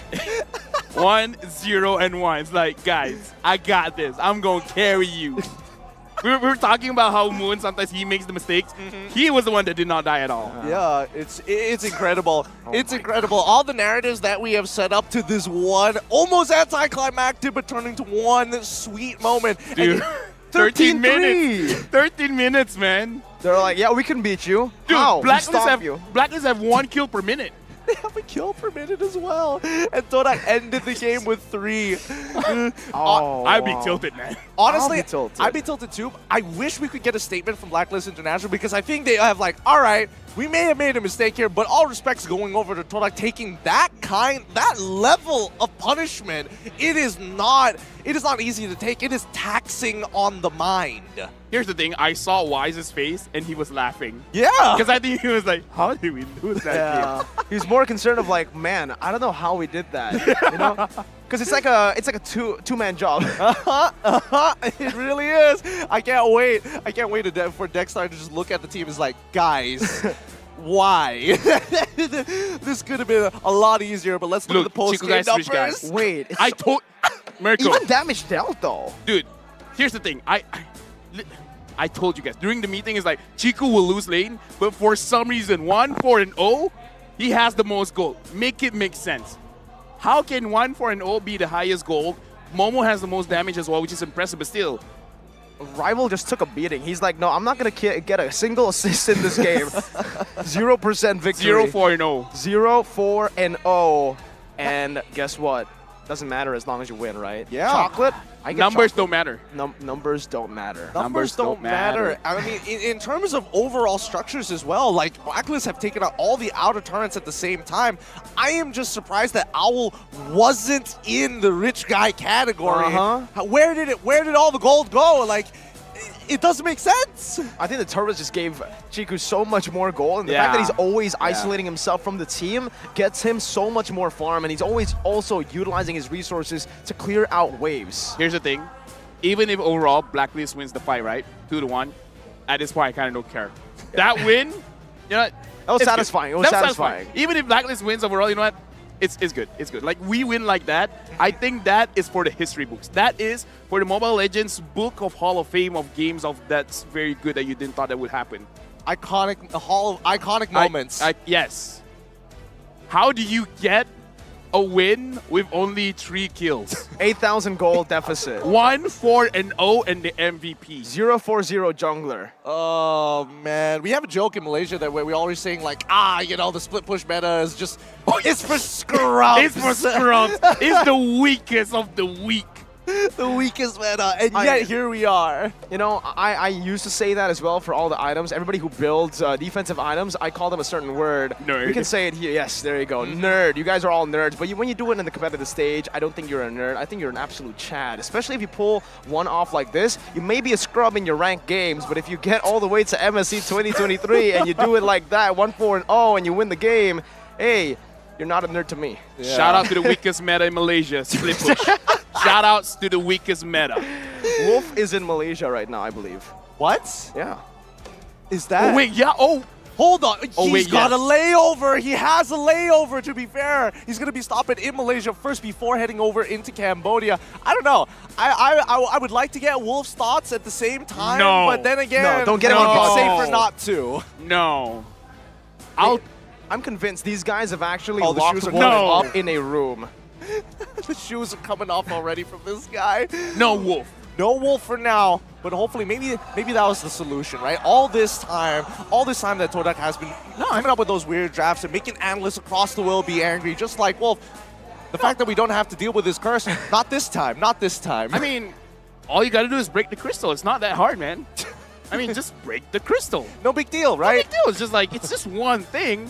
Just attack it a few times, eventually you fall. It's not that hard. Yeah, just don't die, nerd. Just don't die. I mean, you can die 4 times. 5, that's too much. You know, the greatest part is that we have 5 minutes to fill in here, and we're supposed to be like, post-breakdown. Right. What in the world can we actually Come on, say Muto, to you set really want us this to up? break that down? For 5 full minutes? Actually, I could probably do it. Honestly, we could, but I think more importantly, these 5 minutes are going to be crucial for both of these teams because even when we look back at it, TODAK is going to be thinking, all right, guys, we got really lucky there that we had an opportunity to bounce back, but the true question is how do we actually fix this draft? How do we fix the game? They're playing a little nervous, but with a bit of momentum and hopefully with this spark, we could see a potential even game in round 3. Yeah, usually in the best of 3, especially when it goes all 3 games, we get one stomp game from one side, from red side, and then we get a stomp game from blue side, and then we get a close game. This time, we have a stomp game from red side, and then a stomp game from red side.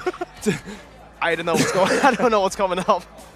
I'm nervous for it. I'm honestly nervous for it. I'm just worried if the Claude has been banned out. Because, again, like I said, you could do it with carry as well, but you got to secure a Franco or a Kaja. Right? Certain heroes can definitely push to end. Brody as well, but again... Moskov, but again... Natan, actually. No. But the thing is, Claude has the best mobility, and Chiku has so much games on that Claude, right? So I kind of feel like if the Claude has been banned, although if the Claude has been banned out, maybe the Ling will be let through. There you go. That's what I was actually going to bring up right before you mentioned, because Lance, Ling, and also the Kaja. It's okay, LaFell. It's okay, LaFell. Anyways, Kaja, Lance, and Ling. Those were the 3 bans, and yeah, it makes sense. The Kaja really disrupts what Blacklist International have going for themselves, especially if they want to go for something like a Diggy, right? Suppression and single target lockdown. I think Zane was able to do this as well at M3, using a certain hero that single targets, a hero that a lot of Indonesians just completely dislike. You can be the biggest douche in the world as long as you don't pick this hero and it's Saber Rogue. Or Saber, just Saber in general. You know what? You could be, you know... You could be the biggest douche in the world. As long as you don't use Saber Rogue. You're a better human being. Yeah, I mean, you know what? If I'm TODAK, I kind of don't care. Yeah. Winning's winning, so it is what it is. Saber gold lane, maybe. Who knows? Yeah, we have people who commit war crimes and underneath them is just Saber players. So sorry for all you Saber players out there. You're having a bad reputation right now, but you know what? You deserve it. All right, okay. This is so gonna get clipped, by the way. It probably is. It probably is. Now, TODAK gonna be making it back up onto the stage. Blacklist International taking a little bit more time to really start thinking about the draft because again, it's that give and take. What are they going to let go at the end of the day? In match number 1, we saw that Ling as well as the Lancelot get banned out towards that second phase. Game number 2, right at the very first phase, we have sniffed it out. We figured out what you want to do, and now game number 3, where do we go? I don't know. I almost don't care. Yeah, I almost don't care. I just want to see a good match. Exactly. Like, Muantana, I'm sorry, but we're not going to analyze the game. We're just going to let it happen. We're going to enjoy the moment, man. We're going to do the fan speak. We want game. Exactly. Game now. We will be just viewers. We'll be the netizens, man. I like how, like, MSC 2023, we just haven't been seeing any backdoors, and today we see 2. On Claude. Donut and now Chiku. Dude. It's right. Slabel. All right, Blacklist. Mirko is so cringing right now. It's like, I don't know. That was like an Indonesian meme like a year ago. I don't know why it's now getting No, because Malaysia, we picked it up. Because we noticed you guys have stopped. We got to continue it. Yeah. It's like the sorry. It's basically like once the Saber Room dies down, we'll resurrect it. Please don't. It's one of those memes where it's like, when are you going to let it die? When are they going to finally put it in the ground? The Valley, dude. No, it's Hey, outplayed. it's outplayed, bro. No, not a good time. Not a good time. In the meantime, here with 1 minute and 30 seconds left before we start getting into towards the draft, at the very least, hopefully, I mean, I said at the very beginning, we're going to see a different side. I didn't expect them to double down. I thought we were going to see a new version, not just the same version with you know, pumped up full of steroids. Oh, again, really, I'm just waiting. I'm just waiting to see the draft. I honestly don't have anything to say. I'm just back. I'm hyped again to see game number 3. I actually imagine what if legit Claude gets banned, and this time Chiku does use an assassin or a fighter, but just someone that can legit push the turrets, right? Like Hayabusa gold lane. Yeah. We saw that at M4. Didn't happen too well, but it didn't work out. That was M4. This is MSC. It's been 6 months since then. Hayabusa has not been changed. But you know. Close enough. Close enough, yeah, close enough. It's changes in Chiku's books. Well, not entirely wrong here. Not entirely wrong. Maybe because of, you know, the adjustments to the gold lane. At the very least, marksmen aren't scaling as quickly to start picking up on those steel plates soon. Well, at least there's one thing I know. I know that Blacklist International aren't really going to change much because, again, they were winning the game. They don't really have to change much. They don't have to adapt much. They just have to be. They just have to really care about. We that gotta talk one about thing. this. Okay, finally decoded. Oh, that title. Oh, you guys in production really got us good here. Finally decoded. This is the first official game win of TODAK against Blacklist International in the international scene. Currently with a score of 1 win and 5 losses against Blacklist. Here's the thing. We only won once. But oh, what a victory. we're gonna hold it over. We're gonna hold it in Malaysia for the longest time for like no reason. We won, but it still feels like we lost. 13-3. Everybody's gonna bring up the scoreline, and you're gonna say who won. 13-3 every single time. But this is it. Only one of these teams are going to be labeled as the first seed, and the other will be pushed to the second as we comment down to our very final game of today. Let's jump into the draft. I already see a Ling ban there, so let's check out the bans. Blacklist International, they are first pick.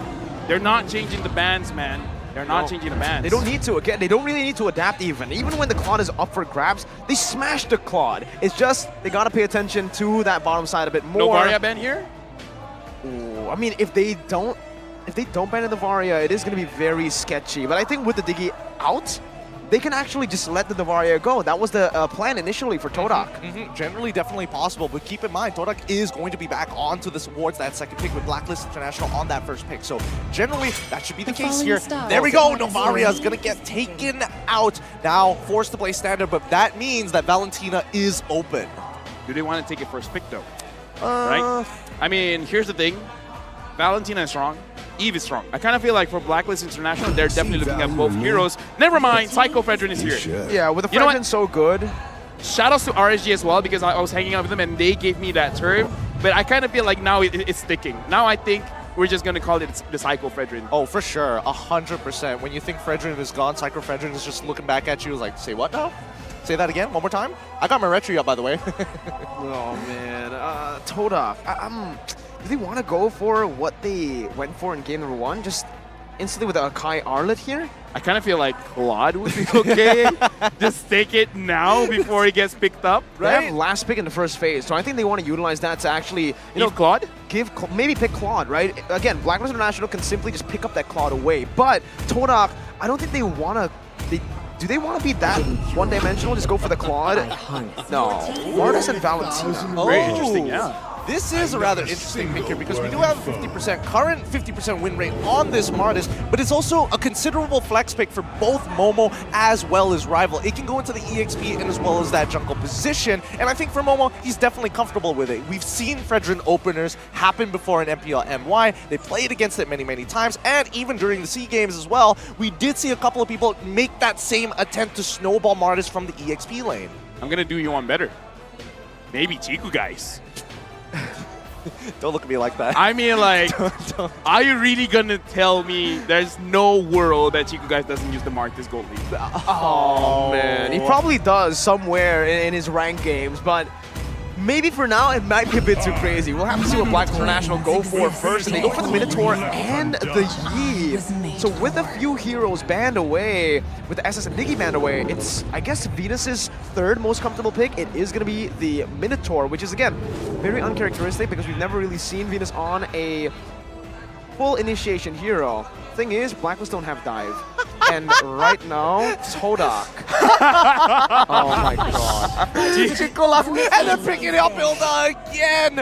Alright, Chiku guys has dealt 100% of TODAK's turret damage with a total of 20,068 damage to turrets last game. 100%. Oh, you know my what? goodness. This is a different kind of funneling. Yeah. That is amazing. I've never seen a turret funnel before, but I guess we've seen it now. I think Chiku told the team, you guys just clear the minions. Yeah. Don't even Distract! touch the turrets. Distract them! Destroy your own body for me. This is some sadistic. This is some He sounds like a gameplay. He sounds like a dictator. I mean, anything for the win, right? Anything for the win. Anything at all costs. All right, let's see what the second phase is going to be here. Because again, the fact is that TODAK is going in blind with this Hilda, right? They have Quad something then, right? in mind. Oh, wait, now that I think about it, at the very least I know that Hilda is able to cancel out a decent amount of abilities, and I think it might be applicable to Minotaur in this case.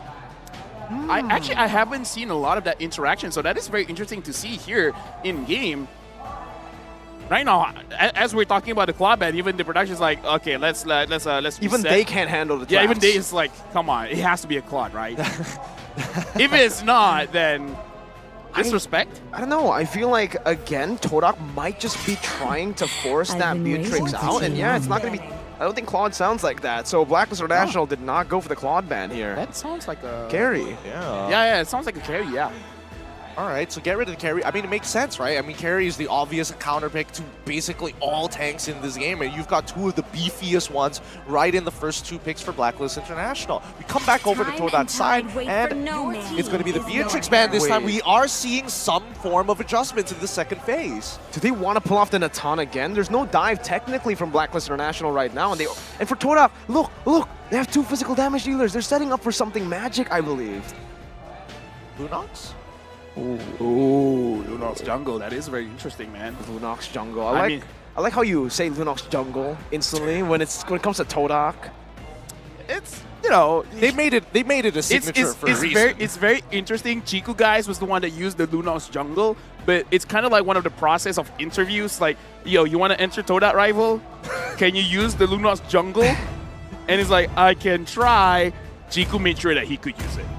Got the job. Got the job for sure. Lapu, no Claude ban. So the Claude might just come through here. But if they do go for the Claude, TODAK are going to be severely dependent on physical damage right now. Yeah, I agree with you here. I think even for Blacklist International, they actually respect the fact that anti-CC is going to be a little bit of an issue, so getting rid of the Lapu is always going to be great. We know that Valentina is susceptible to CC, but if you're still the real-world manipulation, that opens up a couple of options. But let's not forget, the Minoan Fury can also be stolen at the same time. They want to go for Joy right now, is my question, right? Good dive up against Blacklist International, good mobility to try to face off against the Minotaur as well, and has a bit of anti-CC within her kit. And deny.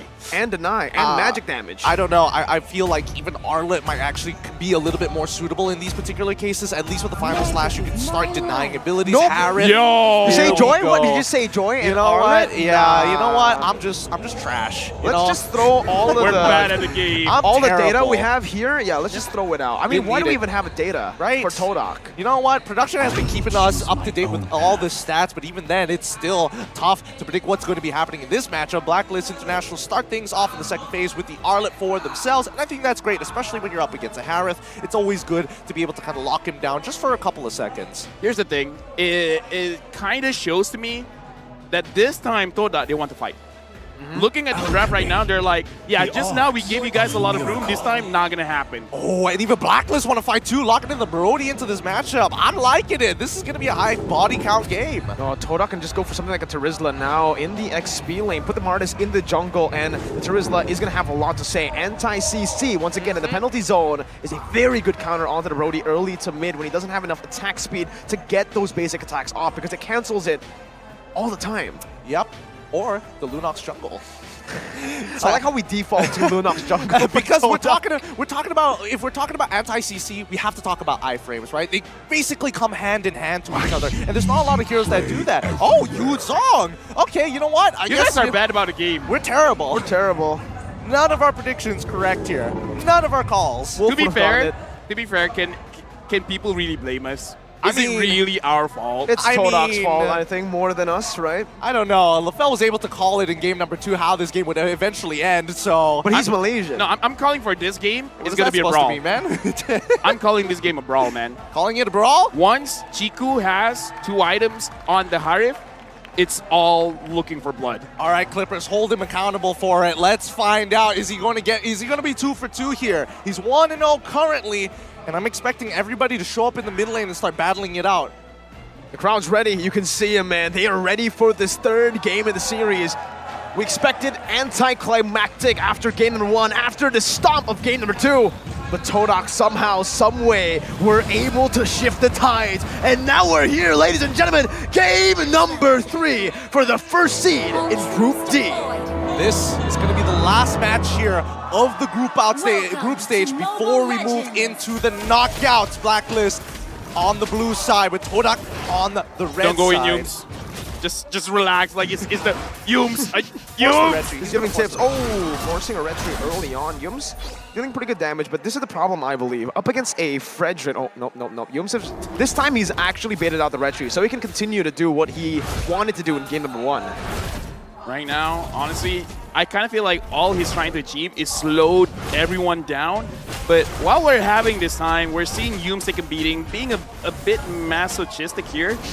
I'm actually looking at Moon for him to kind of like set the tempo for the team because there's a lot of great ults that he can take. And if he takes a good one and actually has a good start to the fight, then it's going to be very good for TODAK. I totally agree with you here, but also notice that Yums decided to go for Concussive Blast as well as taking the Flicker rather than going for the Sprint. So it's not like he can get out of these really, really tight situations and buy like a whole bunch of time. He's just waiting for these critical moments. 3-man though, up top already. Chiku Guy is going to be pressured here, forced to recall pretty early on, and he will just respect that. He knows that he can't go for that gold minion anyways, unless he wants to get threatened here. But for the in-game emblems, anything in particular to note out? No, because I don't think that's the mage emblem for Chiku Guy, if I'm not mistaken. No. So, it's alright. Sorry, it's okay. It's alright for now. It's alright for now. But look at the bottom side, right? Just a lot of pressure towards Edward. Edward so far still doing quite okay. So for both teams, it looks like they're showing their face and then they're like, can we do this? No, we cannot. So at least for both teams, they're being respectful. Not a lot of crazy kills in the early stages of the fight. For now, Chiku Guys as well as Owl look like they're doing quite even, though I would say Chiku Guys is trading a little bit more HP. Now Black Dragon form from Momo looking for Wise. He found Wise in the bush right now. He does have the Petrify. Wise and be able to dash away. Minion Fury blocking 2 members up. Now another knockup, but Momo finds the Petrify now onto Wise. The Turtle's still up. Real World Manipulation dealing a whole lot of damage, but the sustain is actually there. And First Blood goes to Rival. He's looking for more. Decimation is on, but Wise is able to sustain back up with the Appraiser's Wrath. Young with the flicker out with a racing attack. Fade away from Yue. Finds the double. TODAK once again will lose an early game with Wise having more pressure on the Turtle, but they know this information. No retribution on Wise. Can Moon look for the steal? He cannot. Wise gets it. Venus looking for the knockup. Moon knocked up, forced to flicker out. Honestly, super close coming in from Yums. He could have survived if he was able just to get his foot, just one more pixel to touch that brush, and Parok is passive once again. I mean, the idea was definitely there, right? Momo wanted to jump its back, hopefully trying to slow down Yue and maybe put them low enough for Rival to kind of finish them off one by one. Another thing is, he almost hit level 4. If he hit that level 4, he would have survived. And now, oh my Venus sees Humes as well as Moon. So far, this Minotaur is getting punished quite a lot, but so far it is going to be quite okay. Even the Power of Wildest committed, but look at this. Wise Psycho Fredrin locking him down. Minu and Fury to take him out. Real world manipulation as well. Put all the ults and the kitchen sink down below. Solo kill from Owl. Torn apart memory.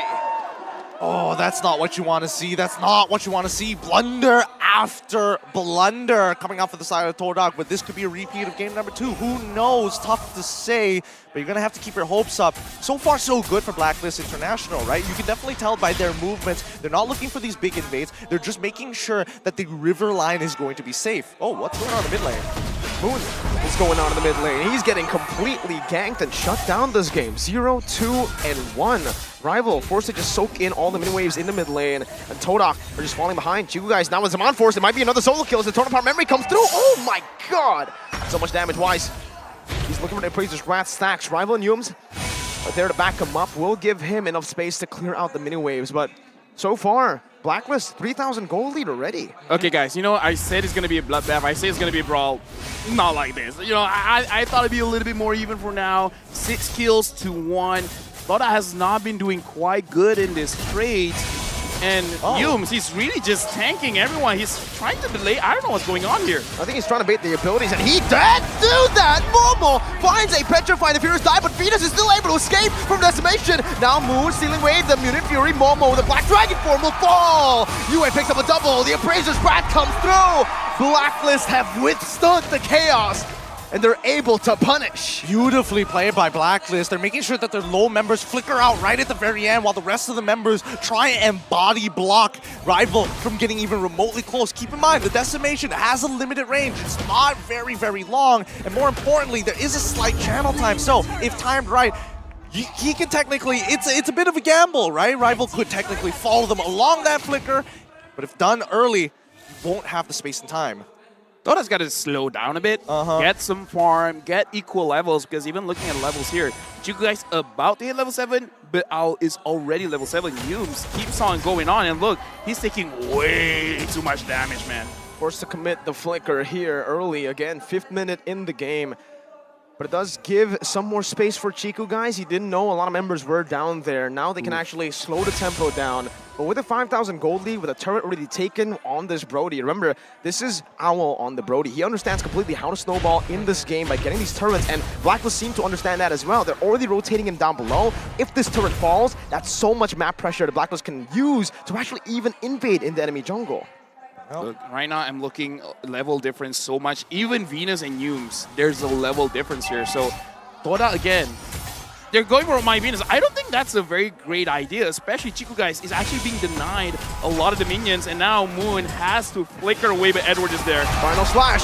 Moon again, 0, 3, and 1 now counting. Blacklist International have completely read out what TODAK wants to go for. Even Momo here in the mid lane forced to again soak in those minions, and yes, Blacklist are playing the siege perfectly with the Brody, playing towards the Brody, giving him space, and now with this big snowball, I can only imagine what one Torn Apart memory can do to the rest of the team. Yeah, it's going to absolutely shred here, but Blacklist International at least have identified the movements coming in from TODAK, because again, even if Chiku guys were to suppose go to that top side, they know for a fact that Momo is covering, and especially these big choke points, to feed that information.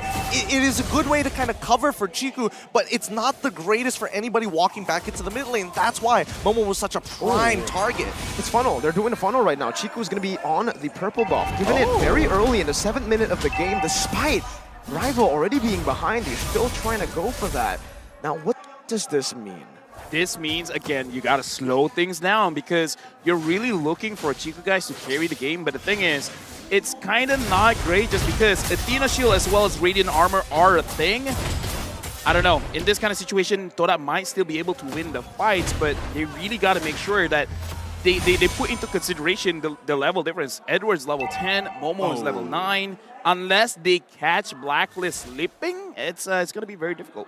The splitting Blacklist off, Edward could read on Rival, just bringing him back right now as the turtle will actually be ignored. They want to go for the first Lord right now, understanding that Chiku has been doing the same thing. He's just been constantly splitting, so they don't actually want to go for the turtle. They're just going to go for the Lord that has just spawned. And more importantly, as time goes on, rather than looking for these neutral objectives, actually Blacklist looking for these kills might be very, very worthwhile, right? Because at the end of the day, as much as Chiku wants to go and split push into the side, if he doesn't reveal himself, and more so if the housekeeping has been done right, taking out 3, arguably the most ideal situation for members from the side of TODAK, making it obsolete for you to try to go for these back doors. Right now, looking at the situation, I don't always see Harif split pushing, so we'll have to see if Chiku is able to use that well. The Lord Blacklist, they're thinking about it, but at this point of time, it kind of feels like maybe not too worth it, but no, they are starting the Lord right now. And look at TODAK's positioning. It doesn't look like it is going to be a good position for them to actually fight this. I don't even think they should contest at this point, right? I mean, 6,000 gold lead. Game number 2, they tried to contest with a 6,000 gold lead, and they ended up just having to back away, and that's exactly what they do right now. They try to go for a turret down below, splitting up the map just like Lefel said in game number 2, but now the overworld manipulation, that immobility field as well. Momo forced to use the Black Dragon form as they go for the defense here in the mid lane. Meanwhile, Chiku in the bottom lane right there might be forced into a 1v1. Torn apart memory though from Owl. Beautifully placed, the fadeaway, and yes, 2 guys takes the fight, has the Purify now with the Zaman Force as well, but cannot win in the 1v1 against Edward. Oh! Chiku, the shielding! Oh, so close, but Agent Zero takes the dub. Oh my goodness, that was way too close for comfort. One single dodge made such a difference to not get the reset on the demon marks now. But the defense, it's going to be rather weak without Chiku. And more importantly, when it comes down to wave clear overall, even Moon is significantly behind. He's not strong enough to one-shot these waves by himself. I gotta say that's a level difference. Because again, 1 level difference. If they were equal levels, Chiku might have won that. I think it's also just the Purify. I really wonder why Chiku didn't utilize the Purify there in the skirmish to try to, you know, cancel out some of these stuns coming in. I think it was already too late, right? He was already hit by the big ticket items. He was hit by the final slash. Wait, hold on. Rival dropped back by the team by the final slash right there, but the real world manipulation does give TODAK a lot more to say when it comes to these defenses high ground. So they're going to be able to defend for now. Only the 2 base turrets, or 2 tier 2 turrets on the side getting picked off. Okay. Things have been going on pretty okay for now for Blacklist International. 9.2. They need to make sure that there's no holes in their attack. No opportunities for TODAK to come back. Final slash again, bringing Rival back. That's a lot of resources committed with the Minion Fury as well. With the Flicker inside, Chiku is holding on to that Purify, and look at Wise! With the Abraser's Wrath is able to find a kill back, bursting Chiku guys. Edward, final slash! Again, Moon brought back to the team. One more hit, UN finds it! Owl takes down the top side. 4 members down, make it 5! It's a wipeout from Blacklist International, and they do it quicker, faster, more efficiently this time. 11 minutes and 12 seconds. 11 minutes and 12 seconds is all they need. Congratulations to the agents. Blacklist International will be first seed coming out of their group, and unfortunately for TODAK fans, they won't get knocked out, but taking the second seed means they're less likely to try and achieve top 4. Here's the thing, now I kind of feel like TODAK, this could be a wake-up call. Now they understand the strength of the competition. We're gonna have like, what, 2 days between now and the knockout stage? I kind of feel like those 2 days has to be utilized well by TODAK, because again, the 3rd draft, it was quite, I would say all 3 drafts were a big risk. 48 hours to utilize for all teams to figure out how they're going to start playing against their opponents, and not only that, fix their own gameplay. Let's keep in mind that the draws will be happening later on, but we're going to be throwing it over to our host up on stage. Mickey, please take it away. Up on satu grup Blacklist. Okay, can you please come here?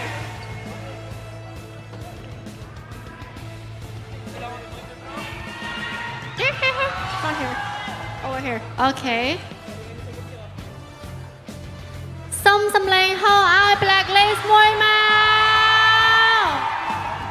Okay, so we might have an interview. So the first question is to Wise, okay? So what do you think went right for your team in the series? Is it the draft or gameplay? I think it's the both both.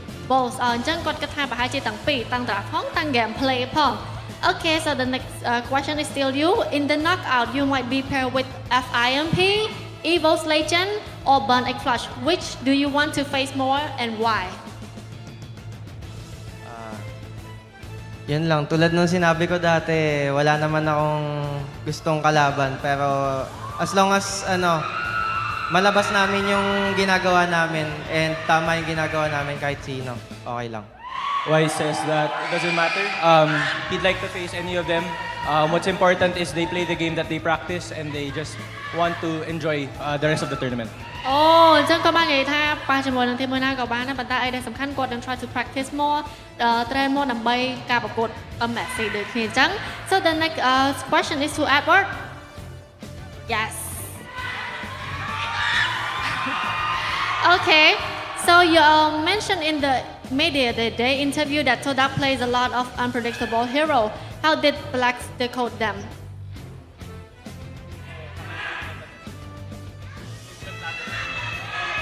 Yun nga, in-expect na namin na may ilalabas silang bagong hero and ayun, nag-prepare kami nag-prepare kami ng para yan. They prepared for the exotic picks. They expected it and they prepared for it. គាត់ expect ហើយគាត់ក៏បានរៀបចំទុកជាមុនហើយដូចគ្នា So the next question is to your idol. Oh my goodness. Okay, so the question is, how do you like Phnom Penh, Cambodia so far? I actually like it a lot. The people here are very supportive. Oh yeah. And I can feel it right now. Okay, so thank you so much to our Cambodian supporters. Okay អរគុណអ្នកទាំងអស់គ្នាដែលតែងតែ support ជាមួយនឹងពួកគាត់ហើយគាត់ក៏បានឃើញឥឡូវនឹងដូចគ្នាដែលមានការ support Blacklist ចា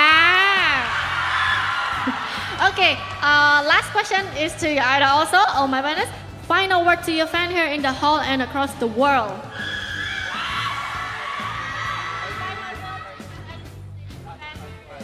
Of course, first of all, thank you so much to people who are supporting Blacklist International, especially here na sobrang nag-effort pa na lumipat dito to Cambodia to support us.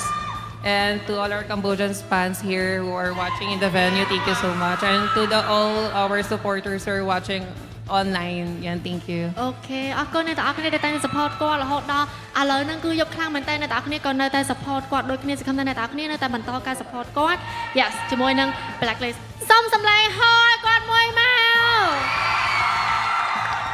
Okay, so now the interview is done, so let's pass the floor to the caster. Thank you.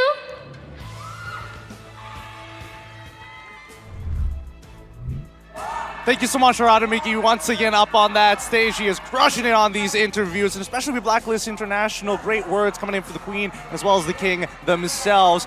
An interesting way to play the game coming in from TODAK, but as was expected for a lot of the agents out there, a 2-1 at the end of the day. It's great to see, again, the Cambodian crowd just giving so much support to both of the teams, and especially Blacklist. Hey, the baby's not having a good time. They're like, no. Blacklist won, it's fine. It's fine. The timing. Maybe the baby wanted TODAK to win. No, what a weird baby. No. Shout out to the baby again. Shout out to the baby. Love, Shout out to the respect. baby. We're just having fun, you know. We're just having fun. I mean, at the end of the day, the next generation is going to be looking back at this and being like 13-3, by the way. 13-3 out of nowhere. Weird flex, but weird flex, but okay. Weird flex, but okay. But let's look at our MVP of this match up on your screen. It's Oh My Venus on a Minotaur, 2-0-11, coming away with a perfect game. The Queen. I mean, what's there to say, right? Usually, the main criticism to Venus is hero pool. Estes, supportive healers, Mathilda coming in. Now, she's even coming in with a Minotaur. I mean, again, Minotaur has a heal, so, You're right. Right, so, yes, technically, still support/tank. That's what he's listed as, right? I mean, I don't know about you guys, but a lot of people have been like very hyper-critical on Oh My Venus. Like, man, the Queen can't find these engagers. No. Here's the thing. I kind of feel like if the Grok can heal someone, Venus might use it. I'm just putting it out there, okay? Hey, honestly, with the new emblem system coming out, who knows? Who knows? Anything could be technically a healer to a certain degree, but let's look at the heat map and the coverage that we are seeing from the Queen in her kingdom. Honestly, full on in the Riverside, making it so that puts a clear line that's like, okay, this is the line and you do not cross it. If you do cross it, you are gonna die. And we saw TODAK died quite a bit. Yeah, and especially the punishment on towards Hume's side, right? It doesn't necessarily mean that he was playing. Well, there are a lot of questions as to the pick in general, but these early interactions from TODAK, they have not won a single early turtle fight. Actually, I have a very interesting thought after seeing this game. What is that? The Minotaur wants to engage, and usually the way you engage is with the flickering. But TODAK was the one that engaged, so they did the Minotaur's job. The Minotaur just had to wait. All right, you're all clumping up. I'm going to use my Minnow and Fury and use my Flicker to survive. I think they tried a lot of times as well. I mean, in the second turtle, it's the most visible. Earlier, we saw the Hilda tried to actually bait it out. The initial engage just to bait it out. But the thing is, I don't think Hilda can actually do that here. The fact that, you know, you're up against a utility jungler from the start, usually you have an assassin in the enemy jungle, that's why you pick up the Hilda, and then you get a significant lead to do that against the Minotaur. I suppose, but at the end of the day, you're both correct, right? The Minotaur didn't necessarily have to use the flicker all the time. If you get aggressive and go back into playing that traditional front to front, it's even better because then Oh My Venus doesn't have to waste the battle spell, right? Saves time or can force tempo upon your opponents. Walking away from this match at, wow, not 11-12, but 11 minutes, 11 seconds, 17-2 against TODAK. One more kill TODAK got, maybe they could have won.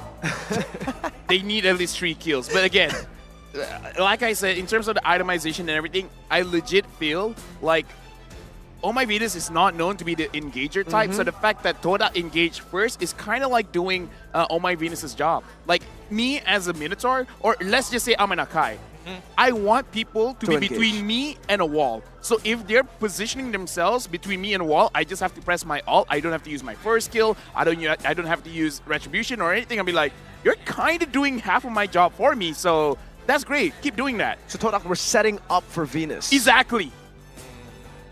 Do they want to look tantalizing to bait it out maybe for a re-engage? Yeah, I kind of feel like that, yeah.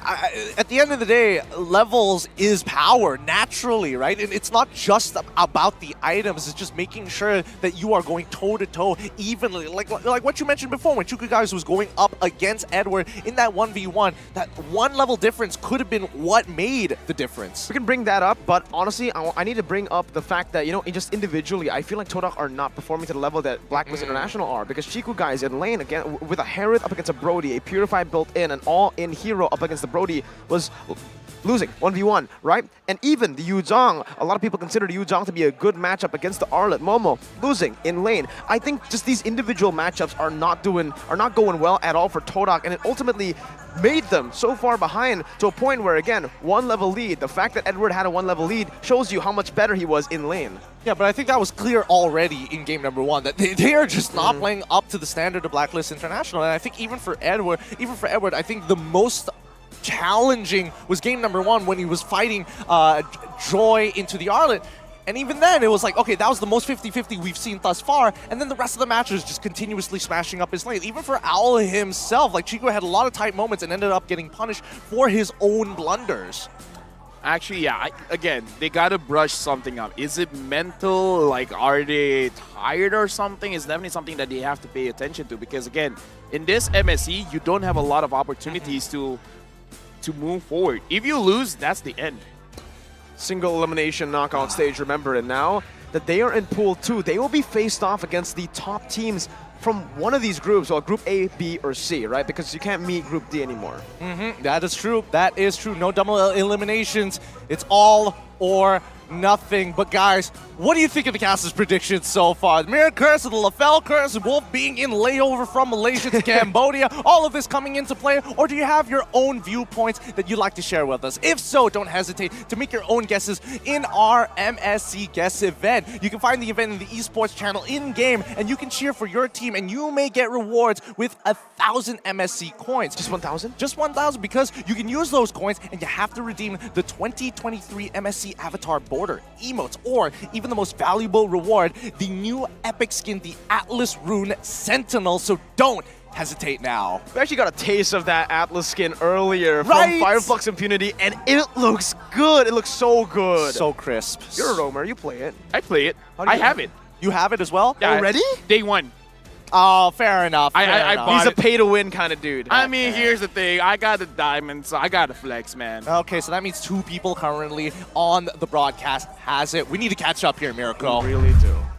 Let's have a look at the updated group stage standings. In Group A, Echo sitting on top with 5 games already played, with overall dropping only 1 single game over to Flux Impunity sitting in Seed 2. In Group B, it's RSG. Who would have thunk? The Singaporeans rise to the top as Evo's Legends will be right under them in Seed 2. Perfect run, by the way, for RSGSG in Group B, where a lot of people thought it's going to be Evos and Phoenix. It's going to be Phoenix #1, Evos #1. That was the only argument pre-MSC. Looking at Group C, we have Onyx also with a perfect run, but Burnax Flash just behind them, dropping only 1 match beforehand and still making it to C2. Group D, Blacklist coming up strong, very similar to Echo with the game wins and game losses, and TODAK in C2. Here's the thing. As a Malaysian fan, looking at everyone from Seed 1, yeah, I don't want to fight against any of those. Exactly. Now, that's why first seed is so important, especially for Group D here earlier, as it was the last match as well. Here we go, ladies and gentlemen, knockouts group draw seedings. It will be later on. We will have that, but this is how it's going to go. First seed will be drawn from second seed opponents, but cannot be within the same group. So, for example, Echo cannot draw Flux Impunity. Yep, so they only have 3 other opponents to take on. And I am praying so very hard that TODAK doesn't get matched up against RSG, because every time a Singaporean fights a Malaysian, it's never a good time for either one of the regions. So you'd rather TODAK meet Echo or Onyx? Sure, why not? Why not? As long as it's not, the Singaporeans. Like I said, none we want to face. But either ways, the knockout draw will be happening right after this. It won't be a live stream, but not to worry. All of the team's representatives will be here watching the draw as well. You guys make sure, pay attention to the social media postings, because it will be posted up very, very soon. Again, I kind of feel like the most important thing is Seed 1 won't meet Seed 1. It has to meet Seed 2, and they won't meet each other in the same grouping. So at least the saving grace is thought I don't have to place against Blacklist again. Thing is, ladies and gentlemen, they chose Mirko and LaFell to do the group, to do the knockout stage draws. So I don't know how this is going to go. I don't know what's going to happen. I have notoriously actually given Indonesia so many bad matchups in the past. Hey, look, let's calm down here. The fact is the Miracles and LaFelkers were not exactly in play today, maybe like midway through, so maybe only one person gets a bad matchup, but at the end of the day, MSC is powered by Munton, supported by ROG, the official gaming phone, and Secret Lab, our official chair partner. MSC 2023 would not be anything of this grand scale here in Cambodia without you guys. With that being said, this is going to be our sign-off here from Gideon, Mirko, and as well as LaFell to say goodbye to you guys for now until we show back up into the knockouts. We're going to be throwing it over to Harada Mickey up on the big screen. Okay guys, so we are done with the group stage of MSC 2023, and we will have a break tomorrow, and the knockout stage will start on June 15. So don't forget, on Thursday, see you guys on that. So don't forget to follow on LBB social media and the official channel to find out about the knockout bracket later today. Don't forget guys, click the follow now. Okay, so on behalf of Munton, our sponsor and the production, I would like to thank all of the fans that come to the arena, as well as those of you who watch it on the broadcast. Thank you so much. And okay, we hope that you will continue to stay tuned in for the remaining day of MSC. So until then, this is Harada Miki. Goodbye. See you. Bye.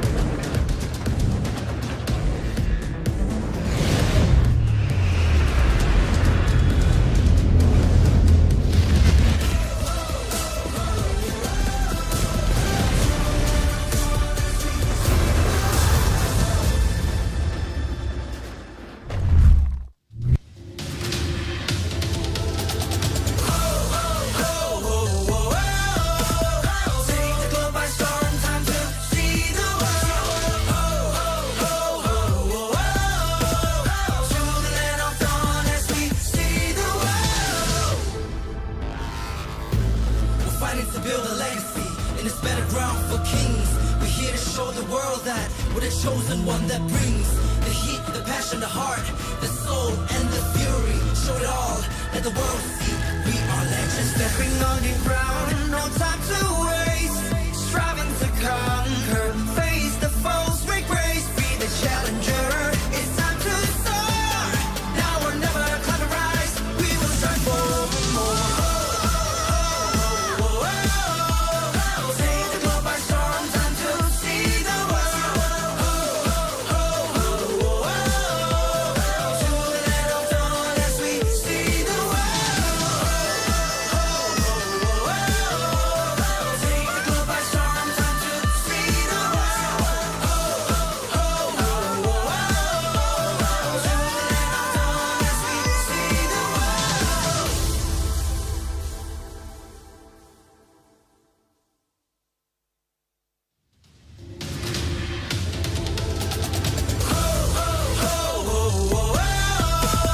Take the globe by storm, time to see the world.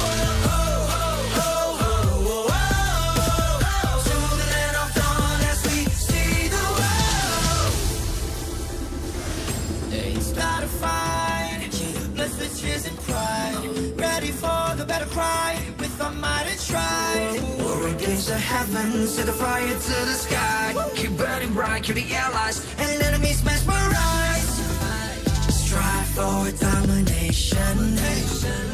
Feel the pressure rising. Fight with your life and for your nation. With your devotion, emotion. Lay it on the line, the choice is yours. Offense or defense, let the courage pour. Reaching for new heights, it's up to soar. Now or never, climb and rise. We will strive for more. Take the globe by storm, time to see the world. To the land of dawn as we see the world. We're fighting to build a legacy in this better ground for kings. We're here to show the world that we're the chosen one that brings the heat, the passion, the heart, the soul, and the fury. Show it all, let the world see we are legends. Stepping on the ground, no time to waste. Striving to conquer, face the foes, make grace, be the challenger. It's time to soar. Now or never, climb and rise. We will strive for more. Take the globe by storm, time to see the world. To the land of dawn as we see the world. Take the globe by storm, time to see the world. To the land of dawn as we see the world.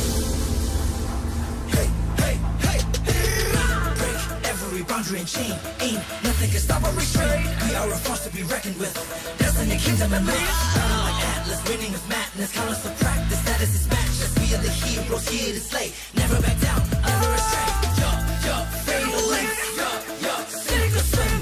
Match by match, day by day. Determination, they won't let us win. S-E-A-C, the world. Mission to conquer. S